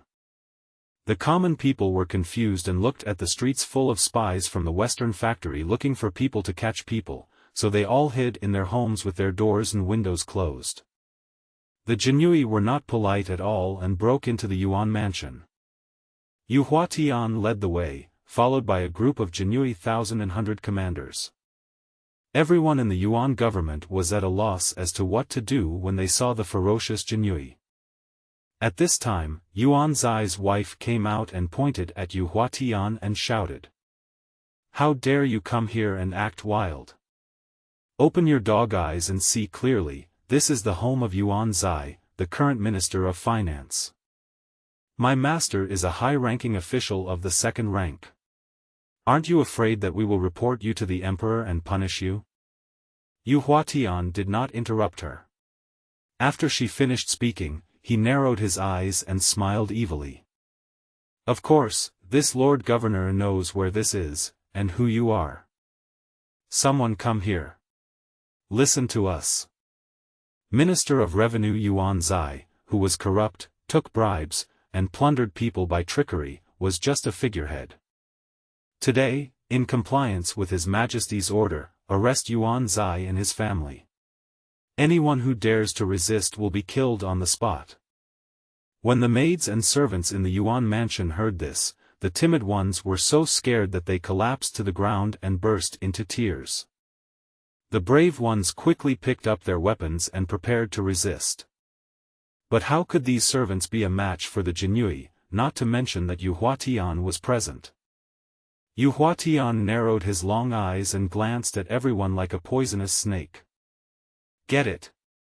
Following Yu Huatian's order, the Jinui and spies from the Western factory behind him rushed forward. Immediately, sounds of smashing, shouting, and wailing were heard in the Yuan mansion. When the people around heard such a tragic sound, they were so frightened that they closed their doors and windows and trembled. Yu Huatian's eyes were shining with excitement. He licked his lips and looked at the Shura-like scene in front of him, and he smiled. That smile was actually quite elegant. Crows were circling in the sky, as if waiting for something. The soil of the Yuan mansion had already turned reddish-brown, and the blood could not coagulate. Although the servants begged bitterly, the Jinui remained indifferent and the slaughter continued. In just the time it took to stick up an incense stick, all 189 people in the Yuan mansion were killed, leaving no one alive. Yuan Zai's direct descendants were tightly bound. The woman who was shouting just now was now kneeling on the ground with lifeless eyes. She was terrified. At this time, Tan Luzi walked in and bowed directly after seeing Yu Huatian. Master, Yuan Zai has confessed everything. This is a confession. Tan Luzi handed over a thick stack of confessions with both hands. Yu Huatian took it and looked at the list on it with a vicious look. Is this list true? There is no such thing as a personal vendetta. Tan Luzi said quickly, My lord, I have checked and found that the people Yuan Zai confessed to do not match the criteria. Which ones? He Shen, the chief steward of the inner chamber, Sima Yi, the imperial tutor, and Kai Jing, the minister of works. Oh. Interesting. Don't worry about these people for now. I will report to His Majesty and then make a decision. First, arrest all the others on the list. Yes. Following Yuan Zai's confession, hundreds of officials from the Ministry of Revenue, both high and low, were imprisoned. From the left and right assistant ministers of the Ministry of Revenue and the clerks to the deputy envoys and warehouse managers. Even the Langzhong of the Ministry of Revenue and the Ministry of Personnel in various places could not escape. The first to be hit was naturally the residence of General Gao Qiu. Yu Huatian stood in front of Gao's mansion. At his command, a spy from the Western factory came forward and knocked on the door. Boom boom boom. Boom boom boom. But after several calls, no one answered. Yu Huatian stood at the door impatiently, and Ma Jinliang immediately stepped forward and shouted at the door. Why don't you come out? If you don't come out, we'll break in. We'll kill all your chickens, ducks, geese, and dogs. I'll even smash any little mice that don't open their eyes to death. But as he finished his words, the door remained closed. Yu Huatian waved his hand, and the spies from the Western factory immediately picked up a battering ram and rammed the door of the mansion. With just 2 hits, the door collapsed to the ground. When the dust settled, they saw dozens of fully armed servants standing in the Gao mansion. Looking at this scene, Yu Huatian smiled. It was finally quite interesting. Before he could move, Ma Jinliang beside him swung his 2 swords and rushed into the crowd. The Jinui behind him immediately rushed towards the servants like a hungry tiger. In an instant, every living life vanished. Limbs broke and torsos shattered. And this scene is now happening everywhere in the capital. None of the officials involved will escape. The city gates were closed before the morning court session ended. As the massacre in the city ended, the dungeon was already full. They are all family members of the Ministry of Revenue officials, waiting to be beheaded tomorrow.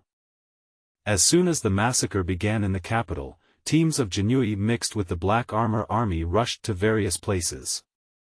They were going to capture the Langzhong of the Ministry of Revenue and the Ministry of Personnel in various places. Qin Chuan was very satisfied after reading what Yu Huatian reported. Well done. These parasites that cling to our Wu dynasty and suck the blood of the people should be eliminated. Yu Huatian bowed and asked, Your Majesty, what should we do with the officials in the dungeon?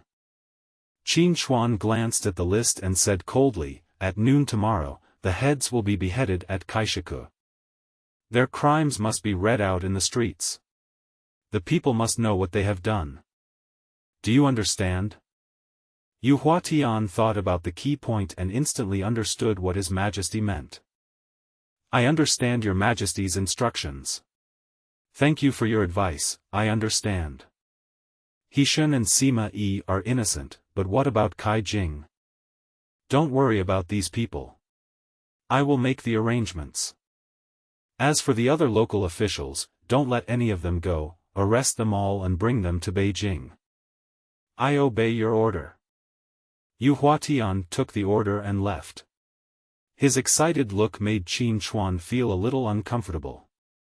Is this guy bloodthirsty? However, Zhang Rang became more and more afraid of Yuhuatian now. Zhang Rang, go and fetch Hishan and Cao Cao to me. I obey your order. Qin Chuan has already figured out how to deal with Sima Yi. As for Hishan, that's certainly of great use. Hishan naturally knew that the capital was not safe at the moment. He heard the sounds of the Jinui and the Western factory arresting people outside, as well as the horrific wailing. Hishan hid in the Imperial household department and trembled in fear. Not only him, but also the officials around him, all collapsed on the ground in fear. Just when Hishan thought he had escaped, suddenly, the door of the Imperial household department was kicked open. The person who entered the door was the Western factory supervisor, Yuhuatian. Zhang Rang followed behind him, feeling somewhat helpless.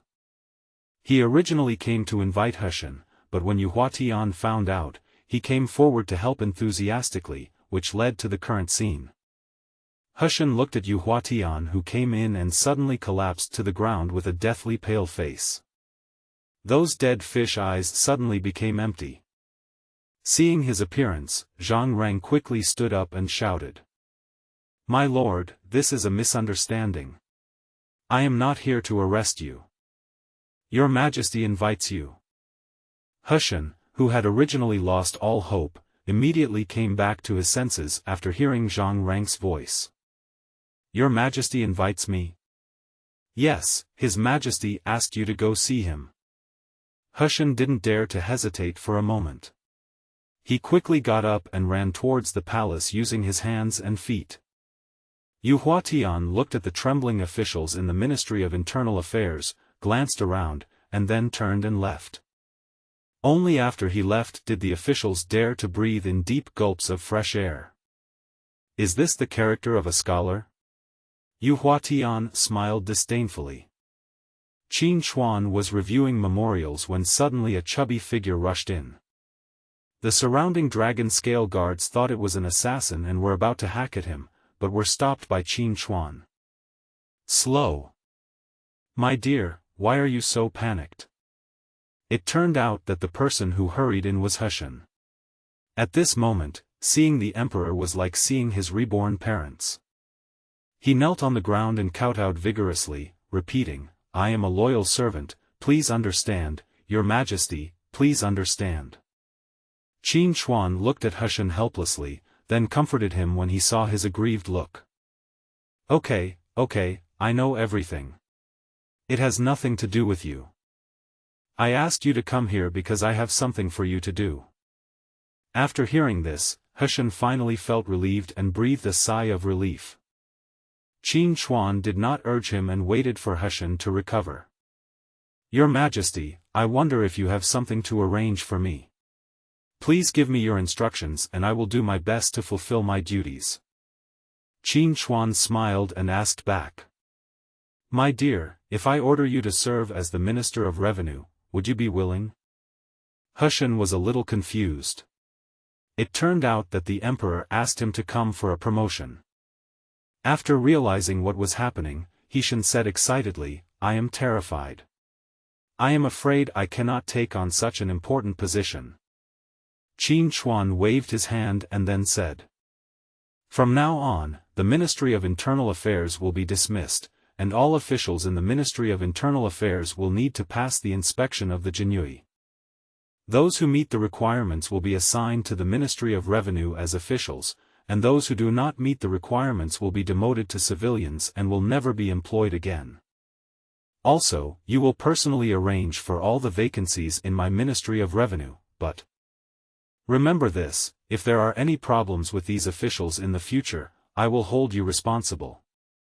Hishan was originally very happy, but when he heard this, his round face immediately fell. Your Majesty, this.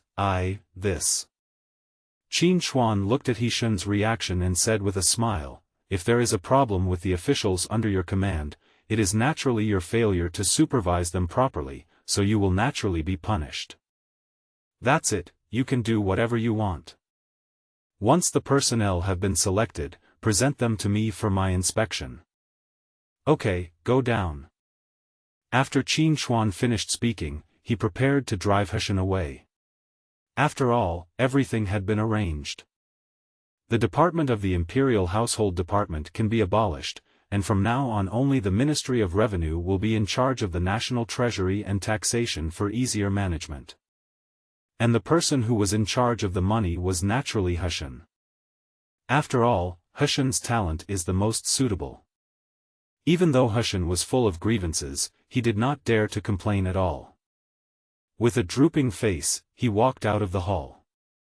As soon as he walked out of the palace gate, he bumped into Cao Cao. My lord, what does this mean? So it's General Cao. I'm sorry for the offense.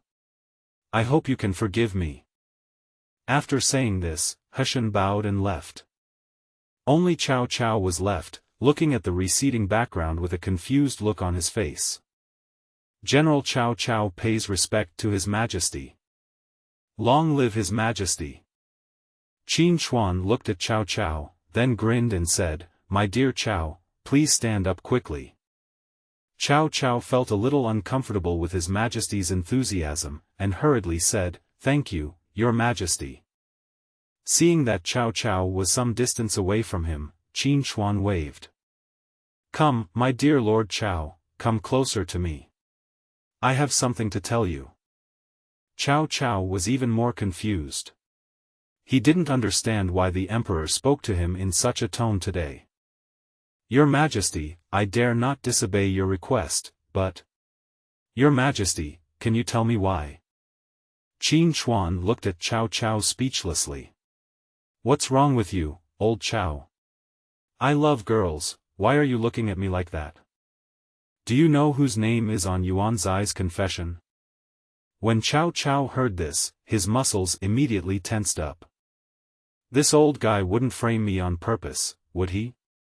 Your Majesty, I have never had any dealings with Yuan Zai. Please understand. When Qin Hui heard this, he knew that Cao Cao was wrong. He immediately said, I'm not talking about you.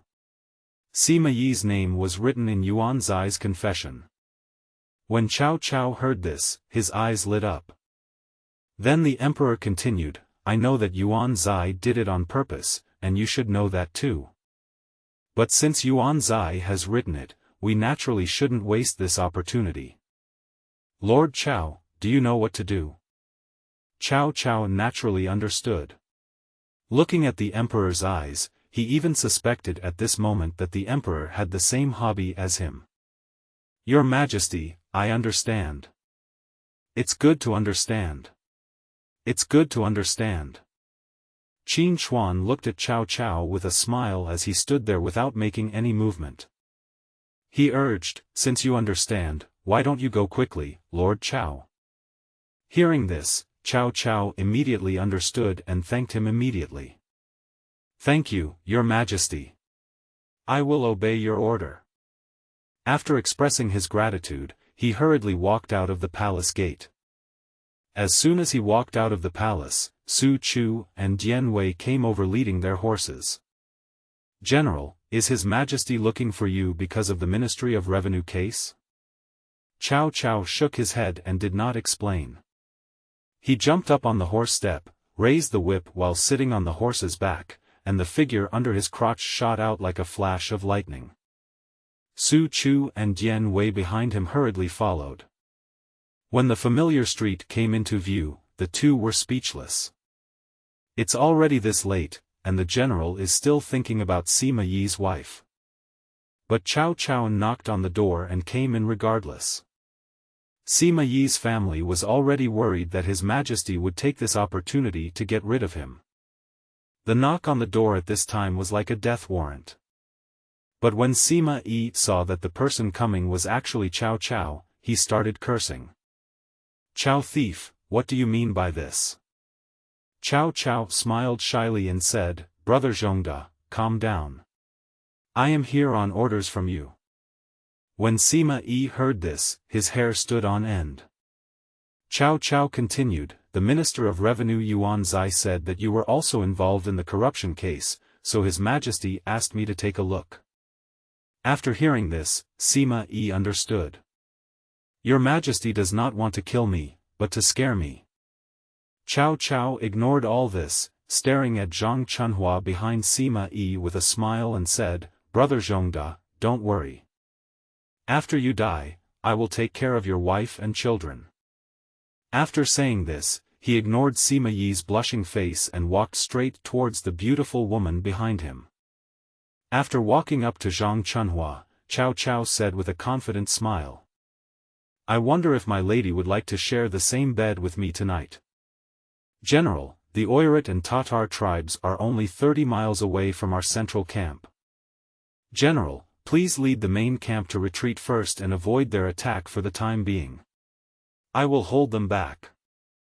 Zhang Yu clasped his fists and bowed to Zhu Di, who was sitting upright on the chair. Should I avoid his attack first? Zhu Di stood up with a stern look on his face, his eyes full of sharpness. Zhang Yu, who was bowing in front of him, was forced to retreat by this momentum. Get the knife. Zhang Yu did not dare to hesitate, and quickly took Zhu Di's sword and handed it to him with both hands. Zhu Di walked directly to the sand table with a knife in hand. Note, the earliest sand table can be traced back to the period of Lu Xiu in the Eastern Han Dynasty, when one of his generals, Ma Yuan, made a sand table. It's just that Ma Yuan used rice as a temporary pile and the river route was also drawn on the spot. So, everything is still very simple, but it is already very powerful. Military sand tables in later generations are all based on this, constantly developing and becoming more and more precise. At this time, the sand table was already full of people. Zhu Ning, Qiu Fu, Jin Zhong, Guazi, Yao Guangxiao. Zhu Di stared at the sand table and gave orders directly. Spearmen, move forward 1,000 paces. Yes, command. After Zhu Di gave the order, 2 lieutenant generals immediately moved the flags on the sand table. 3,000 troops will be dispatched to kill him while he is ill. Let the 5 army camps coordinate and the crossbow camp provide cover in the middle. Cut off his head and tail. As a series of instructions were issued, the flags on the sand table were constantly moved by the 2 lieutenant generals. Zhu Neng, I order you to be the vanguard general. Qiu Fu, I order you to be the deputy vanguard. Defeat the Tatars now. The Tatars and the Oirat are indeed the peoples of the grasslands, and during wartime the men in their tribes are life-taking warriors. After dismounting, these warriors became the best herdsmen. Alutai and Mahamu looked at each other across the camp, both of them had their own ulterior motives. But when facing the Wu dynasty army, they had to remain consistent. As for Zhu Di, he had already mounted his chestnut horse and was patrolling in front of the formation. Looking at his 200,000-strong army, at this moment he only felt a surge of heroic spirit rising to the sky. Zhu Neng and Qiu Fu also reined in their horses and circled in front of their respective cavalry, holding spears in their hands, wearing black armor, and with a solemn look on their faces. The army behind him did the same, staring fiercely at the Oirat and Tatar armies in the distance. The cavalry behind Zhu Neng was like an arrow, and he was the extremely sharp arrowhead. I want you to join me in stampeding the alliance. I want you to join me in the bloody battle. I will not turn back until I defeat the enemy. Kill. Kill. Kill. Zhu Di reined in his horse and drew his sword, pointing the tip of the sword to the sky, staring sharply at Mahamu and Aluta. I will not turn back until I defeat the enemy. Kill. Kill. Kill. The soldiers behind him had bloodshot eyes, waiting for the general's order. The Wu army is mighty. The general is mighty. The Wu army is mighty. The general is mighty. The Wu army is mighty. The general is mighty.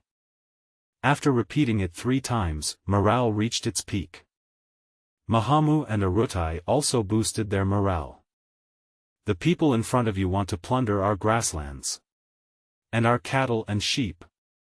They even plundered our women and children. We have no way to retreat. We can only fight to the death. Great eternal heaven. Please bless us. Grant us the strength to move forward courageously. The sound of war drums in the distance was deafening, soldiers from both armies were on high alert, and murderous aura filled the entire battlefield. Under the sunlight, the dazzling light reflected on the swords and guns, shining with endless murderous intent. The two armies were not far apart. The commander-in-chief gave orders and his subordinates waved flags to convey the orders.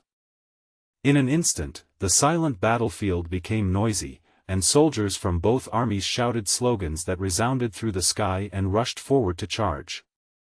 The iron hooves crushed the earth like huge waves in a storm, and the cavalrymen accelerated madly. The sharp blades in their hands flashed a dazzling cold light in the sunlight. In an instant, the cavalry of both sides collided with each other, and the moment the horses collided, rapid neighing sounds were heard. The sound of steel colliding echoed across the battlefield, swords clashed, and sparks flew. At this moment, there was no such thing as timidity or cowardice. Both sides only had the enemy in their eyes, and all they could do was try to raise their weapons and wave them at the enemy. After the two sides were engaged in a fight, Zhang Yu, who was lying in ambush behind the enemy, shouted loudly and charged forward suddenly to cut off the enemy's retreat. And Zhu Di was also waiting for this moment. He immediately led his 5,000 heavy cavalry and personally launched a charge. The cavalry of the Oirat and Tatar tribes who were fighting each other were ruthlessly slaughtered the moment they came into contact with the heavy cavalry. And that heavy cavalry was like a meat grinder on the battlefield, ruthlessly reaping the lives of the foreign cavalry on the battlefield. The brutal fighting made the battlefield look like the entrance to hell, with the god of death running around in it, driving away countless innocent lives. Blood dyed the sand red, and sharp screams mixed with the shouts of fighting. The dead soldiers fell on the battlefield, and those who survived were trampled to pieces under the panicked hooves of the horses. Those Walla cavalrymen who were still resisting stubbornly were beheaded with a single blow. Master! I can't stop it. We have lost more than 8,000 people. Let's go. Aluta had long seen that the situation was not right. Shernyegon just said a few words of advice and Aluta immediately turned his horse around and prepared to escape. Yesenbaluo and Abujiang felt extremely ashamed watching their father flee in such a miserable manner. Looking at Aluta's angry eyes, he had no choice but to take the remaining troops and follow Aluta's footsteps. Seeing this, Tuahuan could only persuade his father to run away quickly. Father, more than 7,000 warriors from my tribe have died at the hands of the enemy. Let's go. Father. If we don't leave now, there will be no one to graze our sheep. Our tribe won't survive this winter. Aluta was very angry. Escape? How to escape? Even if they run away now, Zhu Di will definitely chase them. But fighting, if I could beat him, why would I run away? Seeing Zhu Di and his cavalry rushing towards him, Mahamu suddenly came to his senses. The Han Chinese have a saying, if you keep the Green Mountains, you will never have to worry about having no firewood. Let's go first. Tuahuan looked at his father's back, then turned around to look at Zhu Di, who was as ferocious as a wolf and a tiger. He sighed helplessly and hurriedly spurred his horse to catch up. Zhu Di looked at the Oirat and Tatar tribes going away, reined in his horse and turned around. The chestnut horse under his crotch neighed violently because of its past excitement. 3,000 battalions of the Left Yi Army, Right Yi Army, Left Sentinel Army, and Right Sentinel Army, charge with all your might. If you encounter an enemy, kill them all without sparing a single one. If you capture Alutai and Mahamu alive, you will be rewarded handsomely. Yes, sir. When the soldiers received the order, they whipped their whips. As the neighing of horses sounded, the 3,000 troops rushed forward like arrows. Zhu Di stayed where he was and headed towards the central army camp with his 5,000 heavy cavalry. Heavy cavalry is only suitable for confrontation between two armies, and is not suitable for long-distance raids. Today's great victory has made the entire army excited. Today we will kill cattle and sheep to reward the soldiers of the three armies. But remember, do not drink alcohol. Violators will be punished by military order. Yes, sir. As the chief logistics minister of Zhu Di's army, Guozi became busy after receiving the order. Zhu Di looked at Yao Guangxiao standing beside him and sighed with a sense of loss. Old monk, you said that it has been more than 10 days, why is there no movement from His Majesty? Yao Guangxiao smiled, clasped his hands together and said, no hurry, no hurry. My wife and children are still in the capital, how can I not be anxious? They are not your wife and children, of course you are not anxious. After hearing this, Yao Guangxiao smiled gently and said, before leaving the city, I said that your majesty would never touch the madam and the young masters. The letters I received in the past few days have indeed confirmed this, and we currently have an army of more than 200,000.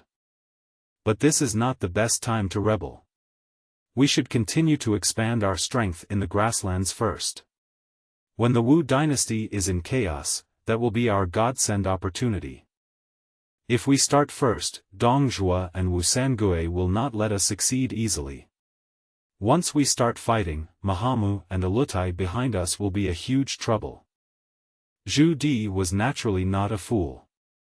He understood it immediately and just looked outside the tent. It seems like he is looking at his family from afar.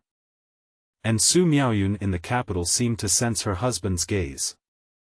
The two of them just stared at each other in emptiness. It is absolutely not allowed to harass the people of the Dou dynasty. Qin Chuan looked at the civil and military officials standing on the imperial road and spoke loudly. This time, my expedition to the north, Zhu Di, did a great job. As for the reward, keep it for now and give it to him when he returns. But his wife in the capital, Zhang Rang, will draft the decree. Reward Su Miaoyun with 10 rolls of silk, 10 boxes of jewels, and 10 boxes of 100-year-old wild ginseng. Also, confer the title of Lady of the County on Su Miaoyun.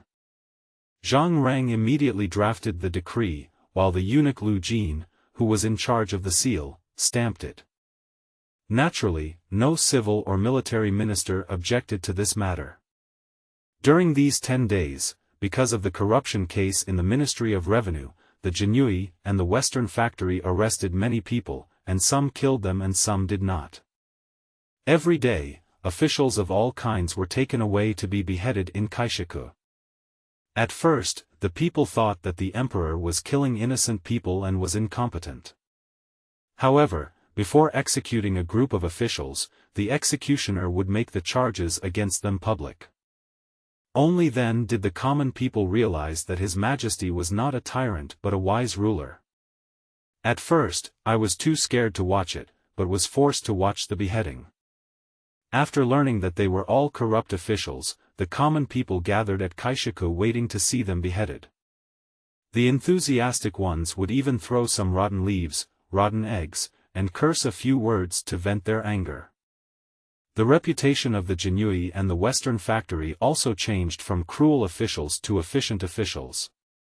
When Yu Huatian learned that his reputation among the people had skyrocketed, he felt a surge of pride. Subtly, he also more strictly disciplined his spies, never bullying the people or taking advantage of their power to bully others. Of course, the first impression is very important. It is natural that the reputation of the Western Factory, which has been around for so many years, will not improve all of a sudden. Until a spy from the Western Factory beat up a civilian in the street. The beaten man was so angry that he mustered up the courage to run to the Western Factory government office to file a complaint. This matter was also known by Yu Huatian. Afterwards, Huatian personally ordered the execution of the bullying Western factory spy in front of the onlookers. The people believed it completely. And Huatian is also affectionately called the Great Lord of Heaven by them.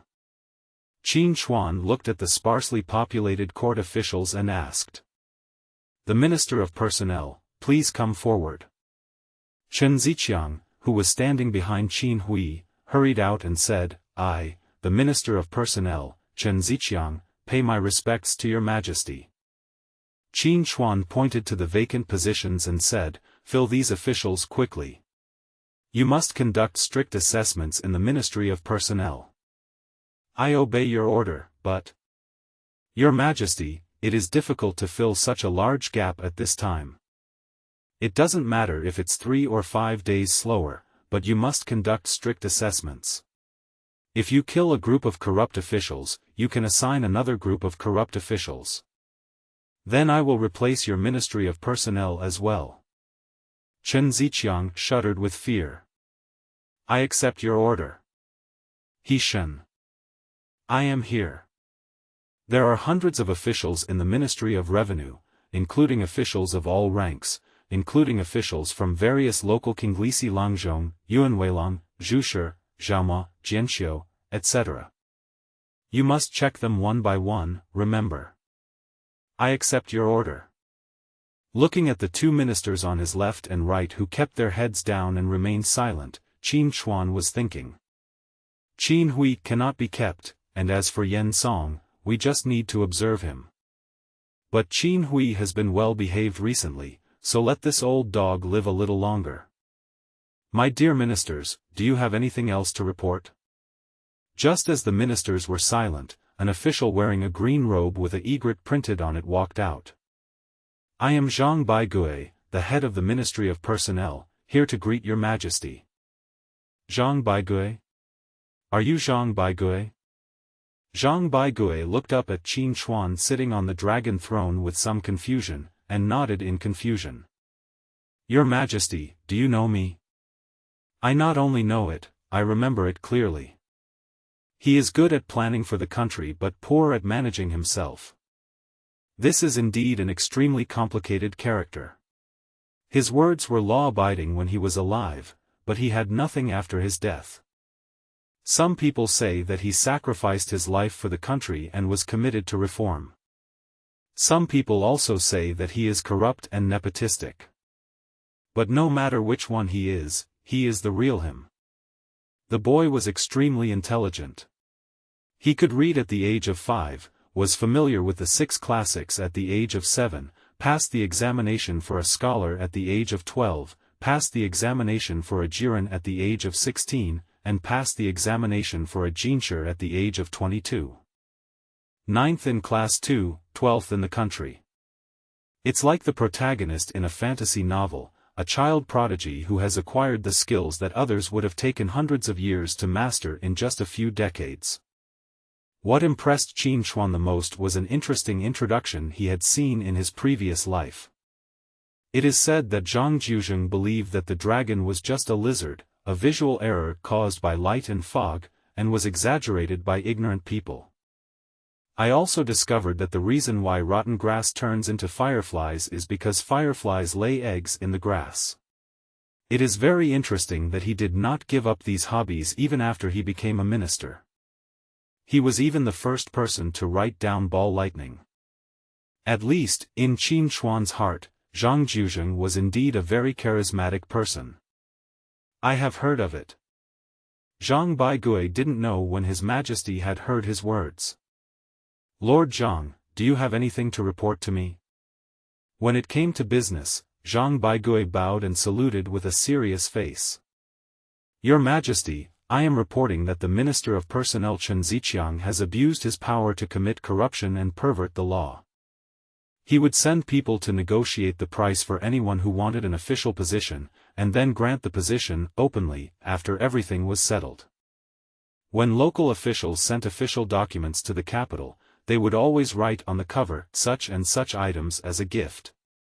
If it wasn't written on it, they would not open it at all. As soon as Zhang Baigui finished speaking, the entire court fell silent, and one could hear a pin drop. All the ministers looked at Zhang Baigui with strange eyes. No matter which dynasty, those who reported to their superiors in public would not have a good ending.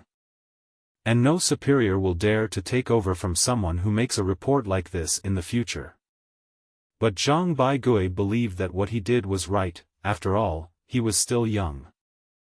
If it weren't for his character, he wouldn't be just a small official in the Ministry of Personnel now. After all, he is a Jinshi. Qin Chuan looked at Zhang Baigui and then at Chen Ziqiang with interest. Oh! Lord Chen, is this true? Chen Ziqiang was already standing uncomfortably at this moment. Something had just happened in the Ministry of Revenue, and everyone was in danger now. He has been very honest recently and has not accepted bribes. His mind has been thinking all the time. Your Majesty, I am wronged. Since I took office as the Minister of Personnel, I have worked diligently and have not dared to slack off for even a moment. All promotions of officials are based on their performance. I would never dare to accept bribes privately. Your Majesty, please understand. I have been wronged. Qin Chuan smiled and looked at Chen Ziqiang, who was kneeling on the ground and crying. He looked at Zhang Baigui standing beside him, squinted his eyes and smiled. Zhang Yiqing, do you have any evidence? How dare Zhang Baigui make an open accusation at the morning court session without any evidence? Your Majesty, I have evidence. Oh, tell me about it. Zhang Baigui stepped forward and said in a loud voice, I accept your order. Your Majesty, the Minister of Personnel Chen Ziqiang is the current minister and a second-rank official. If you don't manage finances and don't deal with money, your political achievements may be clean, but in reality you won't get any benefits. So he opened a shop called Ruyunle, which sold nothing but official positions of all sizes. From the left and right assistant ministers to the county magistrate, and chief clerk. Even the yamen runners were sold. When the three words, Ruyuan Tower, came out of Zhang Baigui's mouth, Qin Chuan found that Chen Ziqiang's body began to shake uncontrollably. But Zhang Baigui continued, with Ruyuan Tower, Chen Ziqiang can use his position to make money at will. In the beginning, they had to go through some verification, and only those who knew how to read and write would be able to sell the official position to others. But as the business grew bigger, he started to have no scruples. If your Majesty doesn't believe it, you can ask the royal guards to investigate. Yu Huatian also came out and said, Your Majesty, I have indeed found some clues, but I haven't fully grasped it yet, so I didn't have time to report it to your Majesty. Qin Chuan glanced at Yu Huatian, then stared at the shivering Chen Ziqiang and asked. Chen Yiqing, do you have anything else to say? Your Majesty, your humble servant, your humble servant. Chen Ziqiang opened his mouth several times but could not utter a complete sentence. Qin Chuan was a little impatient. If I don't speak now, I'm afraid I won't be able to speak in the future. As soon as these words came out, Chen Ziqiang fainted from fright. All the civil servants present who had dirty tricks were terrified at this moment. Chen Ziqiang has been the Minister of Personnel for so many years, and one can imagine how much benefit he has gained from it. Trapped in the den of corrupt officials, even though knowing it was wrong, he was unable to extricate himself, sinking deeper and deeper, with no hope of redemption. What excuses are there for what has happened? All I can do is to linger on and swallow the bitter fruit. Yu Huatian was shocked when he saw the glance Qin Chuan just gave him. Someone, take Chen Ziqiang away and keep him under strict guard. Yu Huatian, how is the case in the Ministry of Revenue going? Back to your Majesty, the processing has almost been completed. Officials escorted from various places are being transported to the capital one after another. It will take 3 more days before they can all be escorted back to Beijing. Qin Chuan was very satisfied with this speed. After all, with the speed of their genieway, they could only run 800 miles a day at the cost of exhausting several horses. Not to mention the need to escort officials back to Beijing. Well done. In this case, Chen Ziqiang's case will also be left to you. You have to be fast and remember not to let a corrupt official go. Yu Weishan immediately knelt down and said, Wei ministers accept the decree. Zhang Baigui, Yu Weishan, you two will stay. The rest of you, please leave the court. Qin Chuan shook his sleeve somewhat boredly, then turned around and walked towards Qianqing Palace with his hands behind his back. The two people who were named looked at each other and followed Wu Zhengxiang to Qianqing Palace. As soon as he entered the hall, Qin Chuan sat sideways on the dragon chair and looked lazily at the two people kneeling in the hall. Yu Weishan, do you know your guilt? Yu Weishan hurriedly kowtowed and said, Your Majesty, your servant is wrong. Please forgive me. What's wrong? You shouldn't hide it from your Majesty. Qin Chuan glanced at Yu Huatian with satisfaction, the corners of his mouth curved, and he said loudly. Since this is your first time, I won't punish you. But, you have to remember to report it as soon as possible if something happens in the future. What I hate the most is when my own people hide things from me. Do you understand? When Yu Huatian heard the words own, his eyes turned red instantly. I understand. I will keep it in mind. Hearing the change in Yu Huatian's voice, Qin Chuan also changed his tone and spoke gently. Okay, get up. Stand aside for a moment. I will test Zhang Baigui. Zhang Baigui looked at Qin Chuan with some doubt, but he didn't dare to look at him openly. In the end, the look of wanting to see but not daring to see made Qin Chuan laugh out loud. Okay, look up at me. Only then did Zhang Baigui muster up the courage to raise his head and look at Qin Chuan without looking away. I wonder what your Majesty wants to talk to me about. I ask you, what do you think of the current Dou dynasty? Speak frankly and don't hide anything. After thinking for a while, Zhang Baigui blurted out the answer. Land taxation is uneven, the poor are unemployed, and the people suffer from annexation. Hearing this, a hint of excitement flashed in Qin Chuan's eyes. Then how should it be changed according to your opinion? Zhang Baigui still did not hesitate, as if he had thought about these questions countless times. Abolish the Prime Minister and establish a cabinet.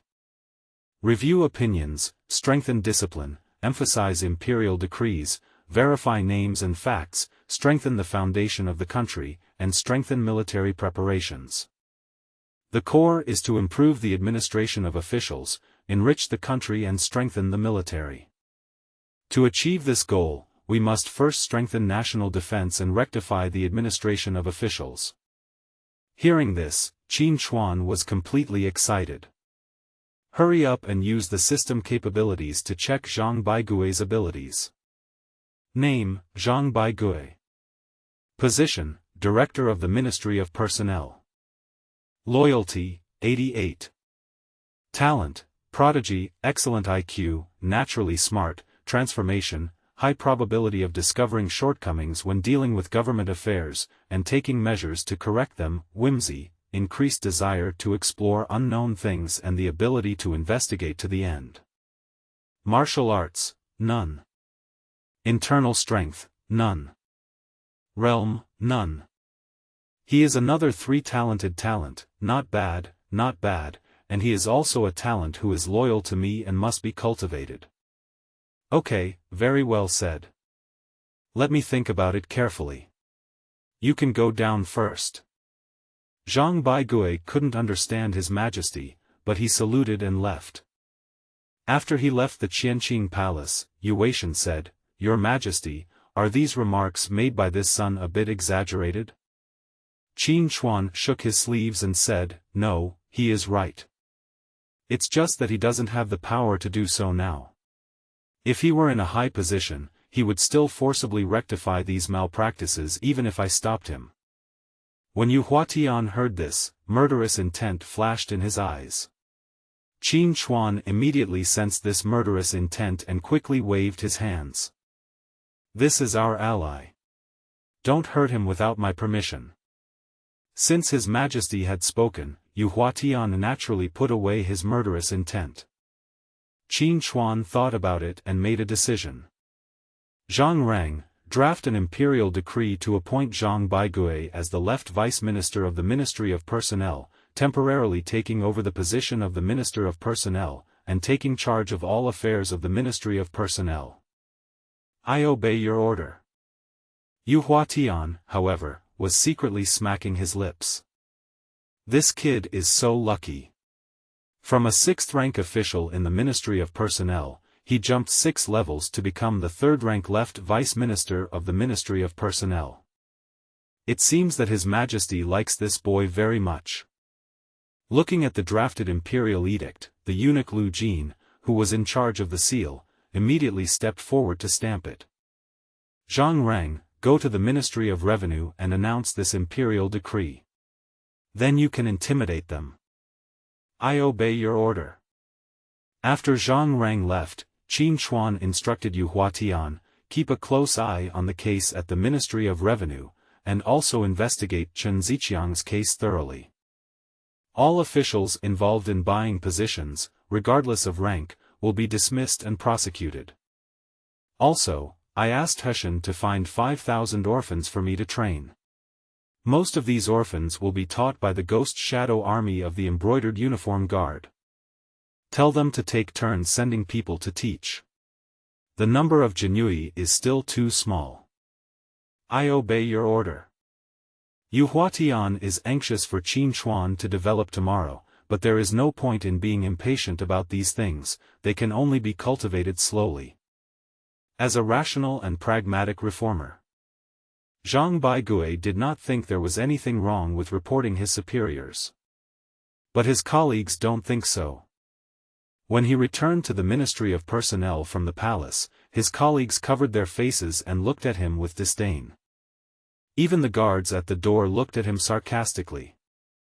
We don't want to associate with people who are disrespectful to their superiors and ignore the hierarchy. I am unworthy of being a scholar. It's insulting, it's absolutely insulting. The official in charge of the Ministry of Personnel pointed at Zhang Baigui and cursed him, how dare you work in the Ministry of Personnel? Do you know the difference between superiors and subordinates? Do you know how to respect your teachers? You have falsely accused Mr. Chen in front of His Majesty based on rumors alone. You have brought shame to us scholars. Zhang Baigui didn't want to argue with these people, but when he heard this, he was really angry. What have I done wrong? I just chose my own way of being a minister. Eat the emperor's salary and be loyal to the emperor. Your salary is the blood and sweat of the people. You are the head of the Ministry of Personnel, but you don't make decisions for the people. How can you have the face to wear this official uniform? Are you worthy of being called a scholar? When the official heard this, his face changed drastically. Even the right vice minister of the Ministry of Personnel, Wang Yunji, looked extremely ugly. Everyone works in the same government office, and they see each other every day, so they usually give each other some face. But Zhang Baigui actually tore off this layer of face. Just when Wang Yunji was about to scold Zhang Baigui, Zhang Rang suddenly walked into the Ministry of Personnel with a few black-armored soldiers. Wang Zhiyun was shocked when he saw the imperial edict with a golden scroll in Zhang Rang's hand. Eunuch Zhang, why are you here? Wang Zhiyun hurried to greet him, but Zhang Rang ignored him. Instead, he walked right past him and came in front of Zhang Baigui. We are here to announce the emperor's order. Zhang Baigui, kneel down and receive the order. After hearing this, not only Zhang Baigui, but all the officials of the Ministry of Personnel, both big and small, knelt down to listen to the order. The emperor, by the will of heaven, proclaims this. Virtue in people is the same as that of parents. Knowledge is hard to come by, loyalty and filial piety are precious, and I deeply admire them. Therefore, I have specially appointed Zhang Baigui as the left vice minister of the Ministry of Personnel to show my favor to him. The position of the Minister of Personnel is temporarily vacant, so I order the left vice minister of Personnel to take over. You should be grateful, be diligent in your duties, and be diligent in your work. May it be possible to glorify my virtue and carry on the legacy of our ancestors. May you all work together and never don't forget my kindness. I decreed this on September 21st, the 17th year of Wuda. After Zhang Reng finished reading, he rolled up the imperial edict and placed it in his palm. I, your humble servant Zhang Baigui, thank you for your majesty's grace. I will live up to your grace, perform my duties conscientiously, and be loyal to my country. Having said that, he knelt heavily in the direction of the imperial palace. He then stood up and took the imperial edict from Zhang Reng. After Zhang Reng left, the atmosphere in the Ministry of Personnel changed. Everyone's face changed. Especially those few people who had just said bad things about Zhang Baigui, now looked at Wang Yunji for help. Wang Yunji looked at Zhang Baigui, who was enjoying the most glorious moment at the moment, shook his sleeves angrily, and walked towards his classroom. Seeing this, the others also pretended to be busy and went back to work. Only Zhang Baigui was left standing there, staring blankly in the direction of the imperial palace. Your Majesty, the Queen invites you to dine with her. No. After saying that, Qin Chuan looked at Zhang Reng's face, which looked somewhat embarrassed, as if he wanted to say something. Why? Did the Queen say anything to you? Only after getting Qin Chuan's permission did Zhang Reng dare to continue. The Queen said. The Queen said that if you don't go, she will hit her head against the wall and die in this palace. These words really shocked Qin Chuan. I really can't believe that this Empress would use this to threaten me. Well. Qin Chuan felt a headache when he thought of that woman and sighed softly. Okay, go tell her first that I will go and have dinner with her after I finish reviewing these memorials. Zhang Reng also breathed a sigh of relief. It's really difficult for him as a eunuch to be caught between this group of smart and powerful people. At this moment, he envied Yu Huatian even more. After drawing a circle on the last memorial with a red pen and writing, after reading it, Qin Chuan finally relaxed his brows. Congratulations to the host for reviewing 1,500 memorials, being diligent in government, loving the people, and being strict with himself. Reward the host with an increase of 5 in national fortune, 2 million taels of silver, and 1,000 in the trap camp. The current national destiny is 42. Hearing the wonderful voice of the system, the fatigue of reviewing memorials during this period was swept away.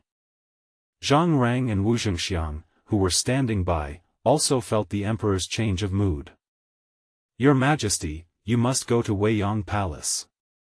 Zhang Reng bowed quickly and said. Since the Queen has invited me, how can I not go? Go to Weiyang Palace. Zhang Reng's sharp voice echoed in the hall, and the eunuchs outside the hall immediately prepared the emperor's guard of honor for his trip. Qin Chuan has now become accustomed to this and enjoys the eunuch services without any psychological pressure. Sitting on the dragon sedan chair, Qin Chuan closed his eyes and rested, relieving the visual fatigue caused by reviewing memorials. Your Majesty, we have arrived at Weiyang Palace. Just a quarter of an hour later, Zhang Reng's voice was heard, in a very soft voice, for fear of disturbing His Majesty's sweet dream. He stretched lazily, looked at the formation in front of Weiyang Palace, headed by Wu Zetian with dozens of palace maids and eunuchs standing behind her, and smacked his lips. When Qin Chuan stepped down from the dragon sedan, Wu Zetian immediately stepped forward and saluted, saying, I respectfully welcome your Majesty. Long live your Majesty. The eunuchs and palace maids behind him all knelt down and said, Long live your Majesty. After a quick glance, Qin Chuan's lazy voice rang out, My beloved concubine, please don't be polite. You all should get up, too.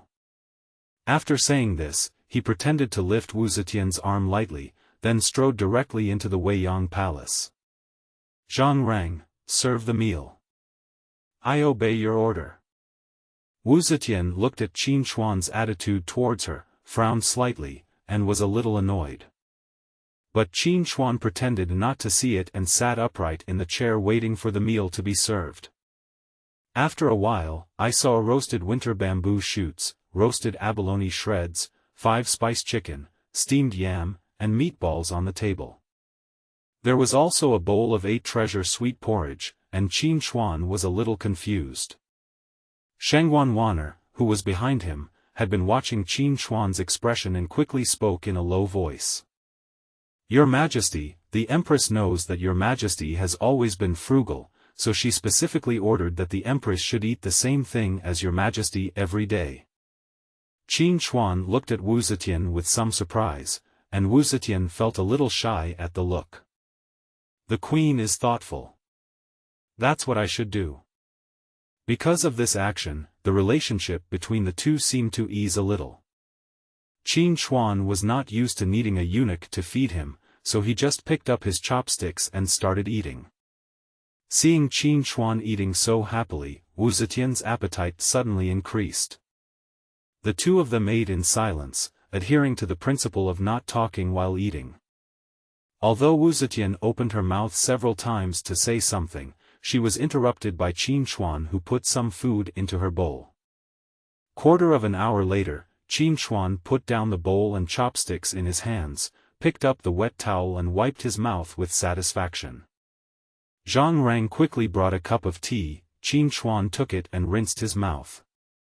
Then he stood up, walked to the desk beside him, picked up a book and started reading. Originally he wanted to leave, but Wu Zetian kept staring at him with a resentful look. Helplessly, he could only stay a little longer. Not long after, Wu Zetian also walked over and said quietly, Your Majesty, are you disgusted with me? Does this mean that I, Your Majesty, am disgusted by this? These resentful words made Qin Hui look up at Wu Zetian in surprise. She seemed unable to believe that this was a sound she could make. In an instant, every hair on my body stood up. Seeing Qin Hui's strange behavior, Wu Zetian's cheeks blushed a little. It seemed that even she herself couldn't believe that she would speak to a man like this. You are my queen, how could I be tired of you? Qin Hui said it against his will, but Wu Zetian didn't realize it. Your Majesty, since you do not dislike me, why do you never take the initiative to come to my Weiyang Palace? Are the Changchun Palace and Changqiu Palace better than my Weiyang Palace? Perhaps the concubine Yang and concubine Su are more pleasing to your Majesty than me, the Queen. Qin Hui felt very strange. Today's Wu Zetian really made him feel unbearable. What does this little woman's tone mean? Looking at Wu Zetian's slightly red eyes, Qin Hui felt a little soft-hearted. You are my wife, my queen. How could I be tired of you? How could I not be pleased with you? Wu Zetian felt a little excited when she heard Qin Hui's softening words. Then Your Majesty, can you stay and accompany me tonight? Looking at the blush on Wu Zetian's pretty face, Qin Hui was obsessed for a moment.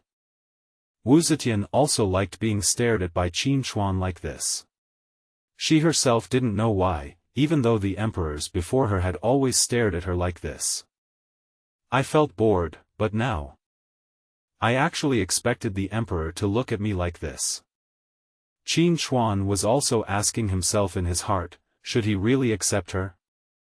A woman who had wanted to kill herself. Although the current loyalty has become 70 for some reason, but... Seeing that Qin Hui didn't respond, Wu Zetian said somewhat disappointedly. Is it possible that Your Majesty is unwilling to accompany me all night? Is it possible that His Majesty is going to Sister Yang or Sister Su tonight? In that case, I will. Watching Wu Zetian talking, her eyes were getting redder and redder, as if she would cry in the next second. Qin Hui finally relented. He stepped forward to stop her waist and said softly. "Don't worry, I will accompany you tonight. You are my wife, how could I hate you? I was just thinking about how many memorials were left to be reviewed today." Zetian felt the touch from her waist, and those big hands were so hot. She felt a little intoxicated. "Zhang Rang, what time is it now?" "Return to your majesty, it is too late. I will go to Qianqing Palace to review the memorial first and come back in time of Su." He let go of the hand on his waist, seeming to be reluctant to let go of the soft touch on his hand. But thinking about the rewards from the system, Qin Chuan still left heartily. Zetian did not stop him. It only took a while, very quickly. At this moment, she was actually looking forward to it. Thinking of something, that pretty face turned even more rosy. Shengguan Wan'er looked at this scene and shook her head imperceptibly. After sitting in the Dragon Boat Festival and returning to Qianqing Palace, Qin Chuan took several deep breaths before suppressing the hot emotions in his body. "Zhang Rang, bring over the rest of today's memorials." Zhang Rang ran to the side hall and took all the memorials inside. "Your Majesty, they are all here." "Your Majesty, this servant has something to say." "I don't know whether to say it or not." Qin Chuan flipped through the memorial without raising his head. "Go ahead." Zhang Rang bravely said, "Your Majesty, these memorials have been piled up for more than a month. Your Majesty's health is the most important thing. Besides, there are not many left. Why don't you take a rest for a while?" Although he knew that Zhang Rang was concerned about him, Qin Chuan still glanced at Zhang Rang coldly. "Think carefully next time about what to say and what not to say. Reviewing memorials is the duty of a king. I was wrong to pile them up before, so how dare I delay now?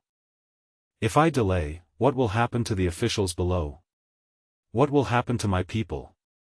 Zhang Rang knelt down in panic and said, "It was I who said the wrong thing. I slapped your face.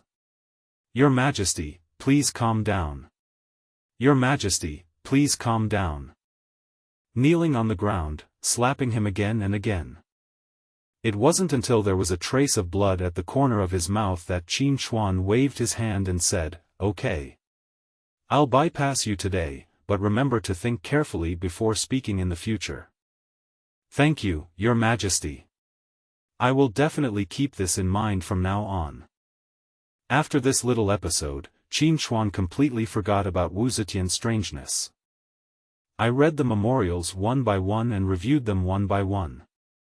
Time also passed unconsciously, and his vision gradually became dim.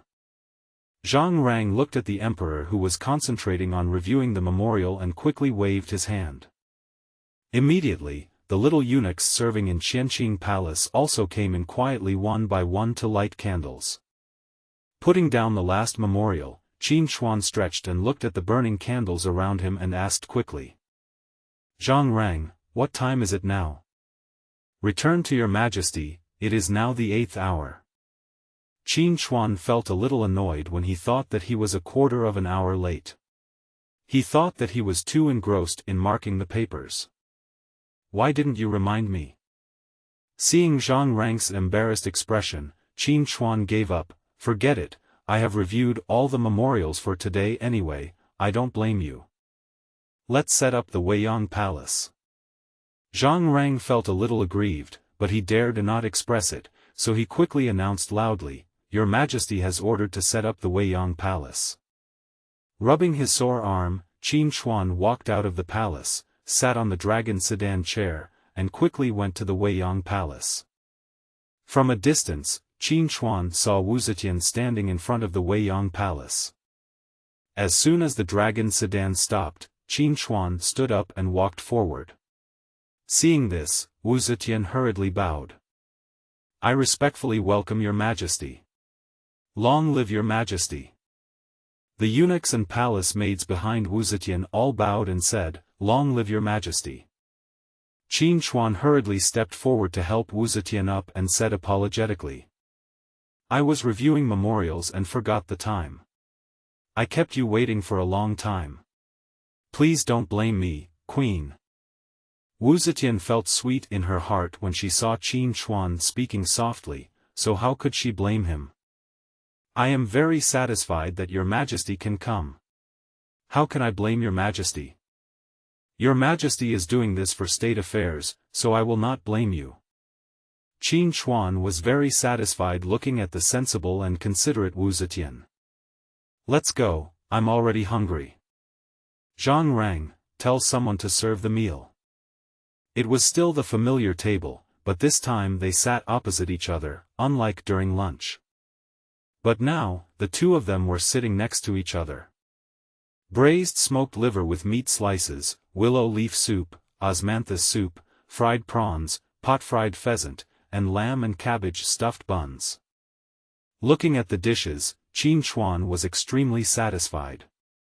They were exactly to his liking. Thank you for your concern, Queen. That's what I should do. The atmosphere of dinner also became subtle. What has the Queen been doing these days? It's boring to say the least.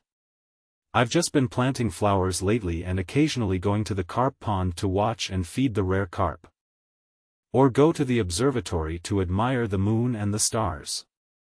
Qin Hui was a little surprised. The Queen also likes to watch the stars.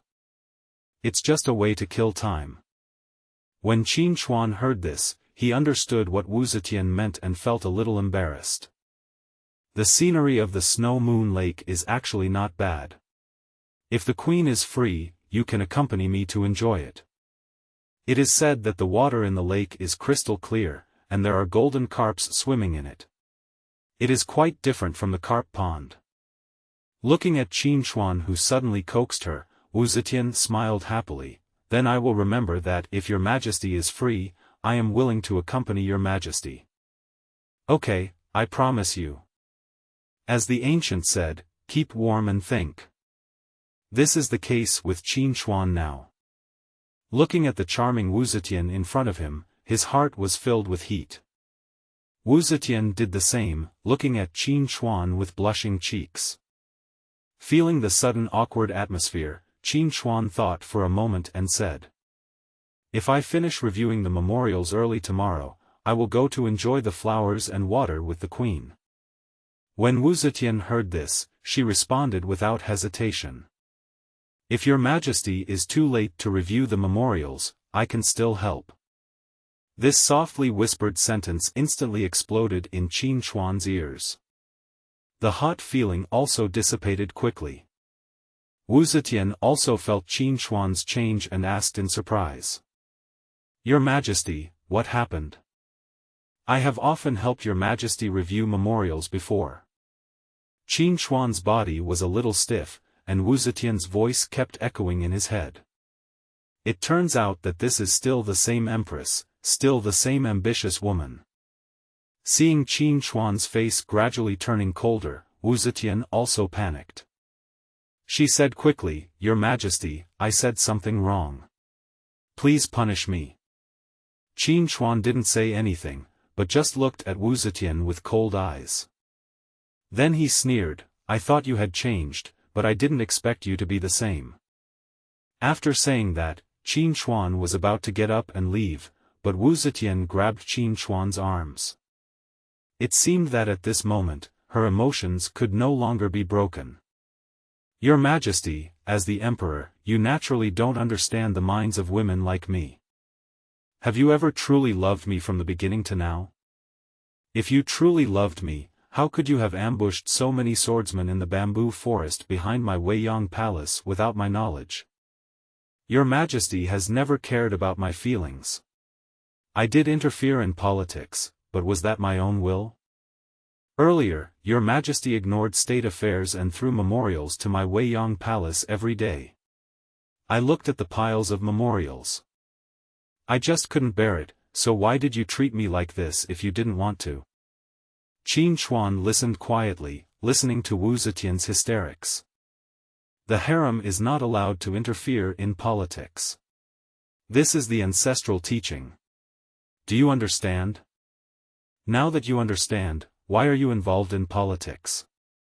I brought the memorial to Weiyang Palace because the Queen Mother listens to politics behind the curtain in my Qianqing Palace. I wanted to get rid of her, so I came to Weiyang Palace. At that time, I thought that you were my queen and would definitely stand with me. But how did you do it?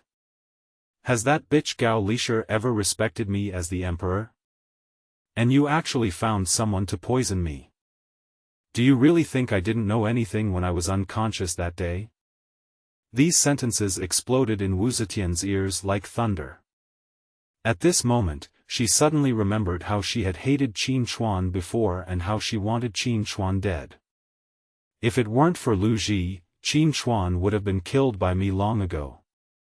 At this moment, Wu Zetian sat on the ground somewhat decadently, with dull eyes. Shangguanwaner and Gao Qiu stood aside and didn't dare to say a word, especially Gao Qiu, who was so scared that he was shaking all over. Zhang Rang and Wu Zhengxiang stared at Gao Qiu with cold expressions. Looking at Wu Zetian's appearance, Qin Chuan lost all his love at this moment. I thought you had really changed. Who knew you would still want to interfere in politics? You yourself have wiped out the last bit of love and affection I had for you in my heart. Don't blame me, you were the one who wanted to kill me first. But don't be afraid. From now on, you will live a good life in this harem. You are still the queen of Dao. After saying that, Qin Chuan flicked his sleeves and strode out of the Weiyang Palace. Gao Qiu looked at Qin Chuan's back and breathed a sigh of relief. But who would have thought that when Qin Chuan walked to the door, he remembered something and turned to Wu Zhengxiang and gave instructions. Gao Qiu, the chief eunuch of Weiyang Palace, abused his power and dictated his rule. He colluded with others to cause chaos and had evil intentions. He committed all kinds of crimes and acted tyrannically. Drag him away and hand him over to the East Factory to be punished by being combed and washed. Gao Qiu, who originally thought he had saved his life, was instantly frightened when he heard these words, especially the last sentence, the punishment of combing and washing. Your Majesty, please spare me, Your Majesty, please spare me, Your Majesty. No matter how Gao Qiu begged for mercy, he could not stop the two black armored soldiers who were walking towards him. Seeing that begging His Majesty was useless, he was about to beg for mercy from Wu Zetian, but Shangguanwaner was quick-witted and kicked him immediately. Just this one kick made him fall into a coma. Qin Chuan was also surprised by Shangguanwaner's decisiveness. You guys take care of yourself. Looking at Qin Chuan's departing back, although Wu Zetian didn't want to admit it at this moment, she truly felt heartbroken. It's like a large and important position is missing. His eyes were red and tears were flowing unconsciously. After walking out of the Weiyang Palace, Qin Chuan was very conflicted and didn't know what to do. Of course I can't kill him, I have promised you Huatian. But not killing, oh, that's difficult. Wu Zhengxiang and Zhang Rang standing by did not understand the matters between men and women, and even if they did, they would not dare to say anything nonsense at this time. Zhang Rang summoned up his courage and asked softly, Your Majesty, should we go to Yang Guifei's place or Su Xianfei's place tonight? Go to Changchun Palace. Zhang Rang was just about to shout and set up a fight in Changchun Palace when he was interrupted by Qin Chuan. Don't shout. Walk with me. After saying this, he strode towards Changchun Palace without paying any attention to the eunuchs behind him. At this moment in Changchun Palace, a young eunuch was talking to Yang Guifei's personal maid Ku Xian. After saying this, Ku Xian thanked the young eunuch and walked into the hall. Your Majesty, His Majesty has arrived. Yang Yuhuan looked at Ku Xian's somewhat ugly face and couldn't help but ask. What's wrong? Your Majesty, are you in a bad mood today? After hesitating for a while, Ku Xian whispered, Your Majesty, His Majesty went to Weiyang Palace first today, and then left Weiyang Palace angrily and came to my Changchun Palace. Hearing this, Yang Yuhuan smiled calmly. Why, Are you afraid that His Majesty came to my Changchun palace in anger because the Queen said something bad about me? Ko Xian didn't answer, but nodded. Yang Yuhuan seemed to understand something and shook her head. You don't think too much. Just accompany me to wait for His Majesty outside the palace. With Qin Chuan's current leg strength, walking is naturally faster than riding the dragon sedan chair. He arrived outside Changchun Palace in less than a quarter of an hour. Looking at Yang Yuhuan's serene smile, Qin Chuan's restless heart gradually calmed down. I pay my respects to your Majesty. Long live your Majesty. The eunuchs and palace maids behind him also hurriedly bowed and said, Long live His Majesty. Qin Chuan shook his sleeves lightly. Everyone get up. My dear, please get up. Holding Yang Yuhuan's hand, Qin Chuan no longer had the same thoughts as before.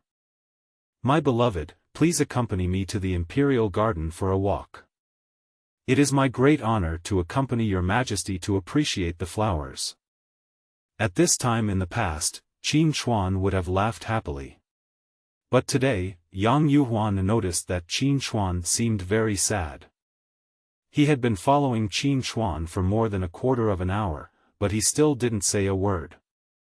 Yang Yuhuan stepped forward and whispered, Your Majesty, are you worried about your sister, the Queen? Qin Chuan looked at her in confusion. Don't you hate her? Yang Yuhuan smiled gently and said, Why should I hate you? She forced you to wait like that before, and she didn't even let me come to see you. Don't you hate her for that? Sister Queen is your Majesty's legal wife, but she is also a woman. Women all want to monopolize their men, even if that man is the emperor. Yang Yuhuan smiled and said, If it were me, I wouldn't want others to share your Majesty with me either. Qin Chuan could also understand this. After all, they were women in the harem. But the Queen. Seeing Qin Chuan in a difficult situation, Yang Yuhuan patted him on the back gently and spoke softly. Your Majesty, Sister Wu behaved that way just because of her personality. Besides, do you really understand her, Your Majesty?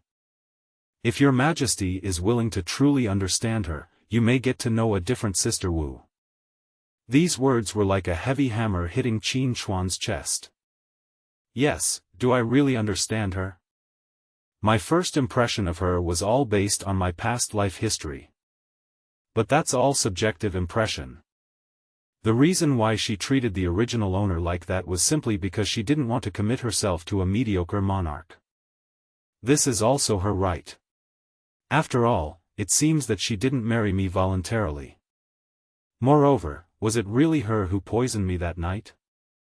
How could she be so blatant when she is such a shrewd person? If it was really her, the original owner would have been poisoned by her in Weiyang Palace long ago. There are too many poisons hidden in the body. But even though I bothered her in Weiyang Palace all day long, she never disrespected me.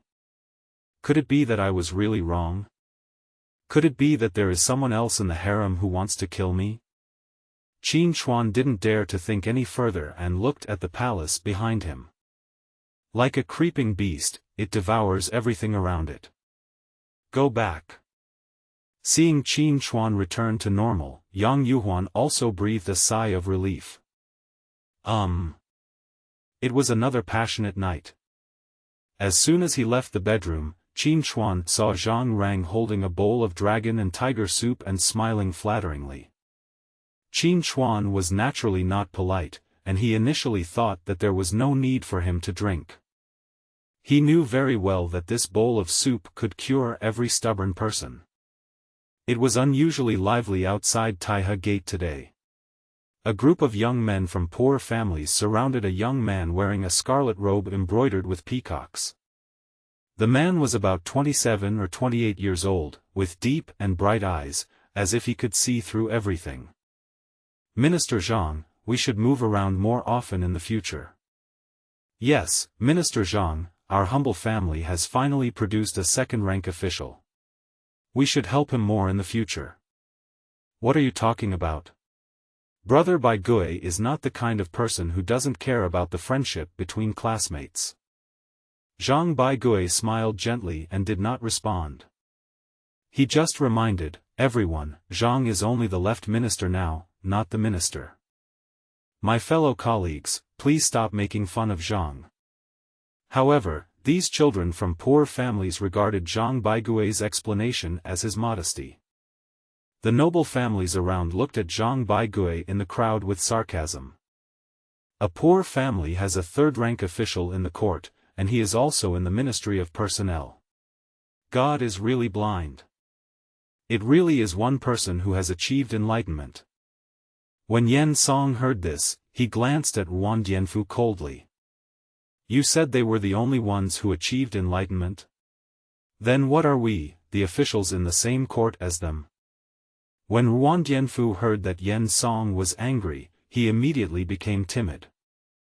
Prime Minister Yan, I said something wrong. Be careful with your words. The more this kind of thing happens, the more cautious you should be. The careless ones are all at Kaishaku. Listening to Yan Song's words, I thought about the people that His Majesty had recently ordered to be killed. Looking at the Ministry of Revenue officials who had some space in front, Wang Dianfu understood. Zhang Baigui looked at the two people in the front, the two largest civil servants. His eyes were still calm, but the heat in them could no longer be suppressed. From passing the imperial examination to offending a villain, he was eventually assigned to work as a small official in Shanglin Garden. Later, due to the corruption case of Yuan Zai, the Minister of Revenue, many officials were killed. Zhang Baigui was promoted from the Shanglinyuan office to the Ministry of Personnel. Because of His Majesty's appreciation and his meritorious service in reporting Chen Ziqiang, he finally ascended to the position of Left Vice Minister of the Ministry of Personnel, a third-rank position in the Imperial Court. 6 years of dormancy is a difficult task for someone like Zhang Baigui, who is sober and conceited. That's enough. The frustration he once felt had long since disappeared. 6 years was enough time for him to figure out what he really wanted. And how to get there. Looking at the two figures in front of him at this moment, his will was as firm as a mountain. Now, he just had to take action.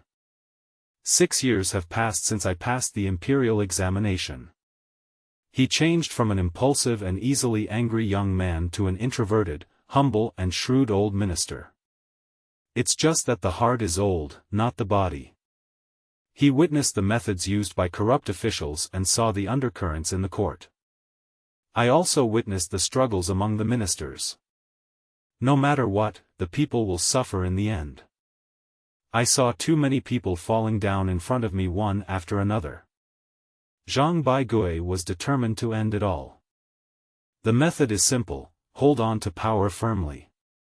But this is not his ultimate goal. Power is just a tool to realize ideals. What Zhang Baigui wanted to do was to be a powerful official who could bring benefits to the world. Becoming the Minister of Personnel was the first step towards his plan. Therefore, he still needs to be patient and not offend anyone. It must not attract the attention of Qin Hui and Yan Song. However, who knows how long the two ministers have been immersed in the officialdom, and they know what he is thinking. As time went by, the Taihe Gate opened. Civil and military officials advanced in order of rank, crossed the Jinshui Bridge and lined up in the square. Zhang Baigui glanced at Wang Yunji beside him, frowned slightly, but said nothing. Just looking at the place where the Ministry of Finance and the Ministry of Officials stood, which were loose and empty, I had some thoughts in my mind. Qin Chuan is wearing a black dragon-patterned robe today and a 12-pointed crown on his head. The front is round and the back is covered with a crown plate, with 12 streams on the front and back.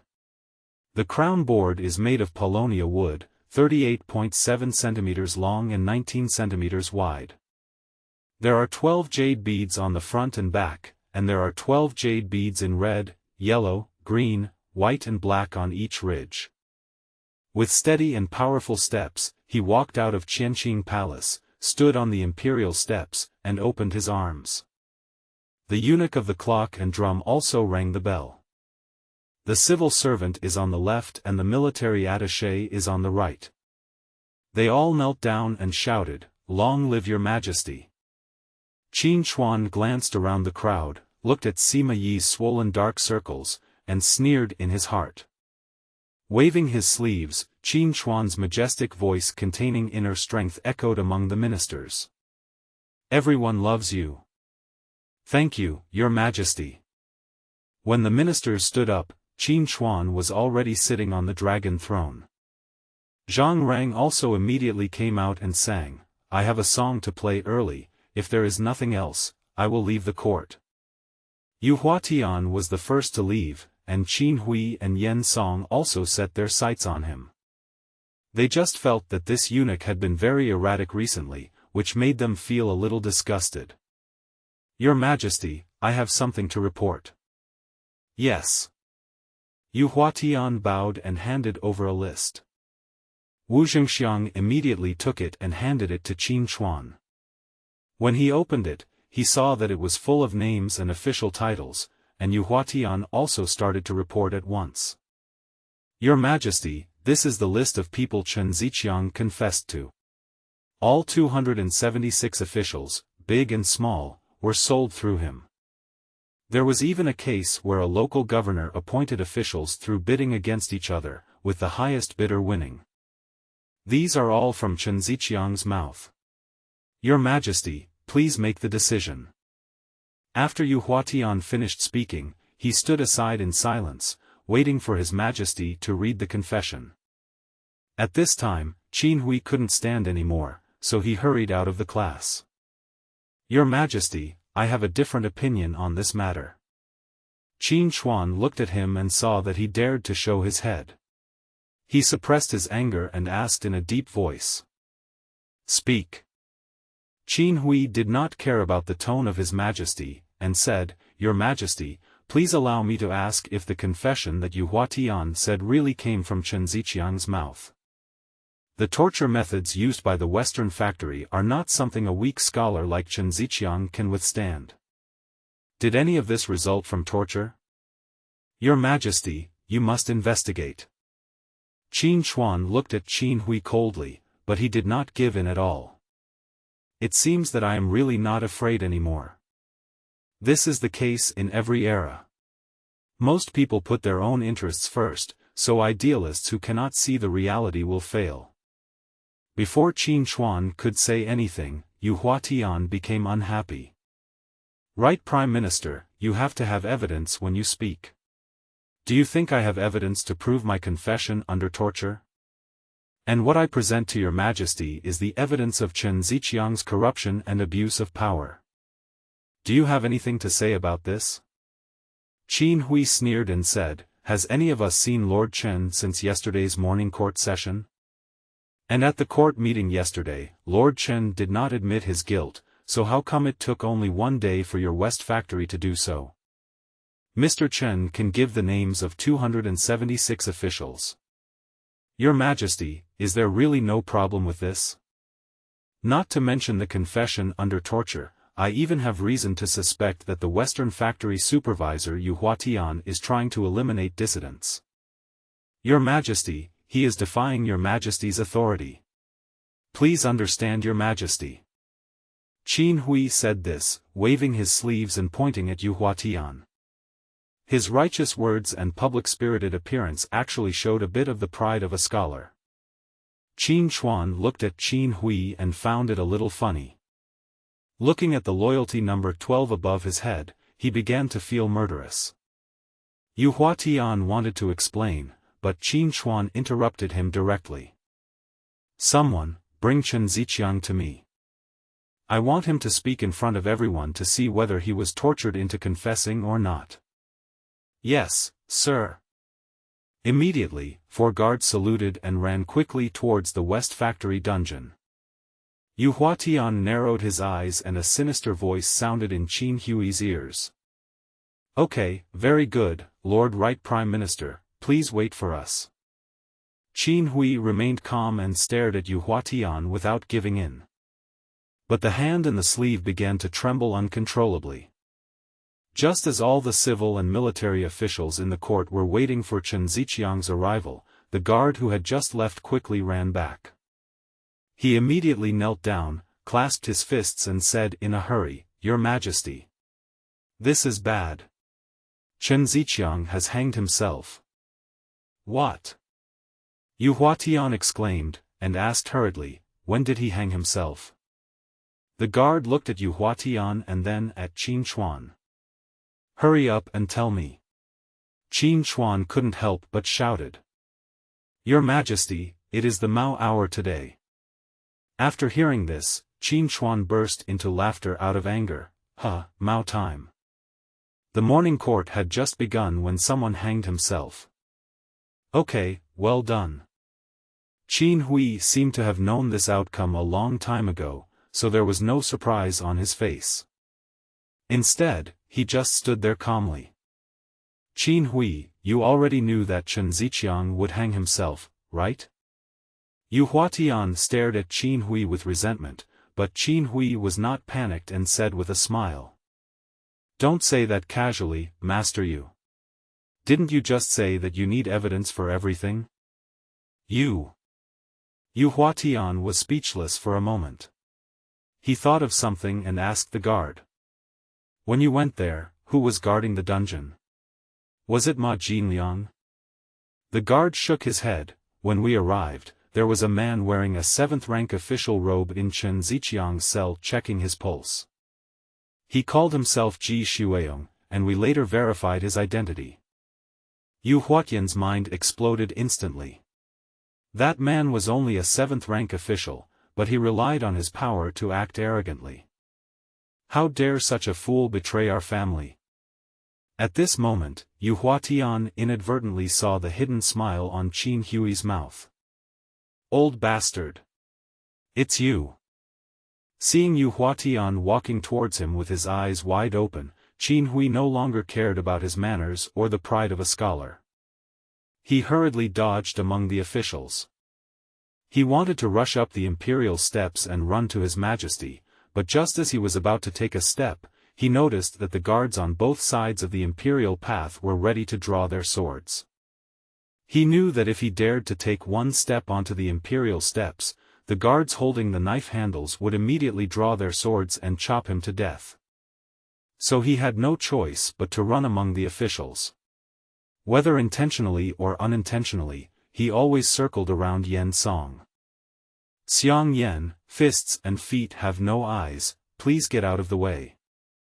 Yan Song was also a little angry.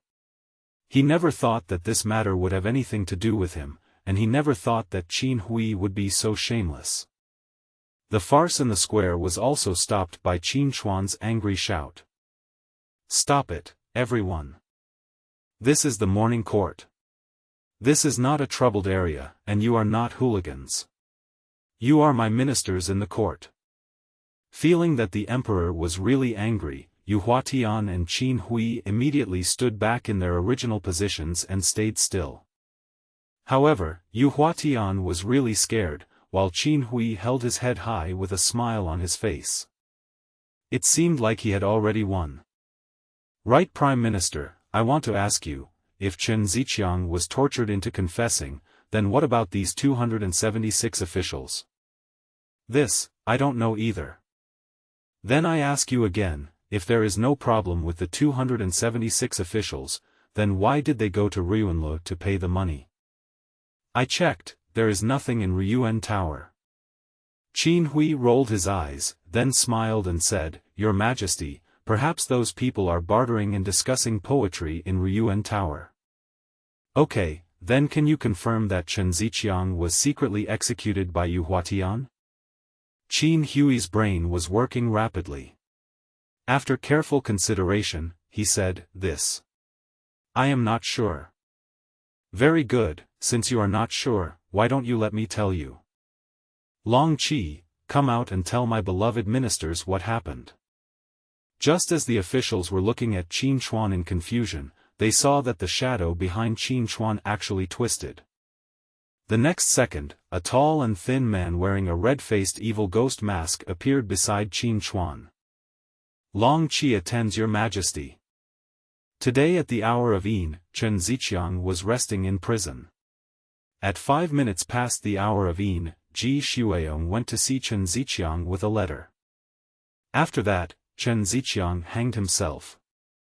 Afterwards, I read the letter and found out it was written by Chen Ziqiang's wife. When Long Qi said this, Qin Chuan discovered that Qin Hui's body actually trembled slightly. Prime Minister Qin, you are the Minister of State, so you must stand firm. Long Qi, continue. Yan Song glanced at Qin Hui, then at Yu Huatian, and let out an imperceptible sigh. He knew that His Majesty no longer trusted them, the important ministers left behind by the previous emperor. However, this may be a case of reaping what one sows. After Chen Ziqiang and Ji Shuiyong talked, we gave Chen Ziqiang a drug called the living death grass, which can put him into suspended animation. Then, a fake suicide was fabricated. When Ji Shuiyong saw it, he stepped forward to check the pulse until His Majesty's guards arrived. Hearing this, Qin Hui's trembling legs could no longer support him and he collapsed to the ground. Because he knew that he was completely finished. However, Yan Song was keenly aware of Long Qi's word "we." In addition to him, several ministers with ulterior motives also noticed it. Their faces looked extremely ugly at this moment. But Qin Chuan didn't care about all these. He suddenly exploded and pointed at Qin Hui and shouted angrily. Qin Hui! Now that all the certification materials are complete, do you have anything else to say? Qin Hui's voice trembled as he said in panic, Your Majesty, I was deceived by a villain for a moment. This matter has nothing to do with me. Now you say it has nothing to do with you? It's too late. Someone, drag Qin Hui out and wait for your punishment. Yes, sir. The Black Armor Army didn't care who Qin Hui was, they only knew that their master was the emperor. Looking at the Black Armor Army getting closer and closer to him, Qin Hui was completely panicked. Your Majesty! Your Majesty, you cannot kill me. If you kill me, the King of Bailiang will definitely seek justice for me. Hearing this, Qin Chuan laughed out of anger, and the murderous intent in his eyes had already solidified.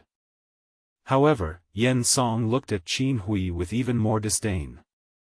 It is ridiculous that such an idiot is worthy of being the Prime Minister of the same country as me. Qin Hui, if you hadn't mentioned the King of Bailiang, perhaps you could have lived a few more days. What a pity. I changed my mind.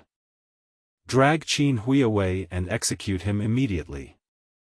Seeing that Kai Jing seemed to be about to leave, Qin Chuan stared at him coldly. Why, Master Kai wants to plead for him. Don't forget, I haven't settled the matter with you about your son yet.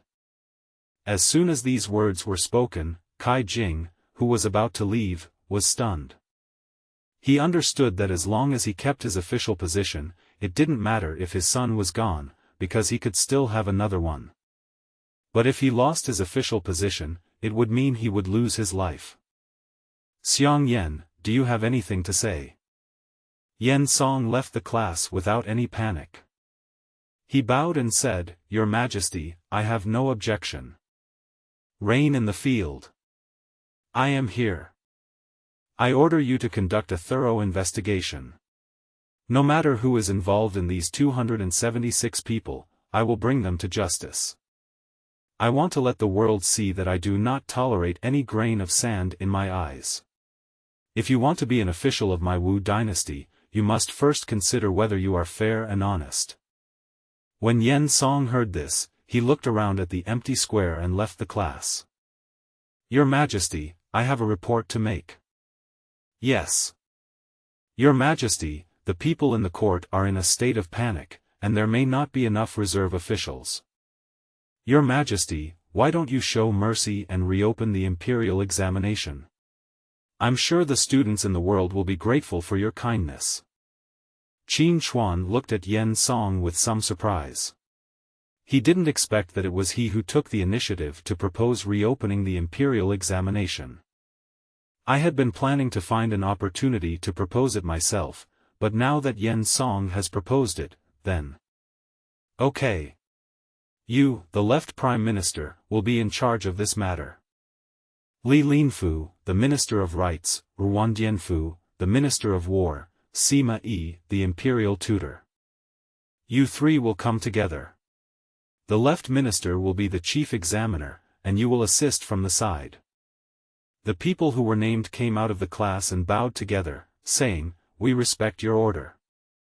Qin Hui glanced at Wei Zhongxian, who had been very low-key recently, and thought of something. "Yu Huatian, Wei Zhongxian, you two come to the palace to see me." Dismiss. As Qin Hui flicked his sleeves, today's morning court came to an end. Zhang Baigui, who originally wanted to submit a memorial, now had no choice but to follow the ministers in paying homage. Long live His Majesty! After standing up, he looked at his colleagues around him who were so scared that their legs went limp, and couldn't help but sneer in his heart. And Yan Song seems to have returned to the center of power. Looking at Yan Song, who was surrounded by hundreds of officials and who was constantly complimenting but politely rejecting him, Zhang Baigui knew that this left prime minister might be a major obstacle for him to enter the center of power. As for the position of right prime minister, Zhang Baigui is determined to win it. Hao Qian rolled up his sleeves and left. He still had many things to be busy with. Wei Zhongxian and Yu Huatian, who came to the Qianqing Palace, looked at each other. Neither of them is convinced by the other, but recently the West Factory's limelight has really surpassed that of the East Factory. Eunuch Wei, you have to work hard to serve His Majesty. There are people watching behind you. We don't need to worry about what we do. Qin Hui was very satisfied when he saw the two people bickering. If the two of them were harmonious together, then Qin Hui would really be afraid. Yu Huatian, you don't have to worry about the Jinui from now on. You only need to be responsible for the affairs of the West Factory. You have to do two things for me right now. Yu Huatian showed no dissatisfaction at all, and immediately knelt down and said, "Your Majesty, I will serve you loyally." This attitude is very good. First, whether it is the case of Yuan Zai from the Ministry of Revenue or Chen Ziqiang from the Ministry of Personnel, solve them as soon as possible. Those who deserve to be killed will be killed, those who deserve to be exiled will be exiled, and those who have committed the most heinous crimes will not be spared even within the 9 clans. I obey your order. I wonder what the second thing Your Majesty is talking about. After thinking about how to express it in his mind, Qin Hui stood up and walked to Yu Huatian and said without any doubt. For the second thing, I want you to spread out all the spies from the Western Factory. Keep close watch on Wu Sangui, the Prince of Pingxi, Dong Zhua, the Prince of Bailiang, and Zhao Kuangyin, the Prince of Yong'an. I want to know the military strength of their fiefdoms and the generals they have. Do you understand all the details? When Yu Huatian heard about this mission, he immediately said excitedly, I understand. I will definitely live up to Your Majesty's trust. Very good. Qin Hui patted Yu Huatian's shoulder with satisfaction and said softly. Wei Zhongxian, who was standing aside, looked at Yu Huatian with great envy. This second task is comparable to the achievement of founding a country. Looking at the somewhat depressed Wei Zhongxian, Qin Hui smiled and spoke gently. Don't be discouraged. The task I have assigned to you is to provide porridge to the people. Don't think this is a small matter. You are not providing porridge to a county or a place, you are providing porridge to poor people all over the world. Besides, you are distributing porridge in my name. You must know the importance of it. Wei Zhongxian thought of something and suddenly became excited. Your Dongchang doesn't have a good reputation among the people, so you want to restore it by distributing porridge. We need to establish a good image of your East Factory in the hearts of the people. Besides, you are distributing porridge in my name. If you still want to go there, it will not only damage the reputation of your East Factory. It will damage my reputation, so do you understand how important this is? Wei Zhongxian had already figured out the cause and effect relationship, and immediately kowtowed excitedly and said, I understand. I will definitely do this well and will not allow your Majesty's reputation to be tarnished in any way. Qin Chuan was very satisfied seeing the attitude of the supervisor of the second factory. Well, that's good. Also, I'm giving you a reminder. Going out to distribute porridge is secondary. The main thing is to maintain the image of your East Factory. If you encounter people who oppress the people. Do you know how to do this? Wei Zhongxian's eyes lit up, and he immediately replied, Your Majesty, I understand. Seeing that he still didn't understand, Qin Chuan quickly leaned closer and whispered. Don't just focus on distributing porridge. Give orders to collect local information while distributing porridge. Whether they are businessmen or officials, we must collect information to find out whether the source of their money is clean. Now, do you understand? This is simple. It's just confiscating property. This is the East Factory's specialty. How could Wei Zhongxian not understand it? I understand, Your Majesty, I understand. Seeing the unusual blush on Wei Zhongxian's cheeks, Qin Chuan hurriedly reminded him. If the source of their money is not from exploiting the people, forcing them to buy and sell, or seizing their land, but is obtained through legitimate means, you should not bother such people. When investigating corrupt businessmen and officials, their crimes must be made public. At the same time, the porridge must not be plain, and it must be strong enough to hold the chopsticks. You have memorized all of this. When you have achieved the recognition of the people, I will give you the next task. Wei Zhongxian knew that his task was not much easier than Yu Huatian's, but more difficult. He immediately pointed to the heavens and swore, Your Majesty, I, Wei Zhongxian, will do my utmost to serve Your Majesty. If I disobey you, the gods and ghosts will punish me. Okay, go down. I will remember all your contributions. When the world is at peace, I will reward you all. My lord, thank you for Your Majesty's holy grace. Long live Your Majesty. The two of them bowed in unison, then bowed and left. This time, the two of them rarely quarreled after leaving Qianqing Palace. It's just that the desire to win in each other's eyes seems to be even more intense. After the two left, Qin Chuan sat on the dragon chair but felt a little depressed. He didn't know why, maybe it was because of the memory of the original owner.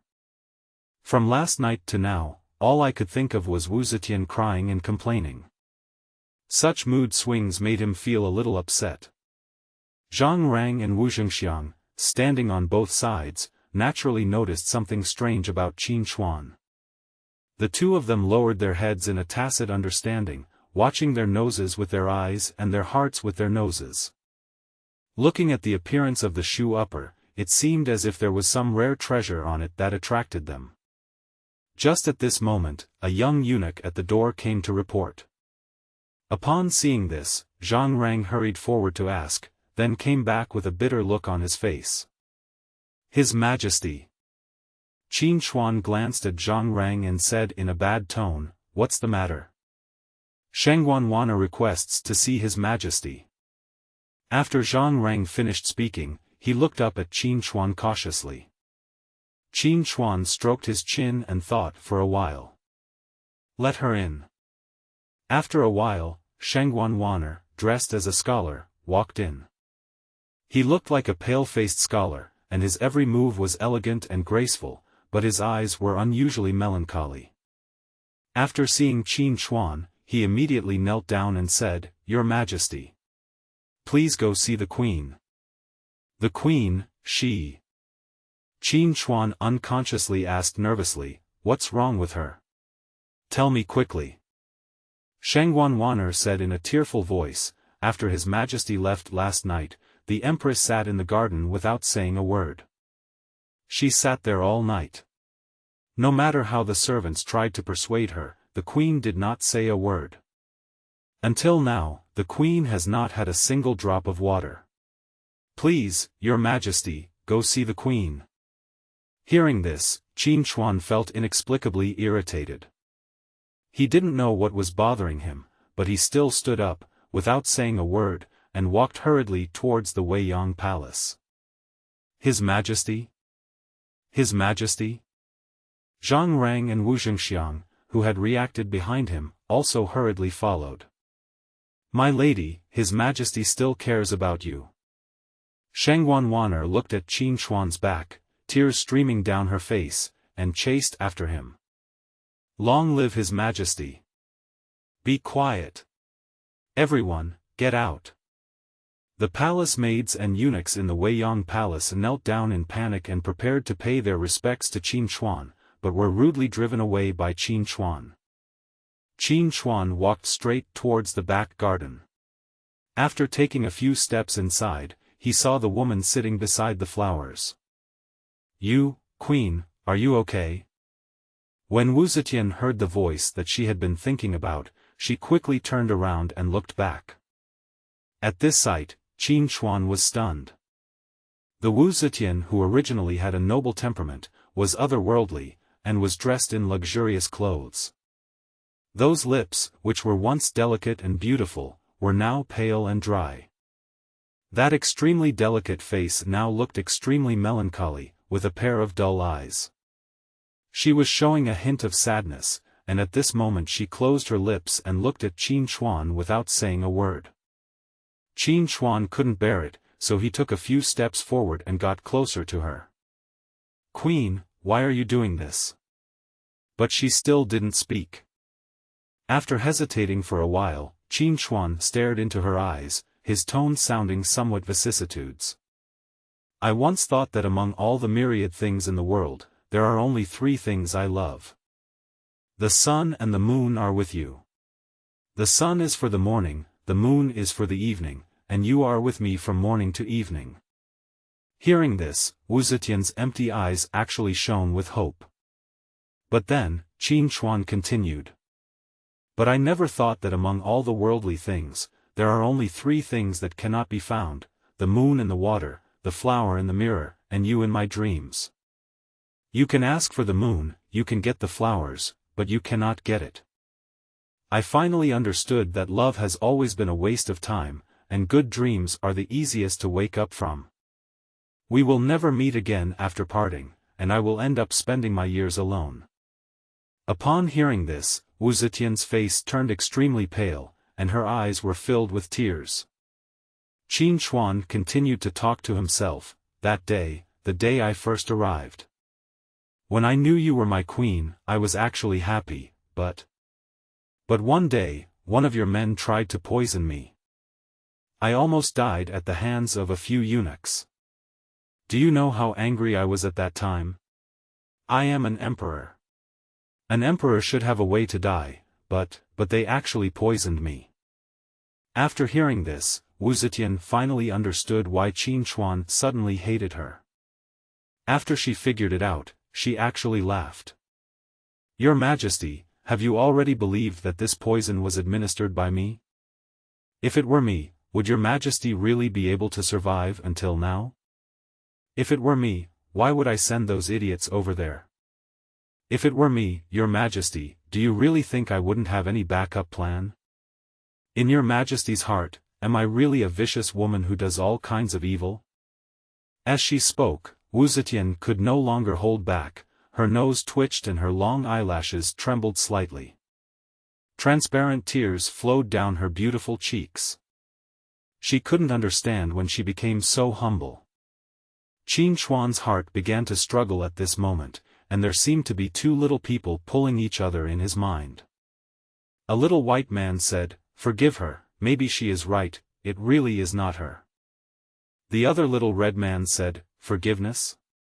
She said it wasn't her, so it wasn't her. Don't forget, the more beautiful a woman is, the more likely she is to lie. But when Qin Hui saw her crying pitifully, he finally softened his heart. He walked forward, held her in his arms, and patted her back gently. Zetian, who was originally crying quietly, cried even louder when she felt someone holding her in his arms. It seemed as if he was venting all his grievances. After a long time, the crying finally stopped, but the woman in his arms was unwilling to leave this warm embrace, greedily sniffing this extremely familiar smell. But Qin Hui couldn't help it. He lifted her chin, looked straight into her eyes, and asked solemnly, "Answer me, have you really never poisoned me? I want to hear the truth. If you lie to me, I will never forgive you again." Zetian also looked directly into Qin Hui's eyes without dodging. "Not me." Looking at the pride in her eyes, Qin Hui believed it. Yes, even Zetian in previous history never poisoned the man she loved. "But if it wasn't you, who in the harem could order the eunuchs to kill me?" Qin Hui looked at the cunning palace in the distance and said to himself.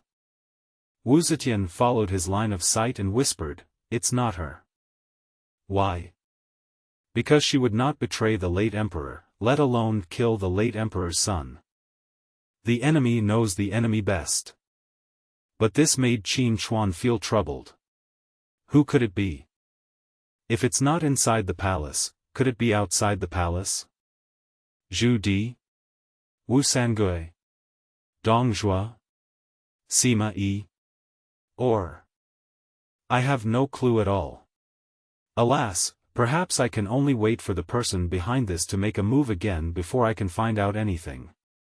Zetian seemed to understand Qin Hui's thoughts and spoke in a harsh tone. "If I knew who was behind this plot to frame me." Before she could finish, Qin Hui stretched out a finger to stop her from saying the next word.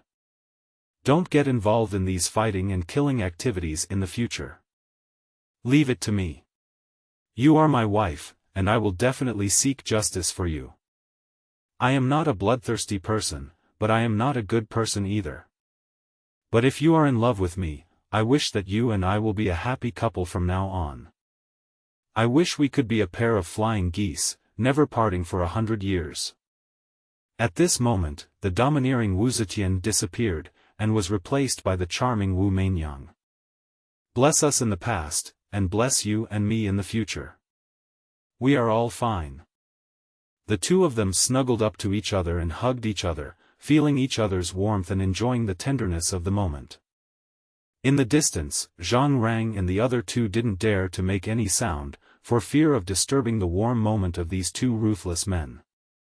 However, what no one noticed was that Sheng Wanwan's smiling face was actually a little bitter.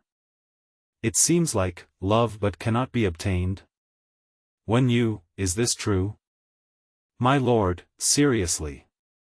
Li Ru looked a little serious, and said worriedly as he stood beside Dongjua.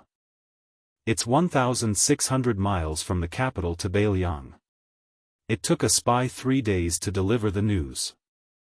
According to the letter, after the emperor learned that Qin Hui had your support, he decisively beheaded him. And? Dongjua was already a little annoyed at this time, and asked with wide eyes. And what?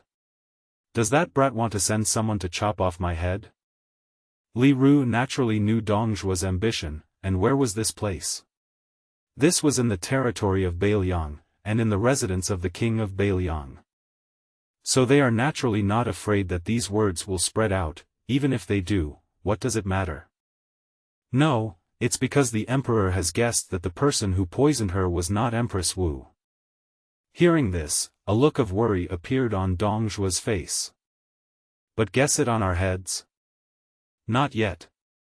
After all, the people we sent to bribe those eunuchs were our assassins, and they have long since turned into a pile of bones. Even if the emperor wanted to investigate, he couldn't trace it back to us, Beiliang. Dongjua then breathed a sigh of relief, stroked the wine glass, and said with some regret. It's a pity that I couldn't poison that little kid as planned. Li Ru also felt a little regretful. Yes, if the emperor can be poisoned to death, the news of his death will be released. Then we will spread the news that His Majesty was poisoned by the Queen Mother, and put all the evidence on Lu Ji. By then, everyone in the world can go out to fight for the king. As long as the world is in chaos, our chance will come.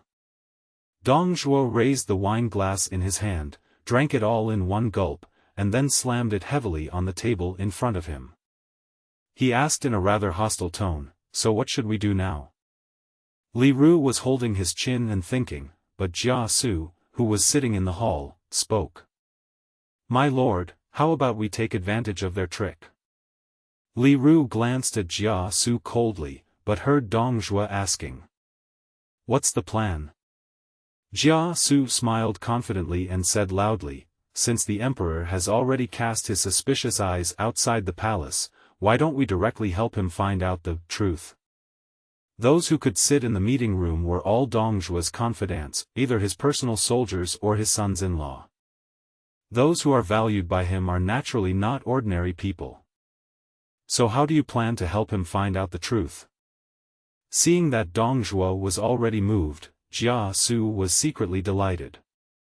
Hasn't Zhu Di already sent troops to the north? And according to the intelligence we have received, his troops have now reached the Onan River and his horses have marched into the Beer Lake. Moreover, he seems to have no intention of returning to the capital, but is preparing to accumulate his own strength on the grassland. The emperor is also aware of this intention. So, why don't we try to divert the blame and link this matter to him? Dong Zhuo thought about the interests involved, and although he was tempted, he did not agree directly. Instead, he looked at Li Ru and the generals in the hall. What do you think? Your Majesty, I think this is not possible. Oh? Then why not tell me? Li Ru glanced at Jia Su, then bowed and said. Your Highness, I think that if this matter is implicated in Zhu Di, then this will give Zhu Di a reason to rebel. Just imagine, will the people of the world believe this reason? I guess the people would think that Zhu Di was forced to rebel, a pillar of the country who wiped out the grassland tribes and drove the foreigners to Beer Lake. But after the great victory, he was suspected by the emperor, which gave Zhu Di a legitimate reason to purge the emperor's entourage. By then, Zhu Di's dispatch of troops will be justified, but what about us? Dong Zhuo immediately thought about the relationship between them, frowning in thought. Jia Su looked at Li Ru meaningfully, but all he got in response was Li Ru's disdainful sneer. Li Ru was Dong Zhuo's chief strategist, and Jia Su was just a captain in charge of suppressing the enemy. Moreover, Li Ru was also Dong Zhuo's son-in-law, so in this military camp, Li Ru wanted to suppress Jia Su everywhere. At this moment, Jia Su felt a little sad. But Dong Zhuo was not interested in these things. He was still thinking about what benefits he could gain from pinning the crime of poisoning the emperor on Zhu Di. But after thinking for a long time, there was still no satisfactory answer. If Zhu Di could legitimately come to the aid of the emperor, and if he had the world in his hands by then, what reason would he have to send troops himself? He was not allowed to return to the capital without an imperial edict. Even if he said that he was trying to stop Zhu Di, once the emperor issued a national edict, he would be able to succeed in the end. That is just the target of everyone's criticism and siege. By then, although the world was in chaos as he had imagined, his own power had also been greatly reduced. How can they fight back? Besides, Zhu Di is not a soft persimmon. The other two princes are not easy to mess with either. After figuring this out, Dong Zhuo looked at Li Ru and asked in a deep voice. Do you have a better plan? Li Ru did not answer immediately, but glanced at Jia Su, then stared at him and smiled faintly, then answered loudly. Your Highness, we just need to spread the word that the poison was given by the Queen Mother and that she is trying to frame the Queen. Moreover, he went to the territories of the Prince of Pingxi and spread rumors that he wanted to murder your Majesty and usurp the throne. If the Queen Mother and Prince Pingxi want to prove their innocence, it will take some time, and we will take this opportunity to confirm the evidence. In this case, Your Majesty will definitely deal with the King of Pingxi first, which will give us time to develop, and the King of Pingxi will naturally not surrender. But if the King of Pingxi really rebels against the imperial court in front of the people, then his crime of treason will be proven. The emperor cannot defeat the King of Pingxi with his current military strength. He will definitely send Oboi or Zhu Di to deal with the King of Pingxi. Then the opportunity will come. And Zhu Di will not miss it either. We just need to wait until they start fighting and disturb the people of the world, and then we take action. At this time, even if they find out, they will be helpless. Dong Zhuiyue listened and his eyes became brighter. This move is extremely brilliant, killing 3 birds with 1 stone. As if he saw the scene of himself sitting on the dragon throne in the future, Dong Zhuo laughed excitedly, and his unbridled laughter echoed throughout the Bailiang Palace. Dong Min, Niu Fu, Dong Huang and Lu Bu also quickly followed suit. Blessings, Father. Blessings, Your Majesty. Blessings, Godfather. Unify the world and achieve eternal hegemony. After these people said so, the other generals in the hall naturally followed suit. However, 2 of them looked a little strange. One of them is naturally Jia Su. Although he is only a captain of the army now, he believes that he is no less intelligent than Li Ru. A smart person who is always suppressed will naturally feel unhappy. He was interrupted by Li Ru before he could finish his words, and he had thought of what Li Ru said. The other person with a strange expression was the newly appointed Chen Qianji. His current position in Dong Zhuo's army is just a small infantry captain, and the only reason he can appear in this meeting room is because his talent is appreciated by Dong Zhuo. At the same time, he is also good at dealing with people. After knowing Li Ru's thoughts, he knew how to please both Jia Su and Li Ru. However, Chen Qianji discovered an interesting phenomenon. Lu Bu was clearly the most powerful fighter under Dong Zhuo. But her status in this meeting room was only slightly higher than his. Chen Qianji seemed to have thought of a way to gradually disintegrate the huge Bailiang. Ziyun, did you see what Wen Yu did today? Jia Su held the wine jug, tilted his neck back and poured it in. It seems that he wants to vent all his resentment through a hangover. Chen Qingji naturally stood on Jia Su's side at this moment. Looking at Jia Su, who had changed his appearance from a Confucian scholar, he tentatively asked. As long as Wen Yu is in this military camp, neither you nor I will have a chance to succeed. Jia Su naturally agreed, you just rely on being the prince's half-son to suppress us so wantonly. It is difficult for such a narrow-minded person to achieve great things. Chen Qingji did not expect that Jia Su had such a deep grudge against Li Ru, and continued to ask tentatively. Isn't the Duke of Duding also the prince's adopted son? Why is he not welcomed by his colleagues? When Jia Su heard him ask this, he also sneered. Ziyun, you don't know that the Marquis of Duding was not a member of our Bailiang army before. It was Li Ru who devised a plan. He used a horse as a price to make him behead his superior. Ho Dudinghao came to our Bailiang army with his superior's head. And in front of everyone, he knelt down and worshipped the prince, and even worshipped the prince as his godfather.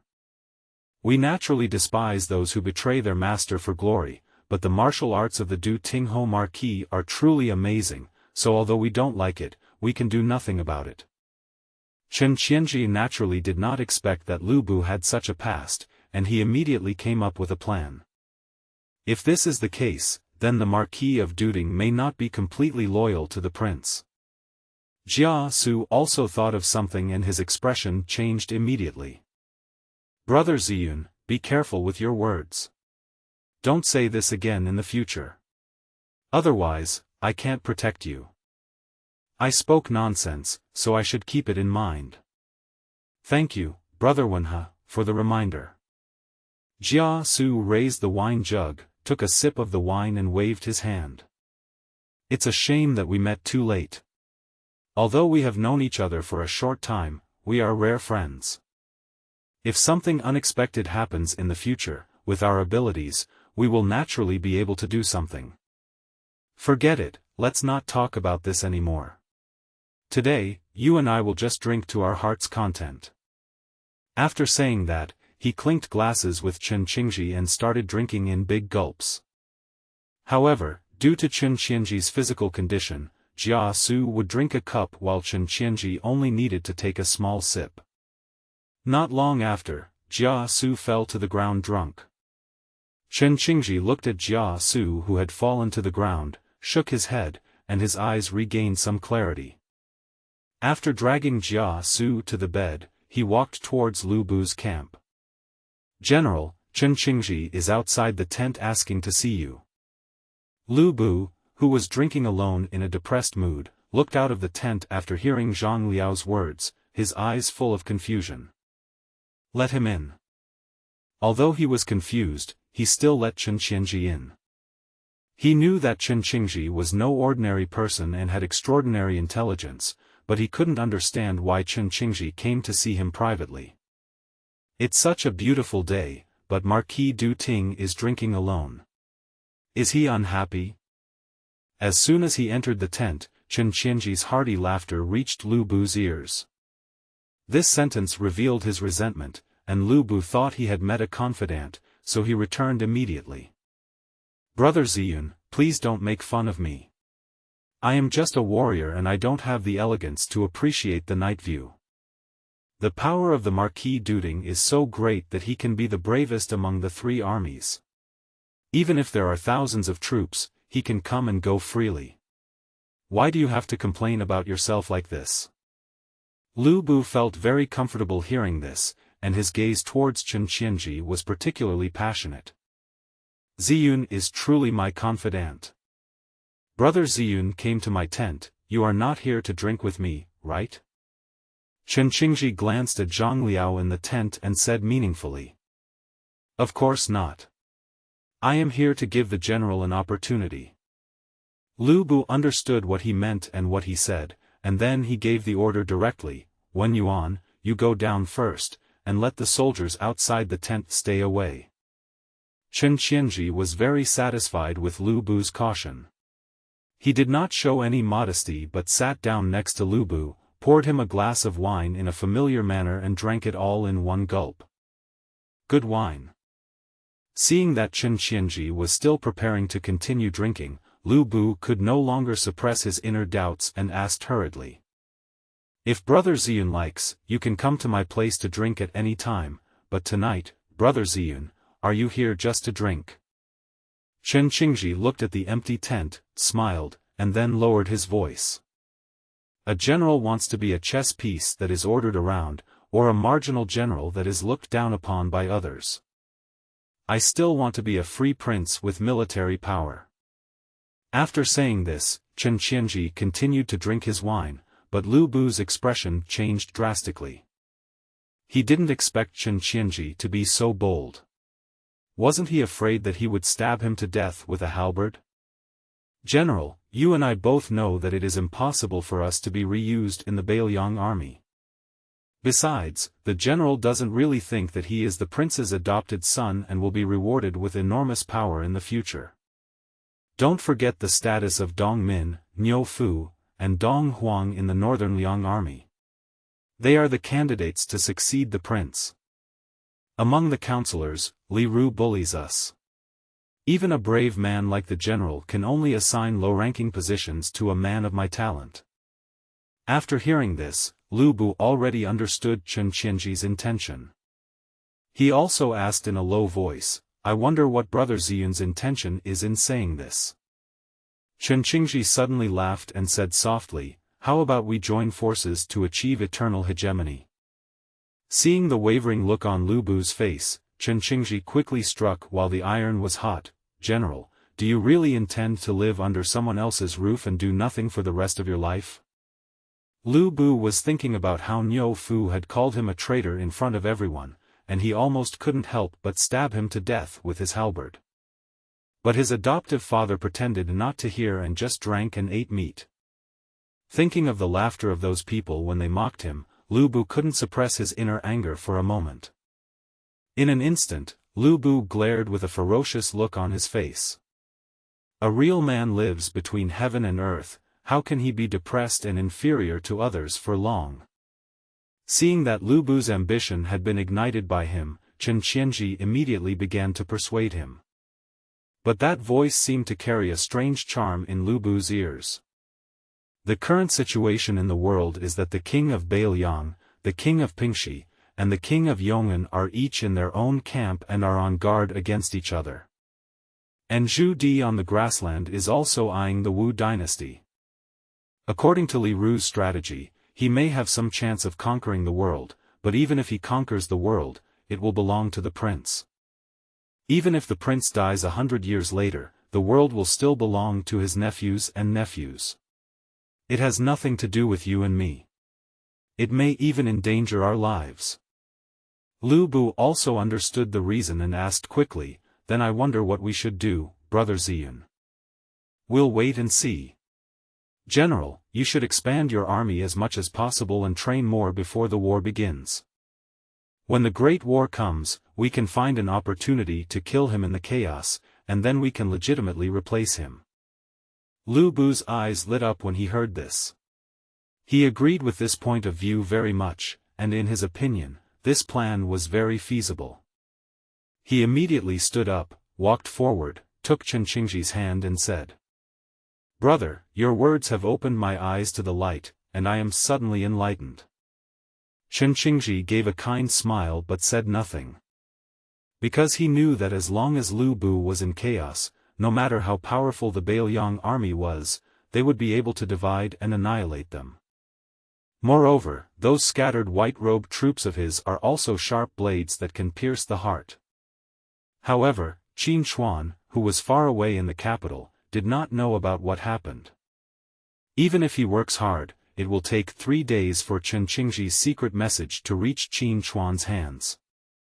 However, Qin Chuan was laughing happily in Qianqing Palace at this moment. Zhang Rang and Zheng Xiang, who were standing by, thought for a time that His Majesty was crazy.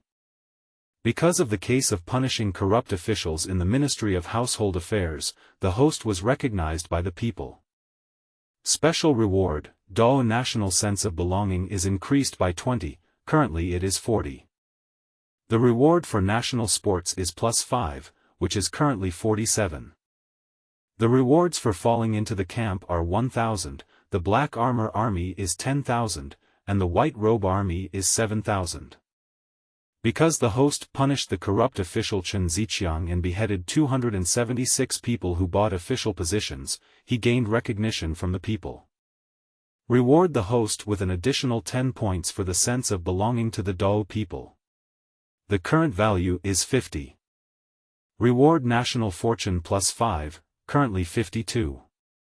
Reward the host with 2 million taels of silver and the design drawings of the divine fire flying crow. Because the host killed Qin Hui and rectified the government, the progress of the greatest emperor in history reached 20%. Reward the host with the design drawings of the red cannon. Listening to a series of system prompts in his mind, Qin Chuan became extremely crazy. As a poor student, although I know about powerful weapons such as firearms, I don't know how to make one. Now the system has thoughtfully rewarded me with the design drawings. Even a pig can easily build this kind of war machine. Although it is a red cannon with unstable rifling, its range can at least reach 1.9 kilometers. It is equipped with gun ears and sights, can adjust the range, and has a long gun barrel life, although its disadvantage is that it is too heavy and difficult to turn around. But when facing cavalry, they can carry out large-scale massacres. Qin Chuan could already imagine that scene in his mind at this moment. He laughed loudly towards the sky, and for a moment he was a little too proud of himself. Zhang Rang beside him was considering whether to ask the imperial physician for help. He was extremely conflicted, not knowing whether it was better for the emperor to be incompetent or diligent in government, love the people, and govern the country well." Wu Zhengxiang, who was standing by, called out softly, "Your Majesty, Your Majesty." Hearing the shout in his ear, Qin Chuan realized that he had lost his composure and immediately coughed a few times to cover up his embarrassment. Then he ordered, "Call Long Heir to me." The current commander of the embroidered uniform guard is Long Yi, and none of the officials know his true appearance or origins. All I know is that his face always has the image of a black-faced devil. Besides him, there were 9 other people wearing various evil ghost masks. Not long after, Long Heir appeared in the inner hall of the Qianqing Palace, and could see him directly without any notification. His Majesty. When Long Heir saw Qin Chuan, he knelt down and saluted without saying any more flattering words. "Long Heir, I give you a task." Qin Chuan looked at the 2 eunuchs beside him and then said, "You 2 go down first." Wu Zhengxiang didn't have any idea and retreated directly. Zhang Rang looked at Long Heir very curiously, but Long Heir seemed to have noticed something, and his eyes under the mask were fixed on Zhang Rang for an instant. He felt as if he was being targeted by a peerless beast, and retreated quickly with a chill all over his body. There is no doubt that if he dared to make any unusual movement just now, Long Heir would have been able to separate his head and body in an instant. Patting his chest, Zhang Rang was glad that he had saved his life, but he saw Wu Zhengxiang looking at him with disdain. "Your Majesty, I don't know what you want me to do. Come forward." Without any hesitation, Long Heir came to Qin Chuan's side and bowed to listen to the Emperor's order. "I have 2 designs here. Go find some craftsmen and develop them in secret. Pay attention, these craftsmen must find out the details, and these 2 design drawings must not be leaked. If anyone investigates, you can handle it yourself." Long Heir is one of the 5,000 Ghost Shadow Army commanders rewarded by the system, so he is naturally absolutely loyal to Qin Chuan. Because when he received the order, he already had a plan of action in his mind and understood what his master meant. He immediately knelt down and said respectfully, "I understand." Qin Chuan directly gave the 2 design drawings on the imperial desk to Long Heir, and all that was left was to wait for the results. "If you develop it, find a deserted place and test the power of this thing." "I understand." "Well, go down, quickly." "I understand." After saying that, Long Heir's figure flashed again and appeared outside the hall. Zhang Rang was thinking about something with his head down when he suddenly noticed an extremely dangerous signal beside him and looked over quickly. He saw Long Heir appearing beside him like a ghost, and his hair stood on end as if he was facing a powerful enemy. Long Heir just glanced at him coldly and left without saying a word. Zhang Rang understood that if he was not loyal in the future, he might lose his life at any time. At this moment, his loyalty skyrocketed. "Congratulations, host. The loyalty of Chief Servant Zhang Rang has reached 91. I will reward the host with a copy of the black gunpowder formula. I hope the host will soon become an emperor through the ages." Qin Chuan was a little confused, but the increase in loyalty was naturally good news for him. Especially this black powder. Although the power of black powder is far less than that of yellow powder, it is unsafe and can easily explode during transportation. And it cannot be used in modern firearms of later generations, but at least it can be used to develop flintlocks or smoothbore rifles. Qin Chuan was already very satisfied. At least, in this era of cold weapons, the firearms blueprints rewarded by the system were definitely top-level killing weapons. And seeing Zhang Rang entering the hall and standing honestly beside him, he actually found him very pleasing to the eye. Zhang Rang also clearly felt the gaze of His Majesty, and he sensed the trust in that gaze. Then he thought of something and asked softly, "Your Majesty, are we going to Weiyang Palace tonight?" After hearing this question, Qin Chuan pondered for a while and then said, "I'm going to Changqiu Palace tonight. I haven't tasted the dishes made by concubine Xian for a long time. I miss them very much. I will go to Changqiu Palace now. Qin Chuan added before Zhang Reng finished speaking. Go tell the queen and imperial concubine first and ask them to go to Changqiu Palace for dinner. Today, I will have dinner with the three of them. Hearing this, Zhang Reng was a little dumbfounded. If that's the case, do I need to prepare Sanfen Longhu soup tomorrow morning? Qin Chuan felt somewhat dissatisfied when he saw Zhang Reng standing there in a daze. If he knew what was in Zhang Reng's mind, he would probably get angry immediately. Go now. I obey your order. I will go right away. After Zhang Reng finished speaking, he trotted out immediately. Qin Chuan lowered his head and continued to review the memorials. Now that he had finished reviewing all the piled-up memorials, he couldn't help but feel fortunate that there was paper in this dynasty.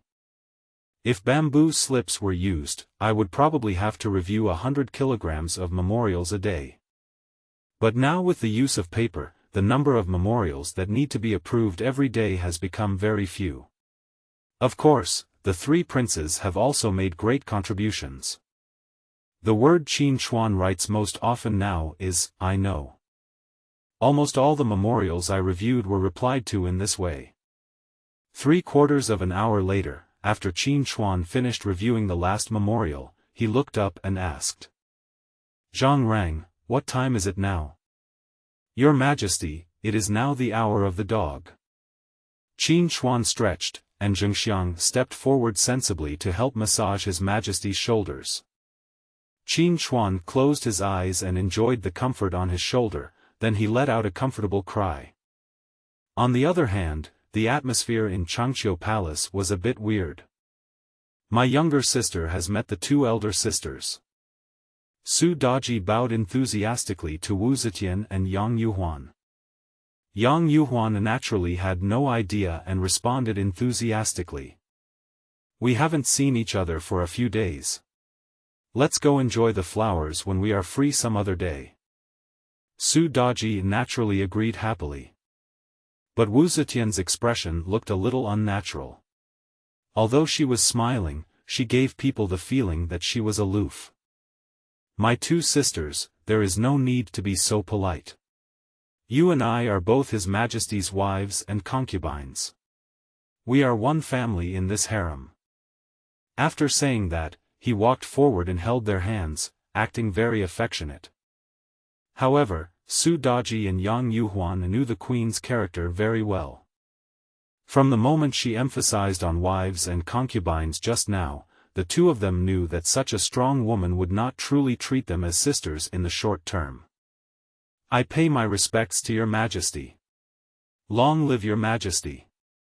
As soon as he arrived in front of Changqiu Palace, he saw the three women and a group of palace maids and eunuchs kneeling to greet him.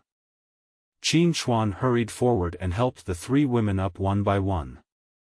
My beloved concubine, there is no need to be so polite when you see me in the future. I will not blame you. Wu Zetian said seriously, Your Majesty, these are what I should do. Your Majesty is the Son of Heaven, and the rules of being a wife should not be violated. Su Daji and Yang Yuhuan on the side also hurriedly said, Your Majesty, the Queen is right. This is absolutely not allowed. Qin Chuan had no choice but to give up the proposal, and then waved his hand to the palace maids and eunuchs and said, Everyone, get up. Thank you, Your Majesty, for your grace. After these people stood up, they all retreated sensibly, leaving only the personal maids standing beside their masters. Qin Chuan touched his belly and said gently, My beloved concubine, did you cook anything delicious today? I haven't eaten the dishes made by my beloved concubine in a few days. I miss them very much. Su Daji was naturally happy to hear this. After all, her beloved man liked the food she cooked, which was also a sense of accomplishment. When Yang Yuhuan on the side heard this, there was no change. Instead, he looked at Su Daji with envy. He truly treated her like a sister. But Wu Zetian was not the same. She felt a little unhappy in her heart, but she was not jealous. She was only unhappy because she couldn't cook. I am very happy to see you three getting along like sisters. My two sisters treat me very well, and I naturally treat my two sisters sincerely. What did my sister say? We are His Majesty's wives and concubines, so we should naturally sympathize with our sisters. What the Queen's sister said is absolutely true. Qin Hui was very satisfied with the relationship between them, and strode towards the palace with a big smile. The three women looked at each other and followed closely behind Qin Hui. As soon as he entered the hall, Qin Hui saw the sumptuous dinner prepared on the table. He quickly greeted her, "Come, come, sit down, my beloved concubine, please sit down." After seeing Qin Hui sit down, several people sat down in their seats one after another. Qin Hui pointed at the dishes on the table and said, "This is fried pork with peppers, this is boiled fish, this is Suzhou-style sausage, and this is 8 treasure rice. There are even my favorite braised pork elbow and stir-fried pork intestines. My dear, I am thoughtful." Su Daji looked at Qin Hui with a smile on her face, and her inner satisfaction reached its peak. "I just made it according to the method taught by Your Majesty. It is not my credit. If it were not for Your Majesty, I would not know that these foods can be made in this way. My beloved concubine, there is no need to be modest. This is also a kind of talent. I will teach you how to make a few dishes in a few days. You can try more when you have nothing to do. I will do my best to follow Your Majesty's orders."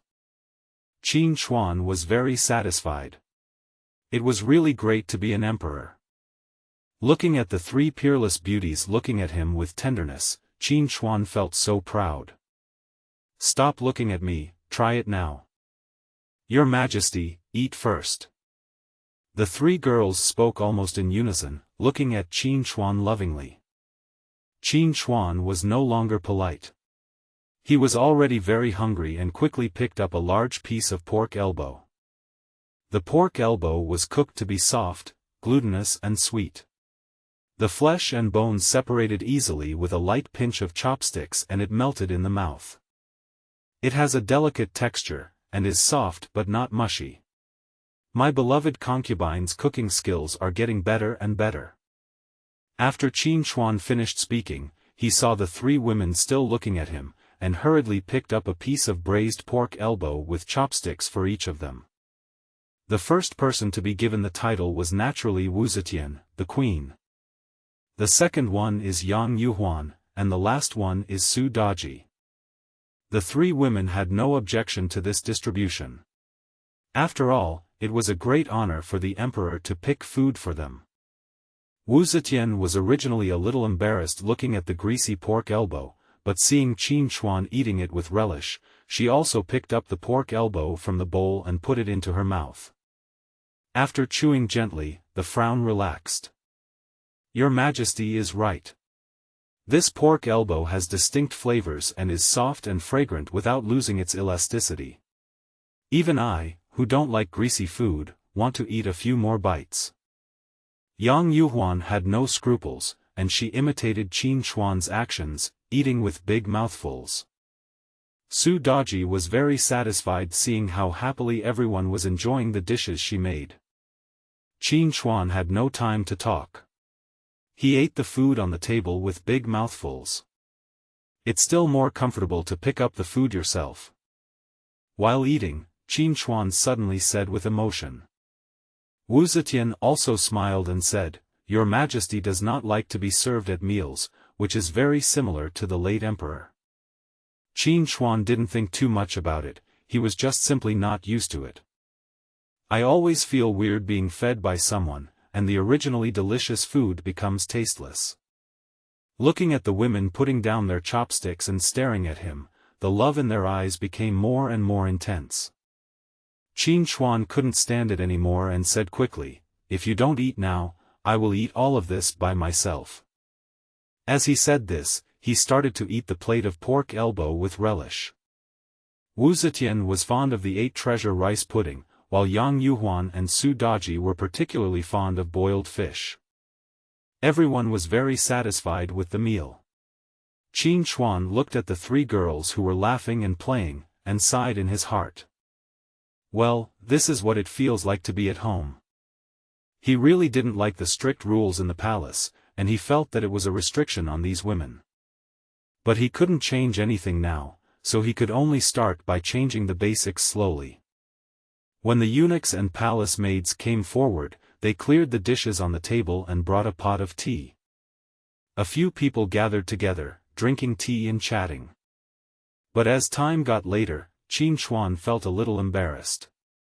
He only thought about having dinner with his wives and concubines at the same time, but forgot what to do after the meal. Looking at the looks of the 3 women, he was in a dilemma. Who should I let sleep with tonight? But the 3 women looked at him with eyes that seemed to have discussed it beforehand, and laughed. Your Majesty, I would like to rest with my 2 sisters tonight. I hope your Majesty will grant my wish. I hope your Majesty will do it. Qin Chuan was dumbfounded when he heard what the 3 women said together. It turns out that I was overthinking. I thought I could. It turned out that I was the only one who fell asleep, with the 3 of you together. However, Qin Chuan did not object. Instead, he smiled and said, of course you can. I just happen to have some things to deal with tonight. Then I'll leave first. After saying this, he didn't even look at the 3 women and hurried away. After all, whether intentionally or unintentionally, the 3 women would reveal a hint of whiteness from time to time, which made Qin Chuan a little distracted. Looking at Qin Chuan's hurriedly leaving back, the 3 women smiled at each other. They had already discussed that no one would sleep with His Majesty tonight, as they didn't want the other 2 to sleep alone. After all, such peace is rare in the harem, and they don't want to destroy it. They think it is wonderful to get along like sisters. However, the 3 women also silently felt lonely for Qin Chuan.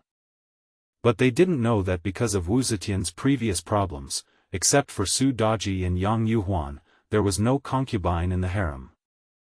Therefore, Shang Qinchuan can really sleep alone tonight. He actually felt a little excited and felt inexplicably lucky.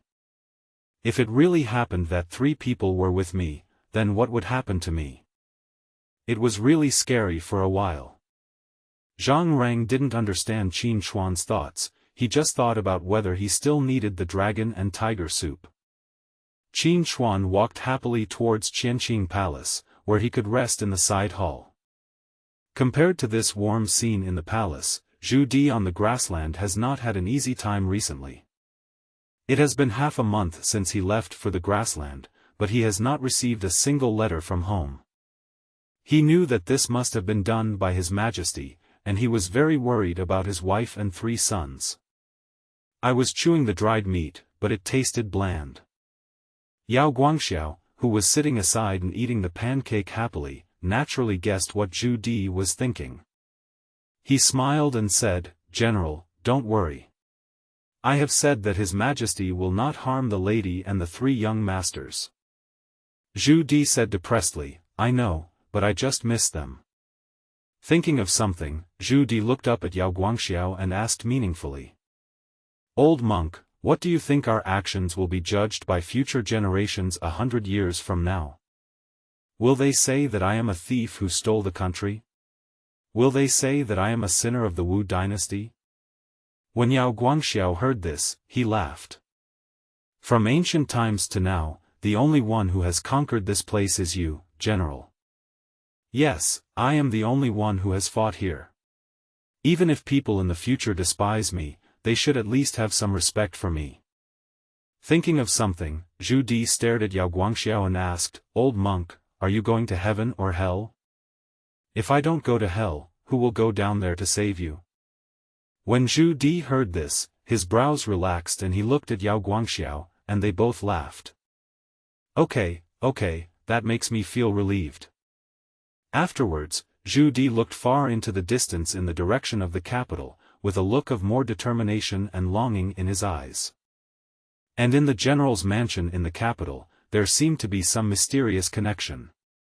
Su Miaoyun was also looking in the direction of the grassland, holding a dagger in his hand with a firm gaze.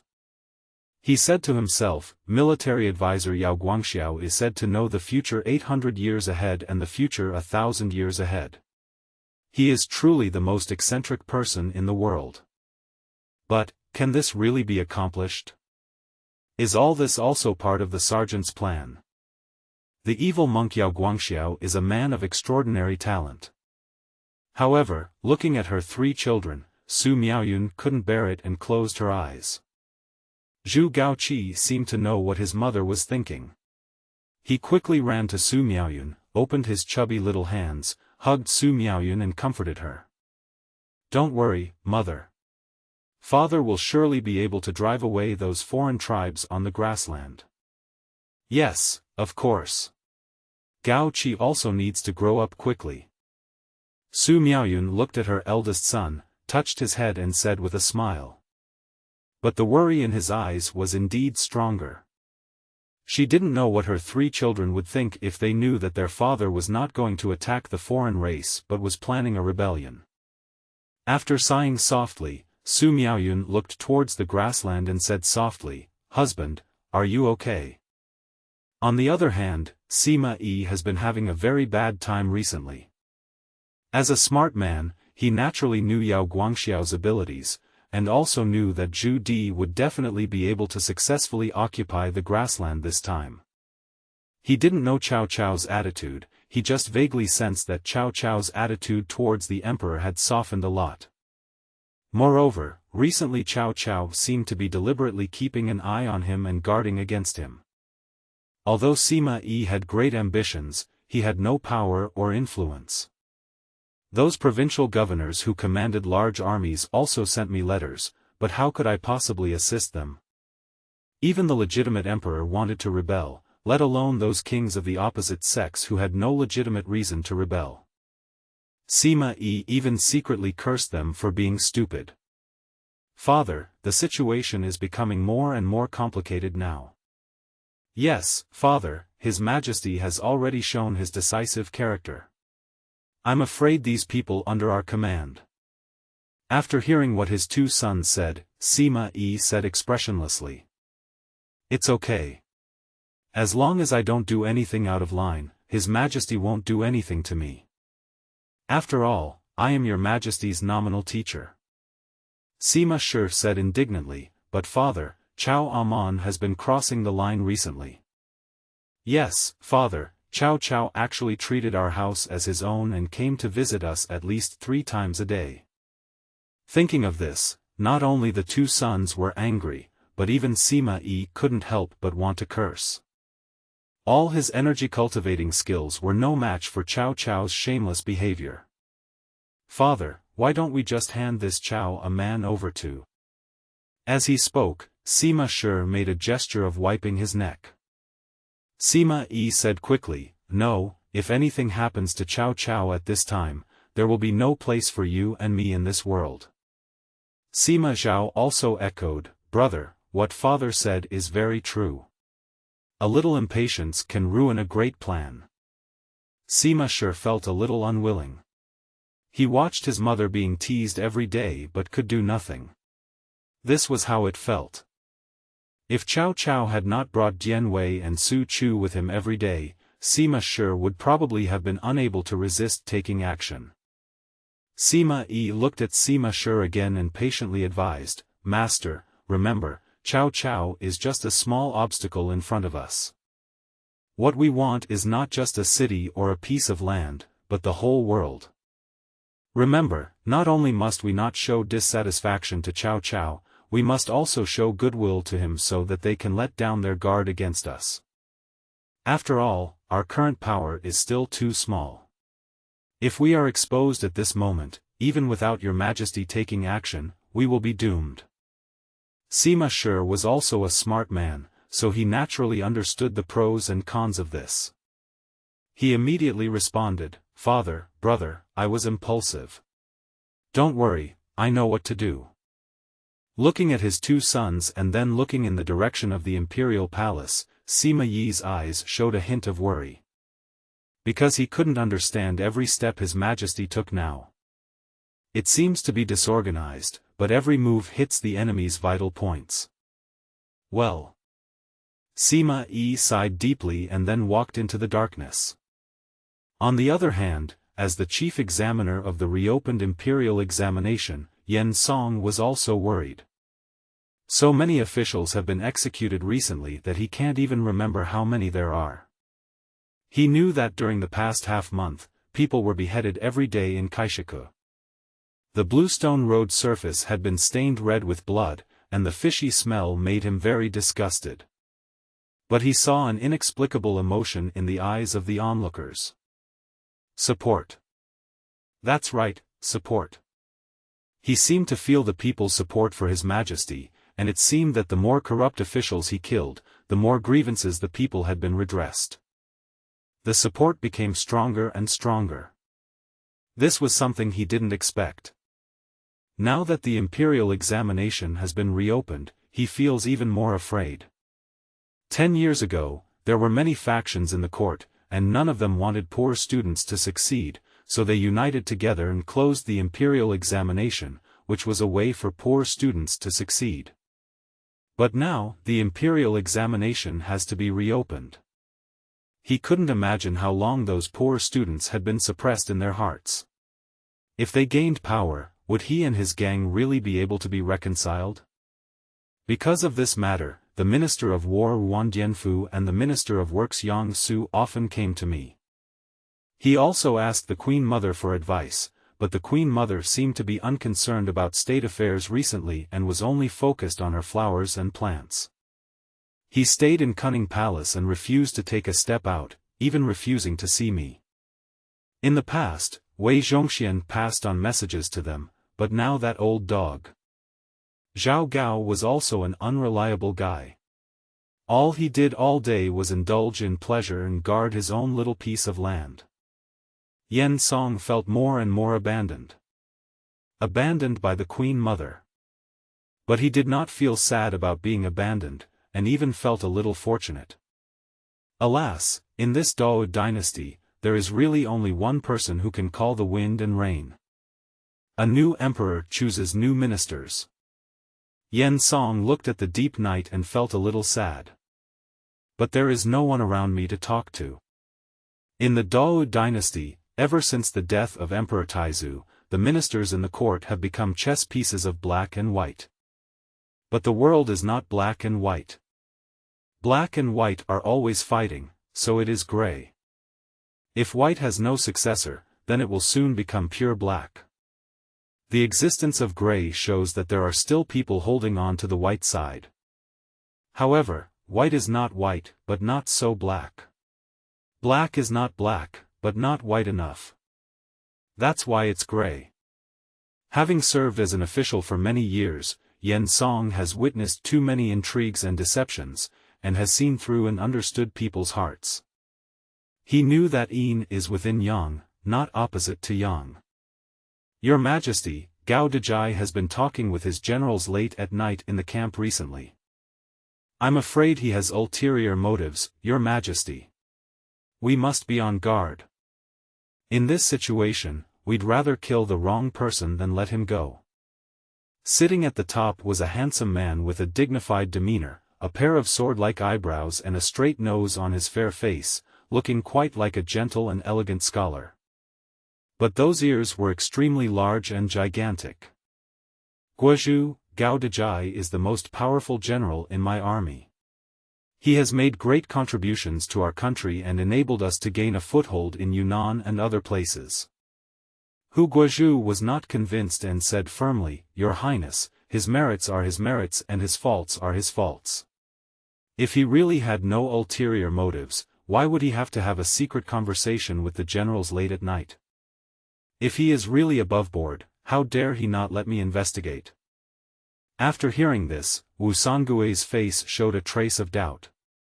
You said you went to investigate him? I dare not refuse Your Majesty. I have gone to the camp to ask Gao Dejai and the other generals. But they all hesitated and refused to explain. After I asked them several times, Gao Dejai actually got angry with me. Although Wu Sangui did not believe that Gao Dejai would betray him, Hu Guozhu was so sure of it. Don't make this public yet. I'll have someone investigate. Seeing that Hu Guozhu still refused to leave, Wu Sangui became a little impatient. Go and get me the Prime Minister. Hu Guozhu thought that Wu Sangui was planning to ask Xia Guoxiang to investigate the matter, so he left the hall without delay to look for Xia Guoxiang. Looking at Hu Guozhu's leaving back, Wu Sangui sighed with some worry. Prime Minister, the prince is looking for you, come with me quickly. At this moment, Xia Guoxiang was busy dealing with military affairs in various parts of Yunnan. He was quite helpless when he saw Hu Guozhu trotting in from outside the door. Guozhu, stay calm. Is there something the prince wants to talk to me about? Hu Guozhu had lived a peaceful life for many years and was Wu Sangui's son-in-law, so he was a little out of breath after jogging all the way. Seeing him like this, Xia Guolian hurriedly said, hurry up and drink some water. Hu Guozhu was not polite either. He picked up the purple clay teapot on Xia Guoxiang's desk and drank the wine in one gulp. After calming down, he waved his hand and spoke quickly. I'm fine, I just ran too fast. You should go to the martial arts training ground more often. I'm afraid your punches and kicks are too rusty. Hu Guozhu didn't care about these and quickly stated his purpose. The prince asked you to go over, go quickly. Don't keep the prince waiting for too long. Prime Minister Xia did not ask any further questions. After handing over the matters in hand to his subordinates, he followed Hu Guozhu towards the palace. Xia Guoxiang was also Wu Sangui's son-in-law. He was both civil and military, and was good at planning. He was the de facto number 2 figure in Wu Sangui's camp. Although Hu Guozhu was also Wu Sangui's son-in-law, his strategic vision was not on the same level as Xia Guoxiang's. Therefore, if Wu Sangui could not make up his mind about any matter, big or small, he would consult Prime Minister Xia. After a while, the two men rode their horses to the Prince of Pingshi's mansion. After handing the horses to the doorman, they strode towards the inner hall. When Prime Minister Xia entered the lobby, he saw Wu Sangui leaning on a chair, as if he was taking a nap. Just as he was about to speak, Wu Sangui's voice rang out first. Guozhu, go and get busy first. Hu Guozhu glanced at Wu Sangui who had his eyes closed, then glanced at Xia Guoxiang. Although he felt a little unbalanced, he still retreated obediently. After Hu Guozhu left, Wu Sangui said, he told you everything on the way. I got a rough idea of it. Tell me what you think. Prime Minister Xia pondered for a while, then said carefully, Your Majesty, I think Gao Dejai is unlikely to betray us. Why? There are 2 reasons. First, when we were fighting in Yunnan, Gao Dejai led the army and helped them fight their way out. If it weren't for his fearlessness, even if we won in the end, we would have suffered heavy casualties. Reason 2, Gao Dejai's troops are all elite soldiers, and they will defeat the enemy with a smaller force when in battle. He is well versed in military affairs and is a brave warrior. If he wanted to betray the prince, he would have done so before he went to Yunnan. He would not have waited until now. So, I absolutely do not believe that he will betray us. After listening to Xia Guoxiang's reasons, Wu Sangui did not respond, but just said softly, well, I understand. Both Xia Guoxiang and Wu Sangui knew that Gao Dejai would not rebel, and this inquiry was just a response to Hu Guozhu's report. Looking at Wu Sangui who was still pretending to sleep, Xia Guoxiang was just about to get up and say goodbye when the inquiring voice of the superior came over. Prime Minister, have Geng Jingzhong in Fujian and Shang Keshi in Guangdong replied? Prime Minister Xia thought for a while before speaking. Your Highness, Geng Jingzhong and Shang Keshi have replied. In their letter, they clearly stated that if your highness raises his arm, they will immediately raise their troops to respond. Are there any precautions in the capital? From the news that came back, there is nothing unusual in the capital, but Dongjua seems to be unable to hold back. Wu Sangui opened his eyes at this time, and a hint of excitement flashed in his sharp eyes. Great things can be accomplished. Prime Minister Xia was also extremely excited. After all, if he succeeded, he would be granted a title of nobility and appointed as Prime Minister, thus achieving eternal hegemony. At this time in the palace, Qin Chuan was lying on the bed tossing and turning, unable to sleep. There was a vague sense of uneasiness in my heart. He thought that Oboy was currently training his troops with all his strength, and when he first took over in Lushan's army, there were still some generals who did not live up to his discipline. But who is Aobai? How can he let it go? He was a general who followed Emperor Taizu to conquer the world. How could he not be able to deal with these troublemakers? Following some of Qin Chuan's oral orders, Aobai almost went crazy killing people in the Western Expedition Army, and 99% of the generals were slaughtered by him and replaced by his own people. As for those soldiers, they joined the army just to have enough food and clothing. Naturally, they would not rebel for the small salary they received. After all, in this dynasty, treason was a serious crime. A serious crime punishable by execution of 9 generations of the clan. In other words, under Aobai's iron-blooded strategy, he was truly worthy of the title of General of the Western Expedition. The generals under his command were all elite soldiers and brave generals who had followed him to conquer the world. Just give yourself a few more months to build up a firearms army. When the time comes, no matter who you are as a provincial governor, I will tell you something. My lord, times have changed. Besides, compared to me, you have to call me adult. However, what kept him tossing and turning was always that man. Emperor Yongle. Every time Qin Chuan thought of him, he would think of his achievements in his previous life, and he admired him very much. So, I don't want to kill him, but if he really rebels, what should I do? It is absolutely impossible for Qin Chuan to be like Zhu Yunwen, who not only asked his generals to defeat his uncle, but also demanded that he should not be harmed. Isn't that simply wanting both? If I were Li Jinglong, would have followed Zhu Di immediately. But now, facing Zhu Di who is accumulating strength on the grassland, what should he do? As Qin Chuan was thinking, he fell asleep. He slept very uneasily that night. Your Majesty, it is almost the morning hour. It is time to prepare for the morning court. Zhang Rang reminded quietly outside the hall, fearing that his voice would be too loud and alarm Qin Chuan.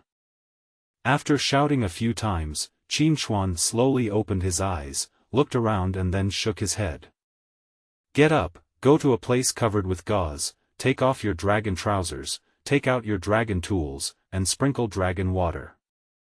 Shake the faucet, shake it once, shake it again, shake it 3 times.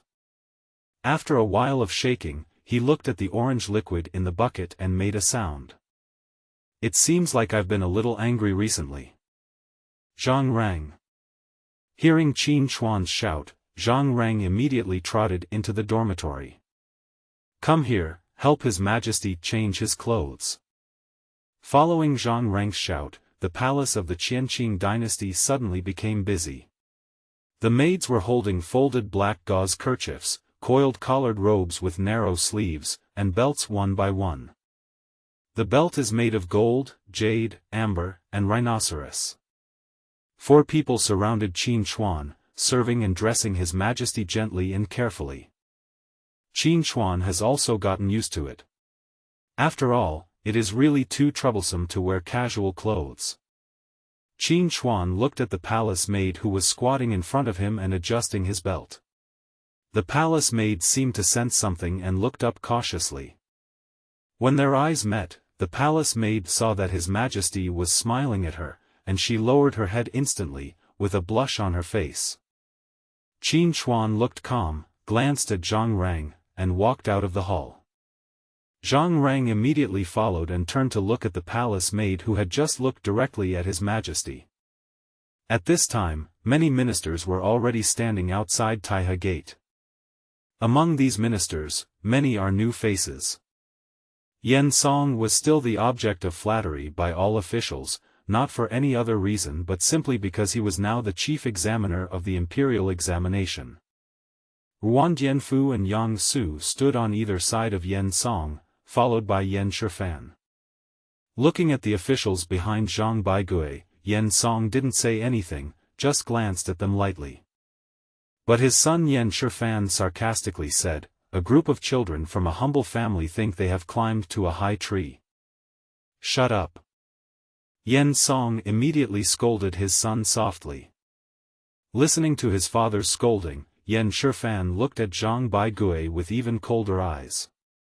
Zhang Baigui also caught this gaze keenly, but he didn't care. Not long after, as the bell rang, the Taihe Gate slowly opened. The civil servants were on the left and the military attaches were on the right. They crossed the Jinshui Bridge and formed a team in the square, waiting for the morning dynasty to begin.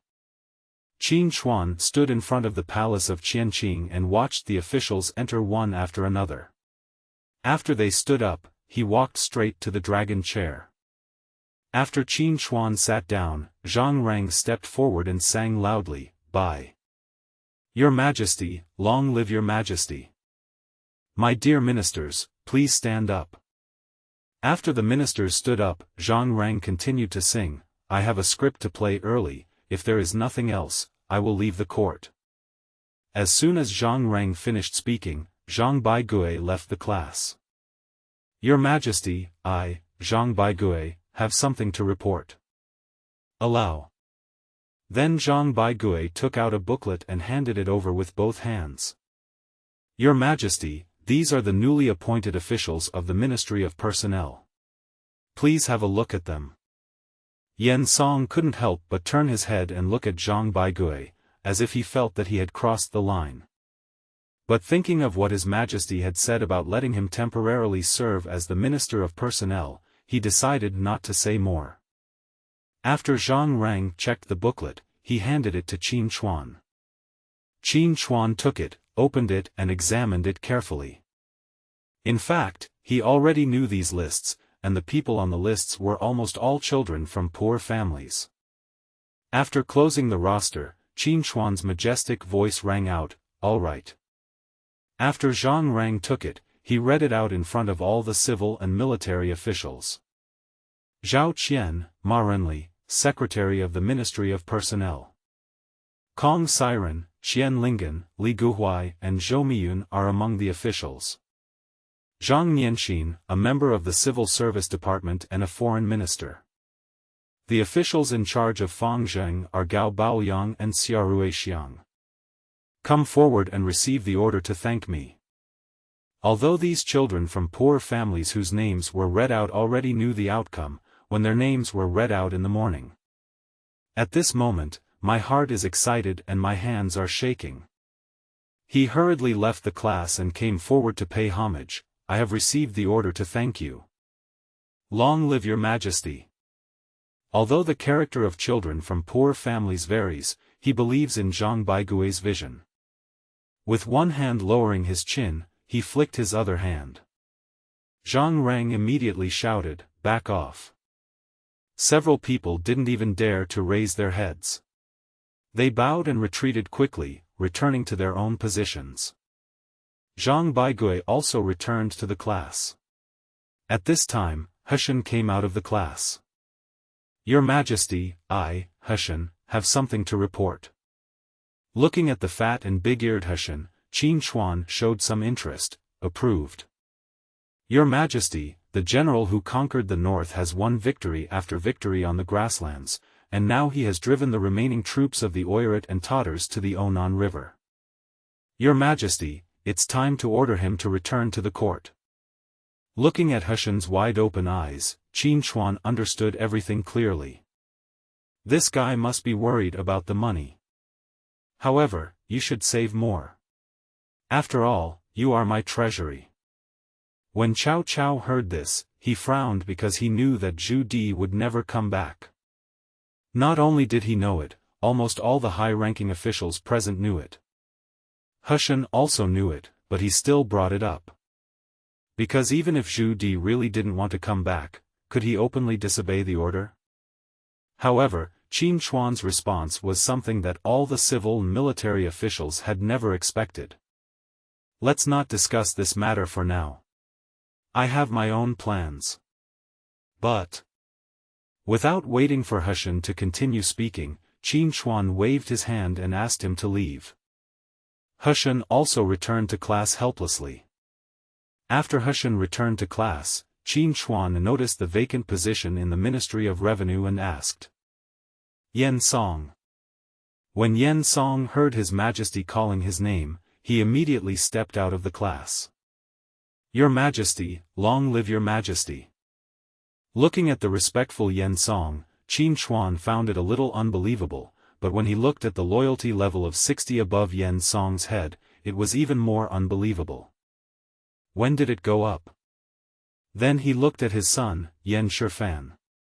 22. This little juice. However, the focus was still on Yan Song. "Is everything going well for the imperial examination?" "Your Majesty, the preliminary examinations in various places have ended, and students from all over the country are coming to the capital. Most of the students from the south have already arrived in the capital, but only a small number from the north have arrived. If we wait for all the students to arrive, it will probably take another 3 to 5 days. Yan Song didn't know why His Majesty had to wait until all the students from the north and the south arrived before opening the imperial examination. But he had no choice but to do it, and Qin Chuan had already clearly hinted to him privately that he should not act in a corrupt manner for personal gain. The imperial examination will begin after all the students have arrived. Have the examination questions been released? Yan Song bowed and replied, "It's ready." "Your Majesty, would you like to give us some questions to test us?" As for setting questions, Qin Chuan is very interested in it. "In that case, I will ask a question." Yan Song's original intention was to be polite. After all, the examiners had already discussed the content of the imperial examination. But if His Majesty asked the question, they would not dare to disobey. "Yes. Let the students write an article on how to govern the governors." When these words were spoken, all the civil and military officials in the court exclaimed in surprise. Qin Chuan looked at this scene with great satisfaction. "Are you scared now? The war hasn't started yet. If the war really started, I'm afraid you guys would rush to open the city gates and kneel down to surrender. However, I am not the one who died for my country on Coal Hill. But you are still the same as those civil servants. If we really reach the capital, with your greedy faces, do you really think those people will let go of the fat sheep that has already been eaten? It's ridiculous." Yan Song looked at the subtle sneer on Qin Chuan's lips, and glanced at the group of civil servants behind him with understanding. I felt inexplicably sad. He himself didn't know when these civil servants became so corrupt. "Zhang Rang, if there really comes a day when my army is defeated, will you accompany me and die for our country?" Zhang Rang didn't know why His Majesty asked this, but he knelt down without thinking and spoke in an earnest voice. "Your Majesty, if that day ever comes, I will never live in vain." Looking at Zhang Rang with a loyalty of 91, Qin Chuan had no doubts, but he did not expect that there was such a dynasty. When the country was destroyed, the only person accompanying the emperor was a eunuch. However, the civil servants knelt down and surrendered to the invaders. But they themselves probably didn't expect that the first sentence the country guy said to this group of people was, "I don't care about that. I just want money. I want both women and money." After plundering the money, the guy called himself King Shun and named his country Dashun. However, he lacked knowledge after all, and although he had brute force, he could not control his subordinates. Because the internal conflicts were not handled properly, a fight broke out between the last few generals. Then, they were surrounded and suppressed by several forces. However, in Qin Hui's opinion, if he had not forced Sanfan into that situation at the time, but tried his best to win him over, his final ending would not have been so miserable.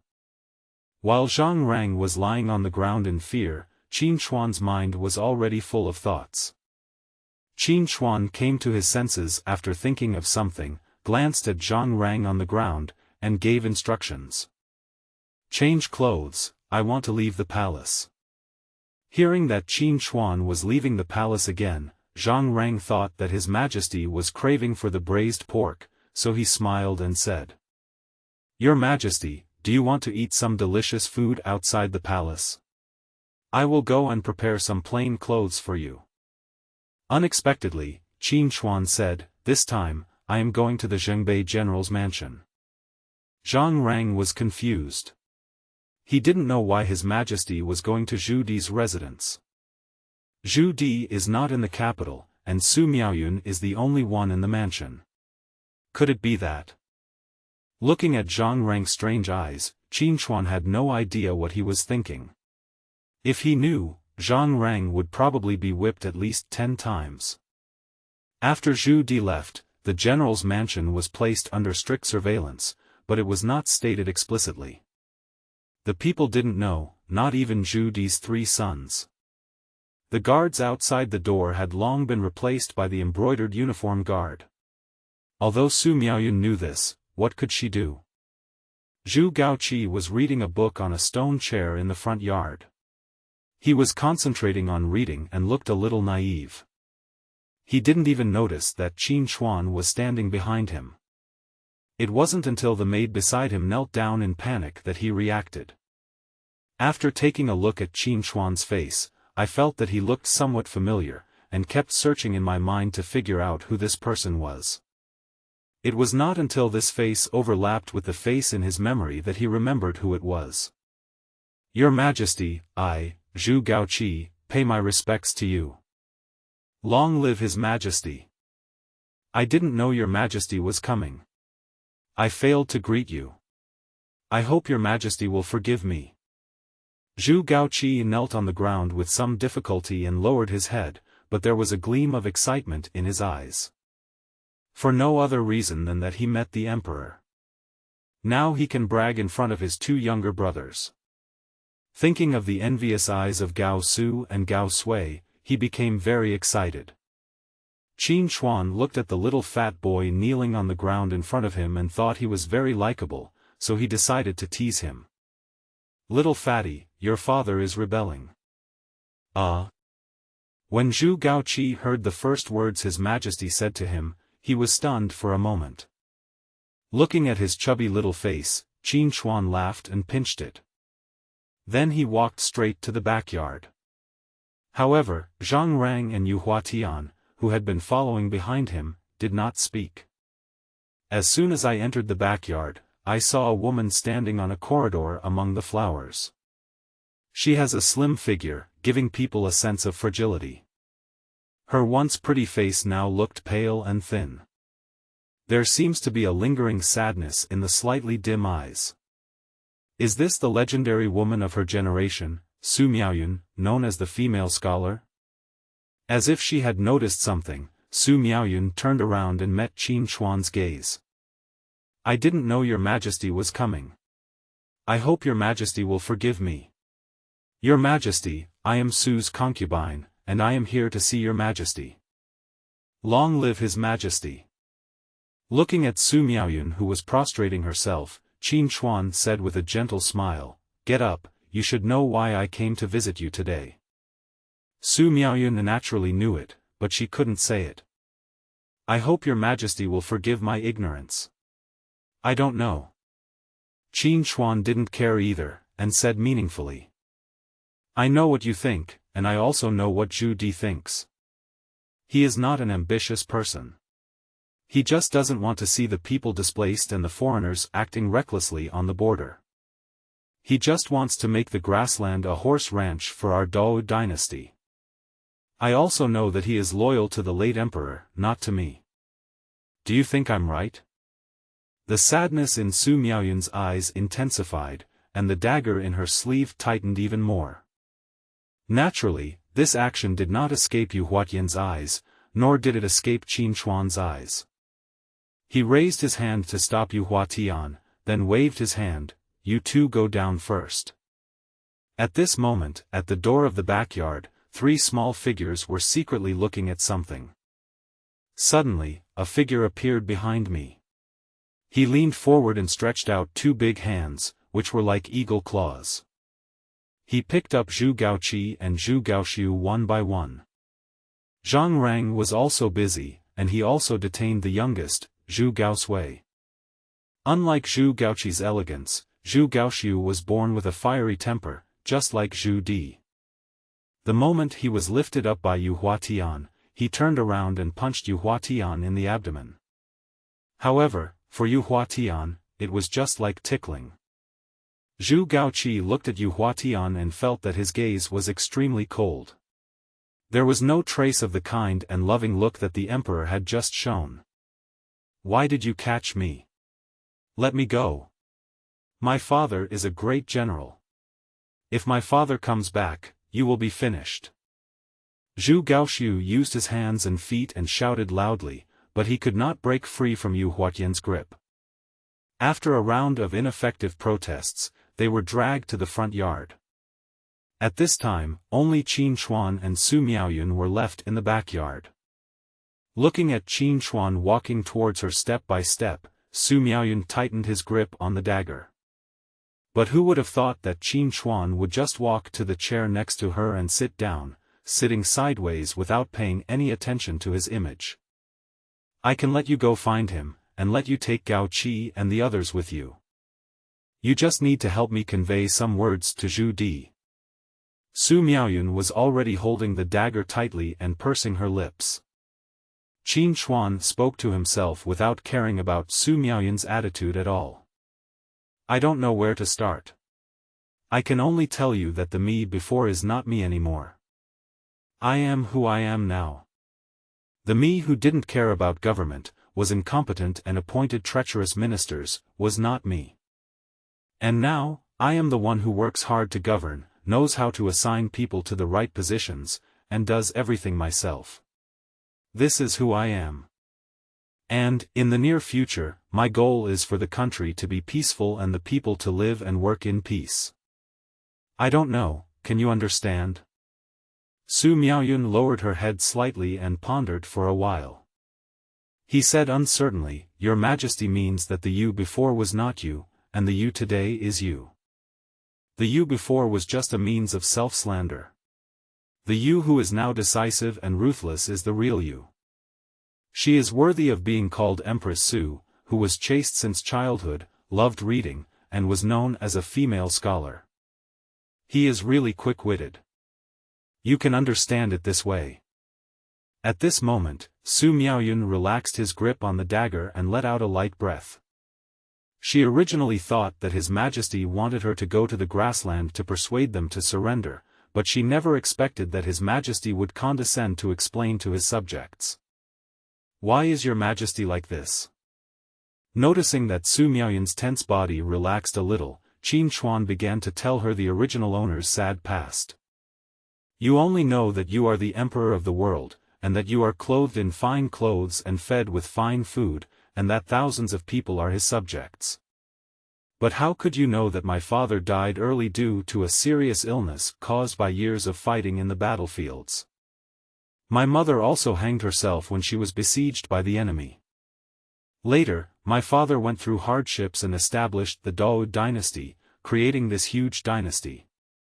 But after my father passed away, I ascended the throne at the age of 6. A 6-year-old child, do you think you can really control this group of arrogant soldiers and those hypocritical officials?" So, Liu Ji legitimately began to rule the country from behind the curtain as the Queen Mother, and I became a puppet. Later, because of my father's promise, I married Wu Zetian as my queen. I thought my wife would share the same hatred with me. As a result, Zetian thought I was weak and incompetent and despised me in every way. After that, I became the plaything of the two women and even their puppet. Speaking of this, Su Miaoyun was somewhat moved. She had never heard Zhu Di talk about these things. Qin Chuan sorted out his thoughts and continued, in the past 17 years, I have been suffering every day. As I get older, I also want to rebel. But I have no power, and the ministers in the court have all taken sides, and no one supports me. Looking at those treacherous officials in power, I am more angry than anyone else, but what can I do? So I can only accumulate strength in secret and wait for an opportunity. But do you know that night, the night I woke up after falling ill, several eunuchs actually wanted to kill me. I'm an emperor, but I was poisoned by a few eunuchs. If I die like this, how can I face my father? So, I exploded. Although my power is not yet strong enough to fight against those people, if I can't die in silence, then I can only explode in silence. The moment I hold power, that will be the end of those corrupt officials. I don't care how many corrupt officials and traitors I kill. I only know that my father once told me.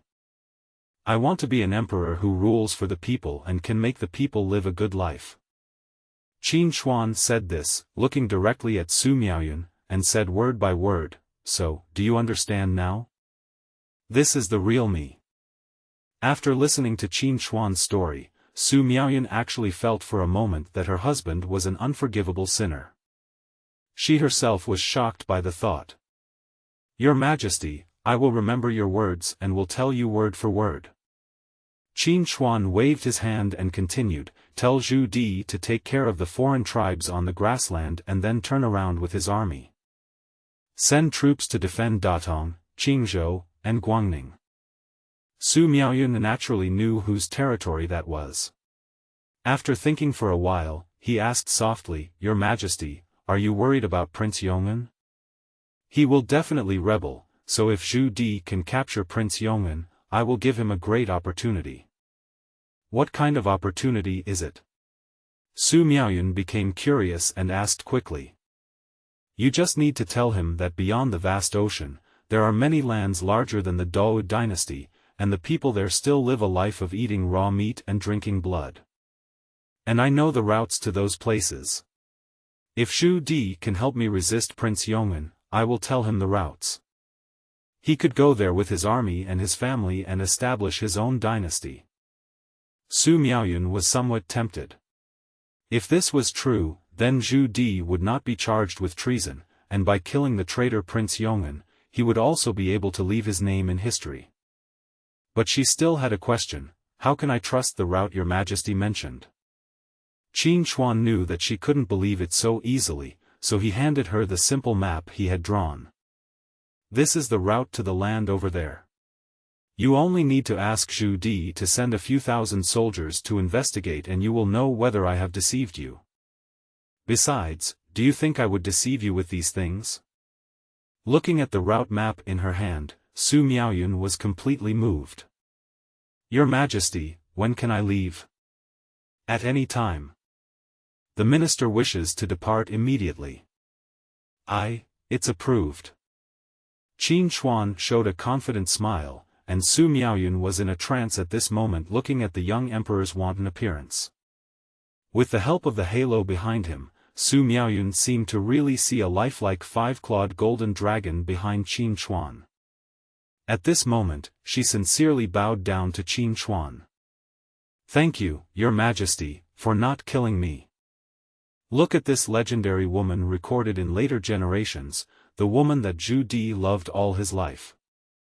After her death, Zhu Di decided not to appoint another empress. He wore white clothes for a year and stopped attending court for a year in mourning for Empress Su. On daily basis, he only held meetings and discussions at places like Zetian. Even after Empress Su's death, her coffin remained in the Nanjing Imperial Palace for 6 full years. Zhu Di even wrote in the enthronement edict, "You helped me in difficult times and worked together to found the country. I ascended the throne with the help of yours. I follow the way of heaven and have no worries. Please work hard with me to preserve the mandate of heaven and rule over you above all the people. Most of the emperors of the Zhou family loved and respected their queens. This may be the example set by their original families. Zhou and Queen Ma loved each other for their entire lives, and their descendants were influenced by this. Of course, there are 4 other algorithms. Qin Hui just sighed at Zhu Di's luck, which seemed really good. However, thinking about the 3 wives and concubines in his harem, it seems that his luck is not bad. Get up. I will have someone escort you and your family to the grassland until you reach Zhu Di's camp safely. Thank you, Your Majesty, for your grace.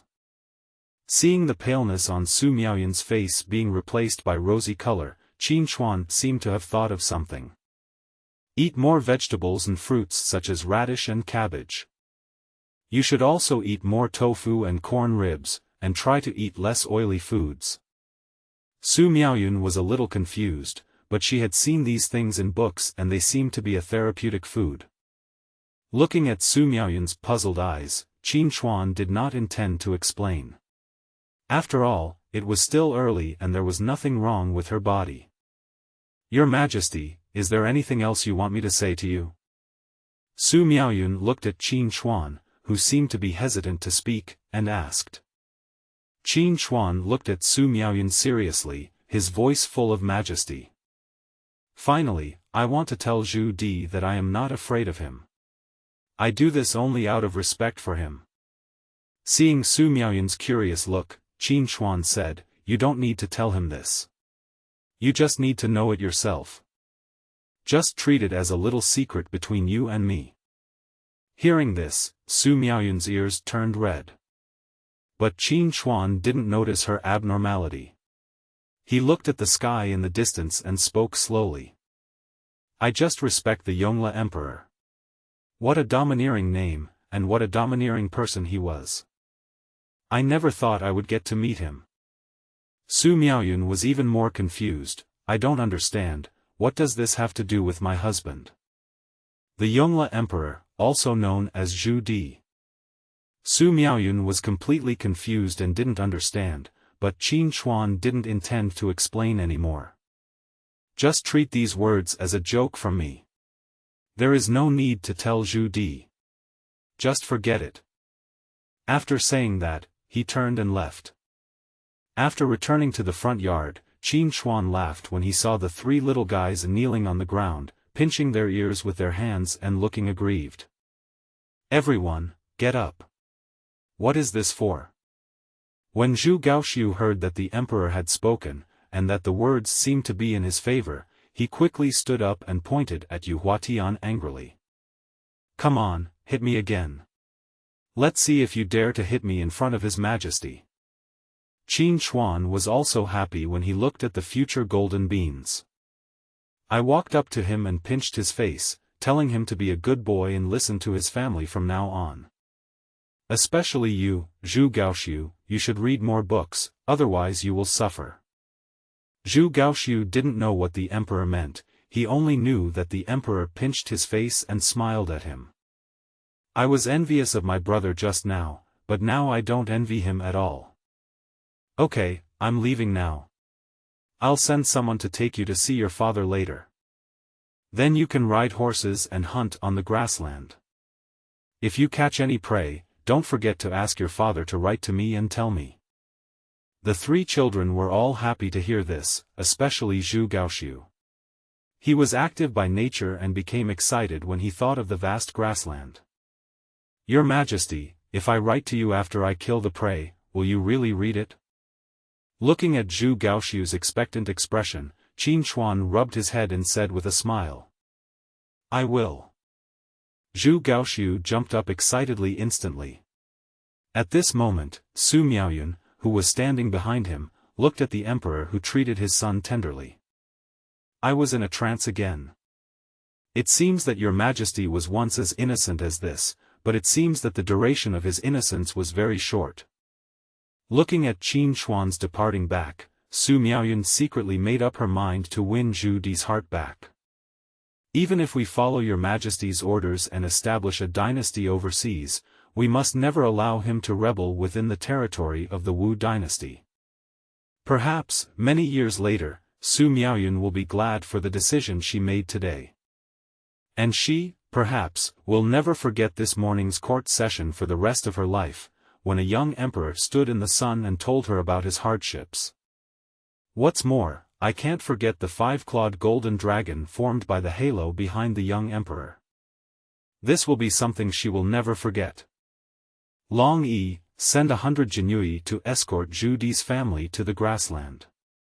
It seemed that he still felt unsafe, so Qin Chuan continued to order, let Long Lu go with us. Yes, I'll do it right away. Zhang Rang couldn't understand what His Majesty did. He didn't understand why he sent people to send Zhu Di's family to reunite. Originally Zhu Di still had some reservations, but now he could let go and rebel. Glancing at His Majesty cautiously, Zhang Rang felt that this young emperor was becoming increasingly incomprehensible. Of course, he was not the only one who didn't understand. You said that His Majesty sent someone to send Zhu Di's family to reunite with him? Wu Yingxiong said with a look of disbelief. The old man standing beside him bowed and said respectfully, Sir, it is absolutely true. We have left the city now. Moreover, it was His Majesty who personally ordered that they be escorted by the royal guards, and the leader was a top expert wearing a grey-faced evil ghost mask. Wu Yingxiong swept away everything on the table with some grief and anger. Why? Why should I be a hostage in the capital? Why doesn't your Majesty allow me to be escorted back to Yunnan? Why? Uncle Fu stood aside, waiting for the prince to vent his anger. After Wu Yingxiong calmed down, Uncle Fu continued. Prince, there is news from the prince, asking you to be more patient. When the time is right, great things can be accomplished. Don't rush it. Wu Yingxiong naturally knew these principles, but he was unwilling to accept them. He was unwilling to accept the fact that he had to stay in the capital as a hostage while his younger brother Wu Yinglin could stay in the palace and act tyrannically. Uncle Fu, if my father achieves great success one day, can I really become the crown prince? When Uncle Fu heard this, he was shocked. The people who were able to stay in the capital and secretly protect Wu Yingxiong were naturally Wu Songgui's confidants. However, looking at Wu Yingxiong, whom he had watched grow up, he still felt sympathy for him. Prince, you just need to remember that your title of crown prince was bestowed by the prince, and you are also the eldest son. No matter what, you are the first heir, and no one can take this right away from you. Hearing Uncle Fu's words, Wu Yingxiong felt reassured. Looking at Wu Yingxiong who was gradually calming down, Uncle Fu said softly, recently, it seems that someone has noticed our spies in Beijing. You should be more calm recently, Prince, and don't do anything out of line. Wu Yingxiong nodded and agreed, but asked in surprise, do you know who it is? Uncle Fu said with some embarrassment, we didn't find any actual evidence. Those people's skills are very strange. Our people can't find it. Seeing that Wu Yingxiong really took it seriously, Uncle Fu felt relieved. However, he decided to send a few people to follow Wu Yingxiong after he returned. If the prince did anything against the law or abducted a woman, he would let his men stop him immediately. At the very least, we must protect the prince's life in the capital. But how could he know that every move of all forces in the capital was now under close surveillance? Empress Dowager, today His Majesty first appointed a group of poor students in the morning court, and then asked about the imperial examination. And let the left Prime Minister set the topic, using the title of a frontier official as the subject. As for Zhu Di's matter, His Majesty did not order him to return to the capital, but rather stopped the officials from discussing it. And after the morning court session, he took Zhang Rang and Yu Huatian to Zhu Di's residence at 4 p.m. We only know that he met Su Miaoyun. As for what they said and did in between, we don't know. But after His Majesty left, a team of Jinhui escorted Zhu Di's family out of the city. Zhao Gao knelt on the ground and told Lu Ji in detail about His Majesty's every move. Since Wei Zhongxian chose Qin Chuan, Zhao Gao took over Wei Zhongxian's position. He came to Cunning Palace 3 times a day to report the emperor's itinerary to Lu Ji. However, Lu Ji was still concentrating on watering the flowers. After hearing that Zhu Di's family was escorted out of the city, she felt a little interested. Now her power has become smaller and smaller, and her influence in the court is not much left. Yan Song hasn't reported any news to himself for many days, not to mention the 2 ministers headed by Yan Song. Lu Ji felt that her life was pretty good now. She had fine clothes and delicious food, and she watered the flowers and fed the fish every day. Except for feeling a little lonely, everything else was good. Watching the little guy grow up day by day, now he seems to have the demeanor of an emperor. But Lu Ji was happy in her heart. Perhaps no one could believe that a woman who controlled the government was actually loyal to the Dou dynasty. But what they didn't know was that Lu Ji had been with the late emperor since she was a child. If she hadn't been saved by the late emperor, she might have died long ago. The late emperor did not have any prejudice against her just because she was a girl and taught her a lot of knowledge. At the same time, following the late emperor in his campaigns and watching the decrees he issued, her vision and thinking were subtly influenced. And she gradually fell deeply in love with the late emperor. She would never forget the day when the late emperor held her hand and solemnly asked her to take good care of the emperor before his death. He even promised himself that his soul would wander around the world, waiting to meet him again in the next life. Lu Ji believed it, and she also fulfilled the late emperor's instructions. Zhao Gao lay on the ground, not daring to look up. As Lu Ji gently waved her hand, Zhao Gao bowed and retreated one after another. Not until all the eunuchs and palace maids around disappeared did Lu Ji's sweet voice sound faintly. "My king, are you still waiting for Zhi'er? Pheasant, I miss you so much." After taking care of all matters, Qin Chuan left the Jinhui Yamen, thinking about taking a good look around the capital. When I came to this dynasty, I hadn't taken a good look at what kind of life the common people led. He glanced at the 6 government offices near Zhengyang Gate and watched the officials busy coming in and out. This seems to be a sign of the dynasty's rise to power, right? After crossing Chang'an Avenue, Qin Chuan couldn't help but sigh as he looked at the large mansions around him. This is probably the center of the first ring road in later generations. Qin Chuan did not stay any longer. There was no point in looking at the houses of these high-ranking officials. Even if they were rich, they might not be as rich as me. Except Hushan. Cross Dazhong Bridge, arrive at Dazhong Street, and walk toward Sanshan Street. Pushing aside the rain in front of him that was blocking his view, the scene on the street was clearly revealed. The scene in the downtown area was unusually lively, with a wide street packed with people and a constant stream of pedestrians coming and going. The vendors on both sides of the street set up their stalls close to each other, and the stalls were filled with a wide variety of goods, including all kinds of silks, spices, and delicacies. Bright lanterns sway in the wind, the smell of fireworks from street stalls fills the air, and tempting snack stalls can be seen everywhere. The sounds of shouting, bargaining, whispering, laughter, and children's crying and laughing were intertwined together. The smell of fireworks in the world is the most soothing to the hearts of ordinary people. Qin Chuan couldn't help but sigh. He looked towards a jewelry store on the street and walked up with a smile on his face. The vendor was a middle-aged man with a slender build. When he saw Qin Chuan and the others walking towards his stall, he immediately gave a standard bright smile. "I wonder what you are looking at, my lords. These are all top-quality jewelry at reasonable prices." Seeing Qin Chuan pick up a jade hairpin, the vendor smiled even more brightly. "Oh, this gentleman has a good eye. This is the most precious treasure in my stall." But it's made of top-quality Zetian jade, and it was crafted by a famous craftsman. If I buy this home and give it to my wife, we will be such a loving couple. Yu Huatian and Zhang Rang had seen all kinds of treasures, and they could tell at a glance that this was just a piece of miscellaneous jade. They both could see it, so how could it escape Qin Hui's eyes?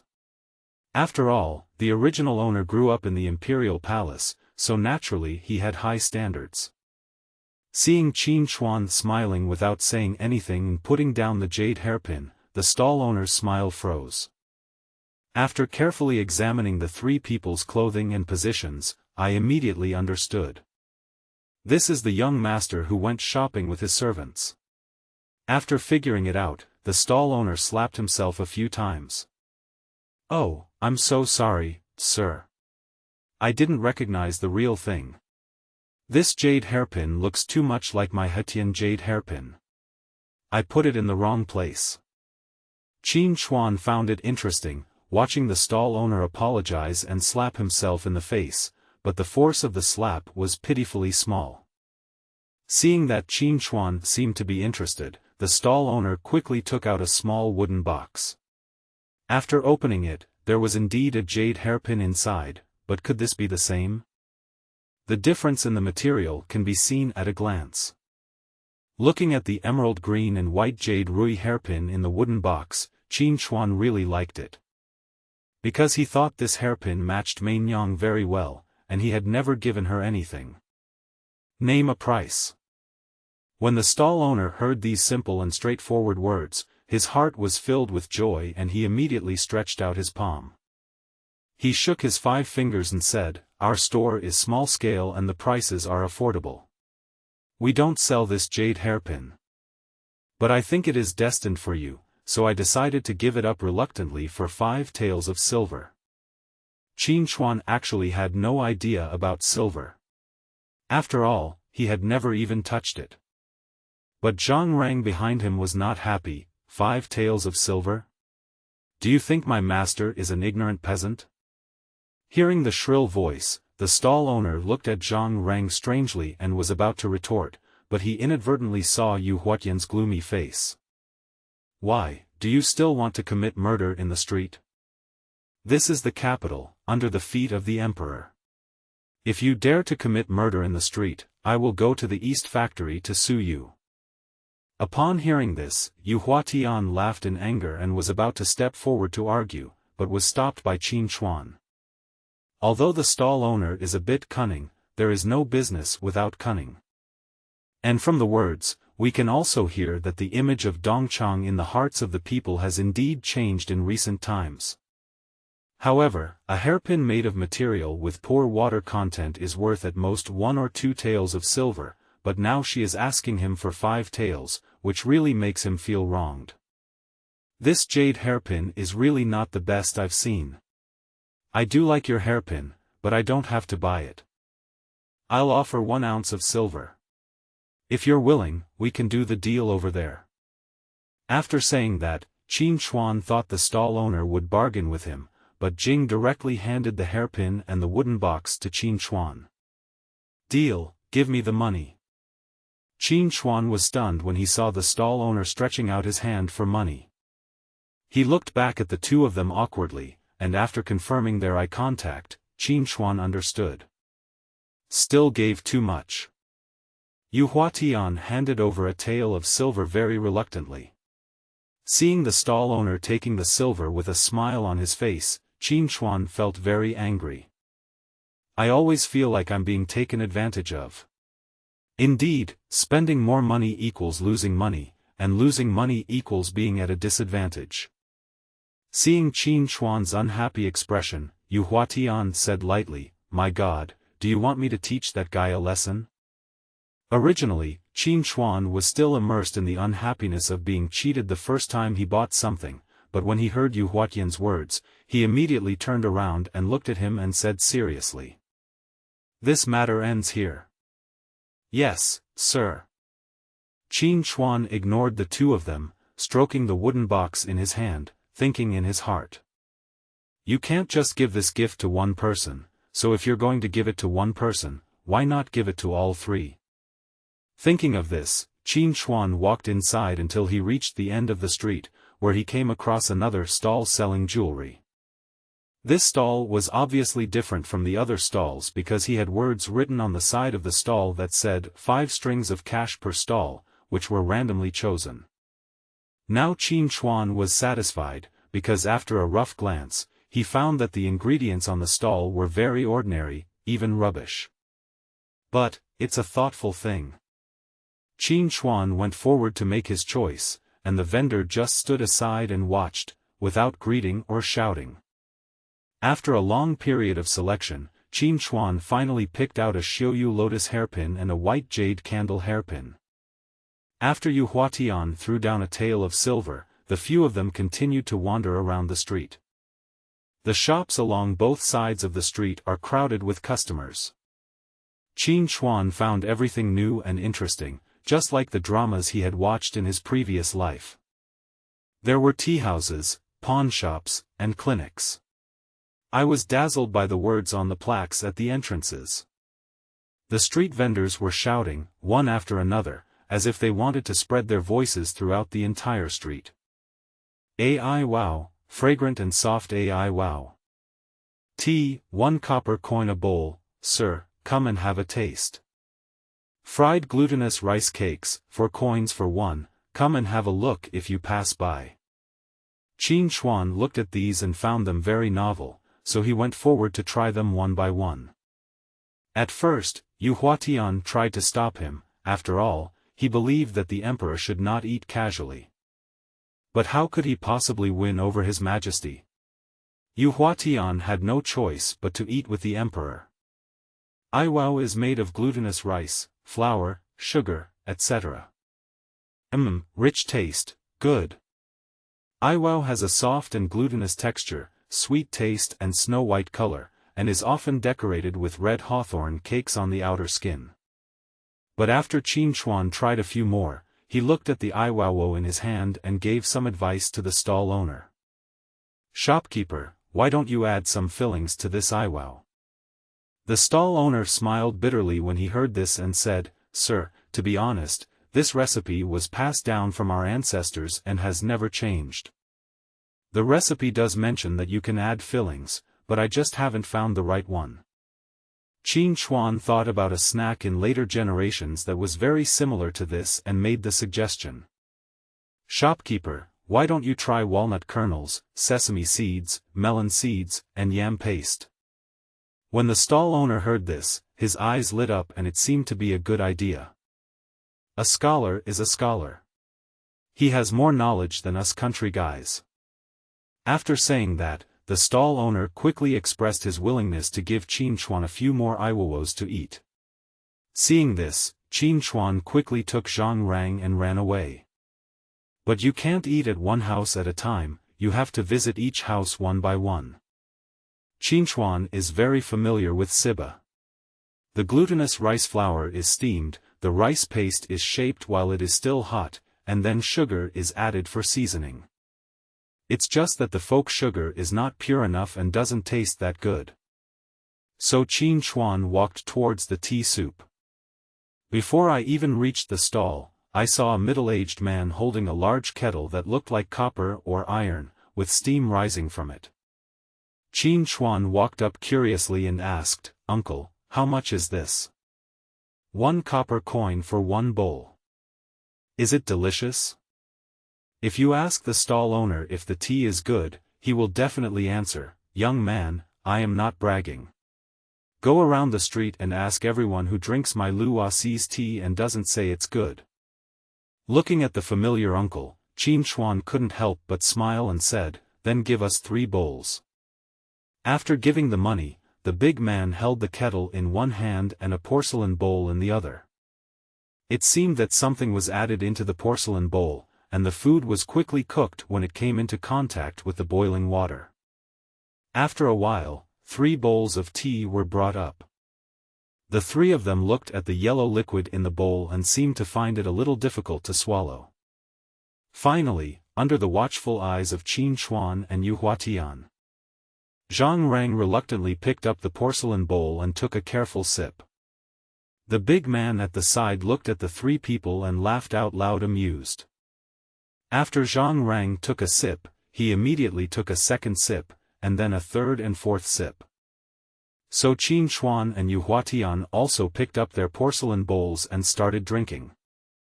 After taking a sip, Qin Chuan realized that the main ingredients of this tea were sorghum rice flour and millet flour, and the seasoning was sugar. I originally thought it was made of tea, but after drinking it I realized it was flour. Qin Chuan was wondering, if he added some vermicelli to the tea, would it become hulatang? Just as a few people were leisurely drinking tea and watching the people coming and going on the street, there was a commotion at the corner of the street. From a distance, Qin Chuan heard a woman's painful plea and a man's scolding. Qin Chuan frowned, put down the porcelain bowl, and prepared to go over and take a look. But the tea stall owner hurried forward to stop him and said, "Young man, I see that you are a handsome man with an extraordinary temperament. You must be a man of honor." Then he pointed in the direction of the street corner and said, "He is a scoundrel who takes advantage of his sister marrying a good family and causes trouble everywhere. Besides, it's useless even if you go. Both parties have signed a written agreement. He is not afraid even if you go to the government office." Qin Chuan felt puzzled after hearing this. How could such a thing happen in the capital? What do these three yeomen do? Suppressing his inner anger, Qin Chuan asked, "Uncle Lu, do you know that man's name? And who is behind him?" Lu Asi looked at Qin Chuan with some confusion. "Why are you asking this? Who are you?" "I'm just an outsider, so I'm more curious. As for asking him, I'll naturally avoid him if I see him next time, so I want to ask him clearly." Hearing this, Lu Asi no longer doubted it. He sighed and said quietly, "His brother-in-law is the ambassador of the seal-casting bureau of the Ministry of Rights, Feng Qi." Ambassador? Qin Chuan was stunned when he heard this. How dare a lowly official like you behave like this in public? Lu Asi added, "This Feng Qi is not ordinary. His parents died early, leaving only an uncle who loves him very much." "Who is his uncle?" "Right Vice Minister of the Ministry of Rights, Qian Xiangwen." Qin Chuan knew what was going on, but he became even more angry. A third-rank official actually dared to condone his family members to commit crimes. He broke the law knowingly and committed an even more serious crime. Ignoring Lu Asi's dissuasion, Qin Chuan took Yu Huatian and walked towards the crowd. With Yu Huatian leading the way, Qin Chuan soon saw Feng Qi, the imperial official. At this moment, Feng Qi was arrogantly scolding the mother and daughter who were kneeling on the ground. It's written clearly in black and white. The 1-year deadline is up. If you don't pay me back, your daughter will become a slave in my house. What? You still want to deny it? Looking at the village woman kneeling on the ground, still holding his thighs tightly, Feng Qi kicked her away. Mom, are you okay? Go, take that little bitch away from me." Hearing Feng Qi's order, several fierce-looking men around him stepped forward and pulled the girl roughly. Looking at the girl struggling, Feng Qi raised an evil smile on his face. "You're running, let's see where you can run to. Wait till we get home and see how I deal with you." Looking at the lewd smile on Feng Qi's face and the vicious words coming out of his mouth, she looked at the crowd helplessly. But how could these ordinary people dare to offend the government officials? They were frightened by Feng Qi and retreated one by one. At this moment, the girl was in despair. 2 lines of tears slowly slid down that pretty cheek. Qin Chuan looked at the woman who was kicked to the ground and lay motionless, then looked at the girl who was about to be taken away, and he could no longer bear it. "Wait!" With a loud shout, the people around were stunned. Even Feng Qi didn't expect that someone would dare to stop him. Feng Qi turned around and looked at Qin Chuan fiercely. "Boy, if you want to be a hero and save the beautiful, you should at least consider your own weight and don't get yourself involved." Qin Hui was already furious at this time, and sneered, "Oh? What if I have to intervene today? Then don't blame me for being rude. I'll take your punishment if you kill me. Come on." Feng Qi pulled the rope that tied the girl, and the strong men walked towards Qin Hui with a grin. When he was 5 steps away from Qin Hui, a fist as big as a sandbag hit him in the face. Qin Hui just stood there with his hands behind his back. He thought he was extremely handsome and cool at this moment, but the people around him saw. This scholar must have become stupid from reading too much. Oh my, after this punch, how can this face be healed? It's already this late and you still care about your face. You don't even know if you can save your life. Yes, the last person who challenged Feng Qi on the street was beaten to death, and he paid 5 taels of silver and the matter was dropped. Human life is not as valuable as an animal. What a world this is. Qin Hui heard all the words of the people around him, and his brows furrowed even deeper. I originally thought that this was a time of peace and prosperity, at least in the capital. Every day I read the memorials sent in by officials from all over the country, all reporting their respective achievements and happy events, but now I have seen it with my own eyes. Yes. What kind of world is this? This is under the feet of the emperor. The fist was about to hit Qin Hui, and the timid women around him immediately covered their eyes and screamed, "Ah!" Boom! The scene that Feng Qi had expected of Qin Hui being beaten did not occur, and the people stared at the scene with their eyes wide open and their mouths wide open. The fist that was supposed to hit Qin Hui's face stopped right in front of his face. The next second, the big man who attacked was kicked away by Zetian and lay on the ground motionless. Looking at the big man's sunken chest, everyone knew that he was beyond saving. The remaining 3 men didn't see clearly what had just happened. They just looked at Zetian standing in front of Qin Hui and felt a very dangerous aura. Leave no one behind. As Qin Hui finished speaking, Zetian took action. With just 1 punch and 2 kicks, the 4 ferocious-looking men were lying on the ground lifeless. Feng Qi had never seen such a scene before. He was so frightened that his legs went limp and he collapsed to the ground. The girl seemed to see this scene, and her eyes, which had been gloomy, suddenly burst into an unprecedented desire to survive. Taking advantage of Feng Qi's distraction, he quickly struggled to get up and ran to Qin Hui's side. Without saying a word, he immediately knelt down and said, "Please, benefactor, save the lives of us mother and daughter. Please, beg you to save our lives, mother and daughter." As she spoke, she kowtowed. Qin Hui quickly reached out to stop her. "Don't be afraid. I will take care of this matter for you today." At this time, Feng Qi, who had recovered from his shock, heard this and suddenly burst into laughter crazily. "You decide? Ha ha ha, it's clearly written in black and white. It's only natural to pay back a debt. If you can't pay it back, just give me your daughter as collateral. This is common sense. There are handprints from her mother and daughter on it. Who are you to decide? I am not afraid even if you report this matter to His Majesty." The people around were frightened by Feng Qi's crazy look and took a few steps back. Seeing this, Feng Qi laughed even more wildly. "Boy, I advise you to kneel down and kowtow to apologize for your crime, and I will still forgive you. If you wait until my uncle comes, it will be useless for you to beg me." Qin Hui laughed at what he said, and he immediately said, "Go, break his legs first."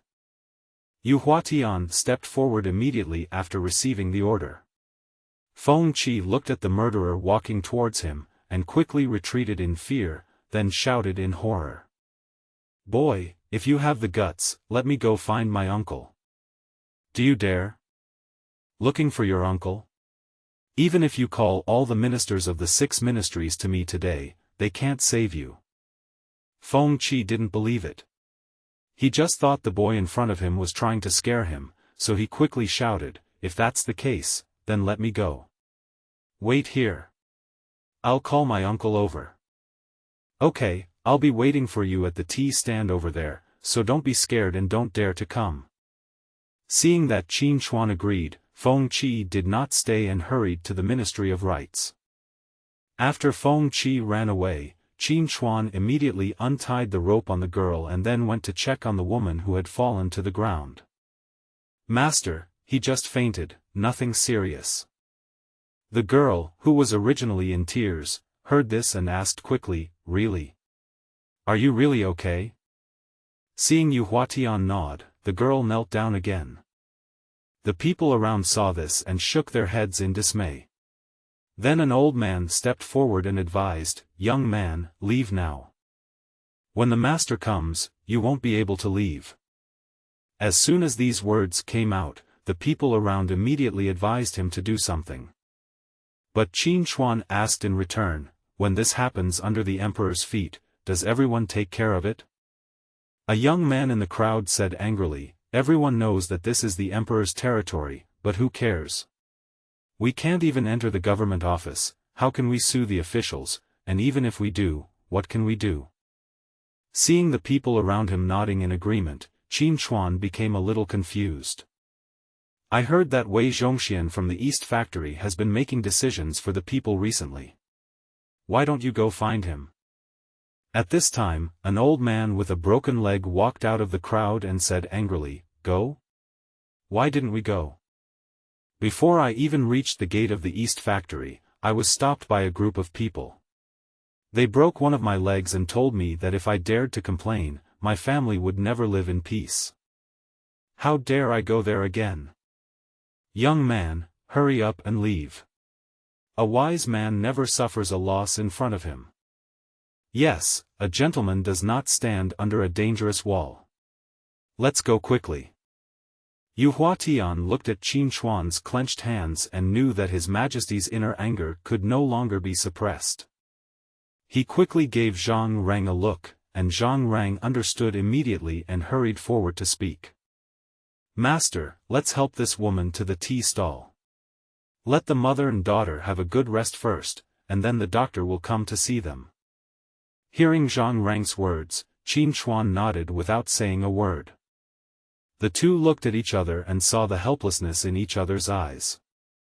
Then he helped the girl to support the woman to the tea stall. Lu Aci was also shocked when he saw Qin Chuan's red eyes.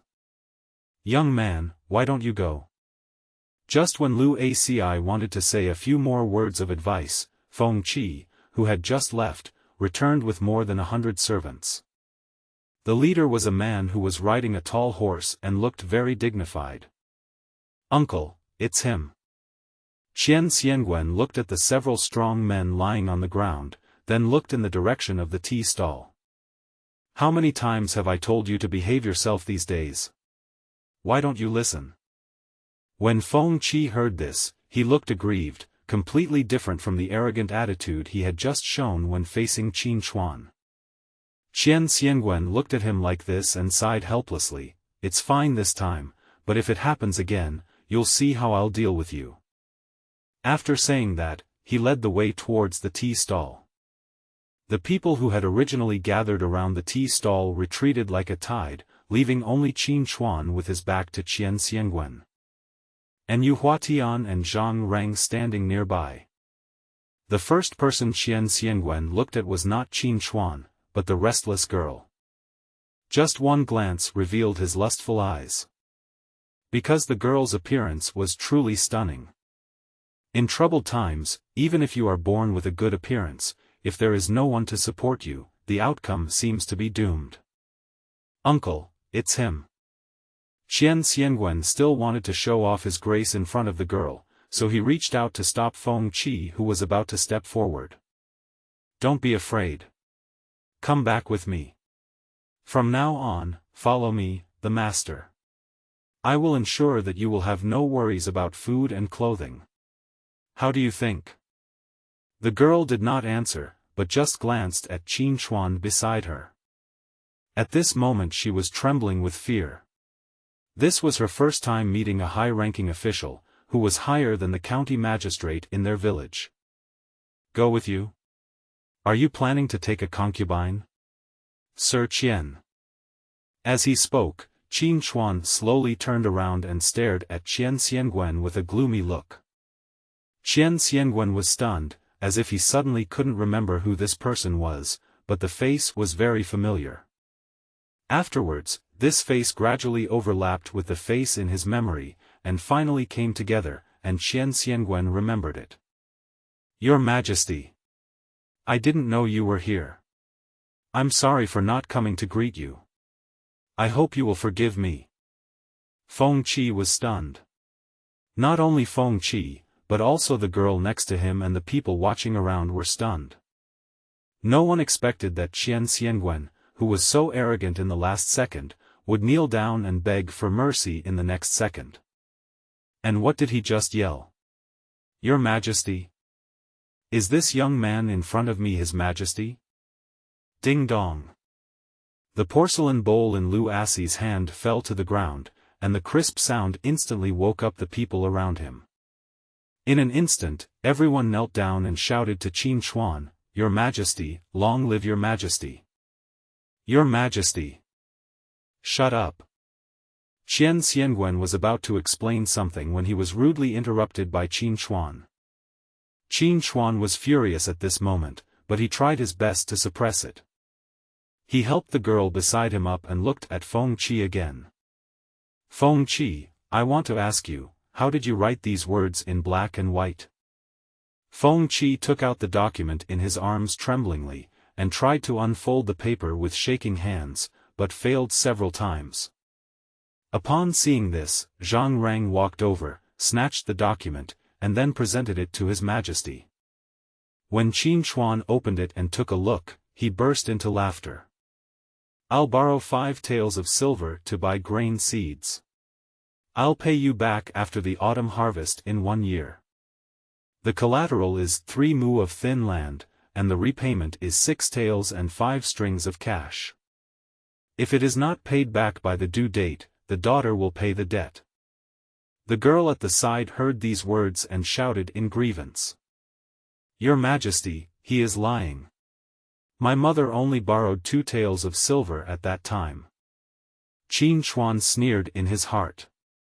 With the current prices, a family of 5 only spends 15 taels of silver a year. Feng Qi, how do you explain it?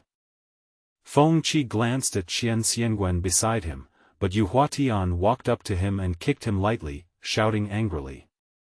How dare you do this under His Majesty's nose? You are so brave. Feng Qi quickly got up, but did not dare to stand. He continued to kneel. He did not dare to tell the lie he had just thought of.